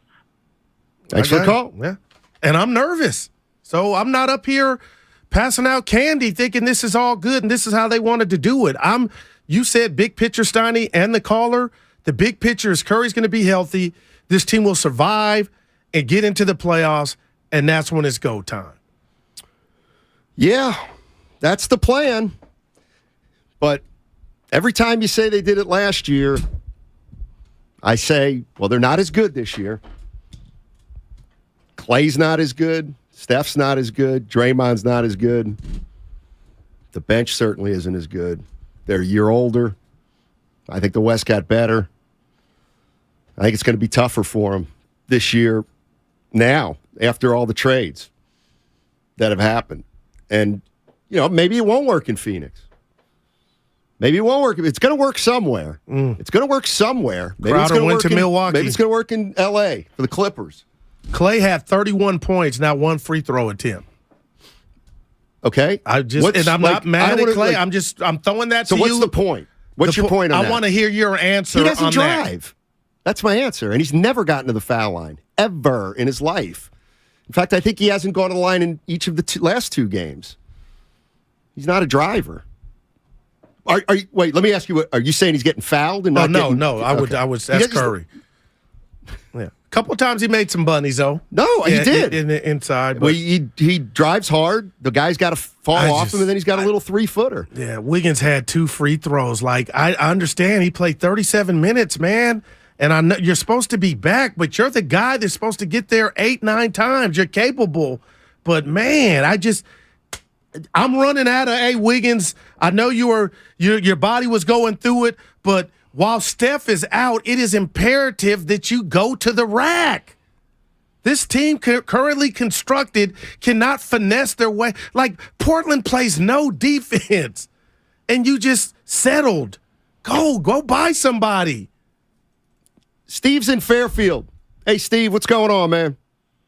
Hey, guys. Yeah, I'm happy to get GP2 back. Very happy to get him back. But, for Wiseman, I'm happy for Wiseman to get out of here for his sake, because he was basically a victim of circumstance, and some of it was his too. But the Warriors, they won 4 championships, and they don't want to change that recipe. They want it with a big man in each of the years that basically would set screens, pass, and get some rebounds. Wiseman's much more than that. Wiseman's going to get you 14 to 16 right now on the floor. He's very athletic. I know that he sealed his fate. I believe he sealed his fate with the Warriors when he was more concerned about the role, in other words, the role to score, than the pick to set up the greatest shooter in the game. So he did seal his fate. Having said all that, the Warriors didn't whiff on Wiseman. Wiseman will be a perennial all-star. He will go to the Hall of Fame. This will go down as one of the worst trades in Warriors history, right up there with when they traded the rights to Robert Parrish and Kevin McHale for Joe Barely Cares. Wow. That's a hot take. Joe Barely. Thanks, Steve. Appreciate it. Matt Steinmetz there, the Guru Johnson with you. Trade deadline, 45 minutes now complete. Golden State Warriors made a couple moves. James Wiseman, he is going to end up in Detroit. The Warriors are going to get Gary Payton II back from Portland. They traded Wiseman for 5 second-round picks and then picked up Gary Payton, essentially, for 5 second-round picks. Oh, Kevin Knox, too. Let me guess you like him. No, why would you say that? Because he's athletic. You got to be in the game to dunk. But he's pretty good in warm-ups. I'm not mad at that caller, and I don't want to take – I'm not a guy that gets off on taking people's hope and positivity. But for you to think James Wiseman or anybody, not been his biggest advocate, if you think you've seen something that makes him a future all-star when he's been healthy, you need some glasses. Because I can honestly say – but what about the bigger than a Snicker? He did that. The shoulders what about grew. The dribble? Yeah. You've and been sticking up for him for 3 years, and now you're saying right, but nothing translated to the court to where you could say, I see it. So is Steve Kerr an idiot? On a bad day. Steve Kerr an idiot now? No, it's not an idiot. He just they handled him wrong. I can say that, but I didn't see a young Ralph Sampson. I didn't see that. I saw a guy that had to go to the lab on all fronts, and now he's in the new lab in the Motor City. Let's go to Rodney in Oakland. What's up, Rodney? How you doing, man? What's up, man? I was just hearing, and I think, man, I think everybody's overreacting. For real. Because, we forget to see how great Draymond is. I ain't never saw a player guard 3 people from the last year before we got Gary Payton and make a miss, bro. Like, people forgot that he's great, man. I think we need to chill. I do think, you feel me, they need to start going to the rim and being slashers and not really depend on that 3, even though they got it. I think they need to, change their system a little bit, you feel me, to convert. But, we got Gary Payton back, man. That's big news, man. Yeah, it's Gary Payton Jr. Thanks a lot for the call, Rodney. Not Gary Payton Sr. Yeah. Now we got a ball game. The club. Now you got to. By the way, with all due respect, did anybody watch Draymond play last night? I saw the dunk on young Simons tried to bap on his head. Dre sent it out. And then he's so great. Yeah, I'm not telling you that you don't know. Dre was not very good last night. Steiny, but the times that he had his arms in the air and guys just bounce off him like a wall and lose the ball, those are the stuff that doesn't go down on the stat sheet. You know what else doesn't go down on the stat sheet? Give it to me. How many times guys score off him now as opposed to in the past? Like, I'm so sick and tired of people saying these guys are the same players they were 5 years ago. Like, I'm not stupid. He is taking the ball out of the basket more Stop insulting fans by saying these are the same players as 5 years ago. But when he's locked in, Steiny, he can't lock in for as long as he used to. That's what happens when you get old. Let me ask you a question. I hate to do this. Yeah. Because I tell you what, I heard him the other night, and I was like, you know what? I kind of forgot. I love this guy. I love this guy's personality. Well, thanks. I love this guy's demeanor. How was Clay's defense last night? I know it doesn't matter because he had 31. It was very, very bad. Okay. So that's a big part of the game. And I'm not sure the Warriors can defend anymore for long, consistent stretches. Okay. Because I don't think Clay can do it, and I don't think Draymond can do it. And those two guys were the two guys that could anchor your defense, one in the perimeter and one inside and one on the perimeter. Clay didn't let guys go by him, and Draymond was there for the help. Well, Draymond is not quite the same defender, and Clay can't keep people out of the lane like he could. So their defense has been compromised. Okay, and Steiny, I'm not being a smart ass. How's Chris Paul's defense? How's better LeBron James? Right. How's Kyrie Irving's? Right. How is Luka Doncic? Look around, man. And I'm not around the league. There's never been a bad defensive team that's won a title. Okay. Ever. All right. Ever. Hey, I'll give you that. And they're bad. But when Curry is back and this offense is humming, that's going to be their defense and cutting down on the turnovers.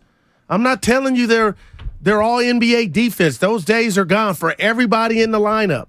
But everybody you don't apply that to all these other teams that you got up there, they can win it. The Phoenix Suns, up until their trade, were better defensively than the Warriors because they have the best defensive player on their team and they have a shot blocker in 8. Well, they lost Bridges. I'm just saying. But you ask, nobody plays defense. Well, yeah, Phoenix plays better defense than the Warriors. And I'm looking at Boston.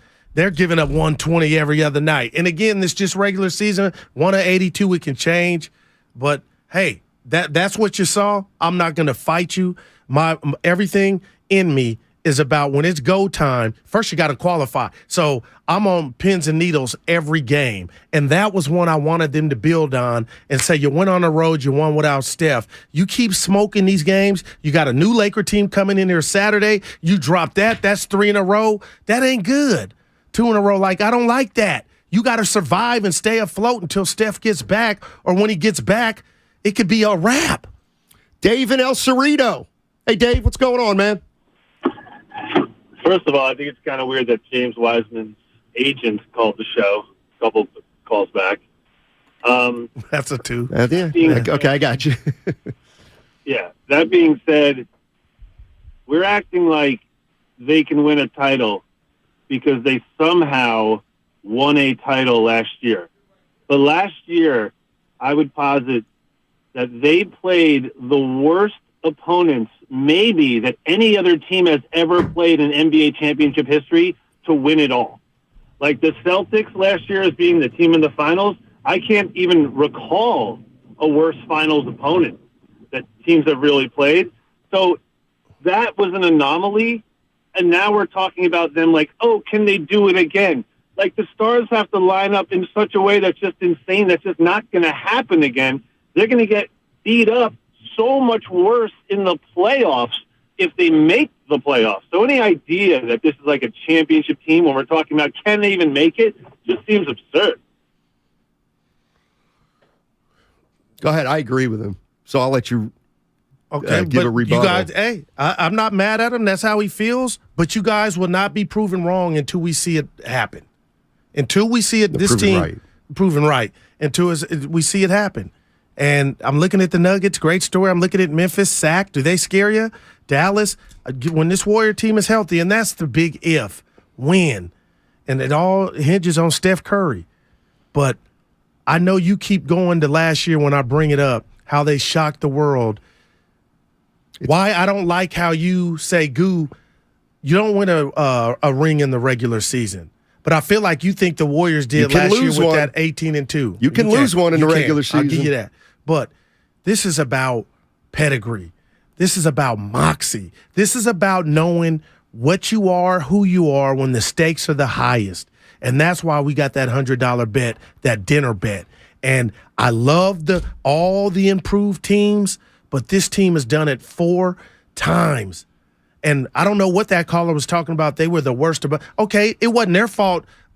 Murray was out for Denver. No, it wasn't their fault that Ja Morant is jumping in the air, falling on the ground every time you look left. Like, you got that. That ain't the Warriors' fault. No, it's not. And they went and beat a young, dynamic Boston team who'd never been there before. Okay, who'd never been there before. Are we so sure they're good? I'm just asking. Are we so sure Boston going to get back this year? Here's where it's not black and white. It's like two things can be true. They got fortunate last year. It doesn't matter. They won it. They're 4-time champions. Okay. But don't look at how they got it and think, oh, yeah. It's going to be harder. It's going to be different. Just like every year is its own entity, exactly. Right? And I'm with all that. First round. It could be a dog. The second. I get all that. But who's it not going to be that way for, Matt? What do you mean? Denver's going to have to go through somebody. Then they're going to go through somebody. It's going to be a bear. 4 teams. 4 teams the Warriors are going to have to go through. But whoever wins it, that's the same. Right. And the other teams are better than the Warriors because the Warriors are a 500 team. Like, that's who they are right now. And, like... That's why I hate last night's loss. Well, that's where you and I are different. I look at the reality, at least now, they're 500. It's a 500 team. You really think they're going to be in the 7th spot and be able to make a run? Okay, I don't. Like, I think that's too much to ask. I don't, and they did it last year, and they proved a lot of people wrong. But, man, that was last year. 888-957-9570. The trade deadline is now an hour over, and the Golden State Warriors, they've got GP2, Gary Payton II, is coming back to the Bay Area from Portland. James Wiseman, he's on his way out of town. He will go to the Detroit Pistons. Essentially, we could say the Warriors traded Wiseman for Gary Payton II because they got 5 picks and then they traded 5 picks. And so the Warriors pick up Gary Payton II. Was he drafted? GP2 get drafted or was he undrafted free agent? Mm-hmm. Somebody go find out when the last number 2 pick was ever drafted for something. People saying I'm stuck on last year, Stoney. So, it's not all people. Some people, a lot of people who agree with you. A lot of people. He was drafted. A lot of people agree with you. Oh, he's undrafted. The San Francisco Gift and Jewelry Center. With over 75 showrooms in one location, the SF Gift and Jewelry Center has gifts for every budget. So this Valentine's Day, you can definitely give some BDE. Oh, yeah. That's big diamond energy. What'd you think I meant? All right. Here's what you do. You got to visit 888 Brannan Street in San Francisco or shop online at sfgcjm.com.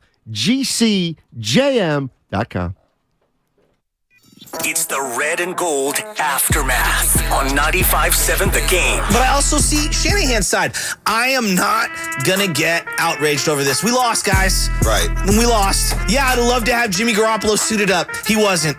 We lost. So I hate to break it to everybody, but sometimes you just got to swallow it. Brought to you by Zenni, the official eyewear of the San Francisco 49ers. Shop from over 3,000 styles at 80% off retail prices. Exclusively at Zenni.com. Every small business owner knows business happens everywhere. The office, the warehouse, or on the road. And no matter where it takes you, there's one solution to help your business thrive. Comcast Business Complete Connectivity. It's the largest, fastest, reliable network with advanced gig speed Wi-Fi and cyber threat protection in one solution. Get started for just $49.99 a month. Plus, add Comcast Business Mobile and you can save up to 60% a year on your wireless bill. And ask how to get up to a $750 prepaid card. Flight 291 is now reporting. Yep, you're going places. And when you get there, be ready to do business. The complete connectivity solution from the company that powers more small businesses than any other provider. Comcast Business, powering possibilities. Ends 2/21/2023. Restrictions apply. Requires EcoBill and AutoPay. New 50 megabits per second internet and Comcast Business Security Edge customers only. Equipment taxes and fees extra. After 12 months, regular rates apply. Gig internet required for gig Wi-Fi. Mobile Savings compares pricing of top 3 carriers. Hey, Dak Prescott here. Why do I choose proven quality sleep from Sleep Number? Because better sleep elevates my game. Sleep Number 360 Smart Bed helps me fall asleep faster, keeps me cool, and effortlessly adjusts for my best sleep. That's more focus, more edge, and more highlights. And that means more wins for all of us. It's our ultimate Sleep Number event. Save 50% on the Sleep Number 360 limited edition smart bed, plus free home delivery when you add an adjustable base. Ends Monday. To learn more, go to sleepnumber.com. Sleep Number, the official sleep and wellness partner of the NFL. My milkshake brings all the boys to the yard, and they're like, it's better than yours. Spilled your milkshake? Quick, the quicker picker upper. Bounty picks up spills quicker. And each sheet is 2 times more absorbent, so you can use less than the leading Ordinary brand. So you can get back to your milkshake. My milkshake brings all the boys to the yard, and they're like, it's better than yours. Bounty, the quicker picker upper. Now, it's time for the closer of the week, presented by LiftMaster and RNS Doors. Turn your garage into the envy of the neighborhood. Visit rsdoors.com. The closer of the week is Klay Thompson. 42 points. He knocked down 12 triples as the Dubs stayed hot. 23, Klay Thompson takes it, hits another 3. That's his 12th. Recently, my garage door opener was not working. I was in need of a closer. I was put in touch with RNS Doors, and they hooked me up with a brand new garage door opener from LiftMaster. With LiftMaster's MyQ connectivity, my garage door opener can be controlled right from my smartphone. You'll know when a door or gate has been left open and can close it with a tap, no matter where I am. Be one of the first 10 callers and receive 20% off a LiftMaster garage door opener. Call 1-800-FIX-A-DOOR. That's 800-FIX-A-DOOR. Or visit rsdoors.com. R&S Doors. Look for the red truck. Prescription products require an online consultation with a healthcare provider who will determine if a prescription is appropriate. Restrictions apply. See website for full details and important safety information. Subscription required. Hey guys, did you know there's a generic form of Viagra that works just the same but is 90% cheaper? And you can get it online? Go to 4hims.com/joy. At Hims, you'll get a free medical consultation and discreet shipping if prescribed. You'll love your results. To start your free online visit, go to 4hims.com/joy. That's FORHIMS.com/JOY. For the ones finding new ways to ensure the job always gets done. For the ones wearing many hats. For the ones who are hands-on, even from far away. And the ones keeping business moving forward. We are Grainger, offering professional-grade industrial supplies, plus real-time product availability and access to experts ready to answer your toughest questions. Call, click Grainger.com, or just stop by. Grainger, for the ones who get it done.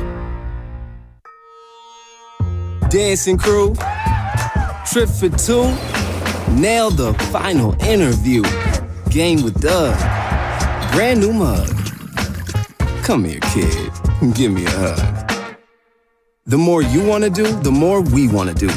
New COVID-19 boosters designed for recent Omicron variants are now available. Learn about eligibility and schedule a free, updated booster today at vaccines.gov. Sponsored by Pfizer and BioNTech.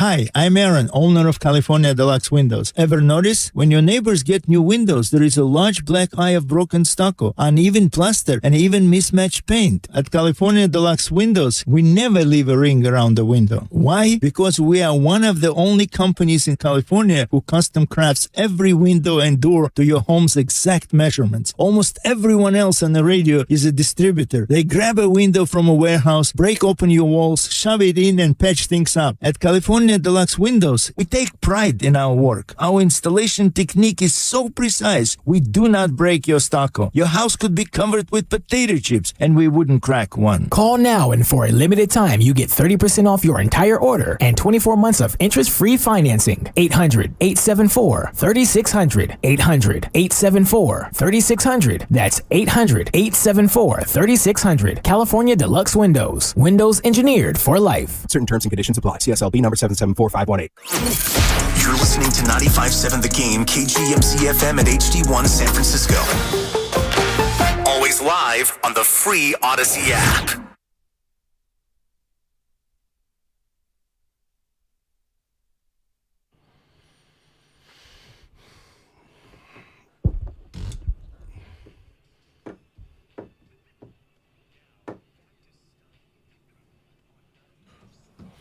All righty, the trade deadline is an hour in the books, and the Golden State Warriors have reacquired Gary Payton II from Portland for 5 second-round picks. They traded James Wiseman to the Pistons. They got 5 seconds, and they gave it back up. Bottom line is they got Gary Payton II for James Wiseman. And here's where I'll start this at. Guru, do you give Joe Lacob credit or blame? Do you blame him for taking Wiseman in the first place? Or do you give him credit because clearly Wiseman was Lacob's guy, and after 2.5 years, he said, you know what? We made a mistake. Let's get rid of him. I'm gonna pull a Steinmetz. Can I do both? I'm going to do both. It's the first time anybody's ever wanted to emulate me. Yeah. I'm going to do both. But, he took, let's cut the fat off, and he did that. And I just remember that I think it was Kawakami. He went on a podcast, and he was just barking back what I took barking back at the masses, that this kid was going to be, he was going to figure it out. And he did not. I do question. He may not have had anything to do with how they handled Wiseman. But Steiny, he couldn't get on the floor. He couldn't stay healthy. And to say, sayonara, they did it. I got to give them credit. Thanks, 650. You're right. Warriors also acquired Kevin Knox from Atlanta. No, he was on Detroit, actually. He was on the Knicks. That's what I remember him for. So how many teams? Who's he on now? Who he played for? Oh, Knox is on Portland now. Yeah, Knox and the 5 second-round picks went to Portland. Thank you. Knox, he's been a Knick. He's been a Hawk. He's been a Piston. Briefly a Warrior now in Portland.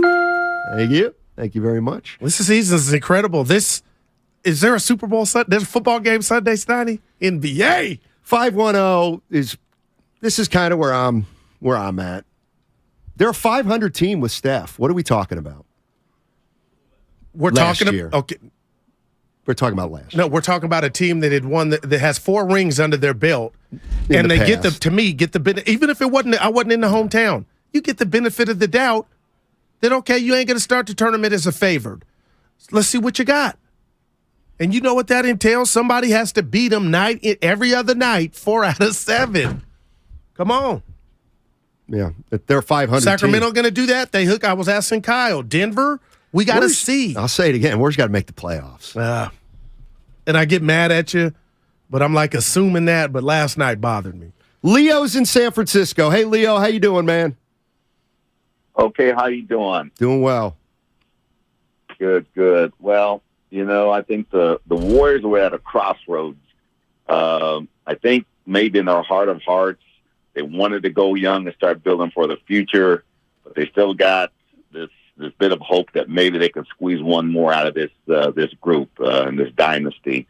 It certainly didn't make sense that through the year that they were complaining about their young players not coming through, but they weren't giving them the time on the court that they needed and willing to work through their mistakes.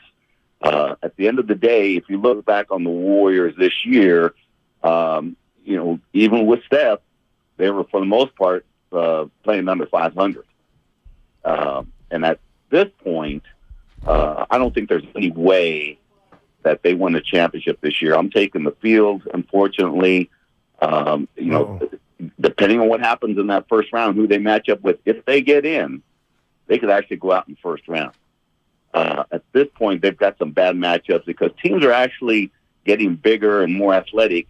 And the Warriors defensively, with Looney and Draymond, are very limited and be able to guard some of these bigger teams now that just loaded up. But it remains to be seen. Bottom line, Wiseman was a salary dump. They weren't going to spend the time in trying to develop him. I think they could have developed him, but the salary dump tells me that, again, they were kind of stuck in the middle. They're thinking, now we need to move on from this dynasty, and on the other hand, we maybe can squeeze one more out, but that was basically a salary dump. Yeah. And that hurts to hear if you're a Warrior fan. How are you feeling over there? About what? In James particular? Wiseman. I heard you yesterday. You told Evan, you were like, you said when you first came in, excuse me, they cannot trade Wiseman, E. That's what you said. How are you holding up? I'm fine. You shocked? No, not shocked. I just said, to me, now there are things we can say with conviction. They don't think he's going to be any good. The Warriors don't think Wiseman's going to be any good. All right, we didn't know that 3 days ago. I mean, God, when did Lacob text us and say how much he loved Wiseman? Was that about a year ago? Yeah. So, obviously, Wiseman's going to Detroit. Let's see what he can do. I mean, I fully expect him to play, maybe even put up numbers. Marvin Bagley's playing when he's not hurt in Detroit. Who cares if they go 10-23? Right. I mean, we know he can put numbers up. What we don't know is whether he can contribute on a winning team right now. Oscar's in Stockton. Hey, Oscar, how you doing? I'm doing good, man. How you guys doing today? Hanging in. Yeah, I just wanted to say, a lot of people got the right perspective, but I'm going to say one thing. As a Warrior fan and a basketball coach and connoisseur, the Warriors did upgrade. We got GP2 back. We needed defense. Not only that, I'm not going to say that other teams didn't get better, but other teams, they have to get better. They chasing the Warriors. Ever since the Warriors been winning, that's why LeBron is the Lakers right now. And we still got our court. And we win it. Stability win championships. I don't care about what everybody's saying. We're in ninth place right now. We're 2 games out of 4th. I'm going to tell you right now, the Warriors is going to win a championship because other teams are getting players right now that don't know their system. GP2 knows our system. The other teams got to get cohesion. And the Warriors have that. We don't have to make major moves because they're making major moves to get where we are. That's why, champions don't chase people like that. We don't chase rings. We go get rings. All right. Like, he knows this. You know what I mean? Like, Durant, CP3, Booker, they got to all put it together. Everybody that's made these moves. But, I mean, Poole knows how to play with Steph and everybody else. I don't know. I mean, what if the Warriors just are a 500 team? What if they're just a 500 They'll team? be bounced out in the first round. Okay, and then what do you do? Then you say, 2 years ago we won it, so we still have that pedigree. I'm going to take a line from John Dickinson, when does the pedigree go away? What's it look like? Like, how does that first round series? It looks 41-41, well, then I would say, and we lose in 5 games to the Denver Nuggets. Then I would ponder if Draymond Green is, do I want him back? Like, everything would be yeah. What do you think right now? I think he's leaving. And that was interesting. And the caller brought up that Wiseman, would the Warriors throw some more bread at him? I'd be shocked if the Warriors use this offseason to extend Draymond Green. And I know we're different, Matt, but I see him taking the ball, Draymond, out of the basket now by more athletic guys more often than not. But it still doesn't change the fact that he's giving you everything he has, and he's an above-average defender to me. Yeah, and he's the best defender still on this team. With that said, if they were to get bounced and this was to get kind of ugly, what do? If you're Joe Lacob, you look in the mirror and you say, and nothing's off the table, you got to be as real as you've ever been and ask yourself, you know what? You got to make some tough decisions. But you're not ready to ask yourself that now. No, because I think they still believe they can win. I mean, what does this signify to you that they brought him back? That they need to get better on not offense, on defense. Yeah, they do. And they got somebody that has worked and won a championship with him just last year. Again. You're living in the past, Goon. Reginald in Houston. What's going on, Reginald? How you doing, man? Hey, guys. Hey, man, I'm doing okay. What I want to say this, as far as Bob Myers, he has to take an L on this. I understand the cash dump. You had to do that and get rid of Wiseman. I'm happy they got GP back. But the problem is this. the Warriors had a golden opportunity to be better than a 500 team. If you look at their losing record, the teams that they've lost to, all those games, they've been out-rebounded. The Portland Trailblazers practically lived in the paint last night. They were out-rebounded 49 to 30-something. That's the Warriors' weakness. They have no one in the middle that can rebound and no threat in the middle to score. That's the problem. You cannot rely on your jump shots all the time. You need some type of presence in the middle who can score. And I guess the thing that I don't understand as far as Bob is concerned, you had an opportunity to get someone like Boogie Cousins for practically nothing.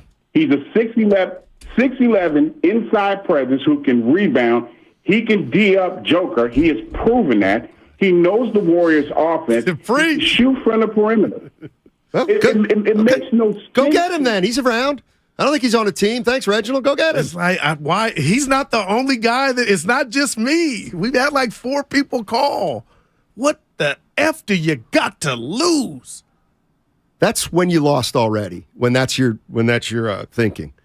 What do we got to lose? I don't. Boogie Cousins. Now, the one thing you do have against me when guys like that bring up Boogie Cousins is why isn't he on a roster? And I don't know what he did, but he played okay against the Warriors in last year's playoffs to where I just knew he would have a roster spot.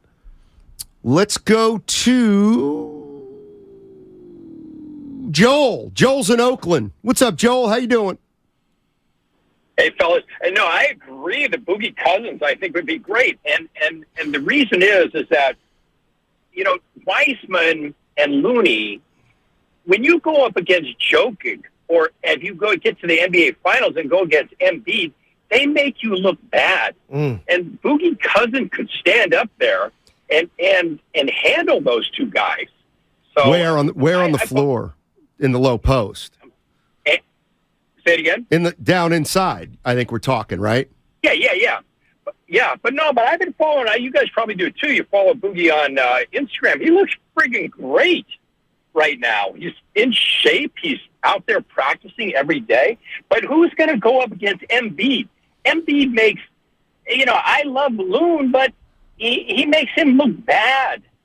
And so anyway, I'm all in on Boogie Cousins. And I'm, Weissman, you could develop him. The guy needs to put on 30 pounds of muscle to be able to compete in the future against Embiid or against Jokic.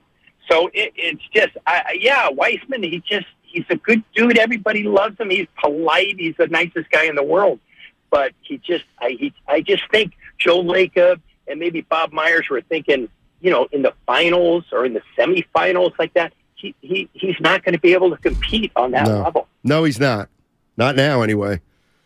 You know what? Here's the other thing, and I'll piggyback on the 925 here. I'm not I'm not ready to say this is Bob Myers.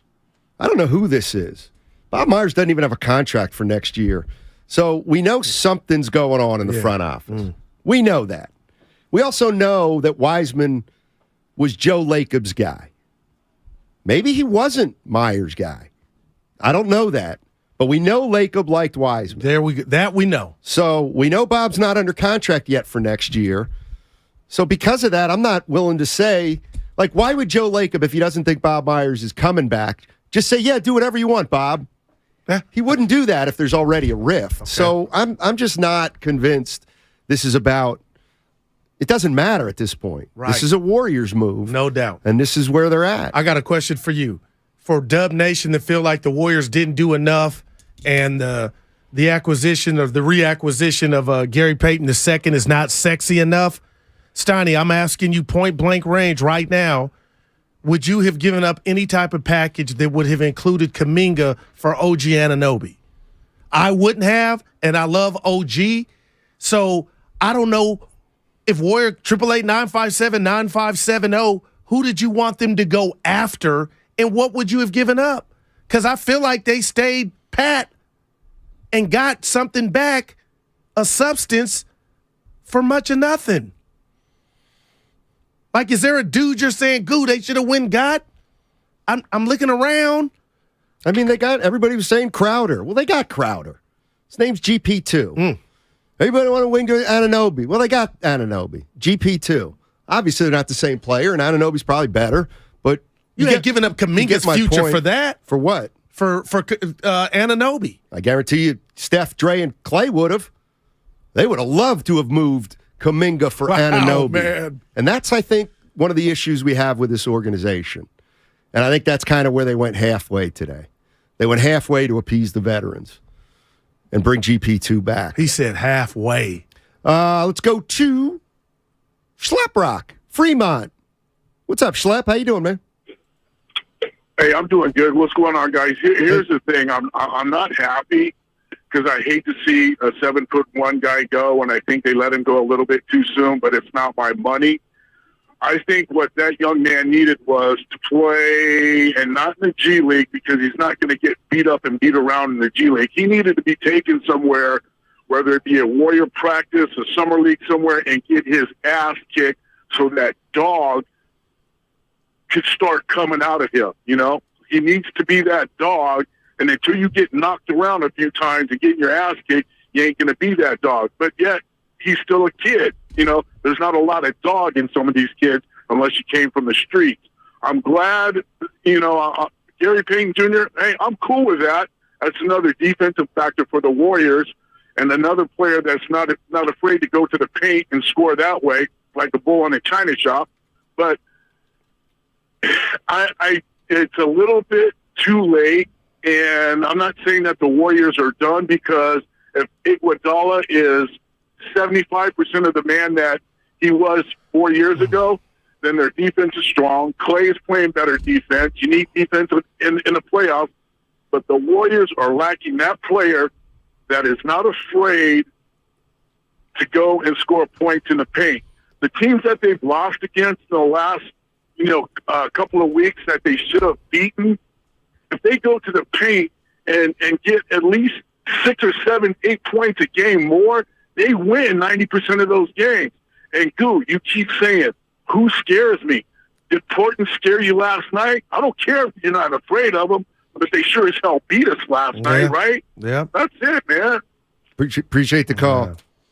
Appreciate the call. That's a mindset, Stoney. If you ain't going to the rack and you're many games, they bomb threes. Well, they don't post anybody. Okay, who'd they post in the glory years? Wiggins. Okay, well, they can still do that. But they only post Wiggins when he's got a guard on him, because that's when he's got the advantage, and he'll make you pay. Like when they put Dame Lillard on him last night, they went to Wiggins. But if you put a bigger guy on him, you're not going to go to Wiggins. I'd like to see Kuminga get some. He wants to shoot threes. He don't want to post up. He wants to handle. Ha ha. Oh, that's so bad. He does. Gosh. 888-957-9570 is the number. Here's the other thing. I mean, we can talk all we want about Wiseman, and they missed. I mean, I'm a firm believer. You can't teach a guy how to be a dog. He's either a dog or he's not. You got that from me. You're the guy who's saying drive with Gary Payton across the Bay Bridge and everything will change. Right. Well, no, it won't. Do we know they had that ride, though? No, it's not. You hang out with gangsters, you get a little bit of gangster mentality. You hang out with nerds, you ain't going to have that. Nothing wrong with nerds. The dude had stuff that Draymond wish he had. It's psychological. Now, he might go to the Motor City and hey, get in the car, youngster. Let me show you how soft you been.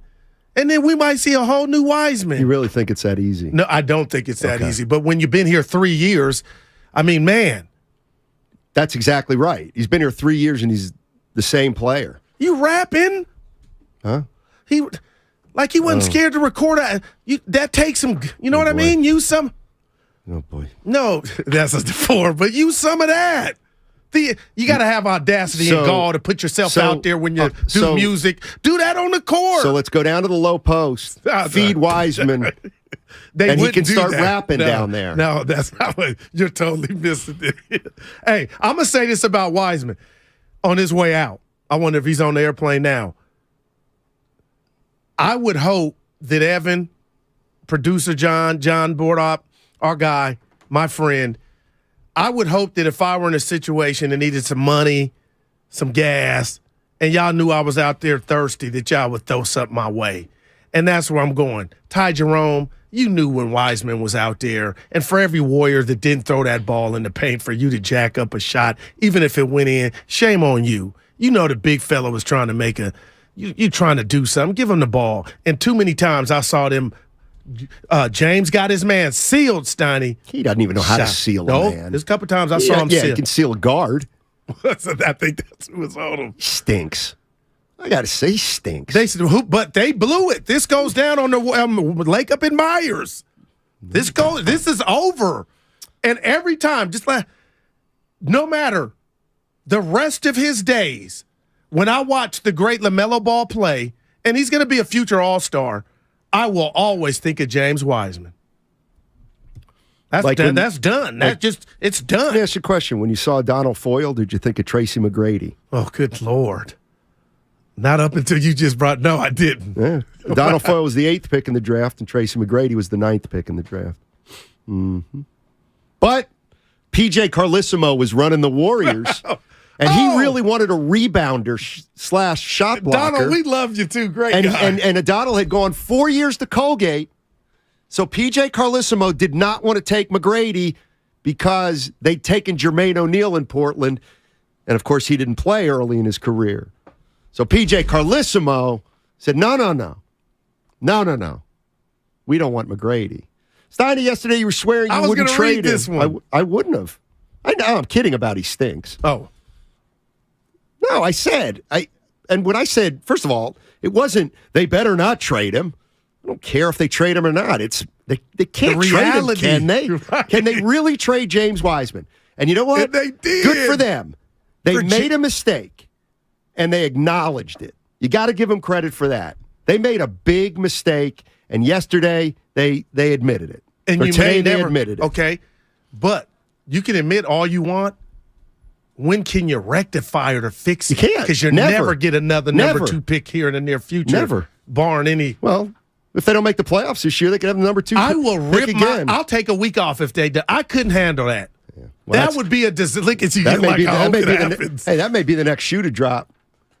We're not bringing Steph Curry back, but the good news is we're hoping he'll be a teammate of Victor Wembanyama next year. I think we're closer. Are we closer to that than an NBA title? Please. Well, they're 9th right now. 9th. If the playoffs started today and they lost the play-in game, they're in the lottery. And they lost 2 heartbreakers last time they were in the play-in. Lakers and Memphis.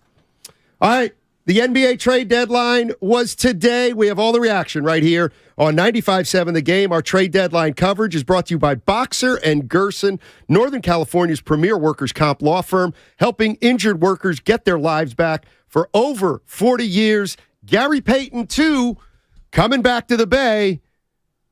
How you feeling? It's the Red and Gold Aftermath on 95.7 The Game. And so here are the 49ers getting universal praise, Ray, for their hiring of Steve Wilkes. They like it. They love it. And the media wants more of it. Brought to you by the SF Sheriff's Office. Your future begins here. So, the other day, I bought an extremely chatty... Boring story time. Make that an extremely catty cockatoo. You're welcome. Apparently, the pet store won't take it back. But, hey, I'll manage. I love that for you. Just like I manage without home internet. No, you don't. Sure, my mobile hotspot is slow and makes streaming shows unbearable. Aw, Bertie likes to stream. But I'm making do. Oh no, who's this? My lady friend. It's mating season, duh. No home internet? It's not that bad. No, not there. It is that bad. Don't settle. Get Xfinity Home Internet for just $19.99 a month for 1 year with a free streaming box. Call, click, or visit a store today. Restrictions apply. Not available in all areas. Requires paperless billing and auto pay with stored bank account. After 12 months, regular rates apply. Offer ends 2/21/23. First, we decide where we want to go. Then we need to know the best way to get there. Hi, my name's Adam Barada. I'm the owner of Advantage Gold. We're the highest rated precious metals firm in the country. We teach people how to own physical gold and silver. Now, we've won the Best of TrustLink Award 4 years in a row because we educate our clients on how to buy gold and silver the right way. We don't pay celebrity spokespeople millions of dollars. We'd rather pass that value on to you. Call 800-900-8000 and speak with one of our experts. We'll send you a free gold kit along with my latest #1 national best-selling book, The Great Devaluation. Call 800-900-8000. That's 800-900-8000. Get the best information, the best process, the best service, the best value. Call Advantage Gold at 800-900-8000. Call 800-900-8000. Advantage Gold is not an investment advisor or a tax advisor. Consult with your financial advisor before investing. Visit Friedman's Appliance in Pleasant Hill to see Signature Kitchen Suite's full line of luxury built-in appliances, including the first pro range on the market with built-in sous vide, induction, and gas all on one cooktop. And now it's easier to build the kitchen of your dreams with the Dream Suite Savings Program with additional bonus rebates. You can see all of the Signature Kitchen Series appliances displayed beautifully in live working vignettes at Friedman's Appliance in Pleasant Hill or at friedmansappliance.com. Bud Light was brewed to be a delicious and easy-to-drink beer, even when the little things in life are hard. Like when the game is going into overtime, but you have even more time to enjoy it, and a fresh Bud Light. Bud Light, easy to drink, easy to enjoy. Pick up Bud Light at your local retailer today. Drink responsibly. Anheuser-Busch Bud Light Beer, St. Louis, Missouri. Boxer & Gerson, Northern California's premier workers' compensation law firm, helping injured workers get their lives back for over 40 years.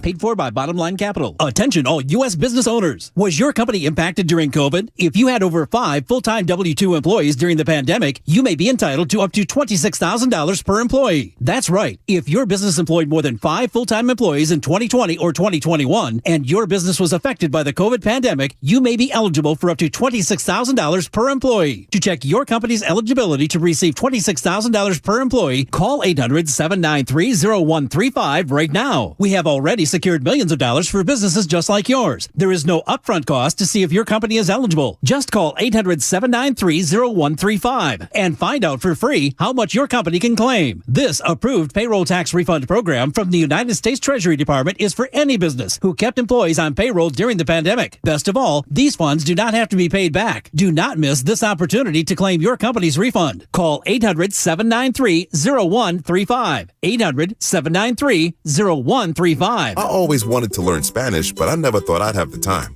Then I discovered Babbel. Babbel's lessons are fun. They only take like 10 or 15 minutes, and in 3 weeks, presto, you're starting to speak another language, like magic. I love that Babbel's lessons aren't just robots talking. They're voiced by native speakers, so you get the pronunciation just right. If you want to learn a language, there's no faster, easier, better way than Babbel. Babbel. Babbel. Go to Babbel.com to try for free. That's BABBEL.com. Babbel.com. Adopt US Kids presents What to Expect When You're Expecting a Teenager. Learning the lingo. Jelly. Jelly adjective. Jelly is a shorter, better way to say jealous. As in, Chloe, I am like so jelly of your unicorn phone case. You don't have to speak teen to be a perfect parent. Thousands of teens in foster care will love you just the same. Visit adoptuskids.org, brought to you by the U.S. Department of Health and Human Services, Adopt U.S. Kids, and the Ad Council. This week at Macy's, find Valentine's Day gifts for all your loves, like fragrance gift sets they'll adore. Plus, take an extra 15% off with your coupon or Macy's card, on top of beautiful jewelry finds, now 35 to 70% off, and 25% off decadent chocolate from Godiva. Macy's Star Rewards members earn on every purchase except gift card services and fees. More at Macys.com/Star Rewards. Savings off sale and clearance prices. Exclusions apply. Get in zone, AutoZone. Welcome to AutoZone. Thinking about gas mileage?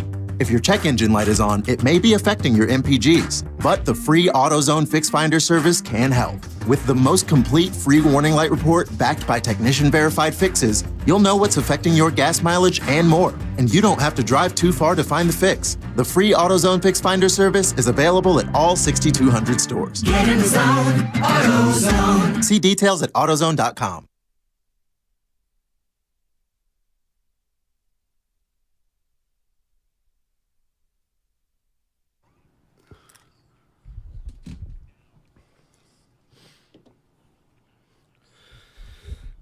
All righty. The trade deadline is come and gone. The Golden State Warriors have acquired Gary Payton II from Portland. 5 second-round picks they gave up. They'd gotten those 5 second-rounders in a trade for James Wiseman. James Wiseman no longer a Golden State Warrior. He is with the Detroit Pistons, so the Warriors give up on the number 2 pick from 3 years ago. And here's one thing I was thinking. People were calling in about Cousins, and I just see that Serge Ibaka was waived by the Pacers. The Golden State Warriors are absolutely, positively going to sign a big man in the buyout market. They have to. They need. It's almost like they need an emergency big man. Yeah. Who would guard Jokic right now? Looney, you get 3 fouls, 2 fouls. Who? There's no other option. Dre? Yeah. Then Wiggins. Well, now we're talking about 50 points. I know. See, the problem is though, it's like when you guys say DeMarcus Cousins, like he can't guard Jokic. Jokic should just step outside. Yeah. But what I'm getting at is here's another thing I think we learned. Down though, Steiny. Here's another thing I think we learned today is that if the Warriors, what we found out today was that the Warriors might have been uncomfortable even having Wiseman as their emergency big man. You think? How else can you put it? I mean, look, Boogie Cousins, who cares? Ibaka, we're talking about 12 or 15 minutes a game anyway. We're not talking about a lot of minutes. So if we're not talking about a lot of minutes, and probably not a lot of meaningful minutes, certainly not in the fourth quarter, you'd like to think, let's give those to Wiseman. But apparently they didn't even want to give those emergency minutes to Wiseman. So much so that they're going to say, or I guarantee you they're going to acquire somebody. Wow, you got me thinking. And whoever this somebody is, they trust more than James Wiseman right now. Because they severed the relationship with James Wiseman, the number 2 pick. The next. Man, oh man. Let's go to Walnut Creek. Dino. What's up, Dino? How you doing, man? Hey, what's up? Thanks for taking my call. Sure. Good to hear you again. Just a couple of things. I think, one, people are overreacting. Pump the brakes. All right? Look, the mark of a good team is correcting its mistakes. We probably should have traded Wiseman in the offseason, but we didn't. We gave him a shot. Guy couldn't stay on the floor. Now we corrected it. The optics look horrible, right? Like, why didn't we just re-sign GP last season? All that looks horrible, yes. But at the end of the day, we were carrying a dead roster spot that now we have somebody who knows our system is back in. At the end of the day, we're going to get a backup big man, all right? People need to stop and recognize the NBA is the greatest marketing organization in the world. They put on a 3-hour NBA Today just so everyone can talk about all these big splash-name players, and nobody gives credit for those teams that stand pat or just smartly retool, like Crowder going to Milwaukee. So just pump the brakes. I think we'll be okay. All these other teams could possibly blow up. Our best ability is going to be finding health. And that's it. Because until we get into the playoffs, nobody's beating us. But the defending champs still. That's all I got. Let me hear what you think. Appreciate the call. I love that ending because he's right. But that Warrior release today, so Steph Curry will not be reevaluated until after the All-Star break. I mean, Steiny, I know you said maybe 5 to 10 games, but, if this thing got to 20 games that he missed, then what you just said a couple hours ago, they're staring not making it if they don't tap into their best basketball right now starting Saturday. So the Warriors, Gary Payton II on his way here, James Wiseman on his way to Detroit. They traded their big man, their young big man, number 2 pick in the draft. It's also one of those things that it depends when you decided kind of that they'd made a mistake. The Warriors. For example, for me at this point, watching the Warriors and seeing Wiseman for 2 or 3 years, I've been like, yeah, they may have made a mistake. They may have made a mistake. Okay. So I'm watching him this year, and what have I been saying? He's not going to help you. He can't help you this year. He's a project. He's not going to play in the playoffs. Well, maybe if they develop him, he can help. He's not going to help in the playoffs. He's not good enough. He can't help in the playoffs. So I was already there mentally. Wiseman's not going to help. Wiseman's no factor this year. Okay? That's what I believed. They got better then because they got a player who is better than James Wiseman. He's a functioning player, and so that in and of itself, the Warriors got better.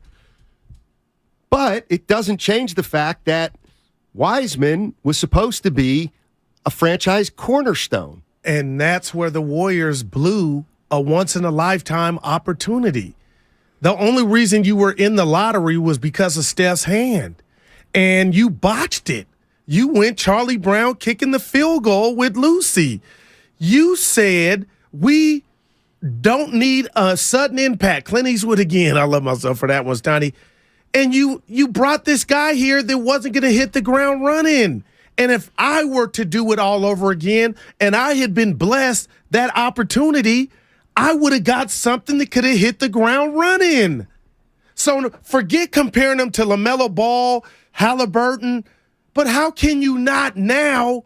Because you could have had that, and we could have been talking about the Warriors still trying to win a championship and go back-to-back, and now you just send him to Detroit? And they'll probably say, Bob, Joe, nobody in the Warrior land will tell you, Guru, you're wrong. Like that was a fail.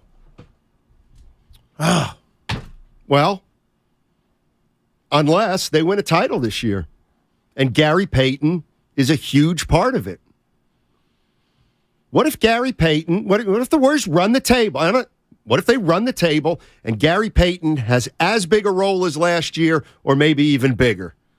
Nobody's going to give a rat's behind about the Wiseman mistake. Well, what about 5 years from now, 4 years from now, 6 years from now, when Wiseman's Jermaine O'Neal? Well, what if he's not? What if he's Michael Olowokandi? Yeah. And he just made a mistake? What if he's Anthony Bennett? What if he's Pavel Polkazin? Well, he's on that streak now. What if he's Darko Milicic? Keep going. Exactly. He's on that streak now. He's on the street. You don't live there. What's that? Hashim Thabit? Yeah, wow. Thabit. UConn. At least Thabit. Was it UConn? I know. I'm going to say it. If Thabit were Wiseman, he would have played. Because Thabit could at least rebound. And he could block shots, too. I mean, that's the prerequisite to be a big. What you want me to do? Block shots and rebound. This is partly your fault. Because I'll never forget yours. I'll never forget. Where are we going? Oh, you don't know, do you? Oh, you don't know. This is why you and I click. You've been waiting in the bushes. This is why you and I click. I don't even like your face. This is when you and I click. You don't even know what's coming down your road right now. But I'm laughing. You know what changed everything? And it might have changed the Warriors' thinking. And I know we got a guy in here that went nuts. Remember when that video came out of James Wiseman dribbling around pylons? Oh! Going the length of the court on an empty floor? I'll never forget it. And who comes in with the... Did you see No, that was different. Did you see Wiseman? I got somebody in the club with me. Wiseman, Steiny, Wiseman.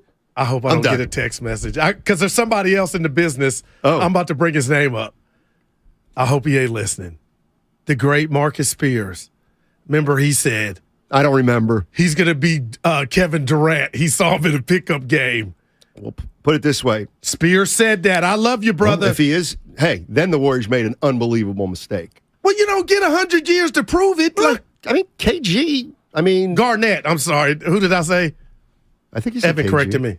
I said Durant. Oh. But that video, he had no shirt on. Put it on the ground. Right. I forgot. Went around and thicker than a snicker. Oh. Boy. If only that tape. I might go find that footage. Go ahead. Yeah. Let's go to Michelle in Concord. In Concord. Hey, Michelle. Hi. Thank you. Sure. Love your show. I was trying to think way back, and the only rookie that I've seen that has developed and is Jordan Poole, and there's this talk that there's a schism between the young guys right, and the old guys, and I'm wondering if they're even talking to each other. And then the one guy we developed got punched in the face by one of the core. So maybe they should just trade all the rest of their first and second round draft choices for the future until the core leave, and then they won't have to worry about it. Well, Michelle, I'm going to tell you something. I think there's something to what you're saying. Great call. Is it a rift? Is it a well? If I hit you in the face, schism? What we have? No, but it's.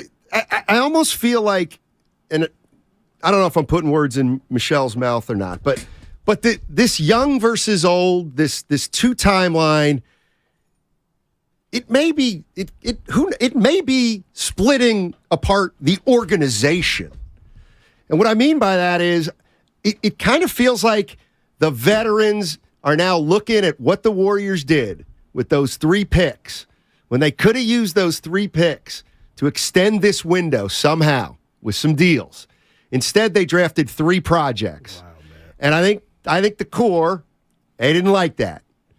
And now they really don't like it. And I think they like Jordan Poole, but I feel like they might feel like he hasn't paid all of his dues yet.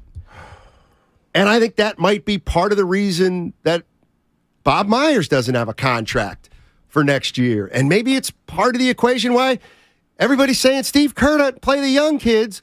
How can they develop? Kerr doesn't play him. Well, you got to play winning basketball to play for Kerr. Well, how are you going to learn to play winning basketball unless you throw him out there? Well, that's a good point. I just think I think Michelle hit on something that may be more pervasive than just, Draymond and Poole don't really like each other. Well, I thought, I'm just putting it out there. Lake up, he didn't say shut up and dribble, but you always go to the comments he made about the players are the players. We got this. Let us handle this. And there was some reporting about what the veterans wanted the Warriors to do with the picks. But right now, I don't believe that has a day. And I love you, Michelle, and I'm not saying she said this, but that doesn't change what the facts are. And the facts are this team is predominantly outside shoot. They live or die by the 3. Sometimes the ball goes in, and I don't like it. You got no other option when you stop shooting. And you mentioned maybe Clay got tired yesterday or whatnot, but you have nobody to just attack. And that's why you're the worst team in the league getting to the line. And is Curry going to cure that when he comes back? When? I mean, he didn't cure it when he was out there. So I'm riding till the wheels fall off. But the way this team is currently constructed, Steiny, I can understand the pessimism and the people telling me I sound like there's something in my Sprite can, because they got this done last June with the circumstances still as they are now. No, they didn't. And that's where you're completely mistaken. So Porter Jr., so we're talking about Bielitsa and Porter Jr., or are you talking, what are we talking about? They're a 500 team now. They haven't played one stretch of basketball that would lead you to believe they can win a title. And you say, well, they did last year. Yeah, they did last year. That's all and they got also now. started the year 41-13. So for 55 games, you were like, damn, this team can win it again. Guess what? We're 55 games in, and they're 28-27, and I can't base it on last year.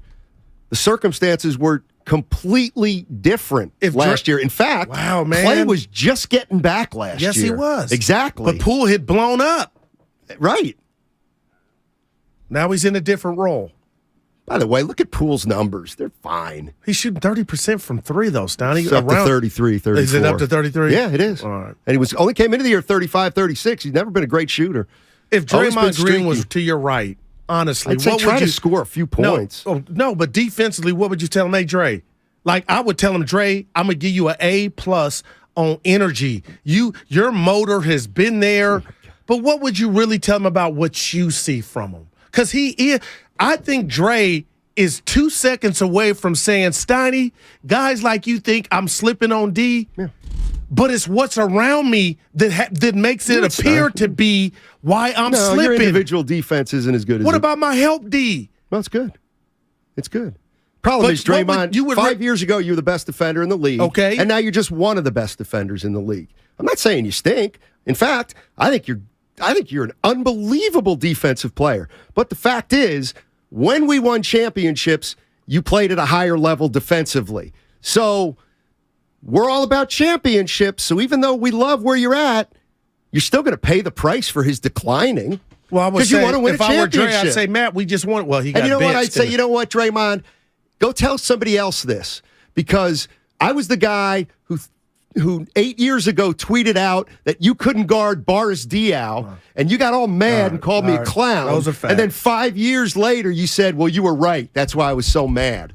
Come on. I remember that. That was a tweet you had. Kathy, how you doing, Kathy? Hey. Kathy, if you'd like to make a call. Oh, Kathy said enough. I thought that was jail. When they Who? do the collect call, I think they're free now. Can you make collect calls Want to anymore? get away? Yeah. Well, they're not. They cost. Oh, no. Who Man, want to get I just away? didn't expect you to answer that quickly. Like, I got friends that. Yeah, I get up front. I mean, I haven't made a collect call in probably 40 years. No, I haven't either. I was when they called That from just there. sound like that was basically it. Is Evan made playing it- that you want to get away to me? It just kind of feels I don't like turn my back on my friends. maybe that's why whenever Guru leaves a message, he doesn't leave a message. 'Cause if he hangs up without leaving a message, it won't Nah, cost me that's- 50 cents. I think we should move on. Dude, Wiseman's gone. Was he ever really here? Oh my gosh, that's right. Shame on me. What went down? See, remember how I say when Nahegan says, "Well, you're not a real host." But it's the best. He said, "You're not really a radio because you're host." rare, like my And state. Here's proof that I'm not a real radio host. In 50 minutes, Andrew Bogut joining the show. Oh, I can't wait. I should have been promoting him Yeah. since noon. I Hey, let Andrew, you down. Yeah. Can you teach Wiseman how to be a dog? No. Hey, I think he has. can I give James Wiseman your hands and your vision? No. Can I give Wiseman your savvy? No. But you're talking to Lake Up. No, I'm talking to Bogut. No, but you're talking to Joe. Made a mistake. You gonna text him? Who? Lake Up. I mean, it's your guy. You share it with us. You text. Like, would you? Hey, you got the friendship to hey, where you I say, got- you know "Hey, what? Joe, how you feeling?" Hey, you know what? You got it wrong, huh? No, because Joe, he's a real one. So I take it there's an app out there where I could text you and then like pretend. No. It's really me, but maybe a week from now you go look and it's not there. Oh, I haven't heard of that one. There's an app where I could. Go ahead. This is your thunder. Okay, so I tried to find the Lake of text where he texted me about Wiseman in the middle of a show. Remember? Yeah. He said Wiseman's 265 and Gotcha. da-da-da-da-da. Don't tell me it was I gone. couldn't find it. There's no. That's user error. No, I only had. So I have no history now with him. Well, I don't know if you know this. Yeah. There's an app to where I could text you from Evan's phone, make it look like it's from Evan's phone, but it's from my phone. Get that.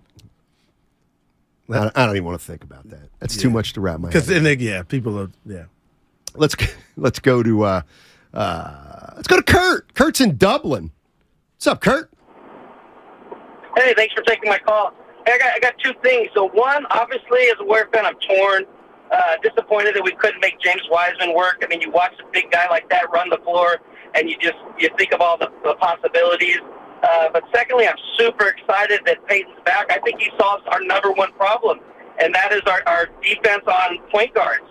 You know, our it's just too hard to defend if you're allowing every team's point guard easy dribble penetration to the paint. So I think you'll see a much improved defense moving forward, and I think that's our number one issue. Offense doesn't seem to be an issue, especially with the way Clay is playing. So I'm looking forward to big things from having Young Love back. You know what, Kurt? You know what? You might be right. You might be right. I do think it's possible that Peyton defending like that on the ball. Oh my gosh, could help. So when he says help it, everybody else. I've been saying it since 12 o'clock. You never said you never once said he guards ones. I said he guards the best player on the floor and will take the ball. And I mentioned today, I didn't mention the actual names. Right. I mentioned he mentioned point guards, and that was really what hit Dame home. Lillard. I've done this. You didn't mention Dame, though, earlier. Yeah. See, he mentioned specifically, if Peyton ball pressures the one, it can set a tone. So, real quick here from the Xfinity Mobile Text line, you can help me. Because you do. Somebody calling you out on your double talk? Guru loved Wiseman. Now Guru I knew he was trash the whole time. Exactly. Stop the lies. Admit you were wrong. Exactly. I just told you they handled this kid the wrong way. I've never told you he may not amount to anything. The L is here in Golden State because you could not get him ready. And that's why I advocated for him to be playing. Don't dare. They're talking to you. Well, you never said he was going to be anything, but yeah, you said he'll be Jermaine O'Neal later. But No, I didn't. I said he could be. See, well, this is how I know I get misquoted because I'm the most because misquoted. My damn parents taught me to measure every word. So when I say don't say you said Wiseman is going to be. No, I know me, and I said, what if James Wiseman turns out to be Jermaine O'Neal? I try to consider everything. Right. I don't like to predict. But when you do that, fundamentally what you're doing is ignoring right now it looks bad. No, it does. Yeah, right. So, but I never thought it looked good. Am I the only Warrior fan that can look you in I'm the only one looking you in the face now and tell you that he was handled the wrong way, and that may have had something to do with his failure? I'm not the only one. There is a Warrior Warrior Twitter's boy. Yeah. People lobbying to put the big fella in. I'm For talking about what? To play. Okay. And that's the problem. That's the problem. We're in Golden State. It ain't about playing. It's about winning. Go play in Charlotte. Go play in Detroit. Okay, if I'm Wiseman, I would say, why did you draft my ass? Well, that's a great question, James. That's a great question. And that's where the mistake was. I can't believe he's gone. I don't even remember him being here. What's his signature? Getting drafted in the rap. That he can rap. Yeah, we got his bars. We should play him, Evan, if you can find him. This is bad, though, Steiny. It ain't bad now. It's bad. He was supposed to get past the baton from Steph, and you had a bigger that could step out and shoot threes. The only baton that would have been passed would have been Steph to LaMelo Ball. Oh, man. Could you? 888-957. I got 9570 is the number. The trade deadline, 2 hours old. 2 hours old. Gary Payton II is coming back to the Golden State Warriors. James Wiseman on his way out. Those are the important details. The NBA's trade deadline, hey, that's come and gone. It was at noon today, and we've got all the reaction right here on 95.7 The Game. Our trade deadline coverage brought to you by Boxer & Gerson, Northern California's premier workers' comp law firm, helping injured workers get their lives back for over 40 years. This segment also sponsored by the Department of Healthcare Services. It's the Red and Gold Aftermath on 95.7 The Game. We got Josh Johnson. He gets concussed, and it's like, oh, God, here comes Brock Purdy, and we're going to run the ball every single time. So, Debo, I'm with you. We all wish you had a third quarterback. I don't take those comments as any slight on Kyle. Brought to you by Zenni, the official eyewear of the San Francisco 49ers. Shop from over 3,000 styles at 80% off retail prices. Exclusively at Zenni.com. Life is uncertain. It's okay to feel stressed, anxious, worried, or frustrated. CalHope can help. Access CalHope's free and secure mental health resources. Call 833-317-4673 or live chat at calhope.org. Lowe's always has more ways for you to save. On top of our everyday low prices, pros can save big when buying in bulk. It always pays to be a pro at Lowe's. While supplies last, minimum purchase required. Selection varies by location. Lowe's reserves the right to limit quantities. Toyota's President's Day sales event is on now. And when you're staring down a 3-day weekend in California, look no further than Toyota.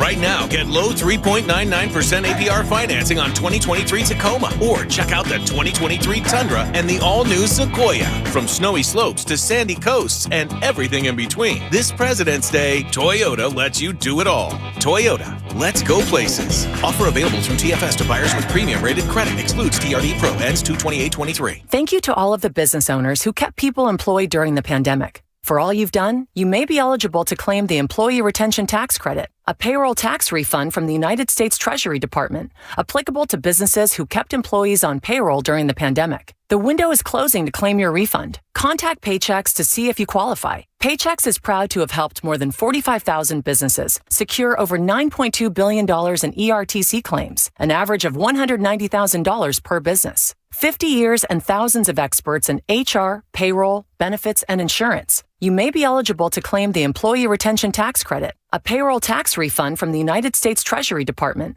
applicable to businesses who kept employees on payroll during the pandemic.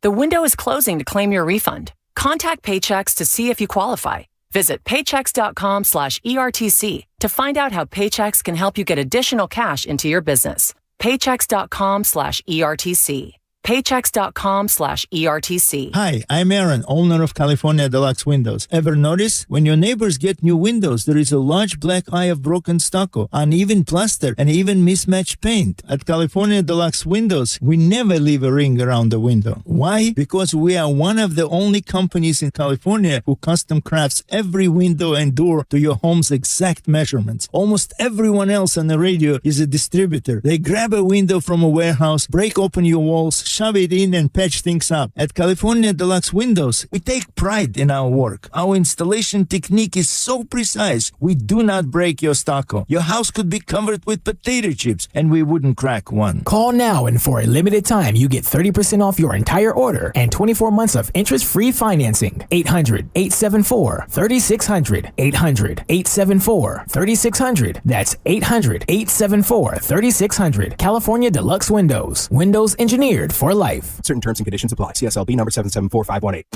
There's a reason Golden State has become the trusted partner for professional builders and contractors. The breadth of what they offer is remarkable. Their product knowledge can save you time. They're the largest distributor in NorCal of many of the brands they carry. Golden State's newly refreshed app offers installation guides, building codes, and much more. And the GSTV link on their homepage is a useful resource. Family owned for 3 generations. Golden State. When you succeed, we succeed.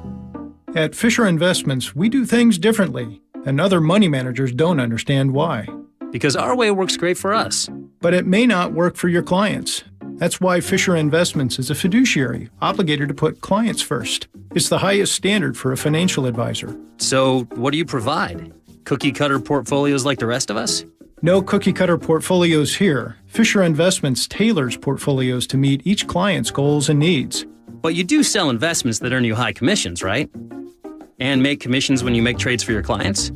No, Fisher Investments doesn't sell any commission investment products, and we never earn commissions on trades. So what's in it for you? Fisher Investments fees are structured so we do better when our clients do better. When it comes to helping clients achieve a comfortable retirement, we're clearly different.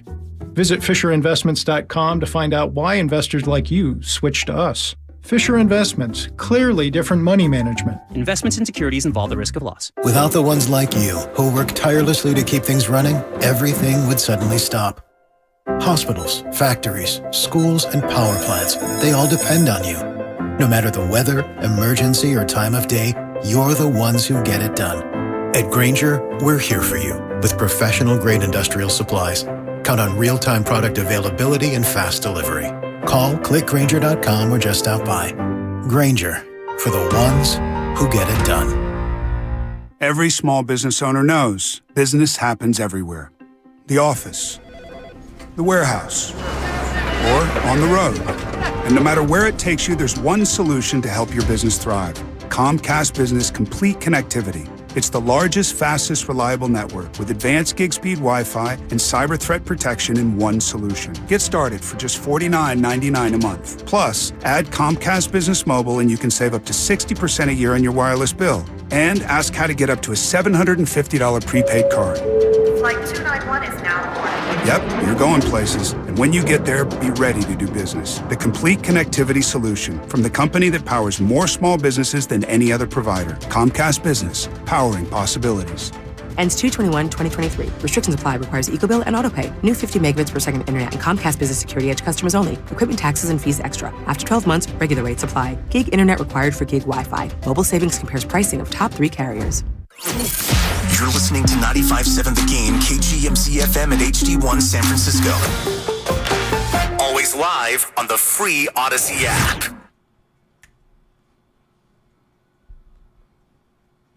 Curry has the handle.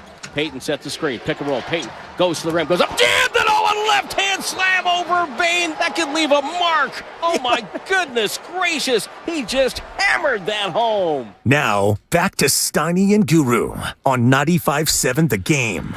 All righty, Matt Stein, Matt Darrell, the Guru Johnson with you for another hour. Coming up in 40 minutes, 2:40, Andrew Bogut from Down Under in Australia.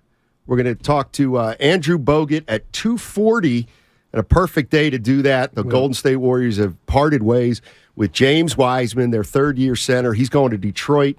They did get Gary Payton II back from Portland, and that's essentially what happened today for the Warriors on trade deadline day. No James Wiseman. He's gone, but they have Gary Payton II back. Wow. He should be available Saturday, you think, huh?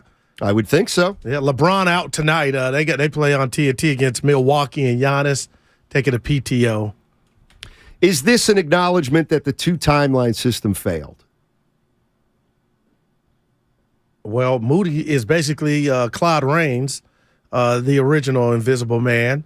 He's not playing. You traded Wiseman. I think we may have already knew that answer. I just hate the two timelines when it's one team. Well, that's because, and in fairness, they never said two timelines. Yeah, I know. The Warriors. But Myers gave you credit for coming up with that. Well, I didn't. I don't think I came up with it. Yeah. I think you did. And it's a compliment. It's not like, I don't. Yeah, Bob, he was saying it to somebody. Yeah, no, you know he I'm just going to said, fix it. No, he said, he wanted to know, he said, I don't think we ever used the phrase two timelines. And I said, no, I don't think you did. No. I'm mad if somebody at you, can too. find it, why? Do you know what's going on outside of the studio? Because I usually stay in and you go out. I don't. The boss bought pizza. Okay. And I was so ashamed to eat the second piece in front of you because I don't know, were you fasting? You haven't got one piece, and I didn't want to come in here with another. Breakfast. What'd you have? I had the eggs and sausage. Well, you still all right. Well, it's the first time I've had that, and I'm trying to save money. I'm trying to save money. The guy that, it's payday. I can't be spending $14 a day on breakfast. Now that I get. So it's the first time I've had this in over 2 weeks. I'm trying to save money. There you go. Let's go to Dell. Dell wants to talk about the Warriors. Hey, Dell, what's going on, man? Hey, how you guys doing, guys? Thanks for taking my call. Sure. Huh? What's all this racketeering over here? What's going on? All right, thanks. I don't. Was it racketeering? Well, technically, racketeering. Nobody was racketeering. Yeah, but now he might. What's all the racket? What's all? It's a radio. What's all the racket? But they got better today. I need you to bring me something. Yeah, give me a grade today for the Warriors. Yeah, honestly, I'm gonna give them a B+. You got better. Now, if you want to do big picture and about the pick, we'll talk about that. It's a D. Why would it be a D? It's a D because when do you grade them? See, now you can give a grade on Wiseman. I didn't ask you that. They made two moves. They traded James Wiseman, and they acquired Gary Payton II. Okay. That's a D. That's the Steiny computer. The Guru computer says, was Wiseman giving you anything to defend your championship? The answer, everybody knows, no. Okay. What did you get in return? What did they get for drafting Wiseman 3 years ago? Oh, that's the difference. All I'm doing is combining the B and the F for a D. Okay, but I was hoping you answered. Do you think their championship aspirations have gotten better with the acquisition of GP? I do not. I do. Okay. Well, that's why you give it a D. I give it a B+. I think other teams got more better than them, if you will. Your mom won't like that. And I don't think I can only base what I know on this year. And they're 500 this year. Right now. With Steph Curry. Gotcha. With Steph Curry, I got essentially. you. Right. Although quietly, they're 7-2 in their last 9 without, or 7-3 now. They're 7-3 without Curry in their last 10 without him. Well, then that makes me more upset that they I got to be careful, kicked away the game smoked off the game last night. Yeah. Nick's in Ohio. What's up, Nick? How you doing, man? Hey, fellas, doing all right. I'm kind of echoing the previous caller about Peyton and defense. I don't think the Warriors could really have gotten a significant player to lead them into the playoffs. But Peyton, I just think he can spark that defense, and because that's been their Achilles heel all year. So I feel good about that. I think it was a great deal for the Warriors. I mean, they got a defender. Yeah. Who? Somebody else. So you don't even. What about the fact that they had Gary Payton II? Yeah, but they righted their wrongs before it really bit him in the ass. And when will it bite him in the ass if you went to defend your throne without him? They gave up 5 second-round picks. I got you. Not the whole conversation and podcast in the waiting. We'll get to it on this show. But in the meantime, I forget the author's name because it is not Terry McMillan. They got better, Jack. And I got to say this. Somebody on the Xfinity mobile text line posed this question to us. The 707. Who loses minutes? Whose minutes are Peyton going to take? Like, who's going to be like, probably some Kuminga? You might be right. Well, especially in crunch time. I mean, you can't play Peyton, Looney, and Draymond. Poole at the end. He'll take some Looney minutes. Yeah. He'll take some That's Looney if they're minutes. going small. They are small. And that's why they drafted a 7-1 phenom. He wasn't a phenom. I know. I wanted him to be. Dude, this is like you know what? life. I agree with that texter. Yeah, that's what it feels like to me, too. You talked him up for 3 years, and now today you get to come in and say he's terrible. Well, that would just mean you love that you like when I'm feeling down or take a L. You know when I feel at my best sometimes? It's unbelievable. You know at 3 o'clock. You know when I felt my best today? When you said, Steiny, why are you doing this why are you saying Curry ain't gonna play? Durant's hurt too. And I said, that's right, he is hurt. You're right, Goo. I was wrong. You're right. That's a fair point. I was wrong. That feels pretty good. So, in fact, once you do that, there's a freedom you have. It's incredible. So don't be afraid to do that. No, what am I? I'm not giving up on the kid. The Warriors have. So all the candles and the proverbs I was reciting for this guy, it did manifest. Now, what if he goes on to be an all-star? I know. I'll tell you what. Sacramento drafted a kid that wasn't as big as James Wiseman, the lefty. Bagley. He's in Detroit, but he'll never live up to what he was supposed to be. I can't wait to talk to Bogut. Daniel in South City. What's up, Daniel? How you doing? Hey, what's going on? Happy Thursday. Same to you. All right, so just taking it back, I mean, remember when Draymond was doing the TNT shows back in 2020 when the entire league was in the bubble? And I just remember him saying back then, it was hard to, keep the older guys and the younger guys working together. I mean, we did win the championship last year, don't get me wrong, but I think this kind of proves it. We drafted a center at the end of the day when the Clay injury dropped, on draft day 2020, I honestly felt like we should have traded back into the draft, but instead, they tried to make it work, and see how it all came through, But I wish Wiseman all the best. Maybe he can do something big in Detroit. Yeah, Bagley's a rapper too. Maybe they do a mixtape. Him and Wiseman, he raps.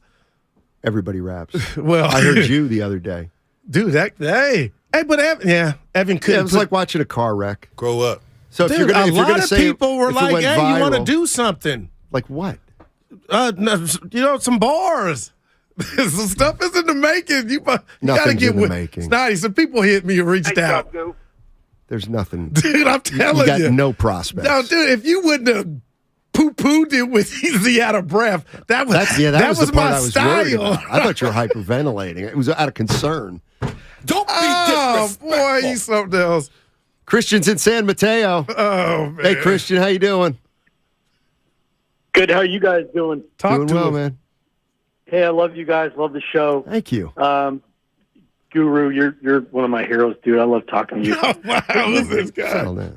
I love you. Listen, Go ahead, man. I mean, my main point here about this trade is that I think all of us can agree that Steve Kerr is up there in the greatest coaches list. And if he isn't right now, he's going to be. I mean, he's a Pat Riley, a Red Auerbach. You know, he's one of these guys. Phil Jackson, he's in that list.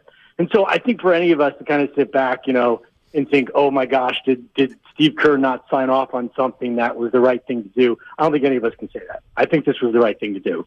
And, you know, I look at James Wiseman and where he's going, and I wish him the best. I hope he does have a great career. Kind of reminds me of Andrew Wiggins. You know, he was drafted super high, and look what it took for him and where it got to. He's great. And I don't think the Warriors have that time to do it. I love that GP2's back.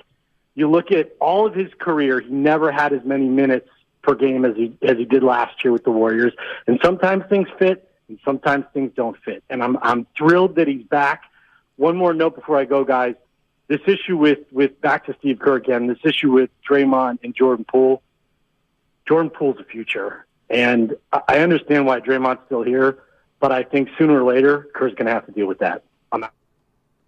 Think the punch is still lingering? No. And you know what? I'm being honest, not being a smart ass, Donnie. I kind of wish it were it. I kind of wish I felt like it was, because that's tangible. That's something we could put our finger on. Okay, they rectify that, then we get back. This is DNA. This is physical. This is, you were small on most nights. Athletic bigs look like Batman and Spider-Man in the paint against you.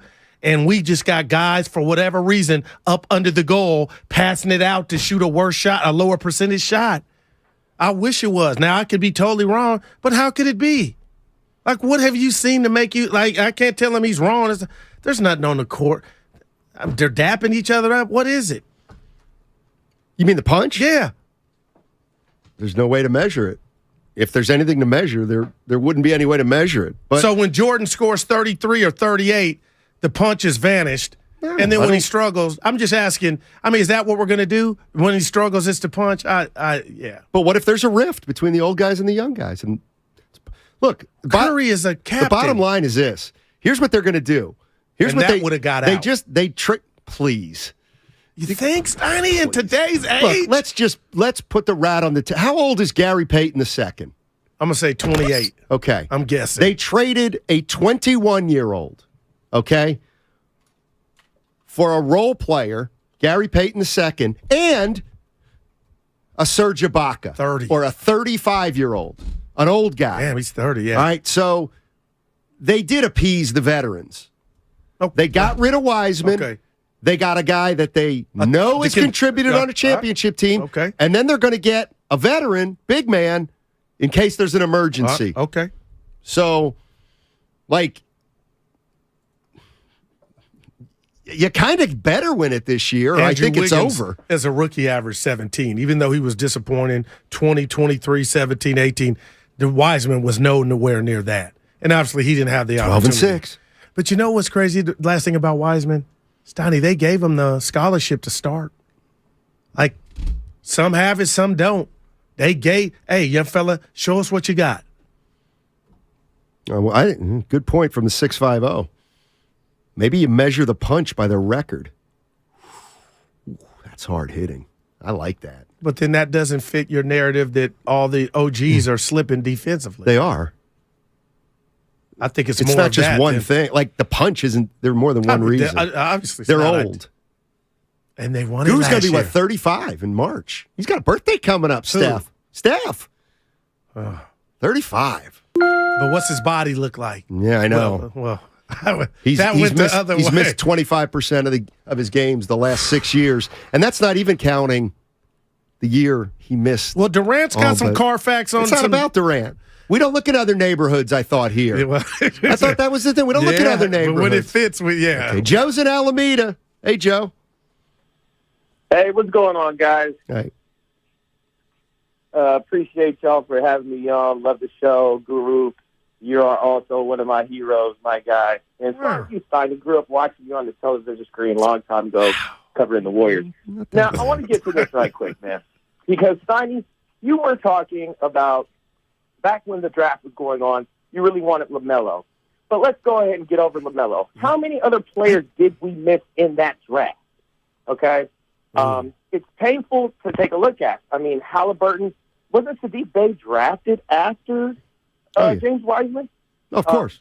So there's just a couple of things here that really irked me, that really had me feeling like, my childhood all over again. The Vince Carters of the world, and they haven't. Those players from this past draft, of course, haven't even reached that realm. But it's really, really troubling me that I feel like we're going down this same road again, and that the logo went over to the Clippers, and look how the Clippers look. That's all I got for you guys. Wow. Yeah, man. Steiny, it's a business move. It's not a winning move. They got rid of Wiseman, big payout for the Warriors. It's a wrap. That from Hines on Twitter. They did save money. But they brought something back that's going of substance, and that's Gary Payton II, who could defend one. Steiny, you could go get the ball from Dame. Go get the ball from Luka. Go get it from Kyrie. Make it difficult bringing it up 94 Kyrie and feet. Luka. He can't get it from both of them. Yeah, well, you can only get it from one of them. Yeah, but man, he was making LeBron James having difficulties bringing it up 94 feet. Gary Payton, that's how great of a defender you want to double is. the bet? No, I'm getting lightweight excited a little bit. Well, the Curry thing is everything. Get excited and double the bet with me. That would be. I don't want to eat that much. We got it. Drinks and the food. Oh boy, this could be cutting it close too. I need to know when Curry's coming back. I'm getting excited. Sophomore's in Pacifica. Hey, sophomore, how you doing? Hey guys, gentlemen, thank you for the discussion. Really challenging day. So. First of all, because it's so interesting, the discussions you guys are having are right on point. The first thing is choosing Wiseman was like the defining decision so far, I think, of the Laker era. Not on the business side, on the team side. Okay. Business-wise, they've been brilliant. Team-wise, not so much. So I think you guys are suggesting that you take a day of all the hosts and go through that decision. How did it happen? Why did it happen? Why did it come to this? Waking up this morning now in this situation, I think it's a really good move. GP2 gives us a known, let's call it a +1. Some of our rivals are doing moves that could be +2, twice as good, but there's big maybes. Team chemistry, integration, so on. We all face challenges with health. There's a hidden +2 also with GP2. He is going to be helpful, especially, I think, to Kuminga. Imagine both those guys on the floor at one time. Imagine Kuminga learning from him. I know Kuminga had a terrible night last night. Ooh, that was bad. But overall, he's improved a lot. He's one of the three that will probably work out to be a really good player. So we are not the team that we were yesterday. We're not a 500 team. We're a 500 team plus GP2. A couple of our rivals might have gotten better, but the whole league did not get better yesterday. We did get a step better yesterday. We'll see. We'll see. We'll see. Is this the worst draft pick for the Warriors since Todd Fuller? Well, Todd Fuller was 11. But they could have had this Kobe. Is much worse. They could have Steve Nash. They could not have had Kobe Bryant. But he would have gone I know, to Italy. You keep saying that. Jermaine O'Neal. Well, it's different. No, Wiseman at 2 and Fuller at 11. This is pretty bad. There you go, man. And you're in the know more than the rest of us. I got to be honest with you. If I'm the owner, you got to run. My GM has to tell me who he wants to draft. And when it's all said and done, I speak to the missus, the kids, or I don't speak to anybody. I'm signing off on it. Well, then you're not Joe Lacob. That's what I'm saying. So this, when it's at the end of the day, Joe, if you're listening, I love you. Okay. But this is on him. On who? Joe. It's always on Joe. Okay. It's absolutely always on people Joe saying, Lacob. Myers missed. I don't know. The owner signs off until I hear differently, yeah, okay. because all I'm going on what I know publicly, and that's Joe Lacob loves Wiseman. No doubt. He loved Wiseman. Damn, I believe that man. Wiseman probably was his pick. Damn. I don't know if they had a consensus or not. They probably, I don't know how it works, but I'm sure Lacob's like, let's do it. Wiseman, let's go. So I'm putting it right on the table. The Hornets are 15-41. They're not the only dump truck team in the league. But when I watch them, I know how to identify who's got game and who doesn't. 23, 5, and 8 is what LaMelo Ball's averaging. Steiny, is that fair game that any Warrior fan can say he would have fit right in here? He's a budding future superstar. That's what's all like. That's what it is forever. They're tied at the hip. It doesn't matter unless he wins. It won't matter. But can't we say, what if you had that player in this system around all this stuff? He would be the best version of himself. Oh my gosh! The more I think about, this is not going away. It's the Luka thing with Sack, and I know Sack's having a good year. They could have had Luka. That stuff like that. Are you okay? No, I'm looking at him on the and I've just watched him Sunday. Him against Orlando, he was scoring and dishing and could rebound and could pass, which you love. He would have fit right in. They lost to Orlando, but he would have fit right in. I'm not judging him on the other crap that's around him. He's still shining. Dude, so if you're riding Bart... He can't defend. Who can? He defends better than Luka and Kyrie. Why did the Warriors go get Gary Payton II? Now, see, that's because different. Because he can defend. Matt, but defense is not important. I know this is going to hurt your soul because it hurts mine. Yeah, well, that's why the Warriors ain't winning it, because Clay can't defend anymore. And neither can Draymond at the level he was at. That's watching why Clay. I don't think he's as bad as you got him out to be. I never said he was bad. I said he's still one of the best defenders in the league, but he ain't the best. But you don't care about defense. You made that clear. He's going to be a pretty okay defender if he's not that. Did somebody say that on the text line? No, I'm looking at him, and I'm telling you, I've just been watching him play. I'm telling you, if you're riding Bart and somebody says, hey, Mr. Steinmetz, I recognize you. GP2? Because they didn't know they were going to take this step back by letting them go. They thought they were, for whoever, you could blame the big three. You could blame, it's a combination, round table. The bottom line is they identified a need and got him back. I'm talking about LaMelo Ball forever being linked to James Wiseman. In your world, to me, Steiny, that's fair. It is. Okay, that's all I'm saying. You get stopped on the street and they say, Wiseman, could have been LaMelo Ball. Hey, we ain't got to get into it. It's fair. Well, let's see if LaMelo Ball is Jermaine O'Neal. Well, he's past that. Let's see if Wiseman's Jermaine O'Neal. Okay, gotcha. Wow. Well, right now that looks. But he's it's not about putting numbers up. 23, 5, and 9. To me, it's about I'm talking about for Wiseman. Okay. I'd still, you know what? I'll make it. Let me tell you something. If James Wiseman can play on a team that wins 50 games and he's the starting center and he averages 12 and 9, Ayton. He may be I may say, you know what? I'd rather have him than LaMelo Ball. I don't care what Ball's numbers are. If he can do that, but so far he hasn't proved that he can do that. Not here in Golden State.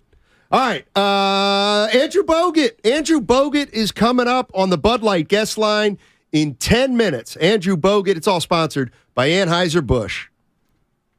It's the Red and Gold Aftermath on 95.7 The Game. Hard feelings. There is a little something to a cooling off period, some sour graping in the last few weeks of the Shanahan-Garoppolo 49ers relationship. Brought to you by the SF Sheriff's Office. Your future begins here. Bud Light is brewed to be a delicious, easy-to-drink beer. Bud Light. Easy to drink, easy to enjoy. Pick up Bud Light at your local retailer today. Enjoy responsibly. Anheuser-Busch Bud Light Beer, St. Louis, Missouri. So, the other day, I bought an extremely chatty... Boring story time! Make that an extremely catty cockatoo. You're welcome! Apparently, the pet store won't take it back. But hey, I'll manage. I love that for you. Just like I manage without home internet. No, you don't. Sure, my mobile hotspot is slow and makes streaming shows unbearable. Aw, Bertie likes to stream. But I'm making do. Oh no, who's this? My lady friend. It's mating season. Duh. No home internet? It's not that bad. No, not there. It is that bad. Don't settle. Get Xfinity Home Internet for just $19.99 a month for 1 year with a free streaming box. Call, click, or visit a store today. Restrictions apply. Not available in all areas. Requires paperless billing and auto pay with stored bank account. After 12 months, regular rates apply. Offer ends 2/21/23. Hi, this is Joe Cordell with the law firm Cordell & Cordell. When the prospect of divorce becomes a reality, you need a partner that you can count on. If you're a man in this situation, consider contacting Cordell & Cordell. We've helped men navigate complex legal matters for 30 years. Schedule an appointment with one of Cordell & Cordell's California area attorneys. 2121 North California Boulevard, Suite 290, Walnut Creek, California, 94596. Online at CordellCordell.com. That's CordellCordell.com. Now, it's time for the closer of the week, presented by LiftMaster and RNS Doors. Turn your garage into the envy of the neighborhood. Visit rsdoors.com. The closer of the week is Klay Thompson. 42 points. He knocked down 12 triples as the Dubs stayed hot. 23, Klay Thompson takes it, hits another three. That's his 12th. Recently, my garage door opener was not working. I was in need of a closer. I was put in touch with RNS Doors, and they hooked me up with a brand new garage door opener from LiftMaster. With LiftMaster's MyQ connectivity, my garage door opener can be controlled right from my smartphone. You'll know when a door or gate has been left open and can close it with a tap, no matter where I am. Be one of the first 10 callers and receive 20% off a LiftMaster garage door opener. Call 1-800-FIX-A-DOOR. That's 800-FIX-A-DOOR. Or visit rsdoors.com. R&S Doors. Look for the red truck.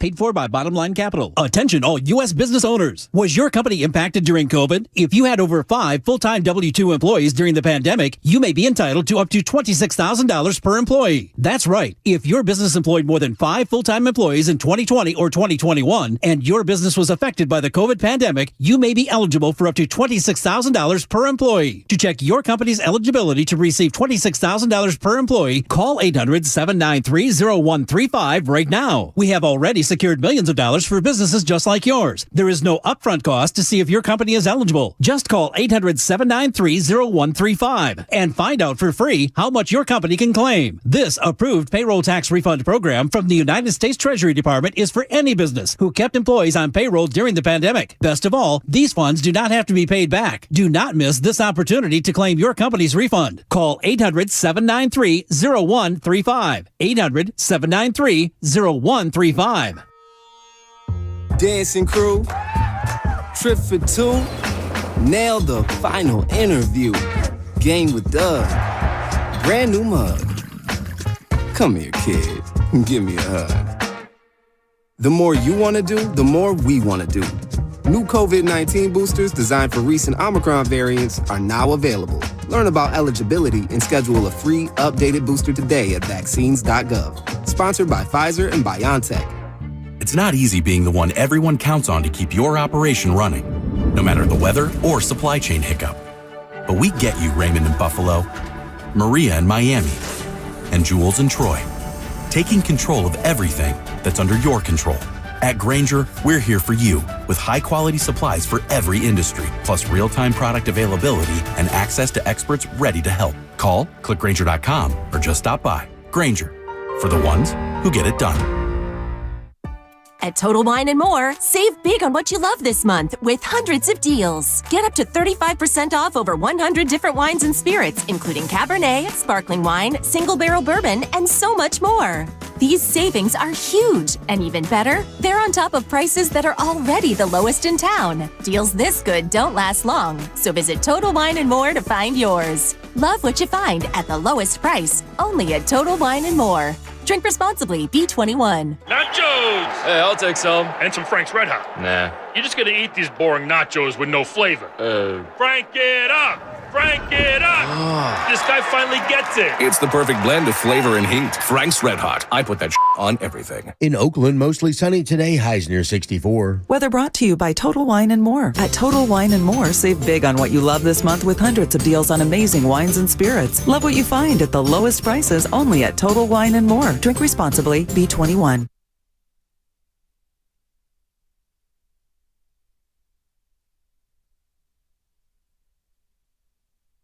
I love listening to you guys. Are like the radio version of the Odd Couple. Oh, thank you. I'm Felix. Now, back to Steiny and Guru on 95.7 The Game. All right, it's trade deadline day. The Golden State Warriors are bringing Gary Payton II back. James Wiseman on his way out of town to Detroit. How about this? Jimmy Shapiro. New championship odds. Give it to me. All right. The Celtics remain the favorite. I'm not mad at that. I understand. The Suns went from 9th favorite to 2nd and 1st in the Western Conference since the KD trade. They were 20-1 and are now 9-2. The Bucks went from 15, how do you say that? To 1? 15-2? Yeah. From that to 6-1. So their odds got better. Crowder. The Nets go from 8-1 to 22-1. I bet. The Warriors. This is where they were 9-1. 6-1. 14-1. So they're saying they didn't keep up. Correct.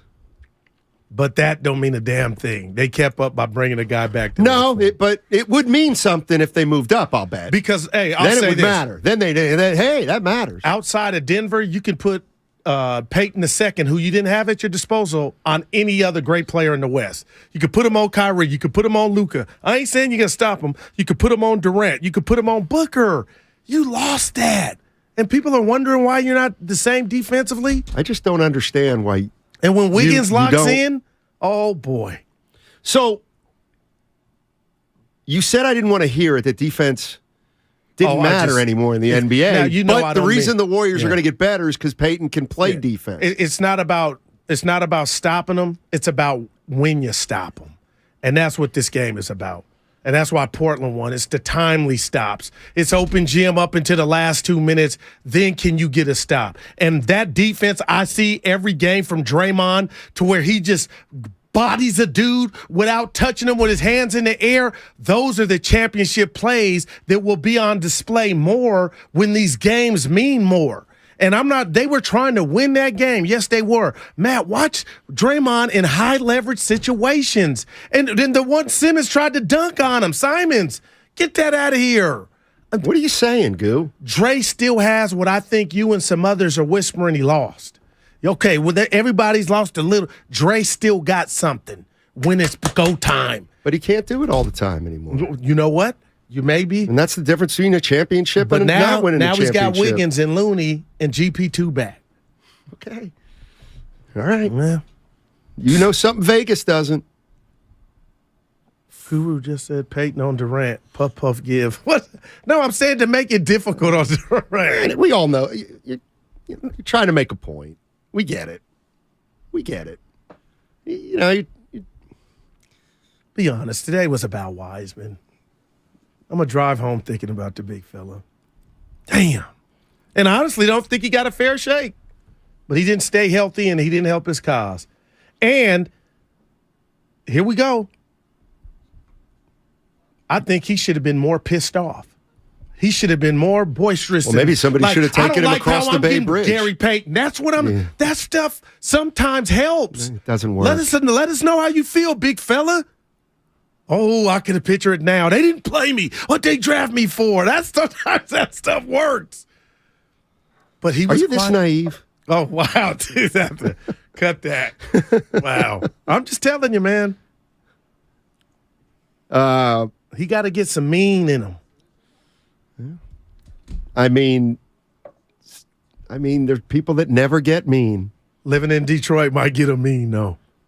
I mean, I doubt it. It ain't the Bay. I doubt it. I mean, I usually guys are who they are. We got Andrew Bogut coming up in 5 minutes, hopefully.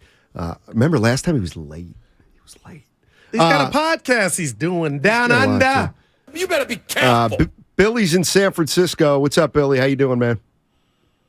Hey, man, I just want to speak on that Wiseman trade, man. I mean, to be honest, they picked the right guy, bro, for the draft. It's just he just looked depressed, bro. He looked depressed out there. Wow. Defensively, he looked lost. Offensively, he gonna be all right. Like I don't even think he should have went to Detroit. He should have went to Orlando, but the guy's gonna be all right. He just needs to get his head out of his butt and play ball. There you go. That's his. We got him. Okay. Not yet. His mannerisms did look like he was sulking, right? Like I know that's well, part you would of sulk it too if you didn't play. No, but even when he was out there and something went wrong in the shoulders, like that's part of playing the part, man. I should do what's that where you go into they hire you and you just speak to random people about whatever the subject matter is. But mine would be you got to be passionate in everything you do. There's nothing wrong with golly gee, they took me out the game. He sulked. He looked depressed. And you think you can just snap a finger and turn him into a Doberman pincher? Well, you haven't given up on him. No, but he's not going to be. You can't give him Draymond Green's heart. Or Kevin Garnett. You just can't. Anyway. What do you, I'm 408. I'm upset for him, Goo. I feel like we're going to lose out on him later. This whole young guys versus vets situation is killing me. Okay? I don't think it exists. And why do you think I'm because playing? Come on, Goo. They won it last year when there were reports early in the year. Marcus Thompson, the athletic. Because the young guys didn't play last year. So everybody was okay with them. Okay, but now wait a minute. You really don't think there's any issue with the Warriors hold on, in terms of their veterans and young players? It's not why they're one game over 500. My point was they're going to try to go back-to-back, and one guy's only emerged that his minutes might be in question. That's Kuminga. It ain't like all three of them are out there and you're saying that. I would understand it. We're just talking about Kuminga. Moody's no factor. So now you bring Peyton the second back like, yeah, that was out there and said, I believe it's Donnie, but it didn't stop them from doing it. So now we're talking about Bielitsa, and we're talking about guys getting 1 year older and no Otto Porter Jr. because you got Peyton second back before it's go time. But what I don't like is the energy they're going to have to expend to not make the play-in. That's a real concern. Let's go to we got him? Almost. Just for kicks. Why do you think Draymond punched Jordan Poole? Honestly? Yeah. That's your word. I think Draymond looked at Poole as part of the reason that his future with the team was uncertain. And subconsciously, you could say, you stepped on my shoe and I'm going to punch you for that, but I'm really punching you for... All right, let's head out to the Bud Light guest line. All guests appear on the Bud Light guest line. Bud Light, easy to drink, easy to enjoy. Andrew Bogut, Championship Center for the Golden State Warriors. Andrew, thank you so much for joining us, man. Really appreciate it. No worries. Thanks. Hey, the Warriors gave up essentially today on a young big man, James Wiseman. Didn't have a lot of experience. Why do you think the Warriors did that? I don't know the specifics of it, but I assume there's some frustration probably from Wiseman and his camp with his role and the way he's been playing or utilised probably. And I've said from the start, I just don't think Wiseman was a great fit for the Warriors system. I think I can't call Wiseman. I wouldn't call Wiseman a bust just yet, based on the season he's had with the Warriors. Because playing that 5 spot with the Warriors, it's unique, it's different, right? Right. You got to kind of know the game. You got to read the game. You got to read spacing. You got to kind of have a decent IQ. And he's still young and developing, and his skill set probably wasn't suited towards that. Now that he's gone to Detroit, and he's gonna get some touches, and maybe they'll allow him to play through 10 or 15 touches on the post, make or miss, and let him play through those mistakes, I think then we'll see where he's really at as a player. So I think it was the right move for Wiseman's career. I think the Warriors were good enough to let him move on and get on with life. Andrew, we're talking about. I mean, you were a big. You hit the ground running. You know what it takes to be a active, successful big in the league. When you laid eyes on James Wiseman, can you share with us your first initial thoughts? Because I'm telling Steiny, he's got to go get that dog. But some people just, you're born with it or you don't have it. How easy or difficult is it that for him to go get that nasty? Oh, it's something you got to get along. Either get along the way, or I mean, everyone's personalities are different. But yeah, I mean, who knows? I mean, he wasn't playing the minutes he was playing to probably feel like he could exert that. I don't know. I'm not sure. I didn't watch a whole lot of him in college to be honest with you, to know if he had that in college. But at the 5 spot in the NBA, even at the 4 spot, you could argue you need that. You know, you got to have guys that try to push your buttons. And you know, my era was, you know, Ben Wallace and Kevin Garnett and these kind of guys that, you know, Rasheed Wallace, guys that would go after you and push your buttons and see how you'd react. So you need a bit of that dog and that mentality and that fight back, especially at the 4 and 5 spot. You can kind of get away with it at the guard spot sometimes, but at the big spots, you definitely need it. Andrew Bogut joining us on the Bud Light guest line on 95.7 The Game. Andrew, let me just summarize my partner and me. I'm looking at this Warrior team this year. They're a 500 team. They haven't had a consistent stretch all year in which they've displayed any kind of, you know, championship, not pedigree, but championship potential. But you got to respect their pedigree, especially because they did it last year. I say, but man, they started 18-2 last year. They were 41-13. They knew they had something after. Do you think they can win a title if they're going into the postseason as a 6 or 7, knowing that they're going to have to run the table with a really incredible 10-week stretch of basketball? Yeah, look, it's always hard to flip that switch. You do need some momentum and some consistency. I'm sure Steve's aware of that. They've had some issues with injuries, and once again, you know, Steph being out doesn't help. They'll even hot and cold kind of with Steph in the lineup. But I guess once they get some continuity, hopefully Steph's back sooner rather than later, hopefully post-All-Star or a couple of weeks post-All-Star, depending on how that injury is, and they just get some consistency. They're still a dangerous team. I mean, look, you know, from the play-in makes it a bit harder where they're at now. They're in 9th in the West, and they could potentially go to, you know, 4th, 10th if they lose a game or two again.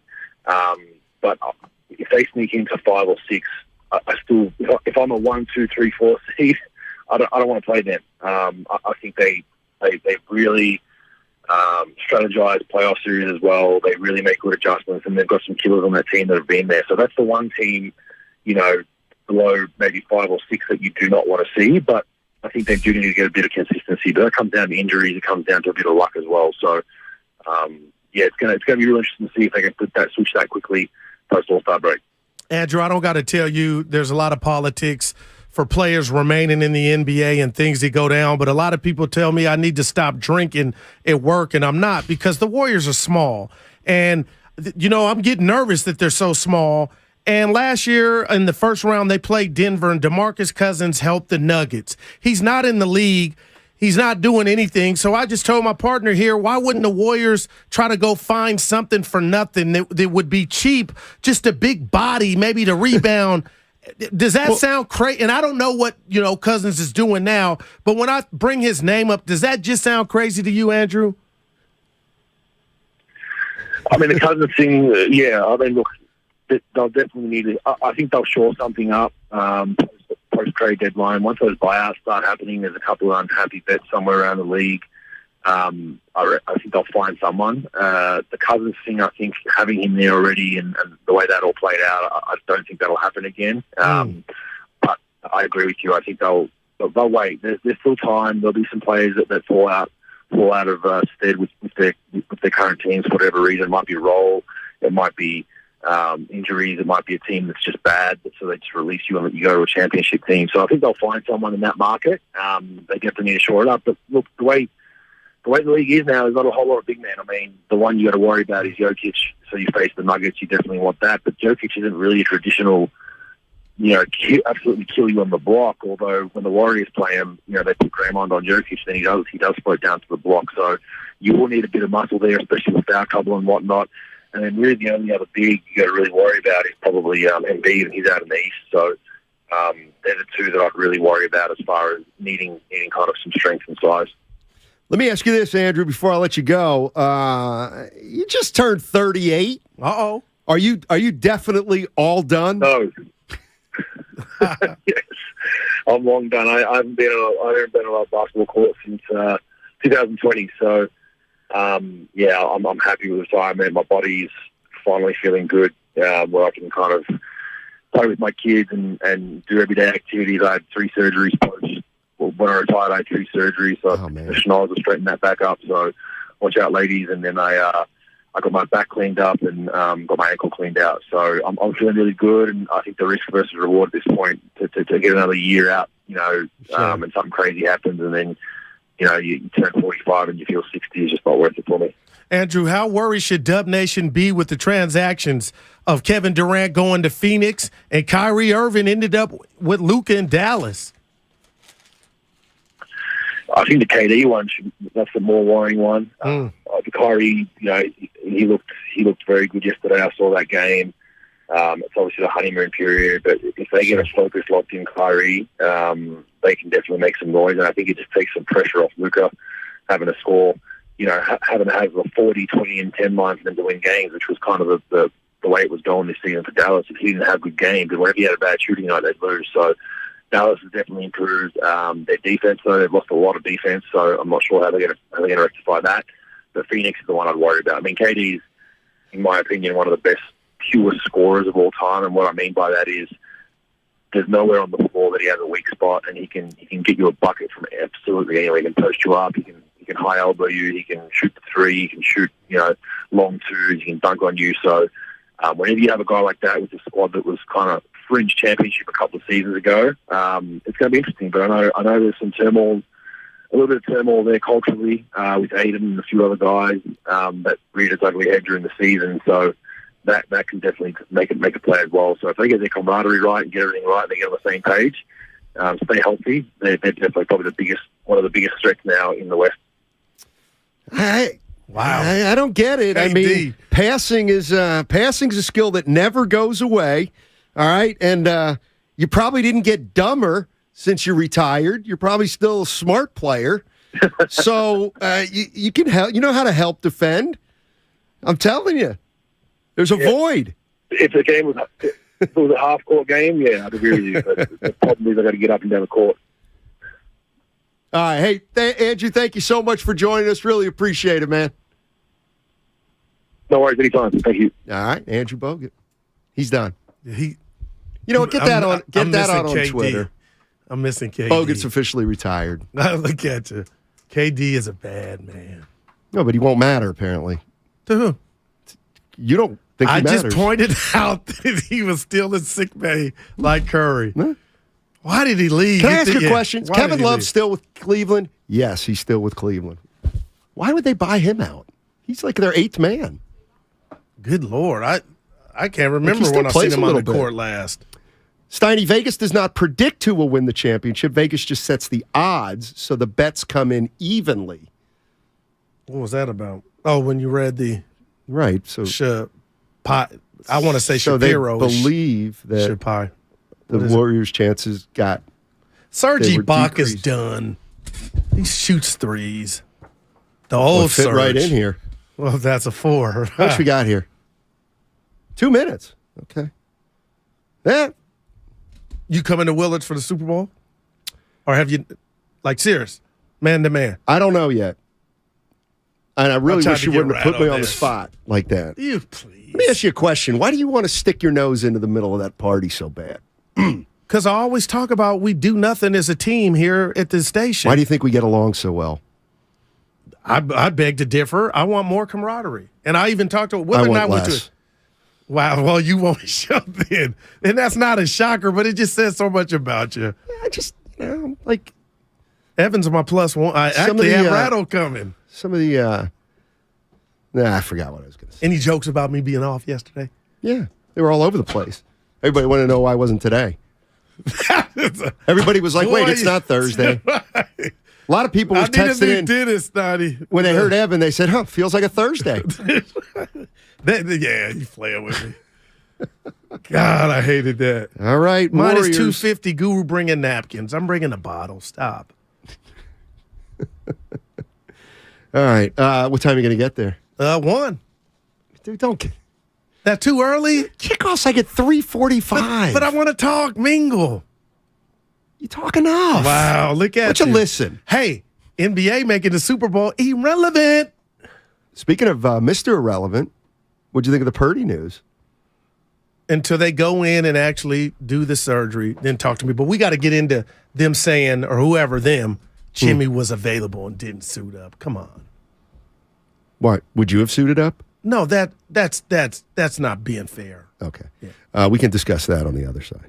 I can't believe he's gone. I don't even remember him being here. It's the Red and Gold Aftermath on 95.7 The Game. This market is never, ever not going to be about Jimmy Garoppolo. It does not matter what the situation is.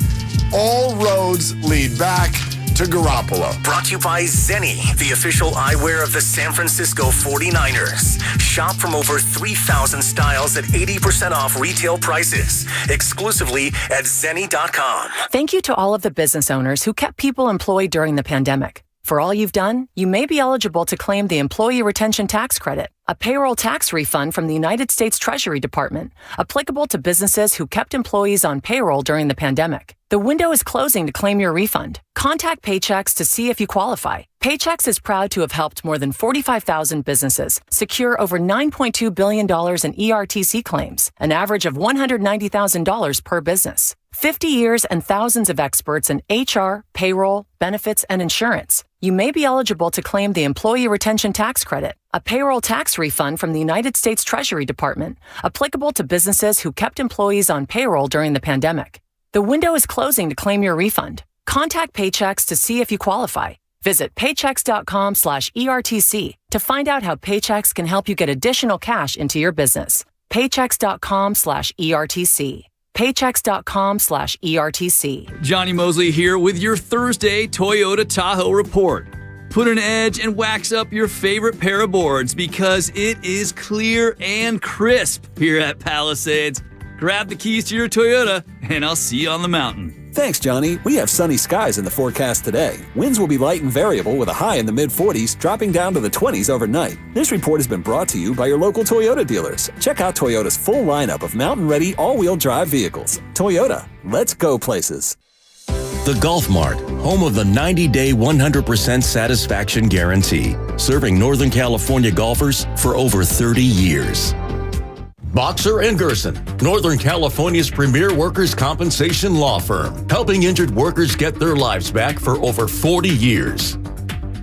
Paid for by Bottom Line Capital. Attention all U.S. business owners. Was your company impacted during COVID? If you had over 5 full-time W-2 employees during the pandemic, you may be entitled to up to $26,000 per employee. That's right. If your business employed more than 5 full-time employees in 2020 or 2021, and your business was affected by the COVID pandemic, you may be eligible for up to $26,000 per employee. To check your company's eligibility to receive $26,000 per employee, call 800-793-0135 right now. We have already secured millions of dollars for businesses just like yours. There is no upfront cost to see if your company is eligible. Just call 800-793-0135 and find out for free how much your company can claim. This approved payroll tax refund program from the United States Treasury Department is for any business who kept employees on payroll during the pandemic. Best of all, these funds do not have to be paid back. Do not miss this opportunity to claim your company's refund. Call 800-793-0135. 800-793-0135.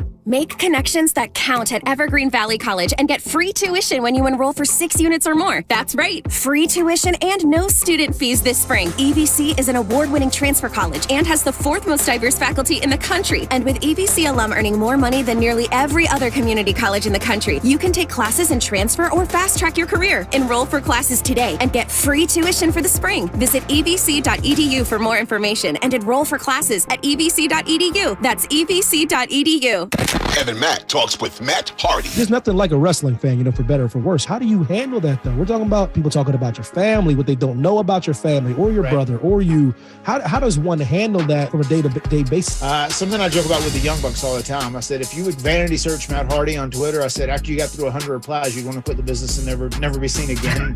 It's just, you just learn to deal with it. You know what I mean? It's the Kick Rocks Wrestling Podcast with Evan T. Mack. Subscribe now on the Odyssey app or wherever you get your podcasts. Prescription products require an online consultation with a healthcare provider who will determine if a prescription is appropriate. Restrictions apply. See website for full details and important safety information. Subscription required. Hey guys, did you know there's a generic form of Viagra that works just the same but is 90% cheaper? And you can get it online? Just go to 4hims.com/joy. At Hims, you'll get a free medical consultation, discreet shipping if prescribed, a 100% online process, and trusted generic alternatives to the biggest brands at 90% off. That's right, get generic for Viagra, the same active ingredient as brand name Viagra, but 90% cheaper. It's the same medication you get from your doctor, but with zero copay, no expensive appointments, and no awkward face-to-face conversations. To start your free online visit, you need to go to this exclusive address, 4hims.com/joy. That's 4hims.com/joy for your free online visit.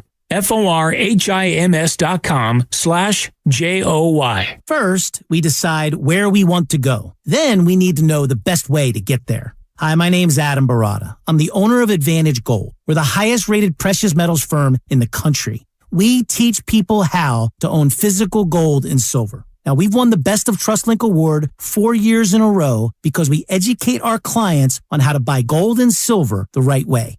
We don't pay celebrity spokespeople millions of dollars. We'd rather pass that value on to you.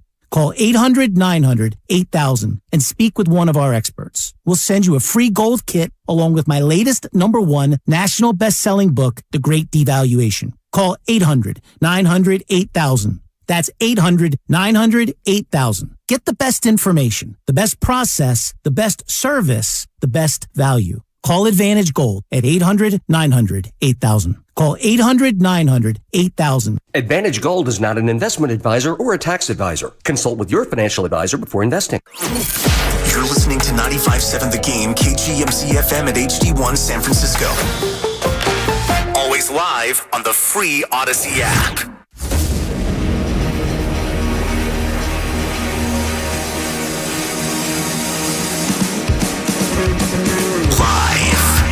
From the corner of Broadway and Battery, you're listening to Damon Bruce and Ray Ratto on 95.7 The Game. What's kind of funny if you think about it, James Wiseman and Kevin Durant were kind of here for the same amount of time, really. Both guys did totally different things in completely different roles in their tenures. But they were such big labels on this franchise that, you could say that's the Durant era. This was supposed to be a James Wiseman era, and that era is over. Traded to to Detroit for Sadiq Bey and Kevin Knox. Bey gets flipped to Atlanta for 5 second-round picks. 5 second-round picks, and Kevin Knox get flipped to Portland for Gary Payton, #2. Oh, my, oh, my, oh, my. Warriors got involved after all. We didn't think it was going to happen, Ray, but here we are with an awful lot to talk about that we didn't really see coming on the horizon yesterday. No, nobody saw any of it coming.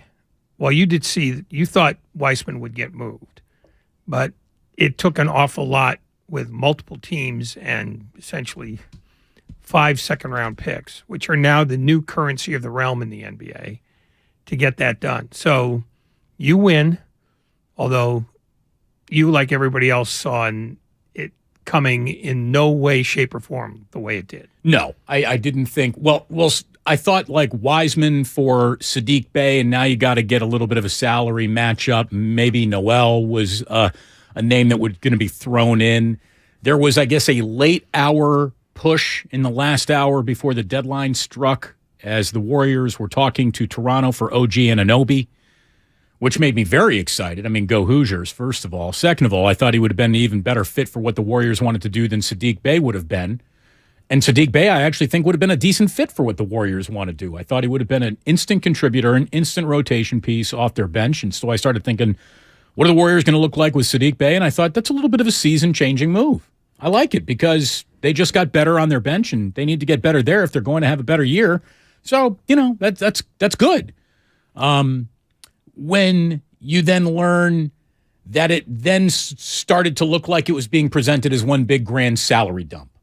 And John Hollinger made a very interesting case as to why moving James Wiseman for nothing would have been a financially prudent thing to do for the Warriors. But they get something, don't have to settle for the nothing, and then turn that something into someone who but a year ago was very much a trusted agent of this franchise. Gary Payton II coming back is no big splashy headline maker, but that is an instant fit for a guy who's proven he can fit instantly with this team. So it's, are the Warriors a better team today?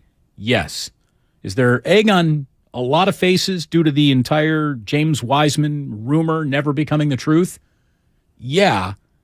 But as bad as it could have been, I think they actually come out of it okay, all things considered. You end up with more egg on your face if you keep something you're convinced is not going to work. At some point, if you make a bad pick, you have to do something about it. And you don't hold on to it because you're worried about your reputation. I think they made it clear in the way they used him and didn't use him that they thought he was not going to work here. So in that way, them moving him, so he ends up being like the 8th worst second pick in draft history. Doesn't matter once you've moved off from him. Here's the deal. He might go on to be a fine basketball player with several All-Star appearances in his future. Haven't seen it yet, but it didn't work for the Warriors. And so whether or not it works anywhere else really doesn't matter, because how it worked here was really the only primary concern that they had for James Wiseman's career. And it simply didn't work here. And someone from the 925 on the Xfinity mobile text line says, Wiseman is easily a 20-10 guy, and he's got twice the talent of Looney. It's a shame he didn't get the minutes that he deserved this season. I'm not even going to argue with you, because I think you might be right on every single one of those points. But the truth is, I think every Warrior fan needs to operate from one place and one place only, Ray. What is best for Steph Curry? That is the singular answer that all questions come back to and have to be, whatever the answer to that question is the question whether or not you go on with this decision, yes or no. Is it best for Steph Curry? The problem for James Wiseman is that you couldn't play him without Curry, and you couldn't play him with him either. Those are the only two options you've got. Exactly. That's why it just wasn't a fit. Yeah. No, it wasn't a fit for a lot of different reasons, and Curry, I don't think, is at the top of that list. It wasn't a fit because I think he wanted to be not a ball-dominant center, but a ball-involved center, and the Warriors have never had that. Their post guys play without the ball. They defend, they rim protect, they rebound. They are not, they're not there to stand at the low block with your arm up screaming, give me the ball. And so in that way, Wiseman didn't view himself that way, and he didn't sort of comport himself that way. He was a classic traditional big guy where the offense either revolves around you or it greatly involves you. And the Warriors don't have that in their playbook. So it was just a non-starter, square peg, round hole. And is that the biggest mistake now of Bob Myers or this franchise's player addition making? Because, they should have known what their DNA requires more than any other team. And they completely went against the grain of who they were, of what they need to draft a guy like James Wiseman. So it's very easy to like point at the Warriors and say, oh, you made a huge mistake because you didn't draft what was best for you. A guy like LaMelo would have fit into your system so much better. And I think that that's a fair accusation to make. But what is also fair for them to turn around and say, and I think this is hard to argue with, was that James Wiseman's measurables, the promise of the unicorn you thought you saw in him, was so overwhelming that is the kind of risk that you have to take when you're at the top of the draft and get a bite at an apple quite like that. It's easy to look back at it now and just say, oh, that thing looked awful from the minute they did it. In the minute they did it, there was universal acclaim and praise that this was going to reignite not just a different style of basketball the Warriors could play, a different point of attack they could use in basketball games strategically, but usher in a completely new era. I mean, so I get why they did it. It's a shame it didn't work out. I got why they did it because they needed a larger presence down low. They were playing small and smaller, and eventually that was going to wear out. And maybe it's wearing out now. But I think they also believed, as all organizations and all coaches and all general managers do, is that we'll take this guy because of his measurables and then we can fix him. And for the most part, you can't. You get pretty much what you're seeing. What they gambled on was that because you hadn't seen very much of him at all, he was a blank slate, and you could fill that in with your style and your system and your worldview of a low post guy, which is that he doesn't play on the low post much. He's got to be more mobile. He's got to be more, clever defensively. He's got to take care of the small stuff. The Warriors don't play with another guy who needs to have the ball. They already have those. They have them in trumps. And their attempt to fix him failed because most of the time you get what you see. You're not going to materially change a guy. And that was the gamble they ran, and they lost. Was it a mistake? Yeah, but it was one that they needed to take because I don't know if LaMelo Ball's skill set was something they needed either. I mean, they were a really good team picking way too high in a draft. And so they could afford to say, well, we need this. And they didn't get that. But I understand why they did it. Again, I don't think there's a lot to be angry about. And if you agree that James Wiseman required further investment, I would agree with you as well. But where could you actually play him? Again, he was unplayable with Steph Curry. He was unplayable without Steph Curry. So where the hell does he fit into the Golden State Warriors if those are the only two options really available to him? It's hard. It's hard to fit into this team. And the one thing we do know is that Gary Payton II never really fit in great up in Portland. As a matter of fact, he's been injured most of the time he's been up there. He's only played 15 games, but he does fit with the Golden State Warriors. And they do like him. And he is going to pick up minutes instantly. And anyone who can play is by definition more valuable than anyone who can't. It stinks the investment was made. It stinks that the big draft pick didn't work out. But as the Warriors currently stand, I don't know how much worse they're off for having made it. And just in the terms of serving the purpose of the rest of this season, they're a better basketball team today than they were last night. We're going to have Steve Kerr join us tomorrow. I really thought that we were going to talk to him today, but that is going to happen tomorrow. I guess they're waiting for Gary Payton II to come down here and pass his physical, so that way we can actually talk to Steve about it. We're going to get Wiseman back. Yeah, James Wiseman, come on back, baby. He's already plugged into the Pistons starting lineup, apparently. He's going to start tomorrow night, so we'll find out how he hits the ground running there. I'm never going to be rooting against James Wiseman, but James Wiseman represented something that I will never apologize for not liking. Big men who don't rebound. I'm allergic to that. I don't like it. When we have Anthony Slater on today, we'll get what he likes and doesn't like about the current status of the Warriors and the blockbuster trade last night. Oh, my goodness. You know, a team like Brooklyn, the way that they're built right now, could really use a player like Kevin Durant. Just want to throw that out there.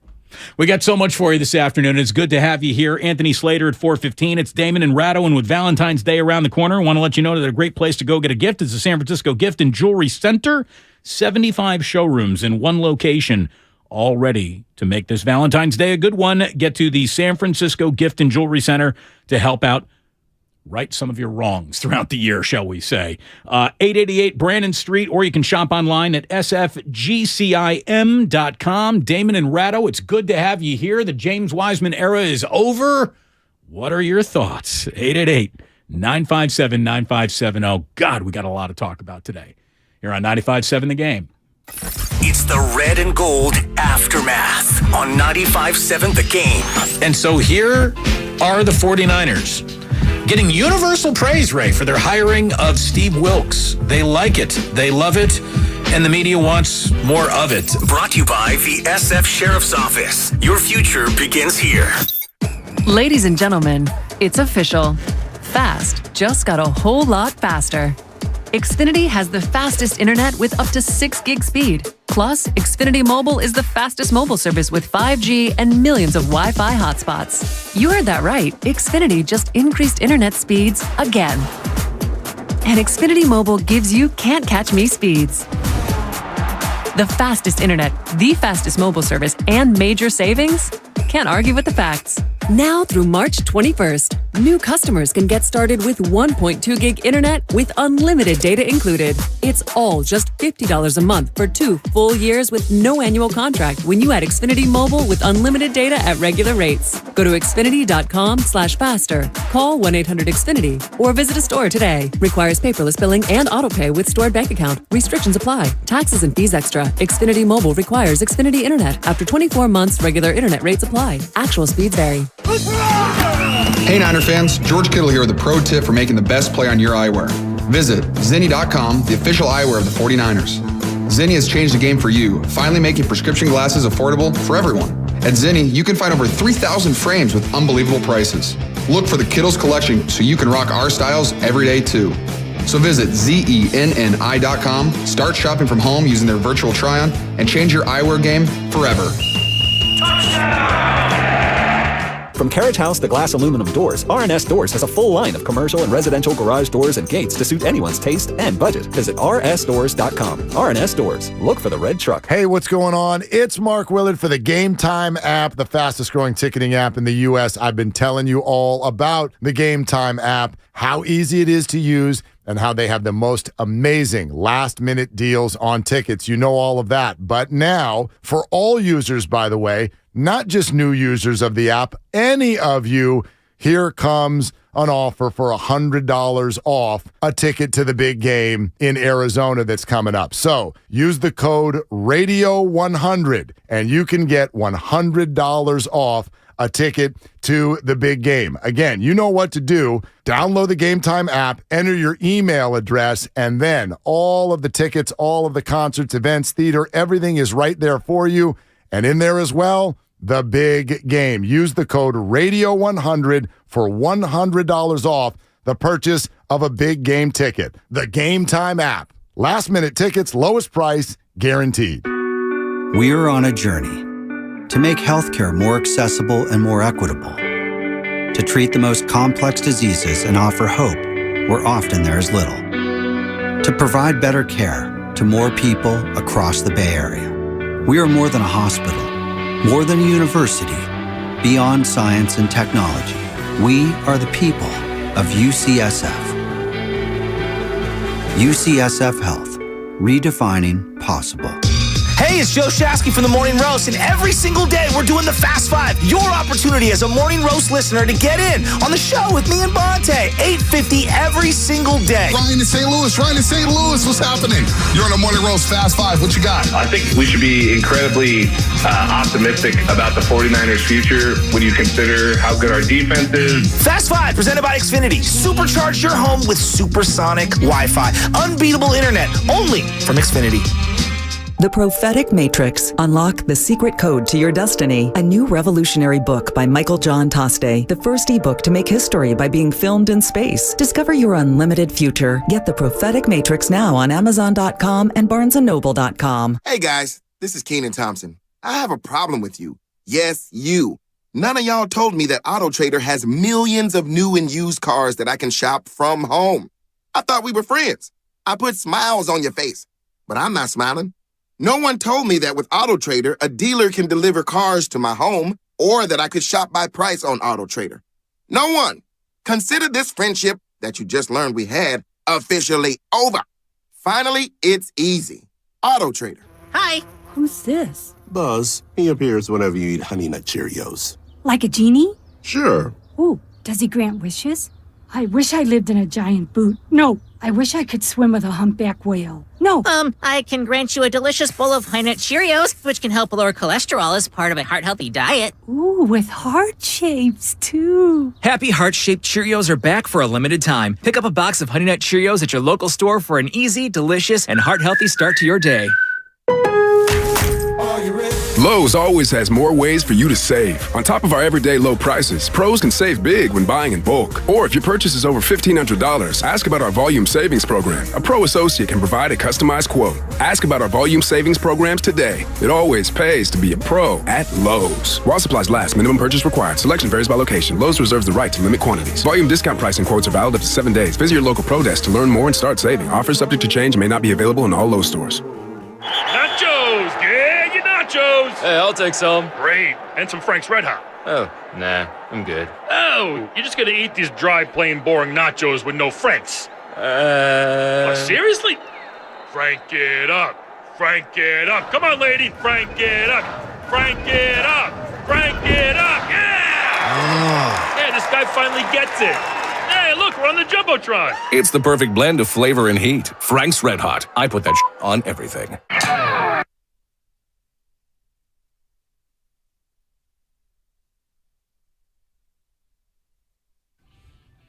Now back to Damon and Ratto on 95.7 The Game. Every single one of our guests, and we only have one today. It's the only one we really need. Anthony Slater is going to be joining Ray and I in about an hour here on 95.7 The Game. Our guests join us on the Bud Light guest line. Bud Light, easy to drink, easy to enjoy. So, Ray, every now and then, in the morning, I'll reach out to Lucas. I'll text Lucas. Mid-mornings. That's when we usually chat about the show.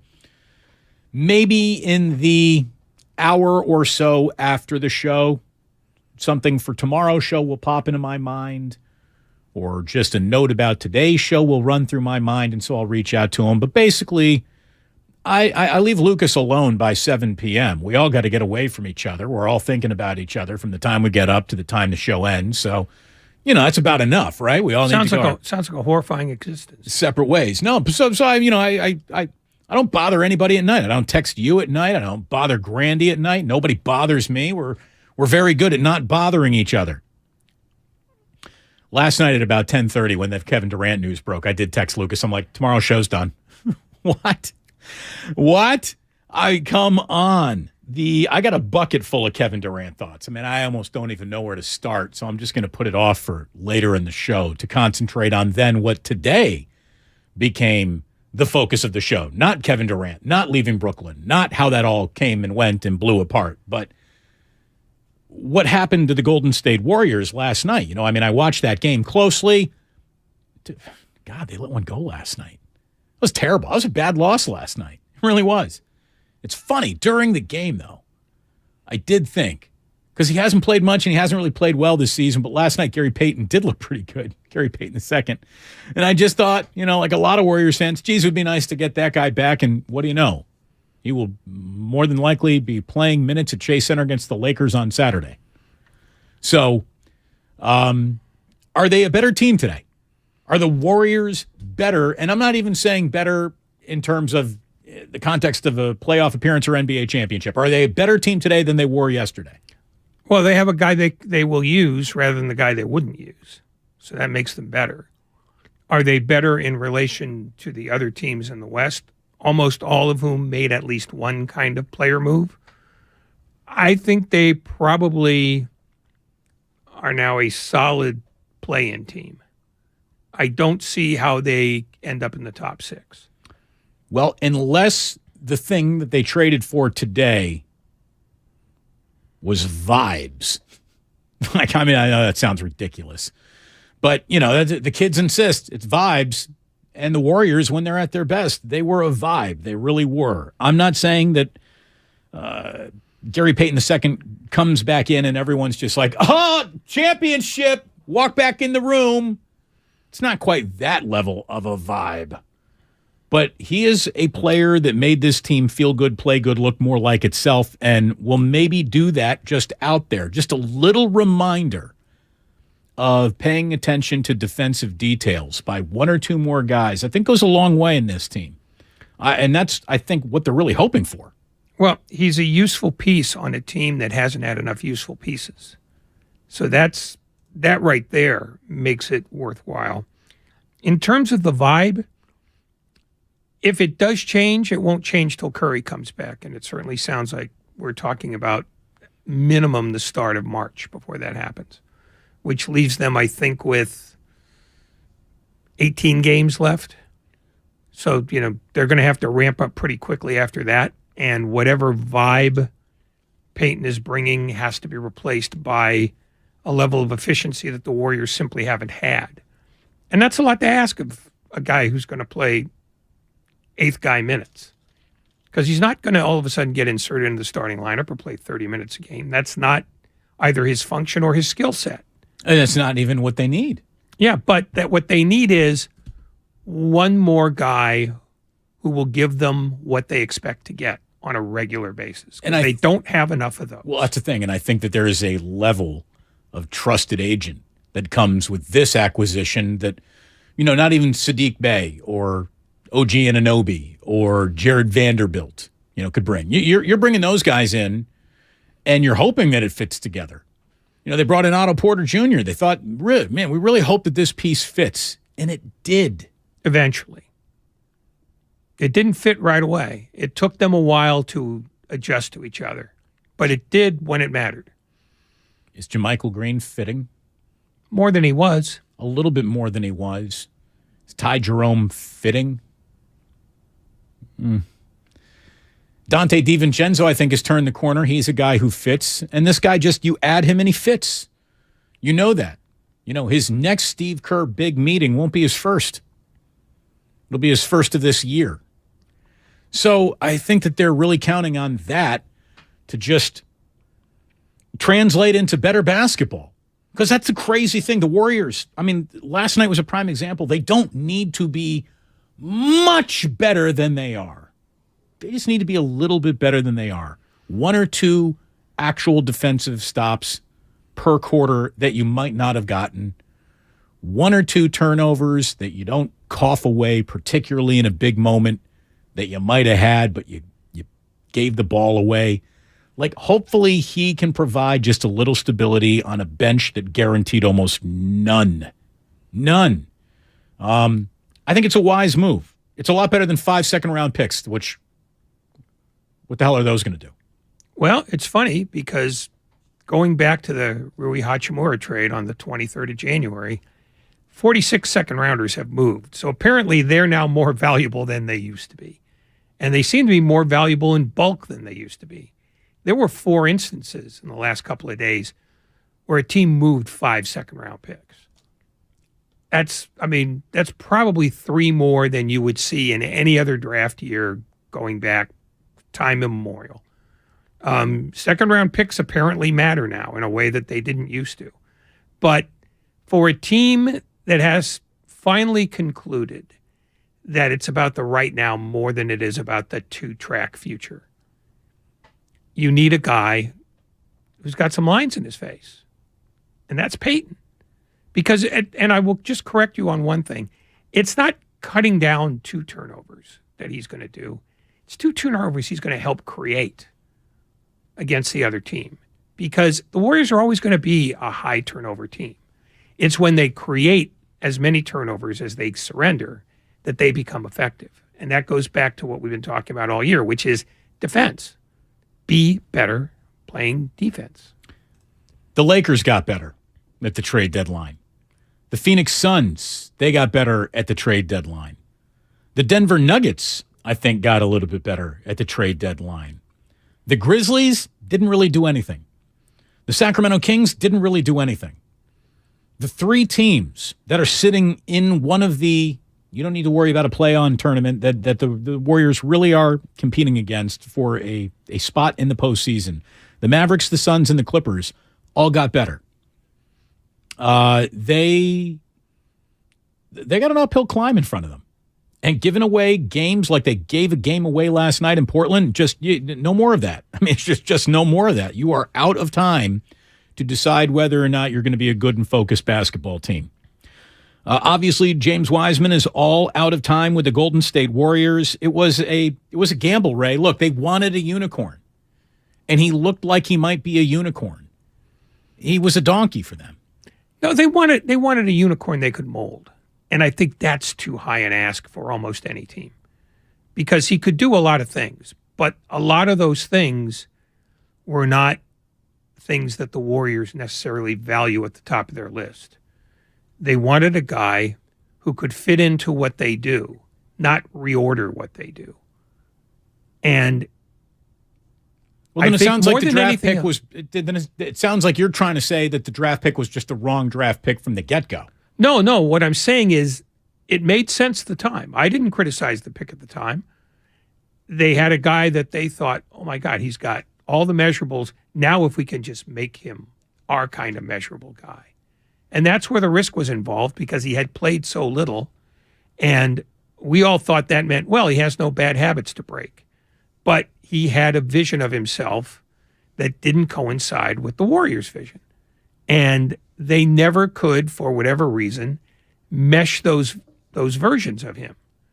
And that's why it became an error. I mean, it was a high-risk move at the time, and everybody said so. Because for all the measurables, he had no discernible resume. And that's where the risk was, and they gambled that they could use that to their advantage, and ultimately they could not. You know when the best time to ignore what was or was not on anyone's resume? This isn't just in sports. Like, this is in life. Forget about the resume. If you're willing to work that hard, if you're that much of a hard worker, if you are tenacious, if you are a dog, maybe your lack of resume gets overlooked because you bring things to the table that I value more than a fluffed up resume. And unfortunately, that's where the rubber never met the road on James Wiseman either. You know, we've asked people from Memphis, what was the book on Wiseman before he ever even got to Penny Hardaway when he was a high school kid in Memphis? What'd you guys think? A lot of people just said, hey, he was born to play basketball. But I don't know if he really likes basketball. And I think that question, 3 years into his career, completely and fairly persists. And there's a big part of just the star-crossed, never got healthy enough at the right time, in the right moment of time, where a few more minutes that were deemed unavailable at other moments of time might have been deemed more available at those moments in time. He was always hurt in those moments at times, too. He only played 60 games for the Warriors in 3 years. That's it. 60 games. Ray, of the top 2 picks ever in NBA history to make a debut with the team that drafted them, he played the 4th fewest games ever. Markelle Fultz only played 33 games with the Sixers before they moved on.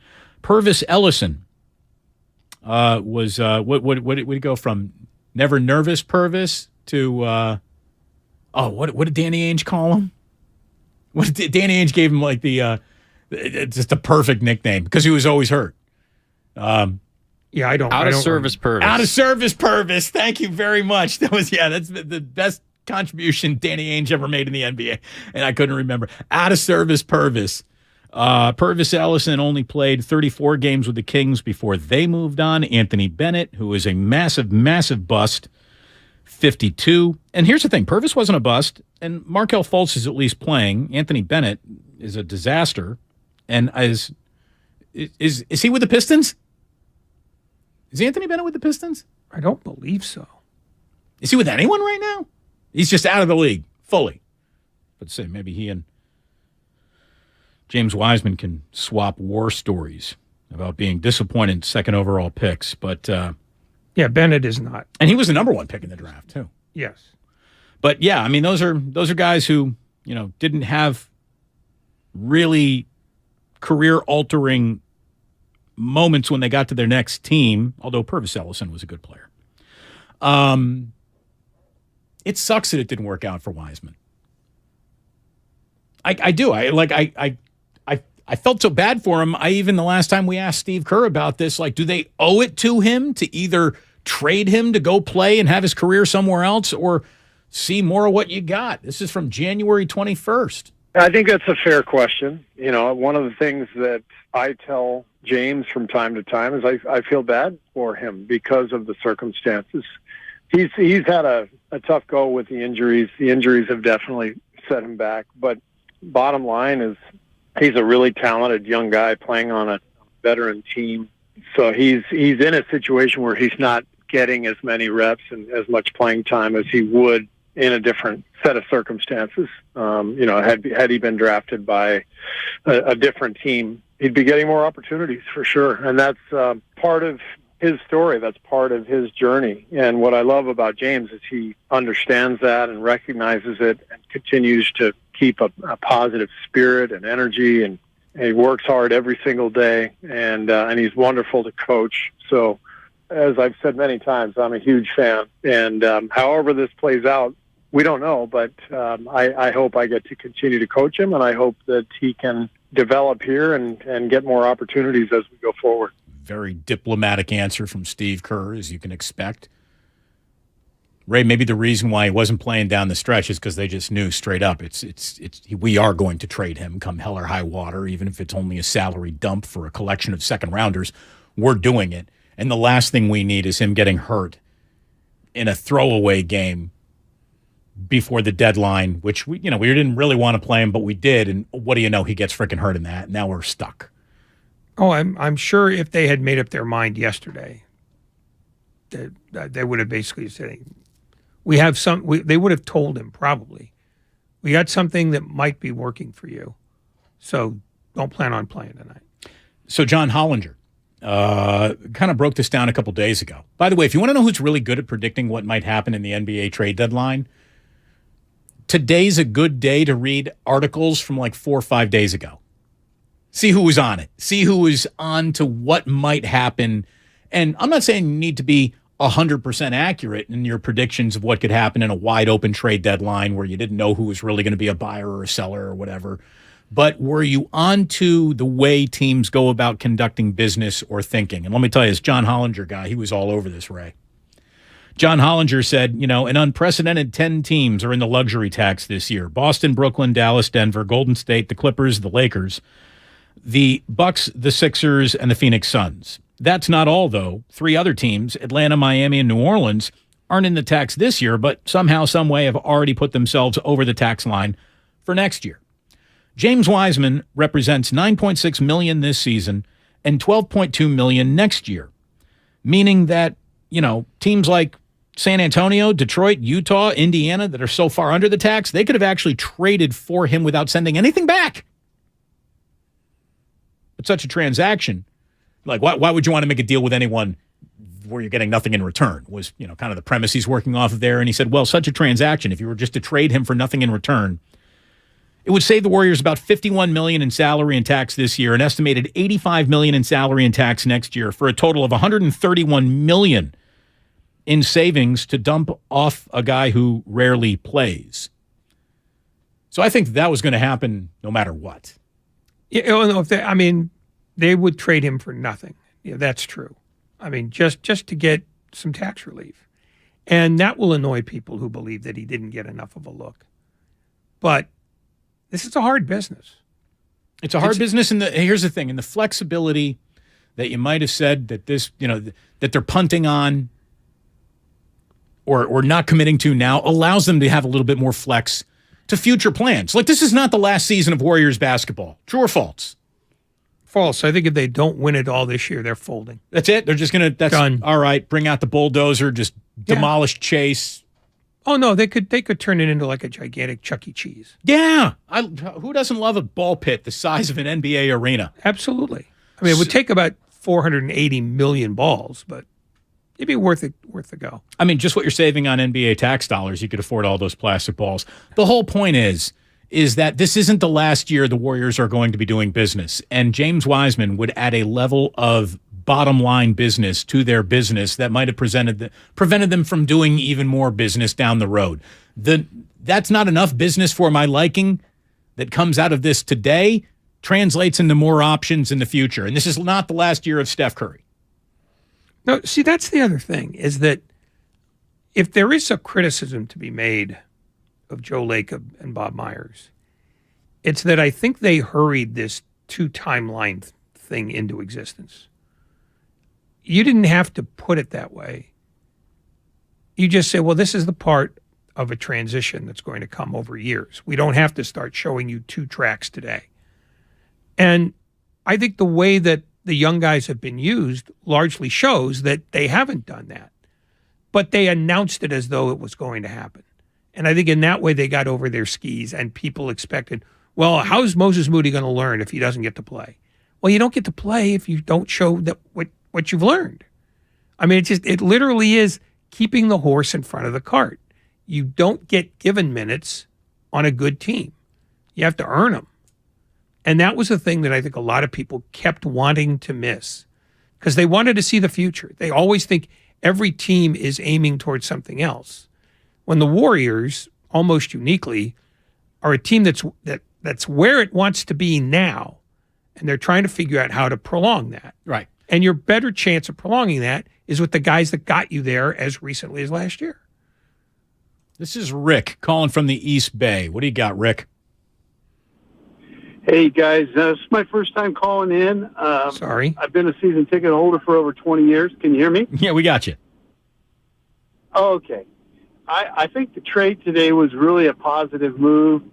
As we all know, GP2 is a fan favorite. And just like when the coach takes the time out for, the team to regroup, when you bring this guy in, he seems to not only spark the fans, but he sparks the rest of the teammates. And we need more of that right now with our defense. And I think this guy might just be the piece that's missing, because we're close, but not close enough. And I think this could turn into something good. Well, again, to use a parlance of our times, Rick, and thank you so much for the call. Hopefully he's a vibe. What did the Warriors add at the trade deadline? What did they do? What was their move?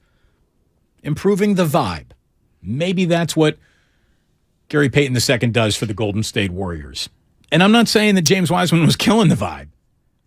He wasn't part. Well, you can't kill what you're not a part of. Exactly.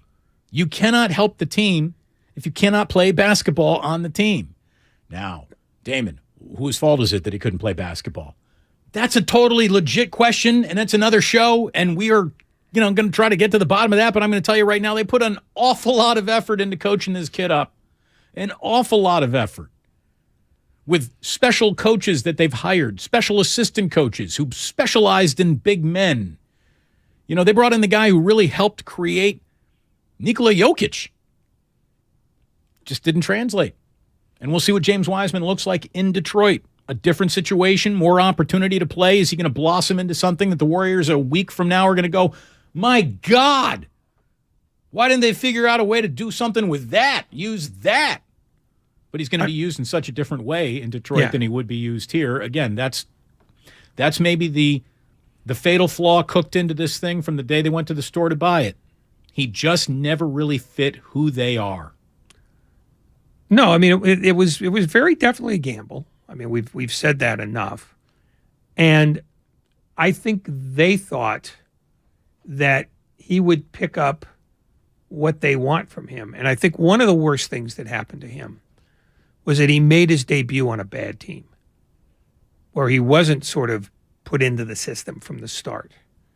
That was essentially a lost year, because he was confused by what they were asking him, because there weren't a lot of rewards in that season. So I think in a way he said, well, we need points, we need scoring. And that's not what the Warriors viewed him long term. But all he knew was, but this is what's happening now. And so I think that set him back as much as anything. Much more coming up, including Anthony Slater at 4:15 here on 95.7 The Game. The NBA's trade deadline is come and gone. Our trade deadline coverage brought to you by Boxer & Gerson, Northern California's premier workers' comp law firm, helping injured workers get their lives back for over 40 years. It's the red and gold aftermath on 95.7 The Game. But I also see Shanahan's side. I am not going to get outraged over this. We lost, guys. Right. We lost. Yeah, I'd love to have Jimmy Garoppolo suited up. He wasn't. We lost. So I hate to break it to everybody, but sometimes you just got to swallow it. Brought to you by Zenni, the official eyewear of the San Francisco 49ers. Shop from over 3,000 styles at 80% off retail prices. Exclusively at Zenni.com. Every small business owner knows business happens everywhere. The office, the warehouse, or on the road. And no matter where it takes you, there's one solution to help your business thrive. Comcast Business Complete Connectivity. It's the largest, fastest, reliable network with advanced gig speed Wi-Fi and cyber threat protection in one solution. Get started for just $49.99 a month. Plus, add Comcast Business Mobile and you can save up to 60% a year on your wireless bill. And ask how to get up to a $750 prepaid card. Flight 291 is now aboard.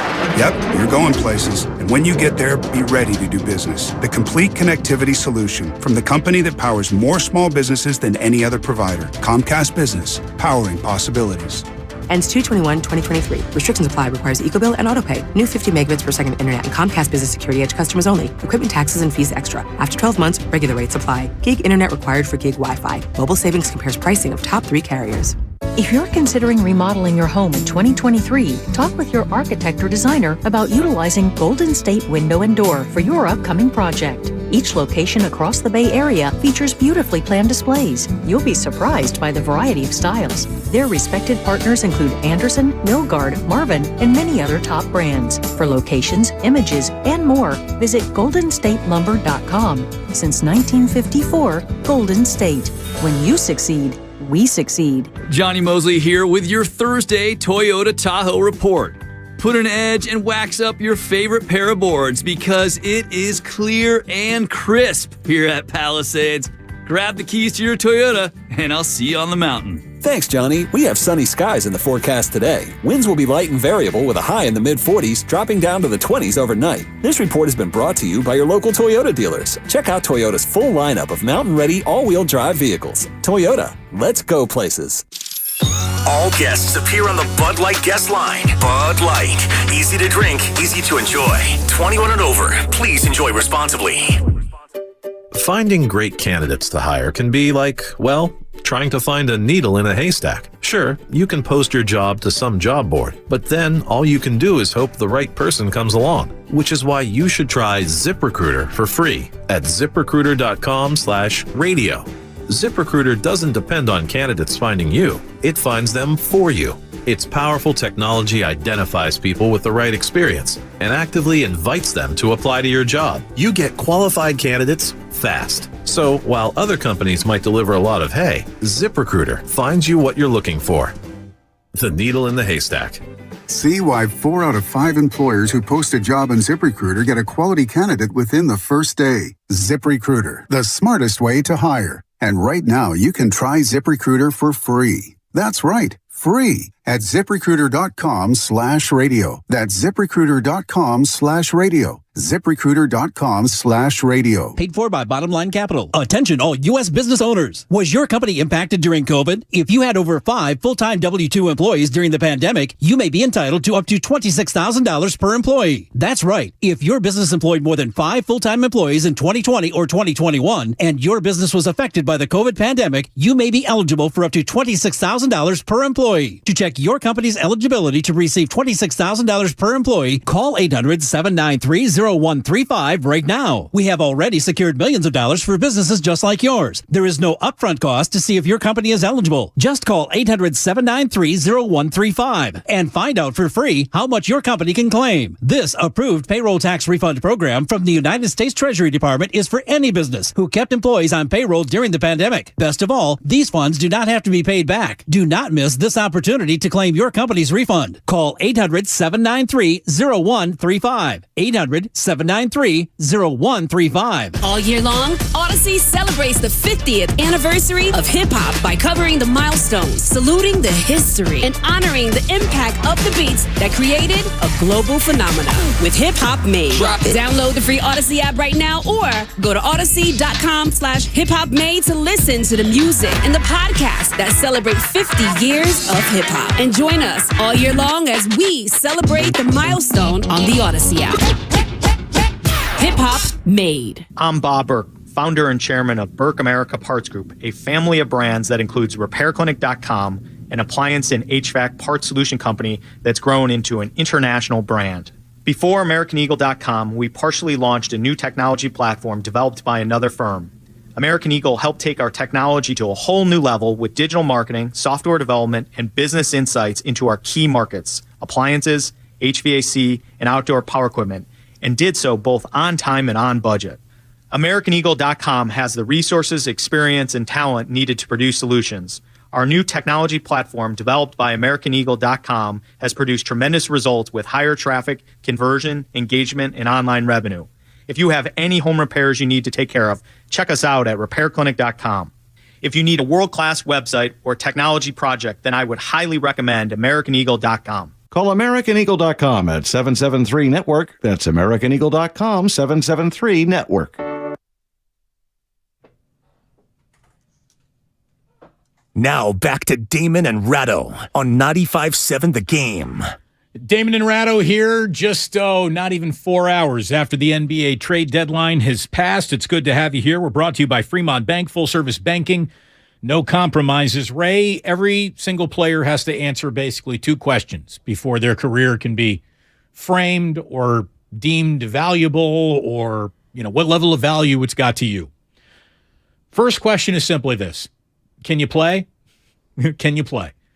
The NBA says that guy don't belong here all the time. So just because you're drafted in this league doesn't mean you can play in this league. We've seen that with our own 2 eyes. And then if you do answer that first question with a yes, I can play, then the question becomes, do you fit? Do you fit the situation you're in? Do you fit the style that the team that drafted you is playing you actually goes out and plays? And I think we definitively know that James Wiseman did not fit the Warriors' style. That is evident. What is not evident yet is, can he actually play? I don't know. I really don't know if he can play or not. I see someone who's should be able to play in this league just written all over his physical measurables. He's big for an NBA player. Like, that's how big he is. And it should work. Conceptually, it should work. But I remember us talking about the first game back in the summer league. You only grabbed like 2 rebounds. And I was just like, how are you only going to get 2 rebounds when you're a 7-footer? Draymond even called us out on the podcast. Got to look that up. Go, Grandy, find me that. Find me Draymond Green telling me that I don't know about James Wiseman. Because my radar started pinging on this guy just not having that dog in him, man. Not having that. I mean, here's the thing. I'm not a hater. There's someone here on the text line saying, Damon, I'm so glad the Wiseman hater got his wish. I didn't hate him. I just hate all big men who don't rebound. It's a universal hatred, Ray. It wasn't specifically at James Wiseman. If you were 7 feet tall and didn't get a rebound, I'd hate you too. It depends on what position I'm playing. If they put me on the wing, you still get rebounds. As some 7-footers get put out on the wing, nobody yells about Brook Lopez not getting rebounds. It depends on how you're used. How the Warriors intended to use Wiseman, though, required rebounding. So it's not like it's not universal, but it's expected, and it's especially expected on this team where they don't really expect the post guy to score much or to have the ball much, but he should be able to chase down a ball. By the way, you want to know why no one complains about Brook Lopez getting rebounds? Because he gets rebounds. He gets 6.5 a night. For a 7-footer, that's a low number. But the For way a they 7-footer play on the him, perimeter, that's fine. But that's what I'm saying. For a 7-footer on the perimeter, 6 is very good.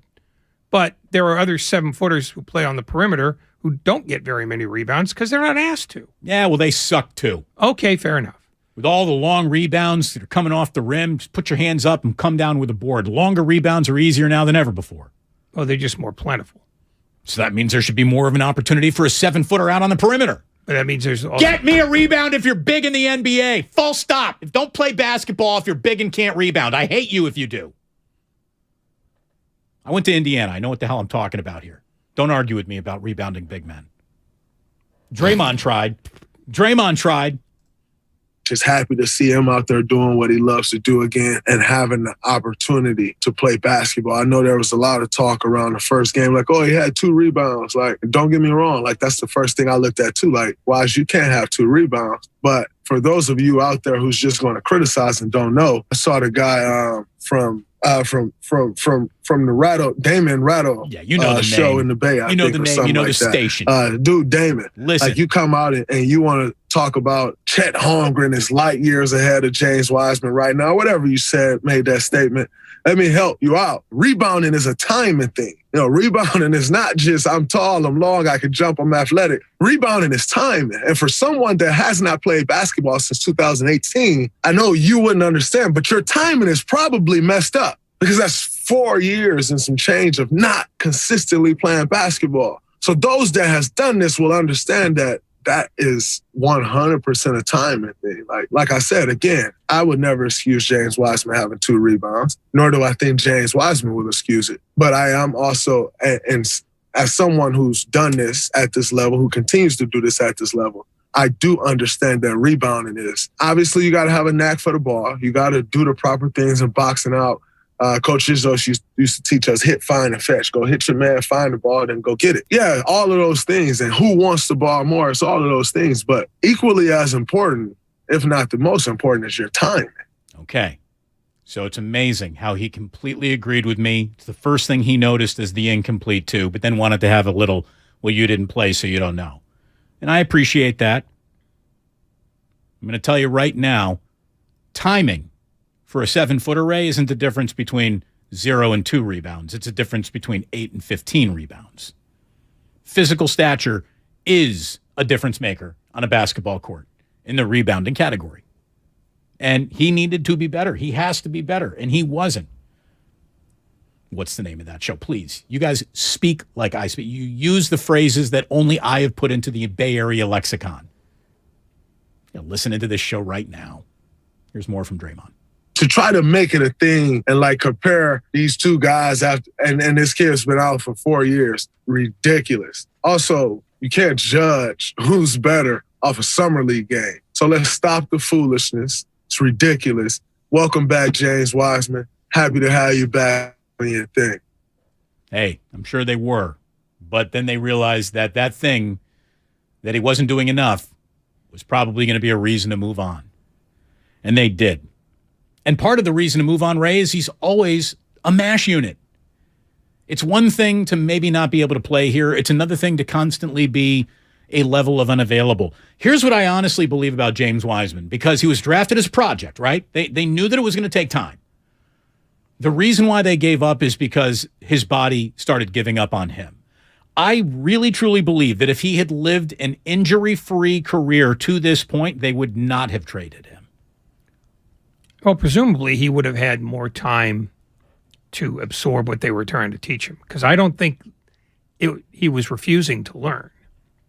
I think it was they were asking him to do something that was outside his experience, and he struggled with that because when you're a rookie, especially on a bad team, which is the one he broke in with, you're trying to make an impression, and your instinct is to try to make that impression with the stuff you already know how to do.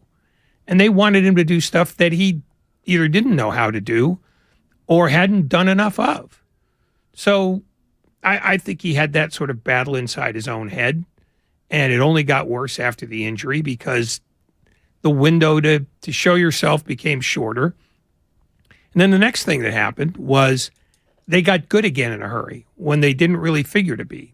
Last year was supposed to be a transition year, and that maybe this might be the year that they would win it. But they screwed up and won a year ahead of time and didn't have a lot of time to, ease him into the lineup more often. They were trying to win games. And between the timing, between his own shortcomings, between the specifics of what they required of him, it all broke down. So in the end, I mean, will he be better off in Detroit? I guess in terms of numbers and minutes. I don't know that that's going to translate into a useful 30-minute-a-game player, because there are guys who go to bad teams and do well, and then when you ask them to be part of a winner, they don't do it as well. So, I mean, the book is still wide open on him. Right. We don't know what he is. He continues to very much earn the nickname I gave him. He's the big rumor. We don't know what James Wiseman's going to be. The Warriors just traded him not even knowing what his future is really going to look like. In my mind, he's closer to a career in Greece or China or Turkey or, somewhere overseas than he is an NBA second contract. I mean, I hope I'm wrong. He seems like a really nice guy. Everybody that has dealt with him says that's a really nice young man. We like James Wiseman. That's great. I don't dislike James Wiseman as a person. As a basketball player, he might not be an NBA player, which for someone that size is, a hard pill to swallow. But he has been reported as not that guy, not wired to be that guy since high school. And he is yet to show that reporting on his wiring is the wrong part of that. Let's see. You're going to tell me he gets to Detroit and he's an absolute dog. He's pulling down 20 rebounds his first night there because he's unsaddled with the Warriors' motion offense? That's not going to happen. I don't think so either. I mean, there's a reason why Detroit has the worst record in basketball. They're not very good at a lot of things. And you only get to be better as a player when you're surrounded by better players. And right now, because Detroit's awful and they're trying to get into the Victor Wembanyama sweepstakes, and because they are injury ravaged, he's probably not going to learn a whole lot this year. He'll get minutes just because they want to see what his physical attributes are. They'll put more on him next year if it looks like they're going to be able to make a move toward the play-in tournament. But for right now, these are like G League games for him. They're just going to say, you're getting 28 minutes a game. See what you can do with them. I don't think they're going to put a lot on him because there's not a lot to put on a team that's got 12 wins. Again, there shouldn't have been that much to put on him, though, even with the Golden State Warriors. I mean, yeah, the team's got big aspirations, but he had two things he needed to do. Rebound, protect the rim. That's it. That's all you need to do. The rest of the stuff, just figure it all out as it's happening around you. Put your hand up, go into the low block, turn around, drop step, dunk it. Just do that. And they couldn't get that out of him. Could not get that out of him. Couldn't even be the poor man's JaVale McGee. Turns out it was a rich man's JaVale McGee. Yeah. Look, so with the addition of the Gary Payton II salary, Warriors are going to save about $7 million in luxury tax this season, about $30 million in luxury tax next season. But more than just saving money, they got a player who's going to play in Gary Payton II, a player who knows the system, a player who is comfortable on this team with the way that this team plays. Oh, and they could use another guard right now, too. So it's going to be good to have him back. He probably makes his debut on Saturday against the Lakers, who got better. And the Phoenix Suns certainly got better. It's time we officially talk about that here on Damon and Ratto. Let me welcome you to your 4 o'clock hour. You're listening to 95.7 The Game, KGMZ FM and HD1 San Francisco. Always live on Twitch, YouTube, and the free Odyssey app. Damn well better be free. Now, you cannot like how the whole James Wiseman thing went down. And I'm not here to tell you that you are wrong to be angry about any element of it that you're angry about. There's a lot of there's a lot of anger when it comes to James Wiseman not working out and what he might have been traded for and what did you get for the second pick in the draft and all of the complaints that come with a move this big around an NBA trade deadline. I would like to make you feel better right now. At least you're not the Nets. Ray, the Nets just did a terrible job trading Kyrie Irving and Kevin Durant. A terrible job. And their team might be a little bit better now in terms of just, this is a big team that is young and we'll see. But, they can't exactly tank because they don't have any draft picks, so there'd be no reason. They did a terrible job of trading Kyrie if they were also going to trade Kevin Durant. And you can't do one without knowing what you're going to do with the other. The Nets are just a terribly run franchise who will change their mind in the direction of their franchise over and over and over and over and over again. Let me just tell you this, that the Nets should have paid Kyrie Irving. The Nets should have paid Kyrie Irving and just rode out with Kevin Durant over the next few years because that was going to be your best shot. But nope, you're going to go ahead and punt on your best shot. And you're going to spite punt Kyrie because you don't want to accommodate him. So you're not going to get back the picks that become a brighter future. You got back veterans that can show up and help Kevin today. Well, what good are those veterans if there's no Kevin there to show up and help out, which it turns out that's what happened 2 days later.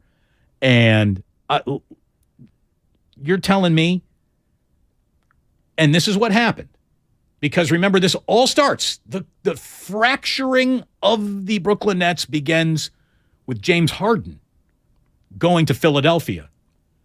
The Nets seriously traded 3 future Hall of Fame talents for 6 or 10 role players and 6 first-rounders that won't come with great value. That's a terrible haul for 3 future Hall of Famers, 3 of the, nothing to even debate, 3 of the best players in the NBA. James Harden, Kyrie Irving, Kevin Durant. They all have their own special little hiccups and headaches connected to them. But there's 3 of the best players in all of basketball. And you're going to get rid of 3 superstars and have no guaranteed superstar or even avenue to a superstar really presented to you in your return? What the hell are you doing? What they're doing, and I'm not defending it because they clearly got nothing back for this grand experiment, but they are paying the price they should pay for ignoring the one thing about assembling super teams, is they have to be sort of not only simpatico with each other, but they have to be simpatico with the rest of the operation. And Irving never was, which meant that Durant never was. And Harden opted out because he saw sooner than anybody else that this wasn't going to work. So because of the timing in which all these things happened, they spike traded Irving, and then Durant came to them and said, all right, what do we got here?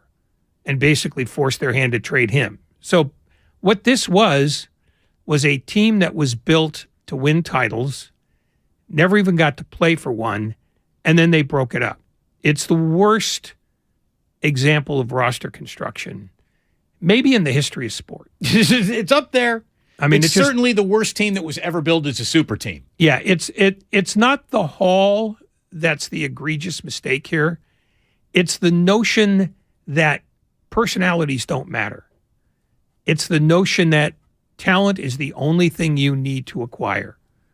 Because there were plenty of red flags on Irving already from his time in Boston. There were plenty of red flags about how much he could stay healthy. Think you had those red flags on Ben Simmons? They had to take Simmons to get rid of the problem they had with Harden. They should have called Harden's bluff. They just should have said, hey, you're here now, bucko. Good luck. Maybe they should have. But, Harden was also a guy who basically said, I'm not playing anymore. You'll pay me, but I'll be in street clothes the rest of the time. It's basically 3 guys who forced their hand. And every time they said, okay, you don't want to play here? Fine, we'll send you away. It was a disaster in conception. It was a disaster in execution, and it was a disaster in dissolution. They assembled them for the wrong reason. They tried to mesh them into a workable unit for the wrong reason, and they disposed of all of them for the wrong reason. It was a disaster from the start, And you can lay the blame wherever you want because they're all guilty. But this was a bad idea that turned out to be way worse than most bad ideas end up being. Look, to get Kyrie and KD both traded, and you're coming back with just 5 first-round picks, Bridges, Johnson, Crowder, Dorian Finney-Smith, and Dinwiddie, for Kevin Durant? Utah got 4 first-round draft picks and a pick swap for Rudy Gobert. I mean, that's just insane. It's insane to have anything other than you won't believe what we just got back for Kevin Durant as the return for Kevin Durant. Means you did it wrong. Oh, no. Phoenix did great. But don't forget that unlike Utah, which didn't have to move Gobert because he wasn't asking to be traded, Durant put Brooklyn in a bind because he said, "Get me out of here." They should have told him no again. They should have told him no. She said, "Sorry, buddy. It's your bed. You're laying in it." And I think this is where Joe Tsai bears the most responsibility. I think he was just tired of the whole drama. And I think he spite traded Irving because he was fed up with him. And when Durant came back and said, "Trade me too," he just said, "Fine, I'll trade all of you." I think he just got so pissed. He was tired of the whole episode. I think he's going to spend more time watching his WNBA team now. That's great. Because I think he hates his NBA team. You got to love a chair that folds that easily. God. Did you see what Nick Friedel said? That Tsai and Marks adored Kevin Durant, according to Nick Friedel. And the Suns were the team that he wanted to play for. So they traded him to the team that he wanted to play for. Again, if you were trading Kevin Durant, your return for Kyrie should have been different. Because you brought in guys to play with Durant, not guys to play with whatever draft picks your rebuild is going to begin around once you make those, once you assemble enough picks to move up in a draft and do what you need to do to be relevant again. It is. But they weren't trading to get anything. They were trading to get rid of something. And that's when you don't have leverage. So that's when you don't do it. That's when you don't go into business. If you don't have the leverage, you shouldn't be in that deal. Well, okay, except that when you've got an owner that says, "I hate that guy so much, I want him out of here, and I don't care what you get for him." But they didn't hate Durant that much. No, but they did hate Irving that much. Okay, so then you move Irving under the premise of, Kevin, you're staying no matter what. If you're moving Kyrie, and if you wanted Kevin to stay, then you re-sign Kyrie. That's the bullet that you bite. Well, you got to do your homework on this. You got to know that the two of them are connected directly to each other. And if we move him, he's going to want out, and he can't want out if we move him. So we can't move him if he wants out. I mean, in the logical world, yes, but in the world that the Nets live in, where the owner is now getting called out on a regular basis to the point where he hates all of it, you'd get the best deal you can. I'm not blaming Sean Marks for what he came back with. I'm blaming him for coming back with 2 trades that don't make sense when you put them one right next to each other. Well, but you can't put them next to each other because they're 2 different things done for 2 different reasons.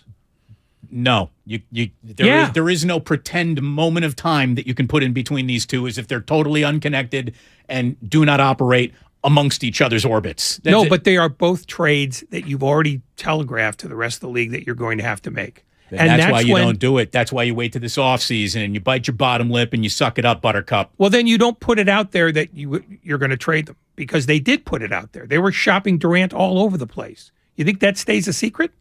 Well, it doesn't. That's the thing. You don't do that. Well, or here's the thing. Shop all you want. If you don't like what you see in the aisle, don't buy anything. But I think Joe Tsai was telling them, and I'm not defending this, I'm just explaining it.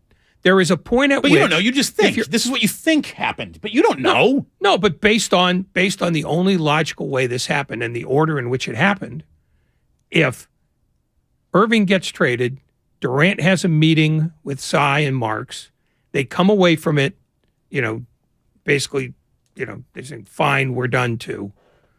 You can't take stuff out of the timeline. And the only way this makes sense is if they told Durant, "All right, we'll move you. Where do you want to go?" And I believe this was the best thing they could get. And they had already decided they were moving on from Durant too. You want to know how much of a flop this whole thing was? The KD Kyrie Nets finished with as many playoff round wins, one, as the Paul Pierce, Kevin Garnett Nets did. One. Yeah. That's no, that's why it's the worst bit of roster construction ever, because they weren't guys who could play with each other or without each other. They were married in a way that, frankly, it should have been annulled before they even started dating. But it did work out when they were playing together. That's the thing. They should have just put them in a room and said, "You two kiss or wear a mask." It doesn't even matter anymore. Get boosted, don't get boosted. But the two of you are a couple. You're sticking together. You wanted this, you got it. We got our pal Anthony Slater joining us, talking all things Wiseman, Warriors, NBA trade deadline. More of your calls also coming up. It's Damon and Ratto here on a huge day. We're brought to you by calhope.org. Life is uncertain. It's okay to feel stressed, anxious, worried, or frustrated. CalHope can help. Access CalHope's free and secure mental health resources. Call 833-317-4673 or live chat at calhope.org. It's the Red and Gold Aftermath on 95.7 The Game.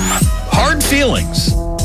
There is a little something to a cooling off period, some sour graping in the last few weeks of the Shanahan-Garoppolo 49ers relationship. Brought to you by the SF Sheriff's Office. Your future begins here. So, the other day, I bought an extremely chatty... Boring story time.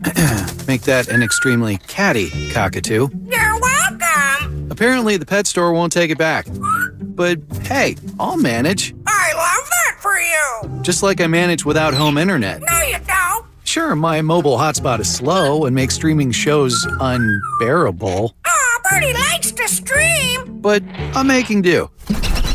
Oh no, who's this? My lady friend. It's mating season, duh. No home internet? It's not that bad. No, not there. It is that bad. Don't settle. Get Xfinity Home Internet for just $19.99 a month for 1 year with a free streaming box. Call, click, or visit a store today. Restrictions apply. Not available in all areas. Requires paperless billing and auto pay with stored bank account. After 12 months, regular rates apply. Offer ends 2/21/23. 1-877 Cars for Kids.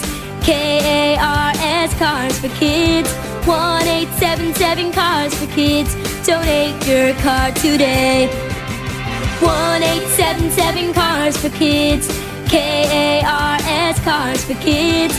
1-877 Cars for Kids. Donate your car today. With car prices at an all-time high, our donors are now getting highest receipts ever. Donate at carsforkids.org, and your car can be picked up tomorrow.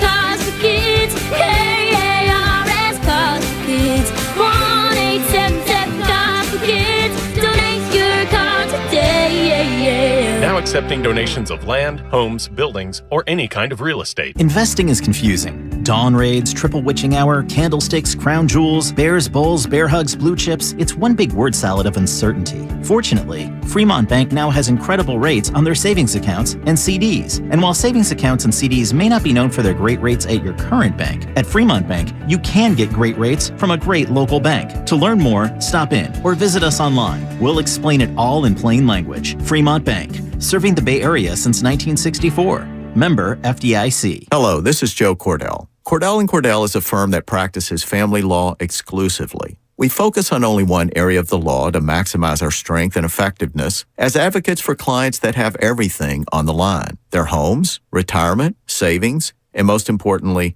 their children. We're the partner our clients count on. If we can be of help to you, give us a call. Schedule an appointment with one of Cordell & Cordell's California area attorneys. 2121 North California Boulevard, Suite 290, Walnut Creek, California, 94596. Johnny Mosley here with your Thursday Toyota Tahoe report. Put an edge and wax up your favorite pair of boards because it is clear and crisp here at Palisades. Grab the keys to your Toyota and I'll see you on the mountain. Thanks, Johnny. We have sunny skies in the forecast today. Winds will be light and variable with a high in the mid-40s, dropping down to the 20s overnight. This report has been brought to you by your local Toyota dealers. Check out Toyota's full lineup of mountain-ready all-wheel drive vehicles. Toyota, let's go places. Is your tub worn out, but you're not sure who to trust to replace it? With over 2 million successful bath remodels, people trust Bathfitter because we know how to do it right. We've been custom designing and manufacturing baths for over 35 years. Our unique tub-over-tub installation takes as little as a day with no demo to fit your busy schedule. And we offer a lifetime warranty on every tub. That's how confident we are in our quality and durability. Bathfitter, it just fits. Visit bathfitter.com to book your free consultation. This week at Macy's, find Valentine's Day gifts for all your loves, like fragrance gift sets they'll adore. Plus, take an extra 15% off with your coupon or Macy's card. On top of beautiful jewelry finds, now 35 to 70% off. And 25% off decadent chocolate from Godiva. Macy's Star Rewards members earn on every purchase except gift card services and fees. More at Macys.com/Star Rewards. Savings off sale and clearance prices. Exclusions apply. Using your phone should never have to be a luxury. Walmart Family Mobile now offers free or discounted plans through the Affordable Connectivity Program. ACP is a government program that helps eligible Americans have access to wireless service. You could get unlimited talk, text, and 8 GB of high-speed data for free when you qualify. Apply now at myfamilymobile.com/ACP. Walmart Family Mobile is supported by the Affordable Connectivity Program and Lifeline government assistance programs. Please visit myfamilymobile.com/ACP for more information. San Francisco weather tonight, 45 degrees and partly cloudy. Weather brought to you by Staples. Staples stores are a new world of possible with innovative tools for small business and remote workers and learners. Explore more at your local Staples store or staplesconnect.com.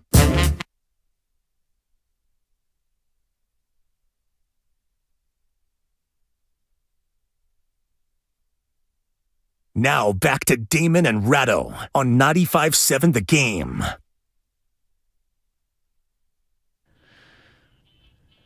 Well, it's a really good day to run into Anthony Slater on the Bud Light guest line. Bud Light, easy to drink, easy to enjoy. Oh, the NBA trade deadline has certainly given us an awful lot to talk about.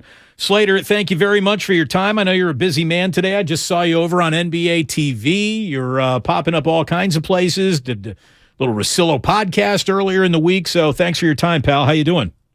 I'm good. How are you guys doing? We're doing great. And, you know, whenever there's a little news, we love leaning into it. And obviously the news that the James Wiseman era is over.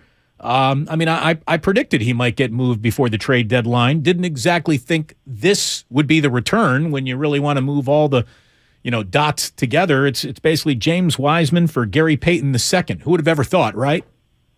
Weird move, right? It's just, they were searching for a veteran who could help now, and it was not easy to get with James Wiseman on the market. And they were pretty creative in the way they got it to this point that gets Gary Payton II back. And I mean, the simplest argument is they found a veteran they know fits. I mean, he helps. I think it, if you take two steps back and look at the whole string of moves over the last couple of years, it's not a fantastic look, but you can credit them for accepting mistakes and like you said, kind of leaning into it.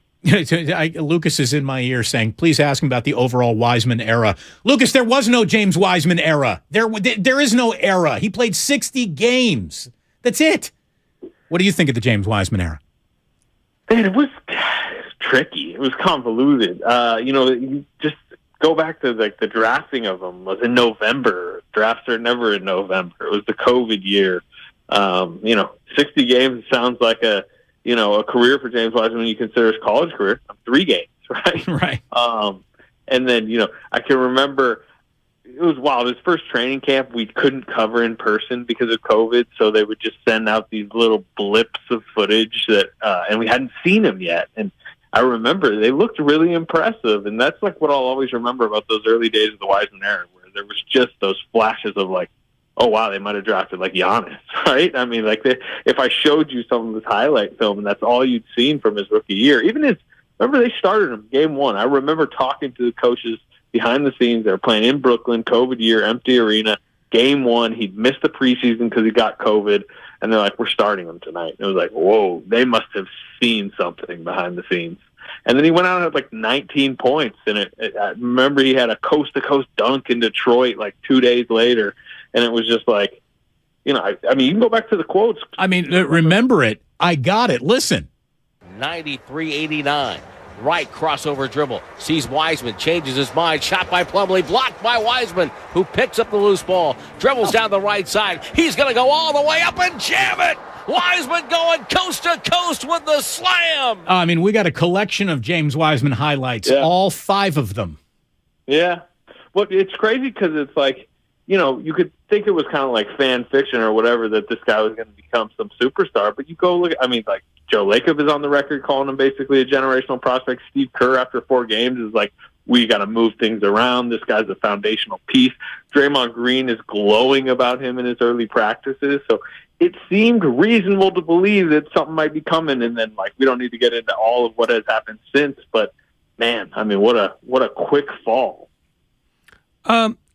Of the things that happened to him, I mean, the injuries are the thing that jump out at you first, and his inability to grasp what the Warriors wanted him to do was second. But how much was he set back by playing on that team in 2021 that was so disjointed and so incomplete? How much did that impact his development here? I think it had a pretty big impact. You know, I think they tried to force fit him in that starting lineup with Kelly Oubre, and I think we came to learn like that just was not a good lineup combination. I think one of their big mistakes, and it's been admitted, but from a coaching perspective, like trying to immediately turn him into like an Andrew Bogut, David West type, where it's like, all right, well, you need to learn how to do the dribble handoffs and like all the different stuff that like veteran Warrior centers do. He wasn't built for that, and he certainly wasn't built for that as a 19-year-old.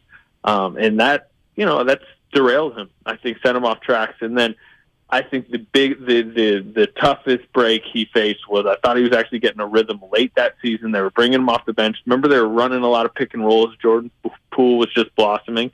And then he just comes down bad on his knee on a dunk attempt when I actually thought he played pretty well over like an 8-game stretch, tears the meniscus, and that really sets him back. It was too bad. It was just all star-crossed right from the get-go, and you know, something that, and we got Anthony Slater here, our Warriors insider on 95.7 The Game, something that Ray and I were talking about was he just, you know, he never fit the team's DNA. You know, a big man in the middle who might slow traffic down because he's in the low post was never who they were. And that might be the single biggest criticism of the draft pick. He was enough of a physical specimen to, I get why let's face it, the 2020 NBA draft will not be remembered for its greatness. I mean, you're going to walk away with maybe 4 decent players out of that entire first round. So I get why they took the shot on James Wiseman, but maybe they shouldn't have, based on that's not who they are. They tried to be something they weren't to accommodate the promise that might have been. Yeah, I think what you got to remember about at the time, though, is like they thought they were shifting who they were. You know, Durant had left. Clay, you know, had gone ACL, and then how about he tears his Achilles the night they draft James Wiseman? I know. And they were like, yeah, we haven't traditionally, you know, we've traditionally been small ball, but we're changing. You know, Steph's getting older. We're moving into a new era. We just had the worst record in the league. You know, even that next season, they didn't think they were going to necessarily compete for a title, which they didn't. So it was pretty consensus. I mean, like Steve Kerr, you know, was in for drafting James Wiseman. Steph Curry didn't necessarily want a LaMelo Ball behind him in the lineup, but he wanted a center he could throw lobs to. Like the skill set was tantalizing. In retrospect, yeah, you know, they never really have needed and shouldn't have ever thought they were going to need like a post up big, but I couldn't even remember at the time, and I was an advocate of drafting him. It was like, well, at minimum, you got a JaVale McGee right away. And then with the chance to become, you know, something huge long term. And it made sense at the time, but yeah, I mean, like, you know, hindsight is 20/20. And just the fact that he was just raw in ways that you didn't know he was, or at least I think most people didn't know he was, and that just was really a hindrance. It's ridiculous to ask this question, but I'll try to frame it so that it's not quite so stupid. Going to a team like Detroit that really has nothing to play for except a chance at Victor Wembanyama, and announcing immediately that he's going to start. Is that good in your mind for his development, or are they maybe rushing this a little? Have they announced he's starting? Yeah. Wow. Didn't know that. Thank you for that. I'm here to help. Yeah, no, that's interesting. Hasn't practiced yet, but he's starting. Yeah, Mark Spears apparently is the author of that. Okay, good. Well, I think it's better than sitting on the bench in Portland. And, like, you know, I've been at the practices lately, and, like, you know, he's always had a really good attitude behind the scenes, but you could just tell it was just becoming detached. The situation had just run its course with the Warriors. It's why I think they finally came to grips with trading him. I'm not saying Detroit starting him right away in this complete losing environment is fantastic for him, but it's better than what he had been experiencing. And he's just got to play NBA games, and even if they lose by 25 and he's a minus 23 for 5 straight games, I just think it's better than a DNP, and I think we all kind of agree on that. Anthony Slater with us here on Damon and Ratto. So Gary Payton II is back into the mix. When do you think this plan was actually initiated? Is this something that they came up with, you know, kind of today out of nowhere, or is this something that Bob has had up his sleeve? Has a return to Gary Payton II, as soon as he returned to active play, sort of been their X marks the spot of the trade deadline? Yeah, I think that it's like somewhat kind of been in the back of their mind, really even since he left. It was like an agonizing decision for him to leave. Like, he didn't want to. You know, he's kind of hinted even behind the scenes that he kind of longed to get back. Now, I don't think he ever thought this was a possibility. I'm very curious for his first, you know, press conference probably tomorrow for when he talks about it. But when they went searching the last couple of days for upgrades. Obviously, they were attempting to get in the OG Anunoby sweepstakes, which didn't really even end up being realistic for anybody in the league. That's why he didn't get traded. But as they today tried to find veteran upgrades out there, you know, they talked to Portland and about maybe it being like a direct swap, but Portland didn't want James Wiseman, so they had to get creative to get something that Portland would take. You know, get something for James Wiseman that Portland would take in a package. And he was one of the few, I think, veterans that they did identify as can come in and we know he can be in a closing lineup, because that was kind of their threshold that they had talked about. It was like, no, it's not just a ninth man upgrade that can play, you know, 14 minutes. It has to be somebody good enough to be in the DiVincenzo, Kuminga realm of, like, on certain nights, he's one of our best 5. And there are not many guys for that price range across the league that, you know, you could use James Wiseman to get that fit that description, but they knew that Peyton did because he did it last season. He did it in the finals last season. So, shockingly, they went out and got the reunion done. They got a trusted agent. And like I was saying earlier in the show, Anthony, if nothing else, maybe they added vibes, like at the trade deadline. Maybe that's what he will bring into the room along with an on-point defender, so it doesn't have to all fall on, you know, Kuminga to be that point-of-attack defender. Real quickly on Anunoby, I thought that he was going to be off the board in Toronto when they made the addition of Pirtle. Like, why would you add him to subtract that guy? Were they close? Was there? Do you know anything about the offer? If the Warriors really were in a late in the game discussion for Anunoby, what might have held it up? From what I understand, like, they were definitely in conversations with Toronto the last 48 hours or so about OG. You know, Kuminga was involved in those talks, and my guess would be that's the holdup. I don't have that, you know, for sure, but I know that that's where Toronto's interest is. You mentioned Pirtle. I think that is actually a good deal to kind of bookmark, because when that went down, you know, I knew that they had been in discussions, the Warriors and the Raptors, and Wiseman's involvement within that. And then once the Raptors got Pirtle, started to get skeptical on it, because once you're adding Pirtle, why are you getting James Wiseman? So that seemed to fizzle out. And really, like I said, across the league, it seemed to fizzle out, because it just seems like Masai Ujiri postures a lot, and really, like, he will only take a deal if he's getting a home run deal, and nobody was really willing to offer that for an average. Like, OG Anunoby, in my opinion, kind of got a little bit overhyped the last couple of weeks. So that never got, like, to the 5-yard line or anything like that, from my understanding. Okay, well, he's a Hoosier. You know, they get people excited. Yeah, you know, well, you need to be a GM somewhere, and Masai would have swindled you today. What was, of all the trades made today, or really over the last 3 or 4 days, Which is the one that will have the most practical positive effect without question, without risk for any of the teams involved? Kevin Durant to the Suns. I mean, KD, Booker. I mean, Chris Paul is like a fourth option. Ayton, as a third best player on his team. Like, they just fit now. They have championship pedigree. Suddenly, like, I don't know. I don't know if you guarantee me Kevin Durant's healthy, and obviously that's an if. I think they're the title favorites now, personally. Well, I thought that's why it was more of an open question, because I don't know that anybody can guarantee the health of a 34-year-old who's missed as much time as he has. It's the best trade, I think, but that presumes health. Is there one other than Durant that makes you feel that way? I mean, look, I like what the Lakers did. I mean, I can't believe they got Vanderbilt and Beasley within that deal. I think it's funny that it's being hyped as like the D'Angelo Russell deal, when I'm like, that's probably he's probably the third best player they got in it. But, if we're talking like what changed the title landscape, I mean, the Lakers just went from the 13th seed to like, probably a play-in team.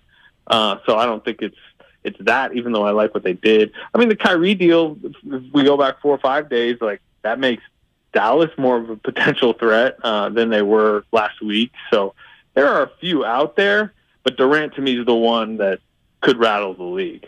No doubt about it. I mean, he's a pretty damn good player, even though he might not be the leader or the come win my way guy that he hoped that he would be when he made the whole splash in Brooklyn to begin with. If you had to write the obituary on the Brooklyn Nets, what would be your opening couple sentences? His toe was on the line. Remember the Game 7 where you thought he hit the game winner over Milwaukee? Yep. The Bucks went on to win the title. Like, what if his pinky toe is behind the line and they win that series? Maybe they win the title. I mean, the Bucks did, so maybe everything's different.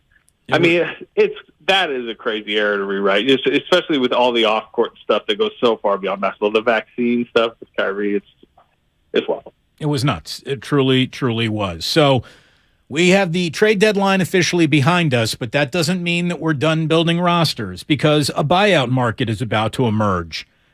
I'm just going to throw some names at you. You tell me if you like any of them. You tell me if you think it'd be a big mistake.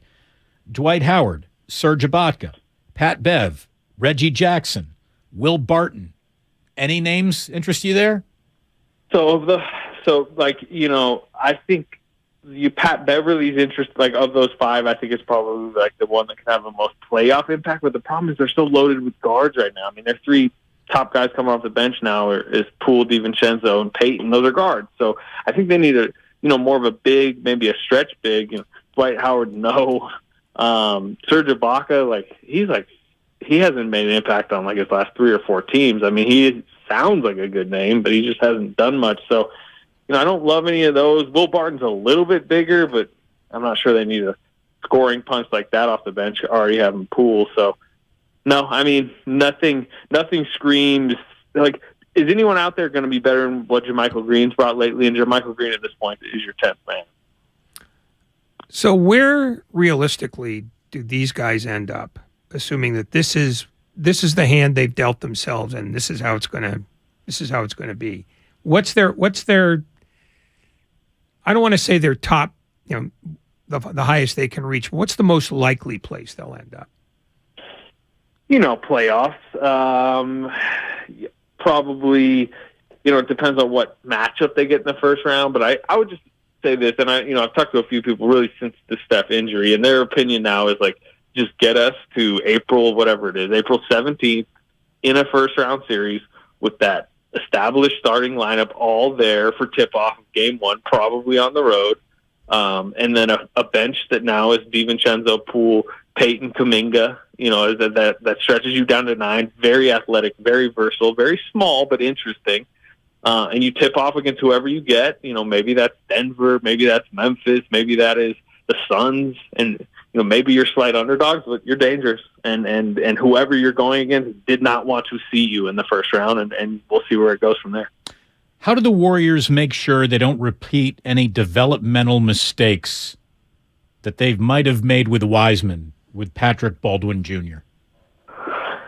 Bring them along slower, understand what the Curry ecosystem is. Don't try to force feed, what a guy into a role he's incapable of playing, which I think, Baldwin is a different player, and it's probably part of why they drafted him, right? He's more of a field player, passing player, shooter, complementary player. Like James Wiseman wanted post-ups and different stuff. And like to me, the biggest comparison there is Kuminga, but I think they learned so much with what went wrong with Wiseman's year one that I think they've just handled Kuminga much more delicately and smarter over the last couple of years, and I think you've seen it in the results that Kuminga's blossomed more because I just think it's tough for Love, but it's also just like smarter, deployment of him in certain roles. Do you think we see Steph before March?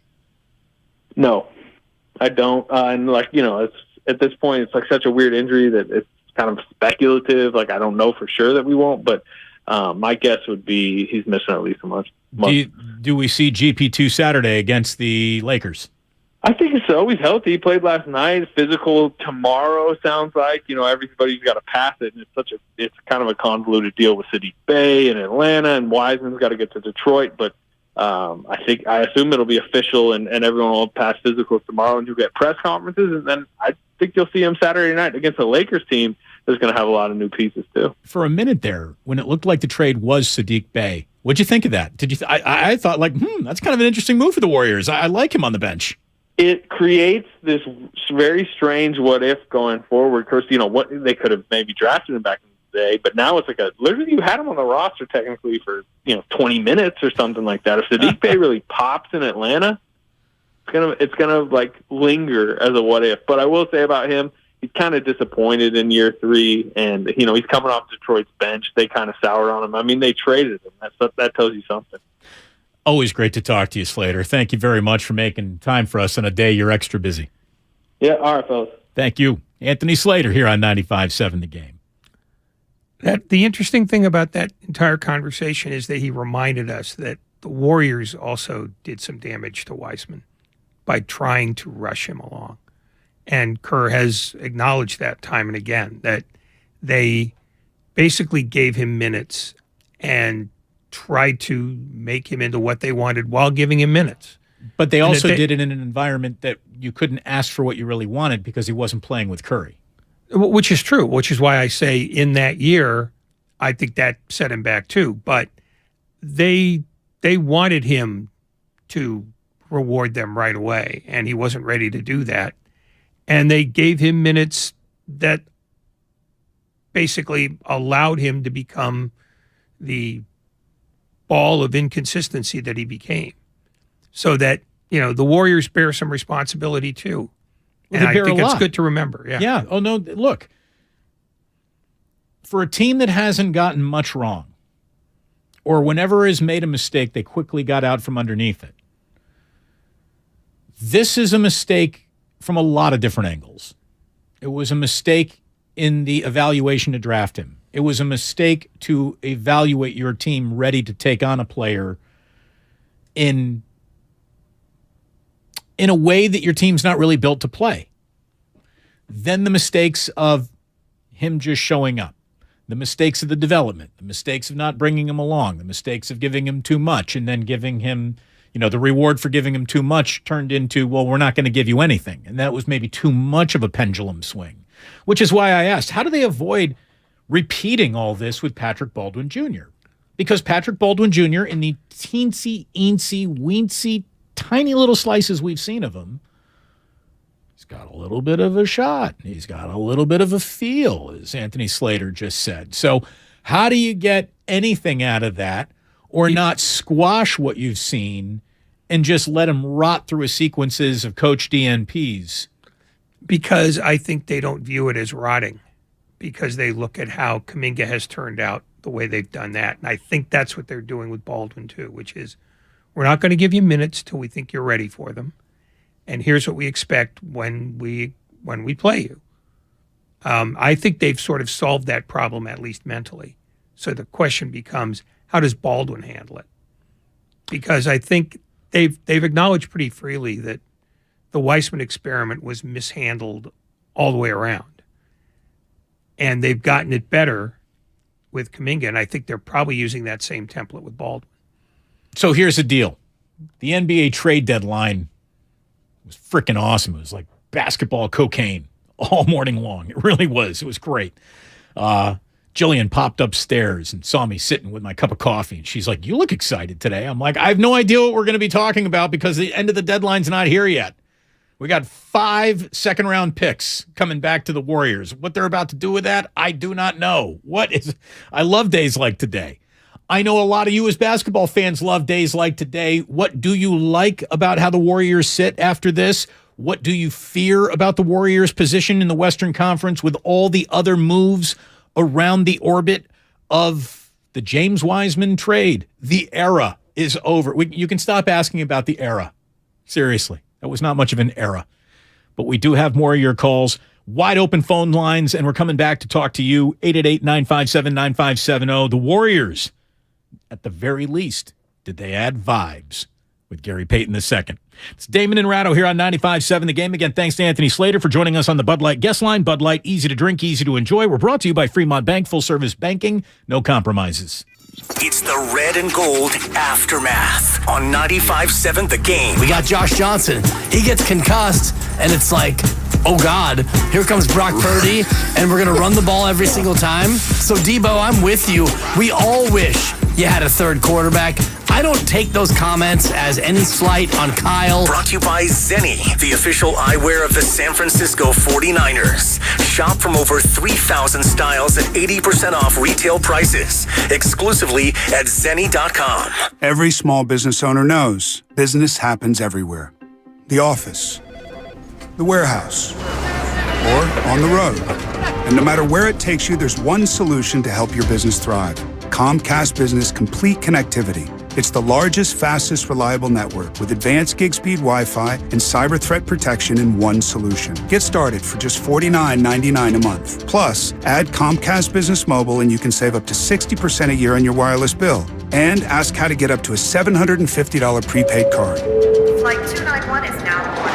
Yep, you're going places. And when you get there, be ready to do business. The complete connectivity solution from the company that powers more small businesses than any other provider. Comcast Business, powering possibilities.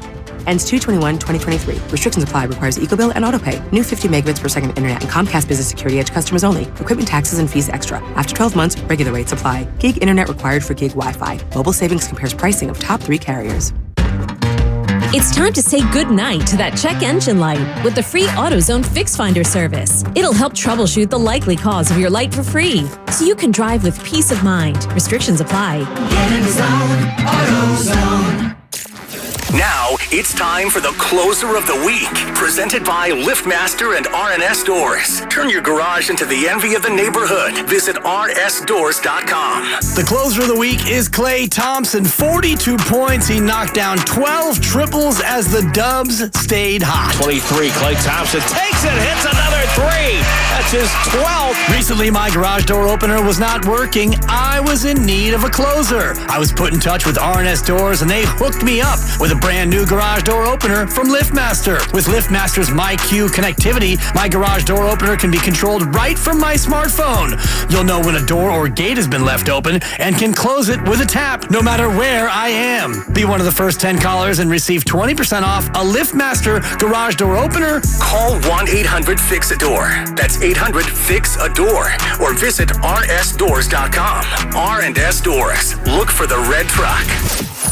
Paid for by Bottom Line Capital. Attention all U.S. business owners. Was your company impacted during COVID? If you had over 5 full-time W-2 employees during the pandemic, you may be entitled to up to $26,000 per employee. That's right. If your business employed more than 5 full-time employees in 2020 or 2021, and your business was affected by the COVID pandemic, you may be eligible for up to $26,000 per employee. To check your company's eligibility to receive $26,000 per employee, call 800-793-0135 right now. We have already secured millions of dollars for businesses just like yours. There is no upfront cost to see if your company is eligible. Just call 800-793-0135 and find out for free how much your company can claim. This approved payroll tax refund program from the United States Treasury Department is for any business who kept employees on payroll during the pandemic. Best of all, these funds do not have to be paid back. Do not miss this opportunity to claim your company's refund. Call 800-793-0135. 800-793-0135. 25. Hi, I'm Aaron, owner of California Deluxe Windows. Ever notice? When your neighbors get new windows, there is a large black eye of broken stucco, uneven plaster, and even mismatched paint. At California Deluxe Windows, we never leave a ring around the window. Why? Because we are one of the only companies in California who custom crafts every window and door to your home's exact measurements. Almost everyone else on the radio is a distributor. They grab a window from a warehouse, break open your walls, shove it in, and patch things up. At California Deluxe Windows, we take pride in our work. Our installation technique is so precise, we do not break your stucco. Your house could be covered with potato chips, and we wouldn't crack one. Call now, and for a limited time, you get 30% off your entire order and 24 months of interest-free financing. 800-874-3600. 800-874-3600. That's 800-874-3600. California Deluxe Windows. Windows engineered for life. Certain terms and conditions apply. CSLB number 774518. It's easy to think all money managers are pretty much the same, but at Fisher Investments, we're clearly different.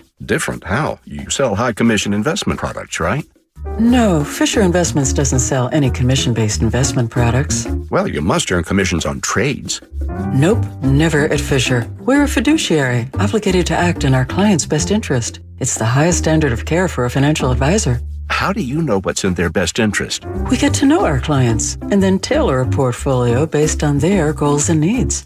But you probably sneak in some hidden and layered fees. No, we have one transparent management fee structured so we do better when our clients do better. Wow, you really do look out for your clients. That's because our top priority is helping them achieve a comfortable retirement. It might be why most of our clients come from other money managers. Visit FisherInvestments.com to find out why investors like you switch to us. Fisher Investments. Clearly different money management. Investments and securities involve the risk of loss. You might not have the biggest garage on the block, but with eBay Motors, there's 122 million parts right at your fingertips. Whatever you need, there's something that fits your vehicle. Air filters, tires, seat covers, and more. Get the right parts at the right prices. ebaymotors.com. Let's ride.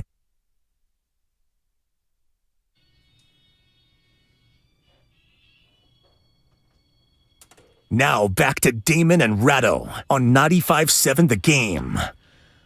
Well, you can go ahead and see everything we do here on 95.7 The Game on the YouTube page. 95.7 The Game. Click subscribe. You'll be happy you did. That's Will you, though? So, yeah, no, I mean, if you're a Warriors fan, today's the day you wanted to click subscribe and consume everything that we've been talking about. It's a very interesting day. The Warriors, they got a little bit better. The teams that they're chasing, one in particular, today theoretically got an awful lot better because they added Kevin Durant. And look, I got a bucket full of thoughts on Kevin Durant. We have been emptying our buckets of thought about James Wiseman, why the Warriors made the mistake of the pick in the first place. I think we can exonerate that mistake, but you can't pretend it didn't happen. And the best time to get out of a deal that's not working for you is today, and a worse time than today would be tomorrow. Warriors might have gotten even more from James Wiseman had they moved on earlier, had they done it last year when they knew it wasn't working out. But there wasn't much of an opportunity to, because he was constantly hurt. They sort of not only got the player wrong, all the circumstances to then which improve or create value or even the illusion of value around said player, all of those kind of dissolved too. And I think if I would have just leaned forward right before the Warriors were tipping off against the Portland Trailblazers last night, just asked you straight up, I know this doesn't make an awful lot of sense, but what would be better for the remainder of this year? Excuse me. What would be better for the remainder of this year? Holding on to the promise of James Wiseman or trading him ipso facto for Gary Payton II? I think every single Warriors fan, all of them, would have said, do that deal. Do the deal. Give me Gary Payton II back. He's a trusted agent. I know what he does. I know how he fits, and the other guy isn't even playing. So do that, sure.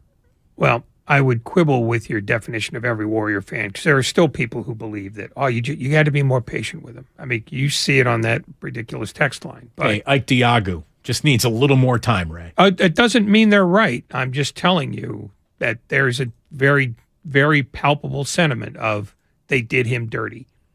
And, I mean, I would have moved him too, but I think if he had shown value at any point, they wouldn't have traded him. Right. That's the point. I mean, just if you play him enough and all of a sudden you see those flashes, you get, re-smitten. And then he doesn't get moved. Re-smote? No, it's smitten. Smitten. Look, I really do think that the project of James Wiseman is continuing today if there weren't an element of injury concern about him. If this were just pure basketball development, you chip away at someone who's made from this quality of marble. You keep on sanding and refining and trying to find how it can work and fit for you. But again, ultimately, Wiseman didn't fit in the minutes where Curry wasn't on the court. And in an even more damning statement of his position in the franchise, he fit even worse with Steph Curry on the court. You cannot be a detriment to Steph Curry's on-court minutes if you're going to be a Golden State Warrior. He quickly became a detriment. Steph Curry's greatness was rendered measurably easy to see less great when he would share on-court minutes with James Wiseman. It's just the way it went. And that was essentially a simple matter of set the screen and stay with the screen. He always peeled off that screen too early because he thought it was always going to be a pick and roll.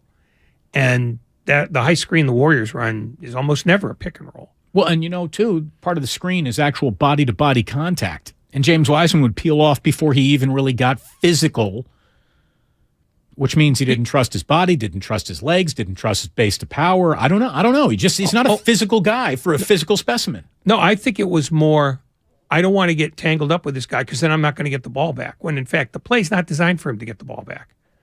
I think it wasn't that he bailed out because he was afraid of the contact. I think he thought the next part of the process is, all right, now I roll to the basket and I'm getting the lob.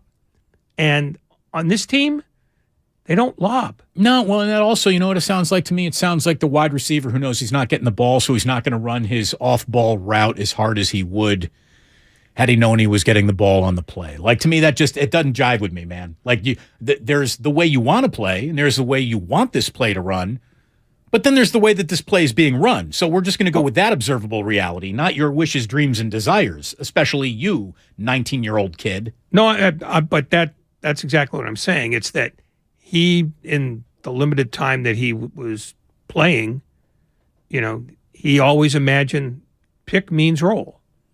And with this team, pick doesn't always mean roll. Pick means pick. And you stay with the pick and then let Curry decide what happens from there. And I think that was one of the limitations in his, learning process, is that he, either had been taught or had seen, the way most teams like to play that play, and just said, well, now I'm supposed to peel off and make myself available for the ball. And Stephen Curry decides when you're available for the ball, not you. I wonder what Cade Cunningham's going to look to do when that first pick and roll becomes the roll. Will he lob it up? Probably not. I mean, Cade Cunningham is the ball-dominant guy on that team. So I don't imagine that he will. I mean, look, just because Wiseman has suddenly gone to another team and he's going to get starts. That's right. By the way, Cade's not even out there. Yeah, but when he comes back. Right. There's no guarantee that all of a sudden that offense is going to revolve around Wiseman either.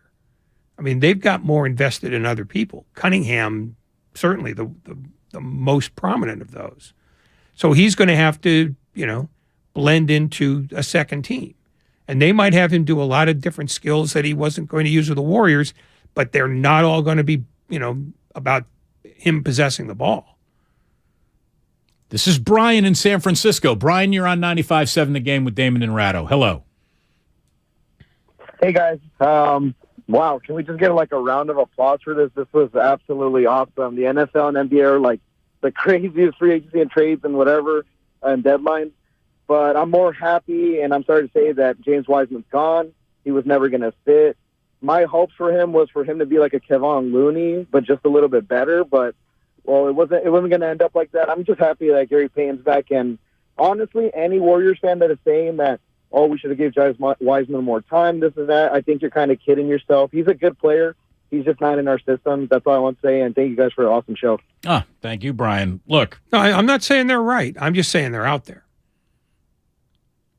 What's out there? The fans who believe that the Warriors should have kept Weissman and given him more time. Well, look, we can't completely rule them wrong, right? We can't, because we're dealing with an unknown. No, but we can rule them wrong based on the fact that part of being a Warrior is showing that you could contribute to that. Look, all you really need to know about the Golden State Warriors' thoughts of James Wiseman were revealed today. That's everything you need to know. What you speculated might have been the reality today, they showed you. Oh, but they've been showing people that for weeks now. Every game that he was in Santa Cruz and every game that he was with the big club and didn't play, they were telling you something, but people didn't want to hear it because they believed in a reality that never manifested itself.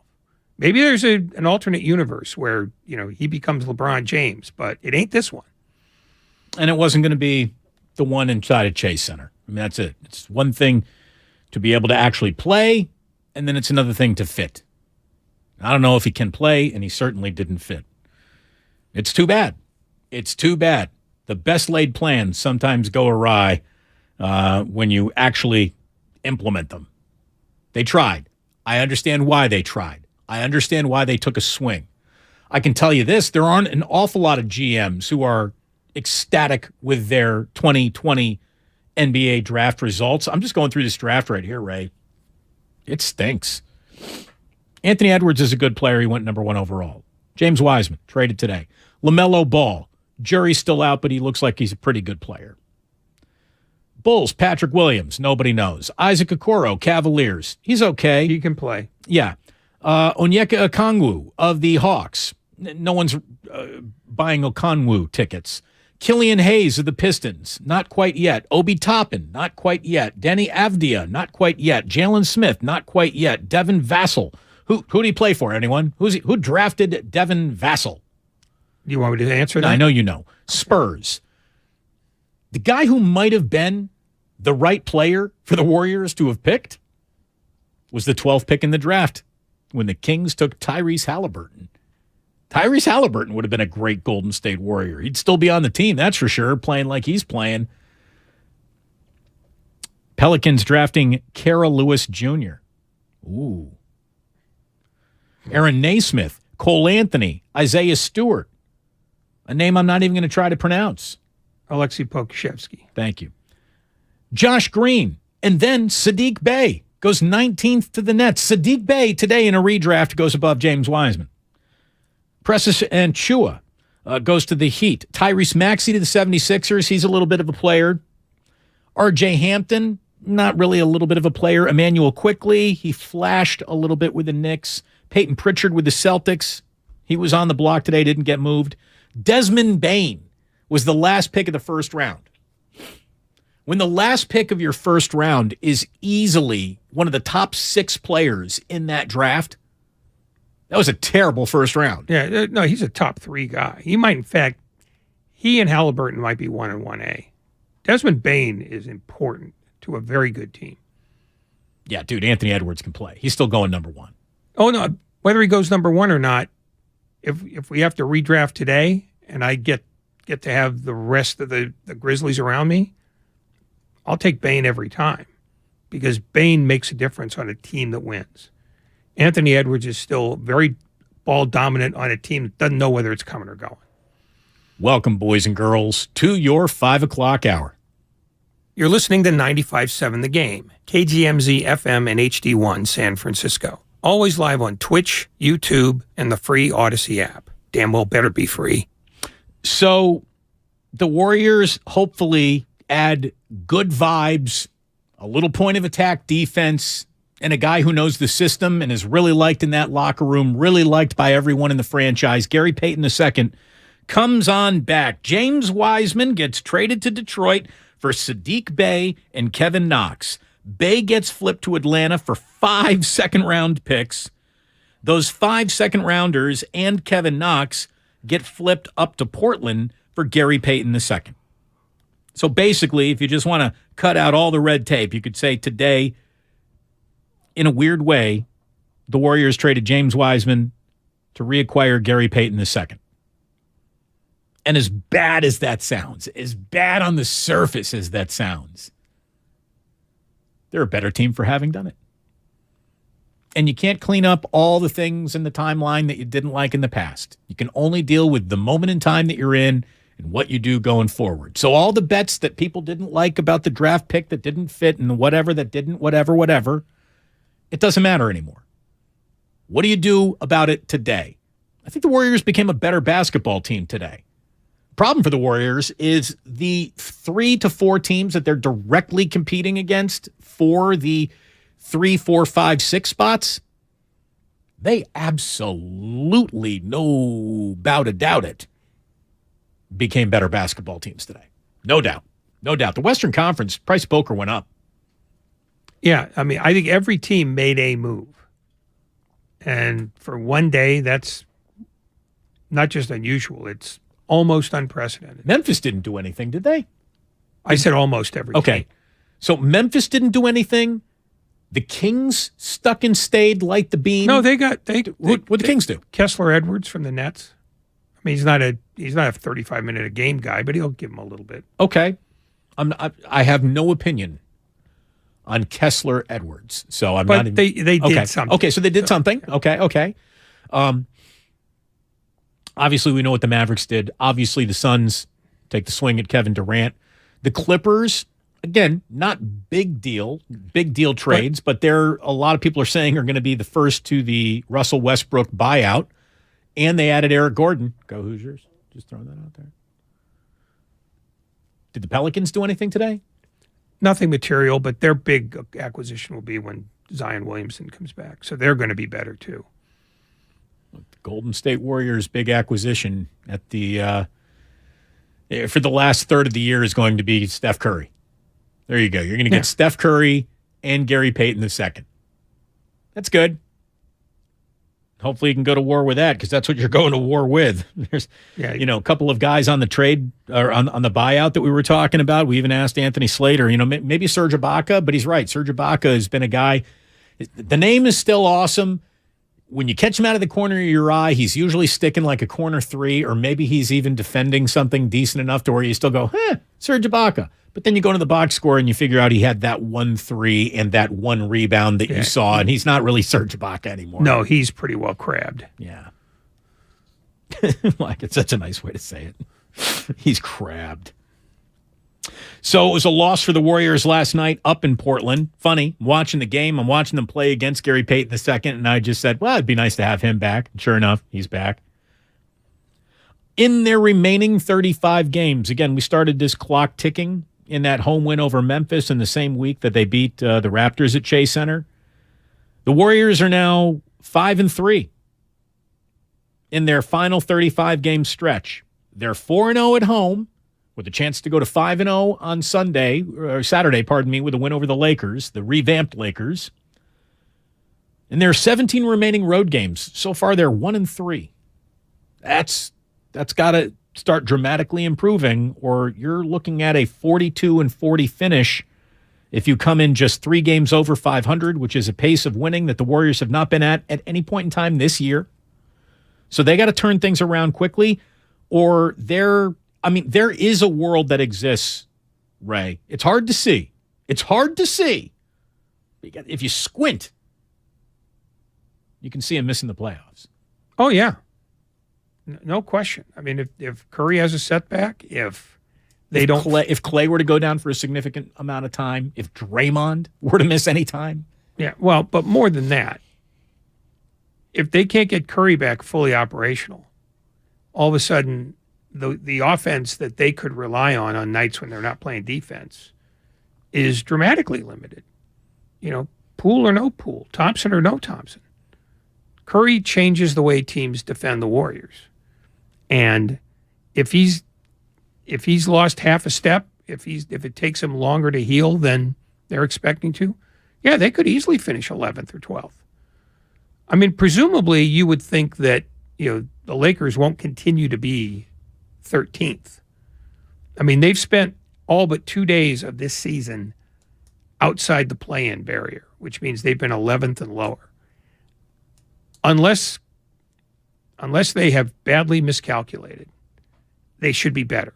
Did you see that they've added Malik Beasley to a team that employs Scottie Pippen Jr.? Do you know what's going on there? Oh, yeah. Yeah. Malik Beasley banged Scottie Pippen's mom like full time for 12 months. It's entertainment. That is an interesting locker room dynamic. But they've had those before, and they brought back one of the stars of those interesting dynamics in D'Angelo Russell. That's right. Oh, no, they once again, they have voted against team chemistry. They fixed the chemistry problem by inheriting two potential new ones. By two guys who might mace each other the minute they get on the court. Yeah, and we're not even counting, Russell's past. Well, here's the thing. D'Angelo was young at the time. I think he hasn't had an in the locker room disruption since he sort of did a little jailbird singing on the relationship between Swaggy P and Iggy Azalea, who, by the way, has her now, I believe, her own OnlyFans page, Ray. Okay. That means things aren't going well in her music career, but she's making bank, showing off the butt cheeks. I have no idea what OnlyFans is. Well, you show off your butt cheeks there. Okay, grand. She has very ample butt cheeks. Okay. I feel like you need to know this. Wow, you've misread the whole situation there. Quinn, South San Francisco. Hello, Quinn. How are you? Doing well, guys. How about yourself? Thanks for letting me join in. You got it. So I don't know if we talked about the Wiseman trade already, or oh yes, no, not at all. Haven't even mentioned it. Are we mad at Bob? Or are we happy with Bob's move? I mean, we got a guy who off the books who never even played in the game. We actually kind of made a cheaper deal, right? I feel like Wiseman's $8.5 million that he was owed this year, and then the $12.5 million next year, kind of is trumped by the two $8.5 million that we owe, I guess, GP2 now for these next 2 years. But besides that, we have a little more cohesion on the team. We lost a little size, but are we happy with this move? Are we okay with having GP2 back for this small, deep kind of bench unit that we have now? These are all legit questions, Quinn. That we have in fact answered. Yeah, we've been talking send them about, to the app. Yeah, we've been talking about it quite a bit. But just to quickly recap, look, I don't think you can be angry at Bob Myers. Not all draft picks work out. Nothing there is guaranteed, and the reasons to risk picking Wiseman were evident on the night where they picked Wiseman. I don't have a problem with the draft pick. It just didn't work out. I think a bigger complaint department could be shown to the doorstep of the coaching staff, who had this, if you want to call him, raw ball of clay, not Thompson, but actual clay to mold in James Wiseman, and just couldn't get it out of him. Couldn't coach into him what they needed out of him, or couldn't subtract from him the things that prevented him from becoming valuable to them.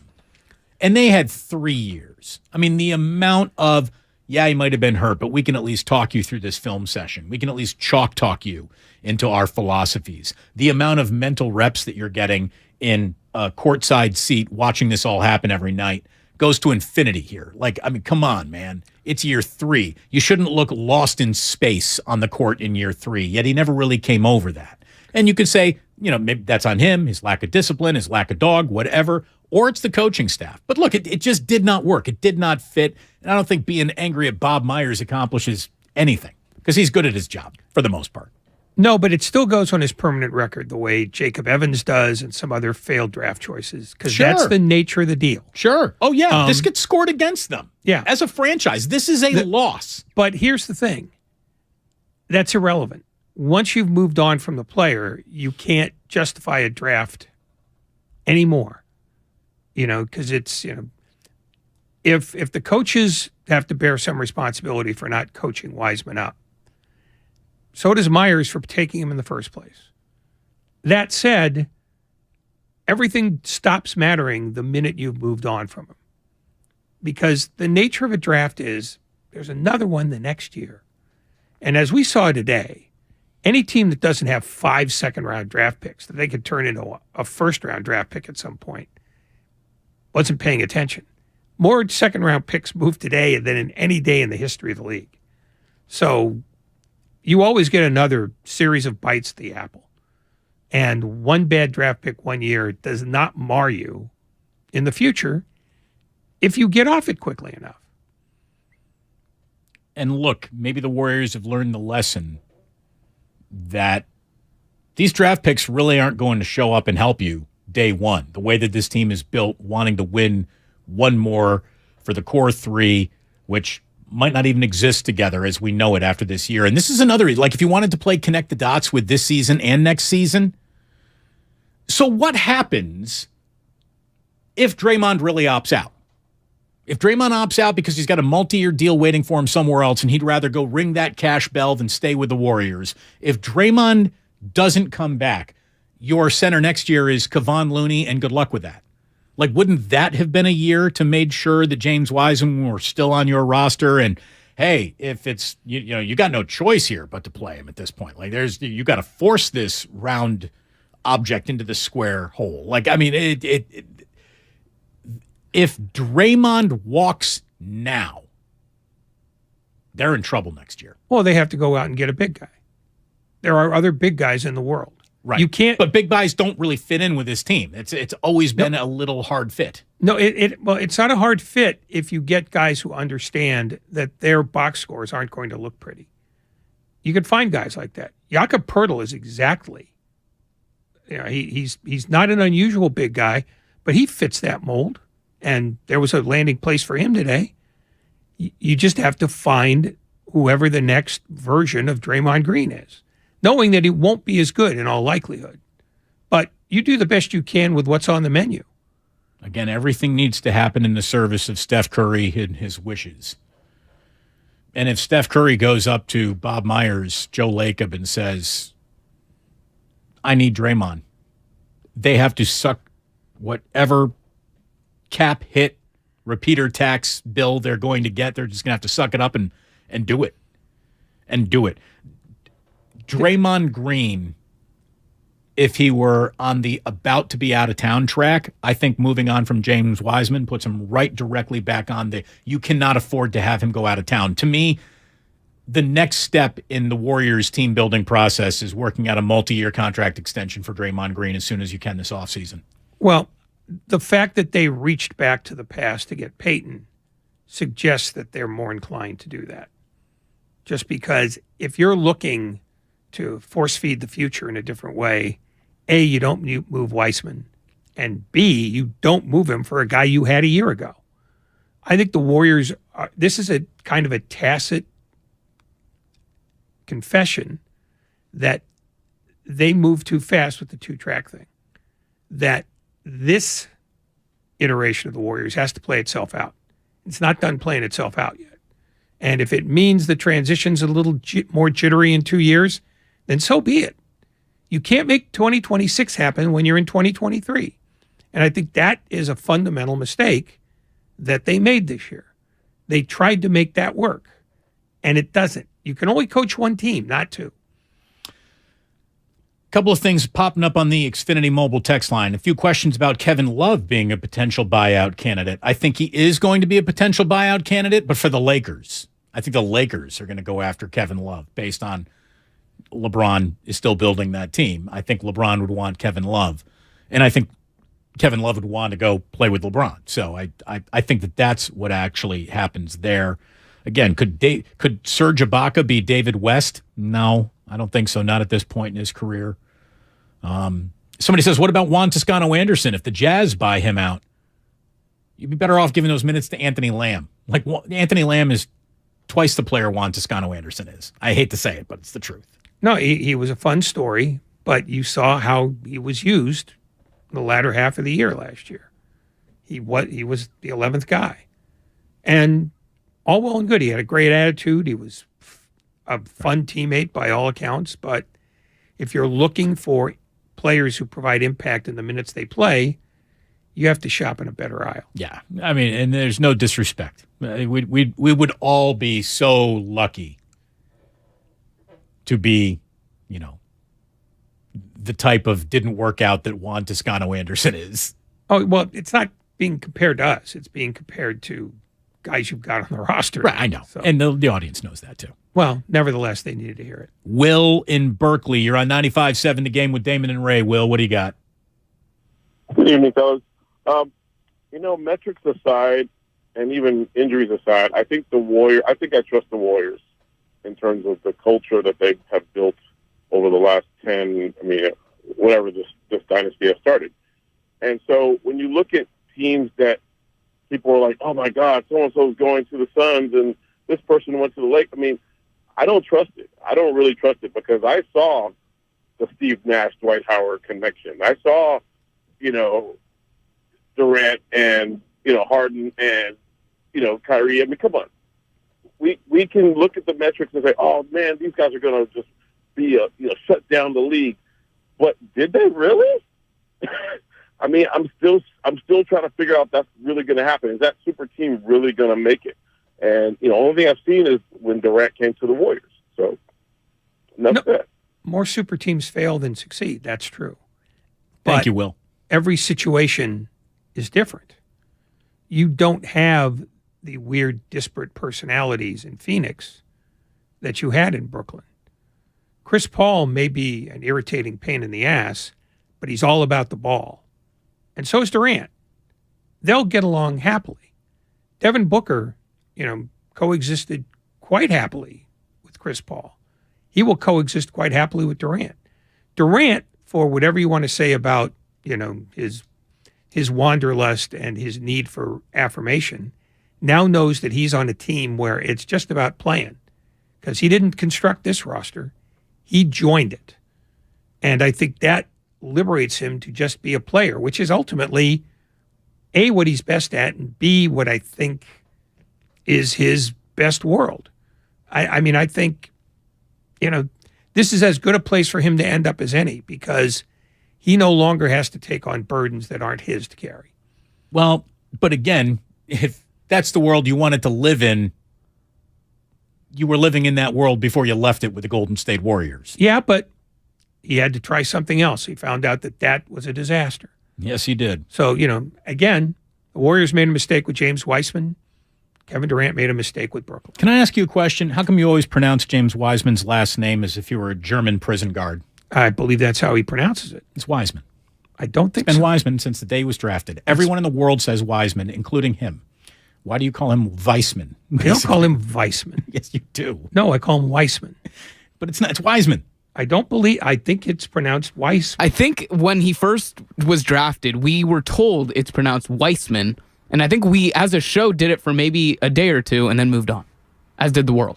Don't know exactly. Well, you get one crack at telling me what your name is. He took it. You made him sound like a prison guard, a German prison guard. See, you're living in this Hogan's Heroes world that, frankly, doesn't suit you. Shorts. Look it up, kids. One of the funniest, horribly bad taste shows ever. Look at it this way: the hilarious German prison camp. How badly would that pitch land today? So here's the thing: we're going to have a U.S. soldier prison camp. It's not quite a concentration camp, and hilarity ensues. You know what? Given the number of channels there are now, it probably would have a landing spot. Because let's face it, HBO made a lovable meth addict or a meth dealer, really. Wasn't HBO, but I'm glad that you're aware that Breaking Bad happened. Yes, the anti-hero. Yeah, no, it just they made a hero out of a mobster. So Hogan's Heroes. Heroes right there. Yeah. Anyway, Gerald in San Francisco. How are you, Gerald? You're on 95.7 The Game. Hey, how you doing, Damon? What's up, Ray? If the Warriors' winning streak or ability to stay a winning team takes a tank, I'll put that squarely on the shoulders of Bob Myers. He never had where Jerry West looking over his shoulder after that big draft with Clay, Dre, and Festus. And instead of recognizing that he already had stars and find good role players to put along with them, we start swinging for the fence. If you think about putting good role players, kids that you knew could actually play basketball, then you don't go with Wiseman. You trade back. Maybe with Chicago, you take the Wendell kid that's now in Orlando, and he's here with Okongwu, who actually starts and plays in Atlanta and blocks shots and creates contact when he does a screen because he actually played basketball. And then Bob Myers' mindset after we won the championship was like, oh, of course we need to take some shots because, it's very hard for people to make the team. And yet we had to pull 2 kids off the scrap heap in order to fill them on a roster because we had so many doggone draft picks that we didn't have enough room for veterans to be on the squad. Because instead of taking the Jalen Williams power forward from Arkansas, a kid that knew how to rebound, take screens, take bumps in the lane, coming from a program with an ex-Warriors coach, you took a kid that didn't play in the college, got hurt in high school, and was full of potential. PBJ ain't playing minutes. Meanwhile, the Jalen Williams kid could have been supporting Draymond Green and Kevon Looney. This is squarely on his view of how players should be picked, and this is on him. If we don't go any further, it's because we blew it when we had the opportunity to pick kids up that would have. All right, but Gerald, let me just ask you, because it's so easy to make these criticisms with the power of hindsight. On the day of the draft, you don't know how a single career is going to go. You can only bet what your gut tells you, and their gut led them to the wrong place, obviously. But if you're going to put all of the "it didn't work" of this year on Bob Myers, how much of last year's 4th NBA championship are you going to put on Bob? Bob does a phenomenal job of finding players in free agency. He does that extremely well. So I give him all the credit in the world. Every GM doesn't have the ace up their sleeve for everything that they need to do. I don't think Bob has saw the field well. He needed to pick players that had actually accomplished something that they could see translating on our squad. He just took 2 players that did not perform anything in college and underperformed in college and then turned around and didn't go to college. And then we're surprised when they're incomplete players, not able to contribute. Well, look, here's the thing. Patrick Baldwin Jr. is worth more of the risk because that came late in the draft, and he was a guy who was, in high school talked about his potential to be in the lottery. So taking him where they drafted him, I got no problem with it at all. And honestly, James Wiseman, it did not work out, but I know why they took that gamble. I know why they made that risk. And it obviously it did not work out. And Gerald, you have the right to point out it didn't work out. Like Ray was saying, it gets scored against Bob. Hey, maybe this team and its big philosophy should have just changed right from the get-go, Ray. And it should essentially be like a Los Angeles Rams F them picks. And they shouldn't even deal with the draft. They should just, from here on out, trade for cap space and add free agents. Yeah, because Kuminga's been pretty useless. That's the thing. You also got Kuminga. He's been pretty good. Yeah, well, who's to say in this system, guys, that Jalen Williams, Wendell Carter, Okongwu, those guys that our caller, Gerald, great fire, love it, call back anytime. Those guys that they brought up would even be this sort of NBA player in this system under Steve Kerr. Draymond told you specifically they wouldn't be. Exactly. Saying that being a young guy in a league, being a young guy on a bad team gives you all opportunity to drop your you-know-whats all over the NBA because you're going to get the minutes without consequence. Yeah, Jalen Williams are on a team that roughly plays without consequence right now. Doesn't mean they won't be sensational players. I mean, Jalen Williams, Santa Clara Jalen Williams, is already very good, but he got picked 12th. He should be pretty good. And he's been, I think, better than anybody thought he'd be. When you pick 28th to get Patrick Baldwin, you are by definition taking a chance. Yeah. And if there is a criticism of Bob Myers, he took the chance at 2. Sure, he could have traded down, if he needed Tyrese Halliburton, or he could have traded down even further if he thought that Desmond Bane was the call, or Tyrese Maxey. But It wasn't a great draft. Hey, and honestly, if he thought any of those players were the player to pick, he would have just taken him at 2. You know? Yeah. I mean, that's the thing. It just, Weissman was the obvious choice. Wiseman. More to the point, he was the logical choice because he was the best big man available, and they were shopping for type, not for a specific player, which is what you typically do when you're picking second with a team that's already loaded. If you're picking second because you stink. Then you could say, I've targeted that guy because I'm going to build around him. They picked James Weissman so that he could work around them. And it was too high a bar for him to clear and too high a bar for them to coach. Woj wrote, the injury-riddled Wiseman, who's just 21, had fallen out of the Warriors' rotation this season, averaging 7 points and 3.5 rebounds.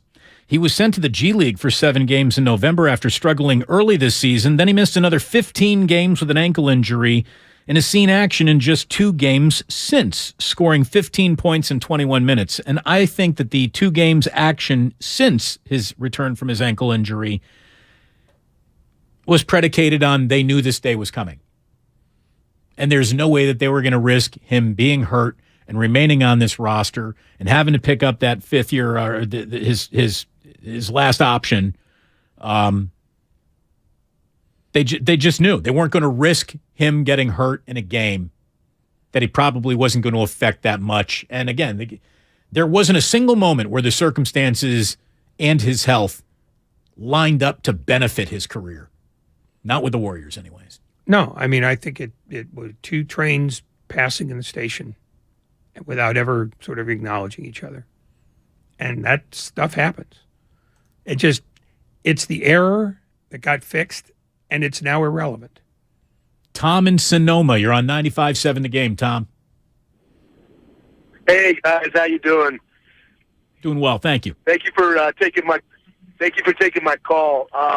First thing I want to say is our problem is we lost Mike Brown, which in turn we lost our defense because of it. He was the guy that held down that defense and did a great job. And that's our problem is we don't have a defensive coordinator. I think that's the bigger issue. And Wiseman was a bust. It was the biggest bust. I mean, how do you judge a player just playing 3 games before coming to the pros and put him first round pick? I don't get it. You know, he never could stay healthy.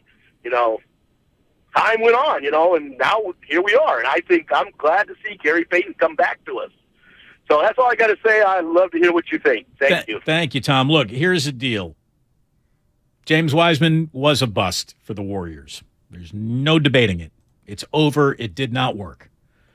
Mike Brown leaving, it's not really something that they could prevent. Nor should they have. Head coaching opportunities are unique and precious things. He was ready to do it again.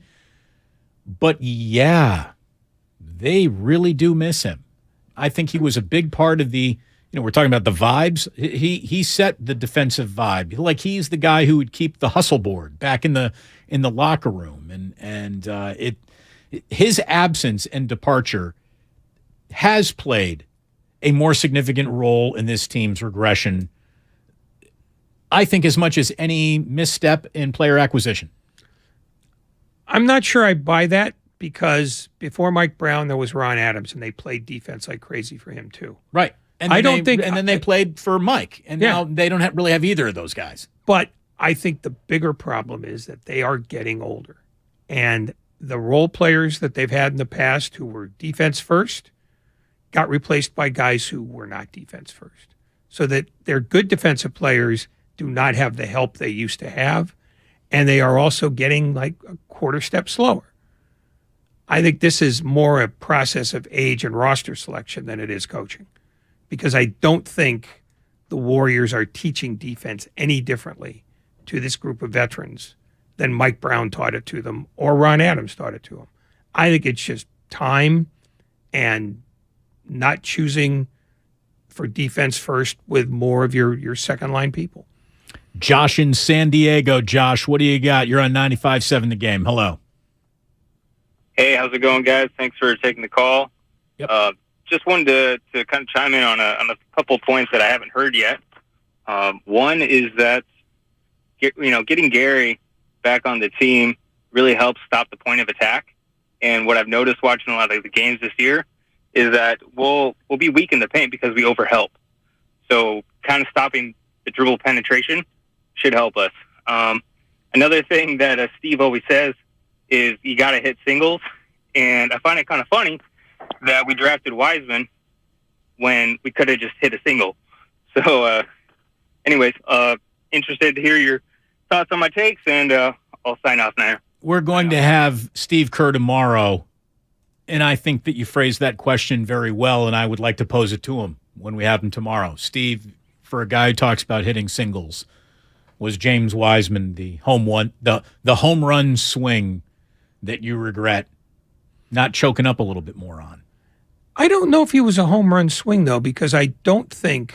Oh, they wanted him to be a grand slam. There's no doubt about that. You want every pick to be a grand slam. You want, but I don't think they needed to hit a grand slam with him. They took a chance with him because he had a skill set they were in short supply of. And they knew that they were taking a gamble because he hadn't played very much. I think they wanted him to be functional. And functional on a good team is different than a difference maker on a bad team, which is where most number 2 picks go. So I don't think they were looking at James Wiseman as a guy who was going to hit a grand slam for them, because they don't perceive their center as a guy who has to hit grand slams. I think they wanted a solid double out of him, and they got a grounder to second. GP2, for the other point that was just brought up, I do think there's something to say about he is going to be much better at the point of attack. He is now the second person, the third really, that they can deploy at the point of attack, a fourth if Clay can be that guy again one day. But they have Kuminga, Wiggins, and now Gary Payton II to put on that ball and play it hard, especially when you're out there with the second unit. I do think that is going to help leave a body in the paint for more help defense. That's an astute basketball observation. The other thing that I think where Gary Payton is going to really help them is in this. Hayward drives on Iguodala, stops in traffic, hook pass inside, rotated up top. Washington for 3, no good. Ball rebounded by Draymond, just went up and got it. Finding Payton on the break, goes up and jammed it right on top of Oubre. Did you hear that? Did you hear what he did where he went with the basketball? Let me give you another example. Curry crosses the logo right up the heart of it. Takes the dribble, throws high post, Iguodala, lob, Payton over the head, back to the basket, dunk for Gary Payton II. Check air traffic control. There's something in the air tonight. Wait, what's that thing he's attacking? What's that called? Is that a rim? Is he actually going to the rim? Wait, what did he do it again? He did it again. Listen to this. Rebound, Looney. Up top, Curry. Back to Payton. In deep. Dunked it over Batase and got fouled. Wow. Did you hear the magic F word in that highlight? We heard it the other night with LeBron. He was fouled. When a player is fouled, Ray, going to the rim in the act of shooting the basketball, they become rewarded with a bonus free throw. Did you know that? No, because I'm a moron. No, but the Warriors apparently do not know that. They don't understand that sometimes contact gets you these free throws. And it's a big reason why they lost in Portland last night. Because they have turned into what I told you was the worst version of Charles Barkley's stereotyping jump shooting team. And Kerr was asked about the final stretch of the game and where they blew it last night.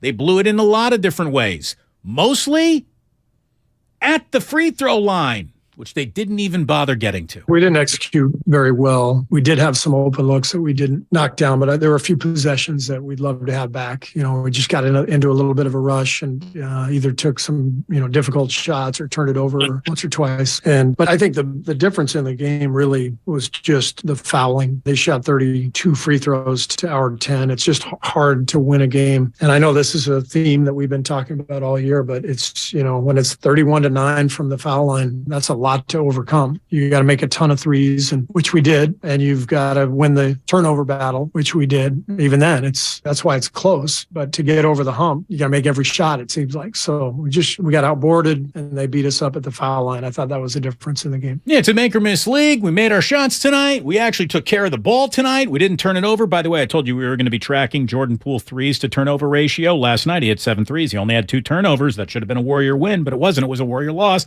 because they don't get to the free throw line. To the point where the other team's shooting 30 more free throws. Like, there's a difference between, we shoot a lot of jump shots, so they shot like 8 or 12 more free throws than us. Dame goes to the line 16 times last night. Well, the other combination, and this is where I think Peyton will be most important, more than anything else, is the Warriors stink at transition defense. That was one of the things he did best. And he's got some transition offense to him, too. He runs. He goes to the rim. Okay, but what the Warriors need more than anything else is better defense. And it starts with getting guys out in transition to make the initial stop so that the other team doesn't have a 5-second possession that ends up with a 3-point play. That's where Peyton made his name. And that's, I think, the biggest reason why they traded for him and why they selected him rather than some other guy. I think they know that he helps with transition defense. And Steve Kerr has said more than once that transition defense in this league is awful. It has been. And I think he wants to give the Warriors something that other teams aren't good at. We go to Chip in San Francisco. Chip, what do you got? 1, 2, 3, 4, 5. Chip, thank you very, very much. Sorry, we got to move. We're running out of show here. The Angry Black in San Jose. Angry Black.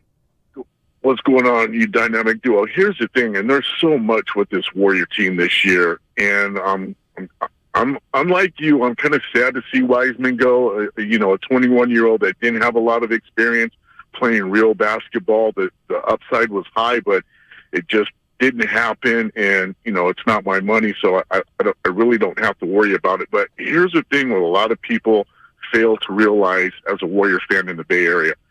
This team has been to the playoffs or in the playoffs or have won a championship, 7 out of the last 8 years or whatever. So that's pretty much like 20 extra games a year. So that's almost 2 seasons.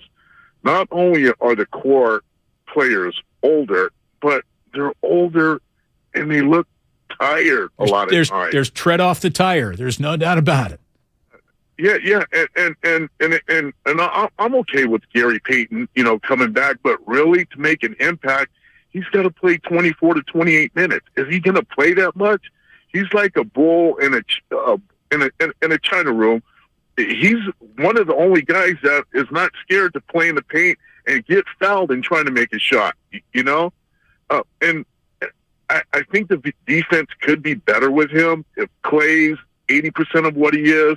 If Iguodala gets out of street clothes and actually can play in the playoffs, along with GP2, Wiggins they can win a game, but it's going to be hard with these more younger athletic teams right now. But this team is old and they are tired, but they're still my Warriors. It's going to be hard. Thank you for the call. It's going to be hard going up against the teams that they're really directly battling for the 3, 4, 5, 6.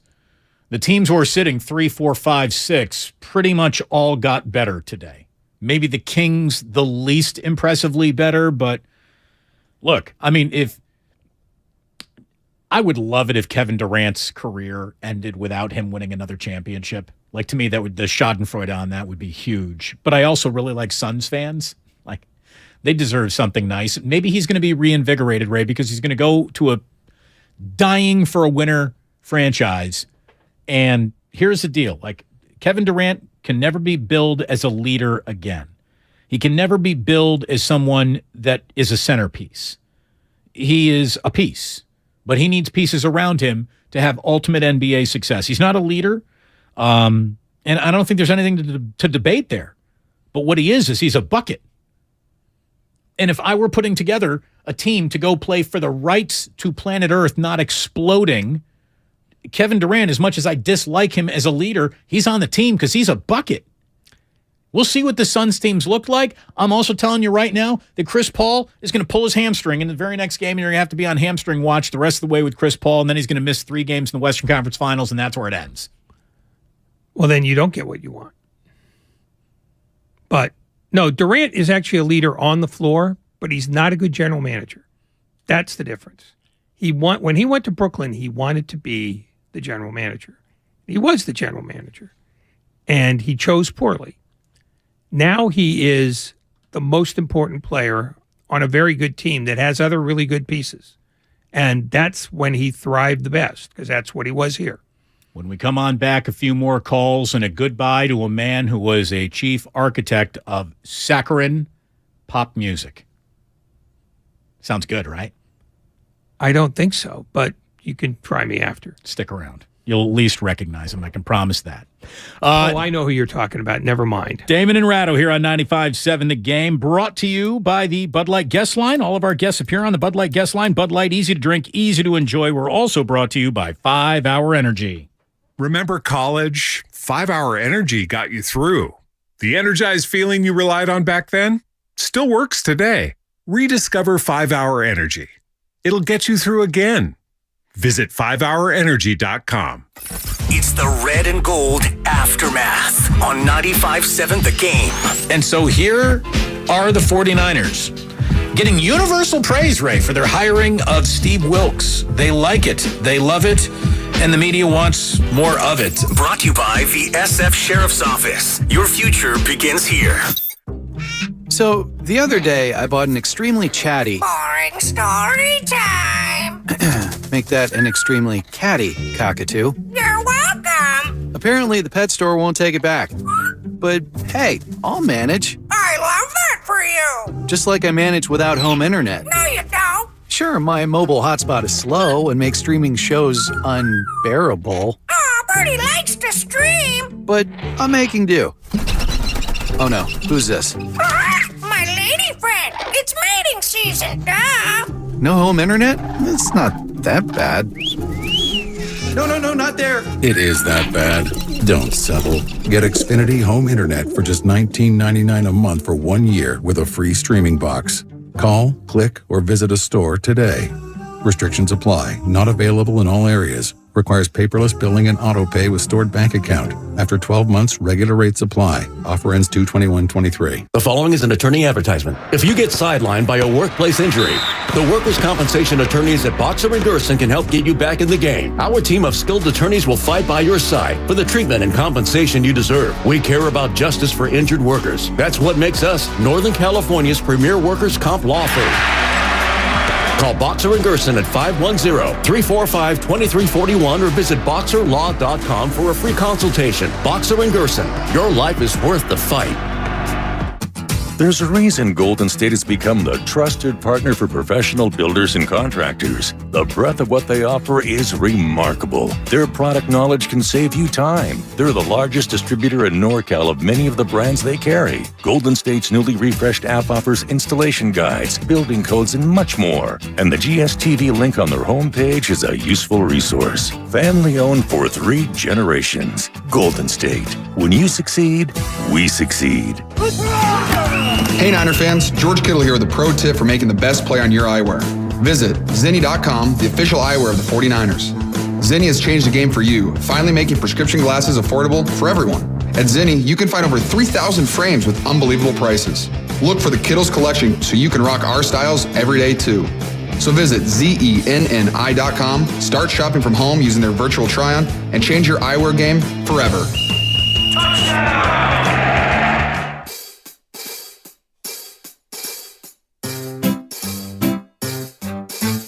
1-877 Cars for Kids.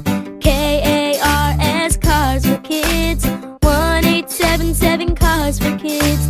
Donate your car today. 1-877 Cars for Kids. KARS Cars for Kids. 1-877 Cars for Kids. Donate your car today. With car prices at an all-time high, our donors are now getting highest receipts ever. Donate at carsforkids.org, and your car can be picked up tomorrow. 1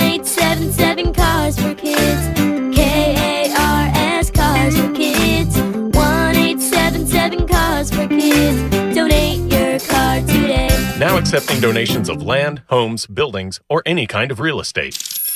All guests appear on the Bud Light guest line. Bud Light. Easy to drink, easy to enjoy. 21 and over. Please enjoy responsibly.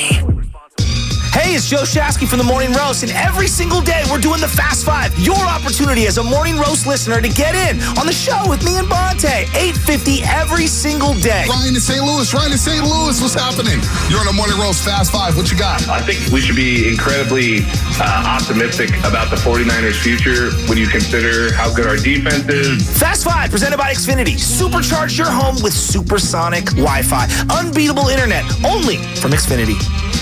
I always wanted to learn Spanish, but I never thought I'd have the time. Then I discovered Babbel. Babbel's lessons are fun. They only take like 10 or 15 minutes, and in 3 weeks, presto, you're starting to speak another language, like magic. I love that Babbel's lessons aren't just robots talking. They're voiced by native speakers, so you get the pronunciation just right. If you want to learn a language, there's no faster, easier, better way than Babbel. Babbel. Babbel. Go to babbel.com to try for free. That's BABBEL.com. Babbel.com. When people have a craving to explore new and traditional Asian cuisines, they head to P.F. Chang's, where scratch-made dishes come from the 2,000-year-old tradition of wok cooking. P.F. Chang's wanted to explore new possibilities for their website. They turned to AmericanEagle.com. AmericanEagle.com re-architected P.F. Chang's website, integrating multiple third-party systems to create a unified digital experience. The results? Improved page speed and performance, personalized content based on users' location, intuitive online ordering, an increase in organic search visibility, and a 40% increase in new users. For scratch-made Asian cuisine, visit your local P.F. Chang's or go to pfchangs.com for website design, development, digital marketing, and hosting that produce efficiency, revenue, and results. Visit AmericanEagle.com. P.F. Chang's and AmericanEagle.com. Another example of the best businesses in the world, turning to the best in the business for websites. Go to AmericanEagle.com or call 877-WEB-NOW1. That's 877-WEB-NOW1. Wendy's home-style French toast sticks are so delicious, some are saying that they're better than their mom's breakfast. Excuse me, did you just say Wendy's French toast sticks are better than my breakfast? Mom, is that you? Answer the question. I said some people are saying that because they're so crispy on the outside and fluffy on the inside and perfect in every way. Uh-huh. And what do you think? I think it's time to tell people to choose wisely. Choose Wendy's sweet and crispy home-style French toast sticks. That's still not an answer. At participating U.S. Wendy's during breakfast hours. Now back to Damon and Ratto on 95.7 The Game.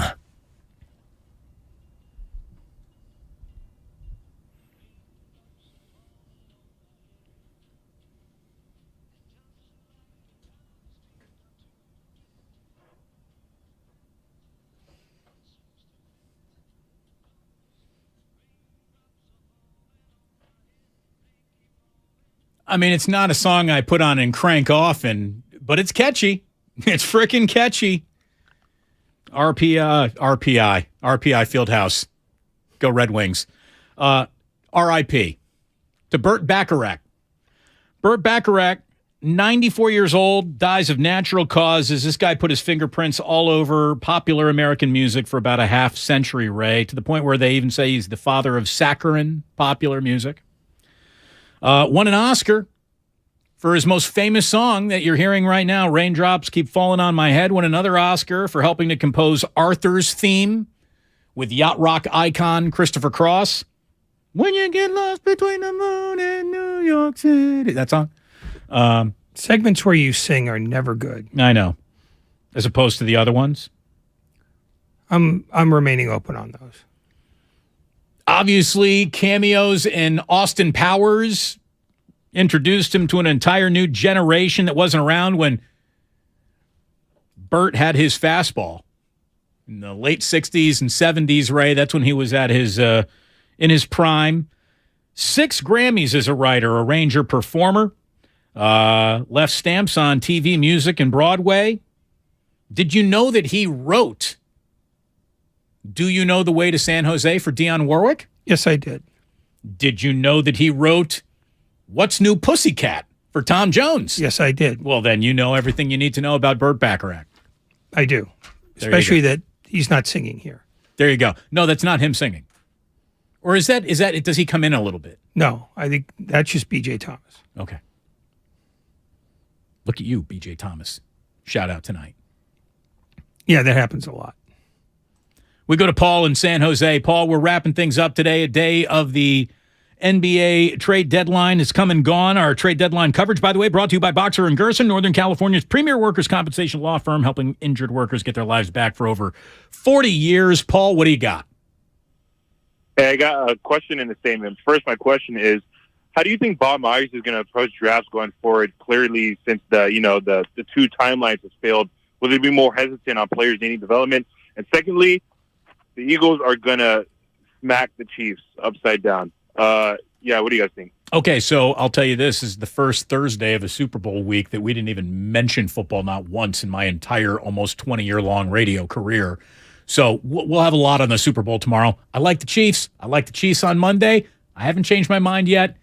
And you want to know why I like the Chiefs, Ray? Patrick Mahomes. He's a part of it. How generous me to figure that out. You give 2 weeks of prep time to Andy Reid, he usually wins that game. I think the difference on Sunday is Andy Reid having 2 weeks. He'll throw at least 2 goofy plays at Nick Sirianni because that's what he does in big games. In fact, The Ringer had a great story about great Andy Reid plays in history. Just bizarre things that he thought of or stole from playbooks from 60 years ago. We will have much more on the Super Bowl tomorrow, all the tomfoolery with prop bets and all the stuff that comes with a show the Friday that you're supposed to do before you get to the Super Bowl. And then, Sunday, it is the, hey, how are you? Welcome back to the crib day for Gary Payton II. He will, I'm guessing, pass his physical tomorrow. We will talk to Steve Kerr tomorrow at 5 o'clock. And we got Warriors and Lakers on Saturday before the Super Bowl on Sunday. How about this? This is Ray's Right calling from Martinez. Ray's Right? About what? Yep. My mom said that I would know one day. Okay. 95-7 game. It proved who I was. Thank you. We're almost out of time here. So your mom loves you, and so does Ray. Well, let's not jump to any conclusions about the second part or about either part. Well, he wants to be right. Well, I'm not taking his word for it. I don't know what he was right about. I don't either. He didn't make a declarative statement. Regina in Oakland. Final call of the show today. Regina, do us proud. Hello. Hey, you guys. What's up? Okay. I'm glad GP2 is back, but I got 2 questions for y'all.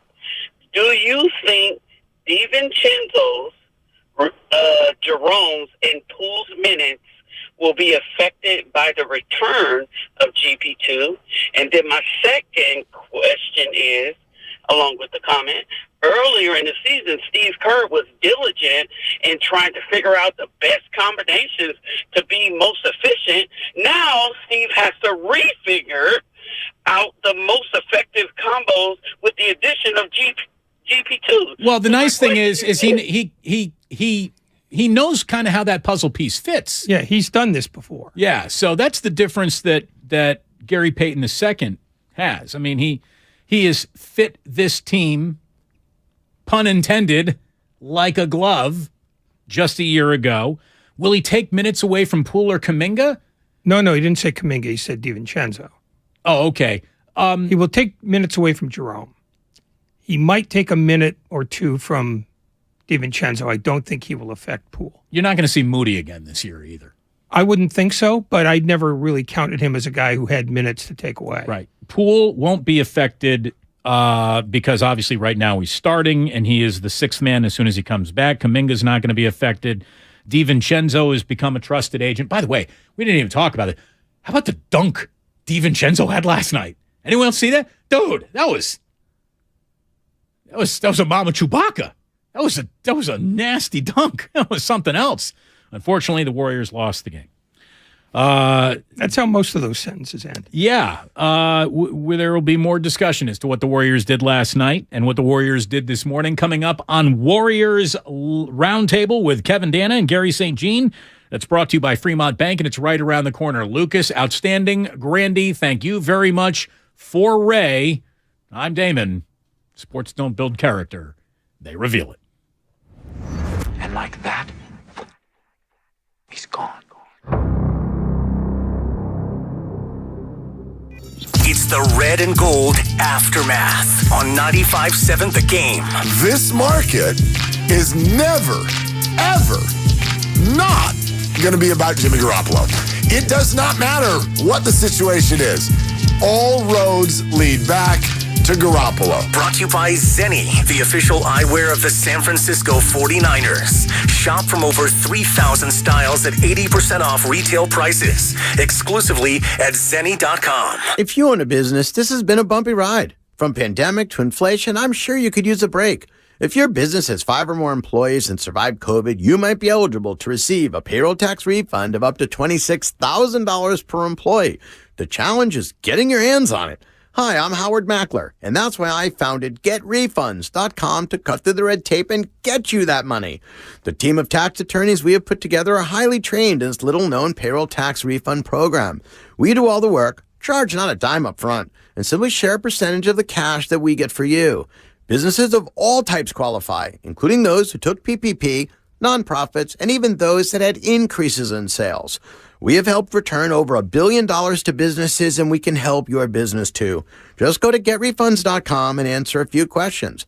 This payroll tax refund is only available for a limited period of time. Don't lose out on up to $26,000 per employee. Go to GetRefunds.com. That's GetRefunds.com. Every small business owner knows business happens everywhere. The office, the warehouse, or on the road. And no matter where it takes you, there's one solution to help your business thrive.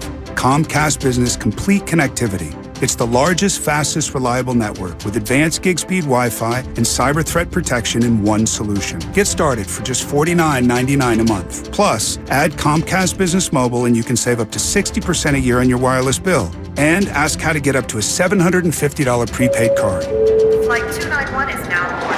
Yep, you're going places. And when you get there, be ready to do business. The complete connectivity solution from the company that powers more small businesses than any other provider. Comcast Business, powering possibilities. Ends 2/21/2023. Restrictions apply. Requires EcoBill and AutoPay. New 50 megabits per second internet and Comcast Business Security Edge customers only. Equipment taxes and fees extra. After 12 months, regular rates apply. Gig internet required for gig Wi-Fi. Mobile Savings compares pricing of top 3 carriers. Thank you to all of the business owners who kept people employed during the pandemic. For all you've done, you may be eligible to claim the Employee Retention Tax Credit, a payroll tax refund from the United States Treasury Department, applicable to businesses who kept employees on payroll during the pandemic. The window is closing to claim your refund. Contact Paychex to see if you qualify. Paychex is proud to have helped more than 45,000 businesses secure over $9.2 billion in ERTC claims, an average of $190,000 per business. 50 years and thousands of experts in HR, payroll, benefits,